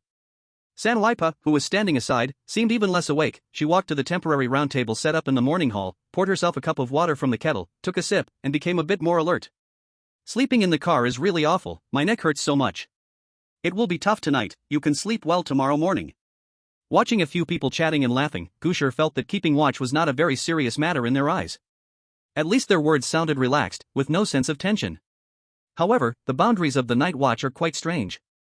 Are those inside the morning hall counted as keeping watch, while those outside do not? Why insist on such clear divisions? While Gu Shi was pondering this, his father turned to him and said, Don't wander around, stay in there and keep grandma company. I know. If you feel hungry or thirsty, drink some water first, San Weigong will bring food later. Gu Shi looked at San Weigong, who smiled back at him. Can others actually come in while keeping watch? There are no strict rules, your grandfather doesn't care about this. Is that really the case? Gu Shi didn't ask further but kept a cautious eye on the situation. As time was getting close, San Weigong whispered to his father and turned to leave. The few people left in the morning hall, including Gu Shi, gathered near the screen and sat down. At this moment, grandma, father, aunt, San Weipa, and Gu Shi were all present. Ha! Gu Shi looked around and clearly noticed one person was missing. Where's Si Weipa? I'm here. Just as Gu Shi finished speaking, he heard a familiar voice bursting in from outside. Si Weipa hurried in with a jug of oil, running in small quick steps. Hey, Si, slow down. Grandma quickly took the jug of oil from Si Weipa and placed it in the corner. Si Weipa wiped her sweat with a napkin and gasped for breath, saying, I saw that the lamp for Big Brother was about to run out of oil, so I went to buy a jug. She was referring to the perpetual lamp at the head of the spirit bed, which Gu Shi had noticed as soon as he entered the screen. So the fuel is cooking oil. Gu Shi watched as Si Weipa folded the used napkin neatly and tossed it into the trash bin, then pulled over a chair to sit beside the screen. It must be said that as grandma's youngest sister, Si Weipa seemed to have more spirit than San Weipa and grandma. The sky finally darkened completely, and the night lights in the courtyard outside the morning hall turned on automatically, providing some illumination for those keeping vigil outside. Inside the morning hall, the lights were bright, and 2 red candles on the offering table burned quietly. Gu Shi sat dazed in his chair, because apart from Grandma, he saw the others had started taking out their phones. "Where's your phone?" Father, holding his phone sideways, noticed Gu Shi doing nothing and asked. "I didn't bring it." Gu Shi answered simply. "You go out without even taking your phone." Father said with a slightly reproachful tone, but Gu Shi felt helpless. Why wouldn't they let him bring things inside? His phone was supposed to be in his pocket. 7 days without a phone. If there wasn't anything else to do, these next nights would surely be tough. Just when Gu Shi was thinking about this, a ripple surged in his mind again. It was the feeling he had when the bazaar first delivered the rules upon entering the Weird Tales. The rules for the second part? Gu Shi adjusted his single lens glasses and began to carefully interpret the information that suddenly flooded into his brain. Funeral night vigil rules for 7 nights. Human fear of the night has not faded with the advancement of civilization. Not good. Gu Shi's mood, which had been somewhat relaxed due to idleness, tightened up suddenly after reading all the rules. What can be said? It's indeed night. The possible abnormal situations that the decoder has to face increased instantly. In this case, he still had to maintain a clear mind and could not make the slightest mistake. It's tough. Although he had previously digested part of the strange pollution of Qianzi Lake, according to Amon, he had some resistance to the pollution now. But that was the pollution from the previous haunted world. Gu Shi didn't believe that the sword from the former dynasty could be used to cut the officials of the current dynasty. And the 13th rule, isn't this a bit too obvious? Gu Shi had seen sudden changes in rules many times, but such a blatant shift was his first experience. Is the strange making a fool of the decoder? Gu Shi didn't think so. The 13th rule must have some hidden meaning. If it were merely to mislead the decoder as a trap, that would be too disgraceful. Before understanding the true meaning of the 13th rule, it's best to try not to feel drowsy. Gu Shi supported his face with one hand, his gaze scanning the long-lasting lamps, memorial photos, and red candles. After confirming that everything was in order, he pulled back his thoughts and began to wait for time to pass. Will the first night of vigil pass peacefully? Come on, Chris, have a cup of tea. Grandma 4 made a cup of tea for everyone, and she handed a teacup to Chris. Thank you. Chris took the teacup, holding it in his hand while observing the surroundings. Like the other decoders, Chris also tried to communicate with various relatives. But due to his poor memory, he really couldn't remember so many unfamiliar names for relatives.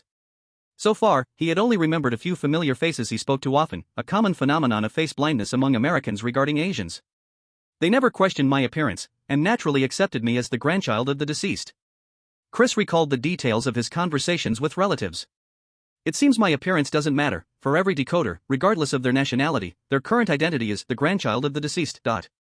In this way, the rule regarding blood relations is applicable to me. Lost in thought, Chris raised the teacup and took a sip, nearly jumping up in shock from the heat. Hiss, I'm really not suited to drink tea. Such a pity there's no sugar. Alexei happily finished a whole cup of hot tea, feeling full of energy. So, as long as I ensure that Grandpa's body doesn't have any mishaps within these 7 days, this ghost story can be cleared, right? Alexei stroked his chin, revealing a confident smile. It's not too difficult. Alexei, would you like another cup of tea? Grandma 4 looked at the robust Alexei, appearing a bit timid. Yes. Thank you, Grandma 4. Grandma 4 took the teacup from Alexei's hand and immediately ran to the round table to pour hot water. Alexei's face drooped in confusion, glancing at himself and then at Grandma 4. Am I scary? Grandma 4, let me help you. Gu Shi saw Grandma 4 far away, holding a small can of tea and putting tea leaves into disposable cups. Since he was simply idling, he decided to help out and also get to know this Grandma 4 he didn't know much about yet. Gu Shi, thank you. Grandma 4 smiled and nodded at Gu Shi, handing the tea leaf can to him. Don't put in too much, otherwise, it'll be bitter. Okay, I understand. Gu Shi took the tea leaf can and began to put tea leaves into the cups Grandma 4 had set up. Once he finished placing the tea leaves, Grandma 4 came over with the kettle, slowly pouring water into each cup. It feels so ordinary. Yeah, this ghost story has a very normal life vibe. So far, I don't feel anything scary. We can't let our guard down. What if the weirdness pops out from some corner? I think it's suspicious. Gu Shi's calm state was observed by the people of the real world. Although the eerie rules were also presented on the screen as they entered the decoder's minds, the numerous interpersonal interactions and remarkably normal activities in the ghost story world made them feel everything was very ordinary. Of course, the decoders wouldn't be in this state. The more ordinary the daily life, the more sudden the abnormal situations might emerge, making it harder to cope. While placing tea leaves, Gu Shi kept an eye on Grandma Four's reactions. She didn't show any extra movements because of his assistance and naturally picked up the kettle, then began pouring water after he finished placing the tea leaves. Although Grandma Four was very emotional at the beginning, now she seems to have calmed down a lot. Gu Shi's judgment of great-grandma has never changed. Even now that she is wearing mourning clothes, she still gives off a dignified and refined feeling. As he said before, great-grandma is the most spirited among these siblings, and her signs of aging are not very pronounced. No, rather than saying it is aging, it is more accurate to say it is an aging she is trying to portray. However, her behavior and temperament completely do not reflect this. It can be said that her aura and her face seem to belong to different age groups. Especially on her, she even smelled like some kind of perfume, and as Gu Shi got closer, he felt a bit dizzy from the scent. By the way, I seem to have never met great-grandpa. Gu Shi hesitated to ask this question, afraid that he might not have a great-grandpa at all, or perhaps great-grandpa passed away due to some accident. Should I steal great-grandma's thoughts and see what her condition really is? Gu Shi thought for a moment but did not take any real action. On one hand, he had not yet tried the ability to steal thoughts. He did not know the specific range of it, fearing that he might accidentally exert too much force and cause unnecessary consequences. On the other hand, he still needed to preserve his spirit to provide clarity to third great-grandma later. Come on, Gu Shi, the tea is ready. Great-grandma put the thermos back in place, calling to Gu Shi while saying to others, eldest sister, third sister, nephew, come drink tea. Gu Shi quickly responded, casually picked up a cup of tea, blew on it a few times, and took a small sip. Oh, hot. Gu Shi did not sense any tea fragrance from this cup. It was completely not as good as the tea he drank from Dr. Valeri. He slowly walked away with the tea in hand. The morning hall was large enough for him to wander around. By now, it had been a long time since it got dark. Unlike Thousand Lake, here, time flowed normally, without any sudden jumps from one hour to another. Therefore, in this long night, Gu Shi could only wait for it to pass. Fortunately, so far, there had been no incidents in the morning hall, and besides, there were other people watching ahead. Since nothing has happened ahead, I will go behind the screen to look at the body. By the way, Gu Shi glanced at the few people who had returned to their original positions with tea, feeling a bit eager to try out his earlier thought. I will just give it a try, to steal thoughts. Gu Shi adjusted his single lens glasses and casually walked behind the screen. Chapter 62 Whose Thoughts? As Gu Shi walked behind the screen, he deliberately leaned his body towards the spirit bed. Because there was a gap about 2 people wide on both sides of the screen, standing too far out would expose his figure. Although no one can see what I am doing now, I also cannot see the people outside, and I do not know if this can successfully steal thoughts. To make his behavior appear less suspicious to the people in the real world, Gu Shi even pulled over a chair and placed it behind him. I hope I do not disturb your peace. Gu Shi bowed to his grandfather's body, both to satisfy the requirement of respecting the deceased in the rules, and to make himself feel a little more at ease. However, his act of using the body as a cover for his true purpose seemed already quite disrespectful. Gu Shi sat down on the chair, bending forward to cover his hand movements with his body. He did not want the analysis group to see him waving and grabbing in the air. If old Chen ran to report to Dr. Valeri, the latter might give him a diagnosis of worsening condition, and that would be it. After sitting in front of the body for a while, Gu Shi felt that it should be about time, so he glanced towards the screen with the corner of his eye while beginning to diffuse his own spirituality. Soon, accompanied by the activation of the surrounding air, that layered, illusory figure appeared in his sight again. This state, which Gu Shi temporarily named Thief's Vision, could indeed see through some obstacles and directly see the people on the other side.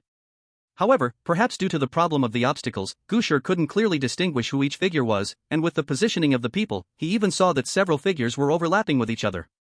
Nevertheless, he could roughly tell the exact number of people. 5 people, exactly 5 people appeared in the Thief's Vision. How should I operate to steal thoughts? Gu Shi remembered that while he was stealing from his third grandpa and third grandma, he had maintained a strong subjective notion, but the concept of thought was too broad. If he kept this notion of stealing thoughts, would anything unexpected happen? For example, if he directly stole someone's entire thoughts, meaning that person's consciousness. Wouldn't that cause a huge problem? Gu Shi felt he must carefully consider how to control his theft. He discovered that in the knowledge conveyed to him by a Meng, many descriptions of stealing had a sense of I feel it's about enough. Before he had practiced this ability, Gu Shi simply didn't understand what that meant. But after successfully stealing, he seemed to have some understanding. It seemed to be literal, just simply, I feel it's about enough. Looking back, in many of the things A Meng had said, there seemed to be an emphasis on personal consciousness. Could it be that controlling the theft is starting from personal inspiration, a kind of intuitive understanding? This is too idealistic. Gu Shi couldn't help but complain, but he had successfully used this idealistic ability. No matter whether he accepted it or not, this was an objective fact. Then let's give it a try.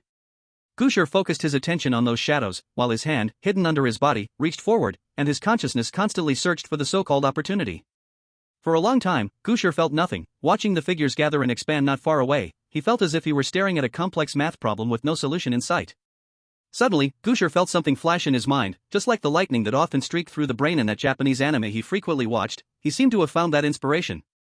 So without hesitation, following that inspiration, he reached out with the way he felt was about enough and grabbed towards the phantoms. Gu Shi felt as if he had stirred something. A force rippled between him and the phantoms. The next second, a flicker of glow emerged from one of the phantoms, drifting towards Gu Shi's body. When the glow touched Gu Shi's body, a thought immediately appeared in his mind. Have a sip of tea. The moment the thought appeared, Gu Shi's body uncontrollably leaned down to grab the cup he had placed on the ground.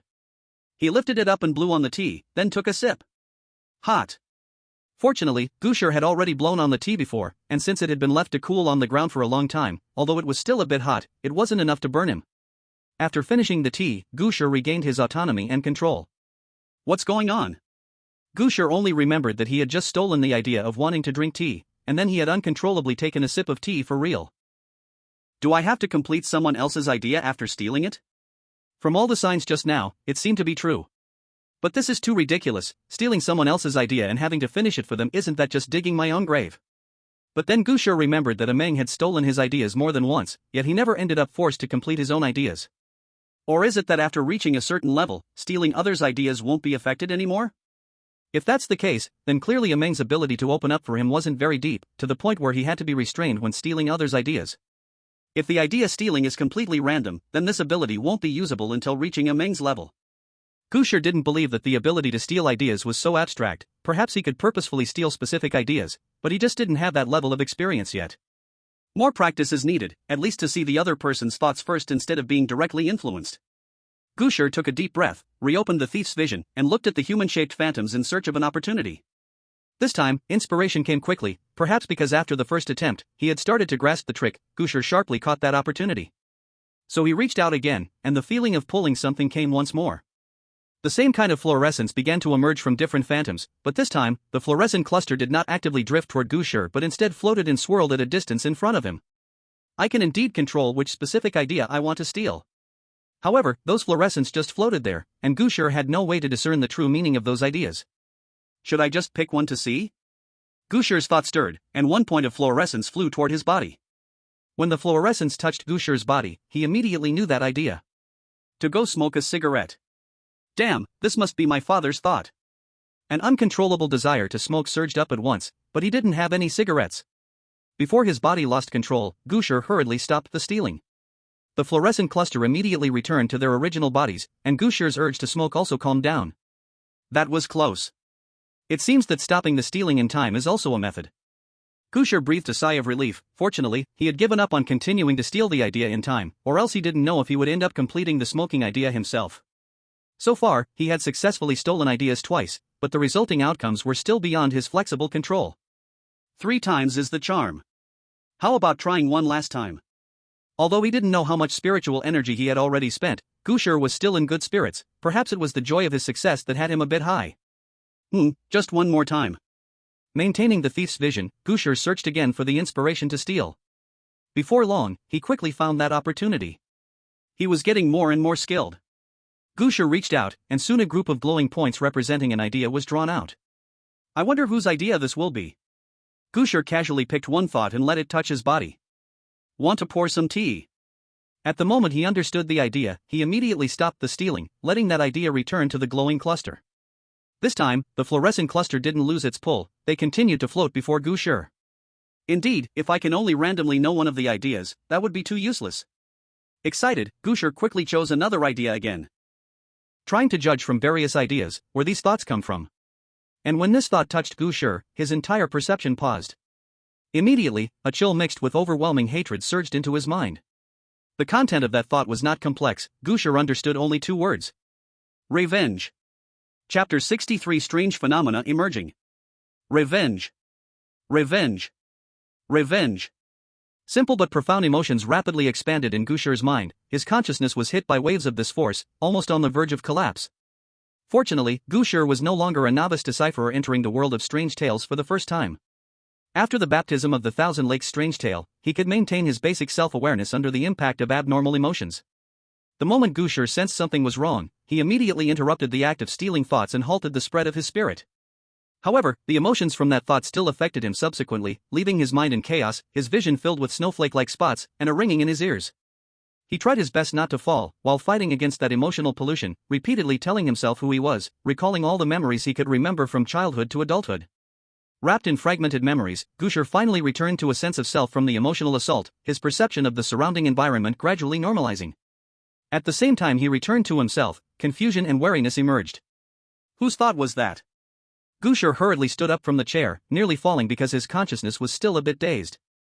He immediately stepped forward, steadied himself, and took several deep breaths. Once he was completely calm, he slowly walked to the opening of the screen and cautiously peeked outside. In the memorial hall outside, besides his grandmother sitting on the chair, the other few were moving from different places towards the corner where the teapot was placed. Father, aunt, third-grade aunt, fourth-grade aunt, their four positions overlapped in Gu Shi's line of sight, making it impossible for him to determine the source of the thoughts he had stolen using the previous thief's vision. He remembered the last thought was to go pour tea, and the following thought was that overwhelming resentment of revenge.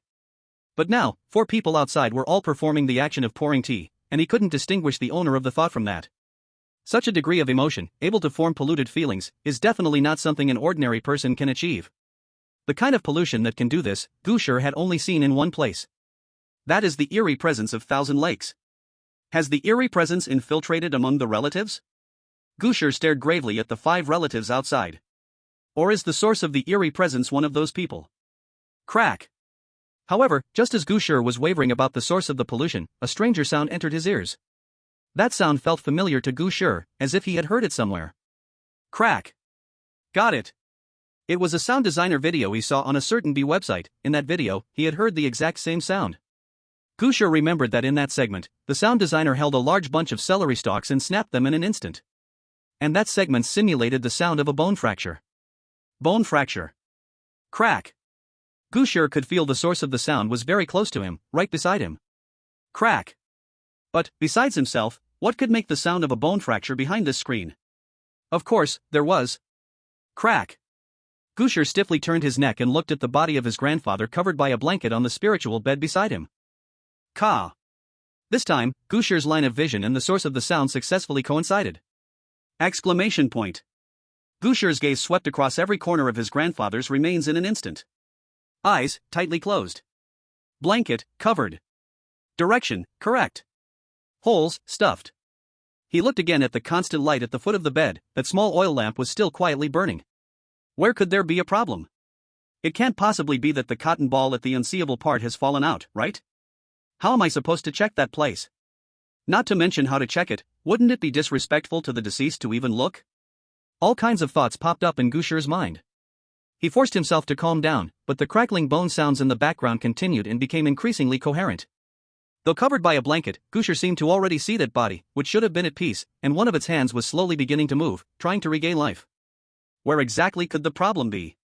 Ka. Wait, there's another possibility. Gu Shi's thoughts became clear, and he quickly backed away from behind the screen and walked toward the hall. Without looking at what the others were doing, Gu Shi's gaze immediately turned to the front of the screen, where the offering table was located. Gu Shi looked at the death photo. That face, which was imposing even without anger, was still hanging there head-on. No, wait. It's not head-on. When Gu Shi clearly saw the true state of the death photo, he couldn't help but gasp in cold air. From the front, the face in the death photo indeed faced outward. However, the outer frame of the photo did not align with this. Usually, the top of the frame would have a circle of black flowers and black ribbons, dangling from both sides. But now, the black flowers on the death photo's frame were at the bottom. This meant that the entire death photo was upside down. What's more frightening was that although the face in the death photo was facing outward, the body of the death photo was lying horizontally. This meant that the head and neck of the photo formed a bizarre 90-degree angle. Gu Shi didn't say much. He quickly shifted his gaze away from the photo and looked at the offering table. He was looking for incense. Fortunately, not much was placed on the offering table, and he quickly spotted the brown incense candle tucked away in the corner. With 6 people keeping vigil, that meant a total of 18 incense sticks. Gu Shi tried to stay calm, counting the incense sticks one by one to ensure he wouldn't make a mistake. 1, 2, 3, 17, 18, right. After counting again, Gu Shi pinched the large bunch of incense, heads down and tails up, close to one of the burning red candles. The high temperature of the flame quickly lit the incense, and faint gray smoke with the unique aroma of candlelight began to rise. After confirming that all 18 incense sticks were lit, Gu Shi brought the incense back in front of him, closed his eyes, and, according to the rules, sincerely prayed toward his grandfather's photo. However, he didn't know what to say in the prayer, so he had to quietly mutter based on his feelings. Amatba, Grandpa, I hope you can bless your descendants with no sickness and no disasters. I hope you can watch over us, protect us, keep all evil away, and keep all wickedness at bay, so we may prosper. Gu Shi recited all the prayer words. He didn't know where he had learned them from. If anyone could hear him, they would surely marvel at this unification of world religions. But just as Gu Shi chanted the prayer words aimlessly, suddenly, he seemed to receive an inspiration, as if a voice was guiding him, compelling him to recite a particular prayer. Grandpa, protect our ancestors, the great master of sword and way, pure sun, real person. As Gu Shi unconsciously recited this segment of the prayer, suddenly, he felt as if a gentle breeze surrounded him.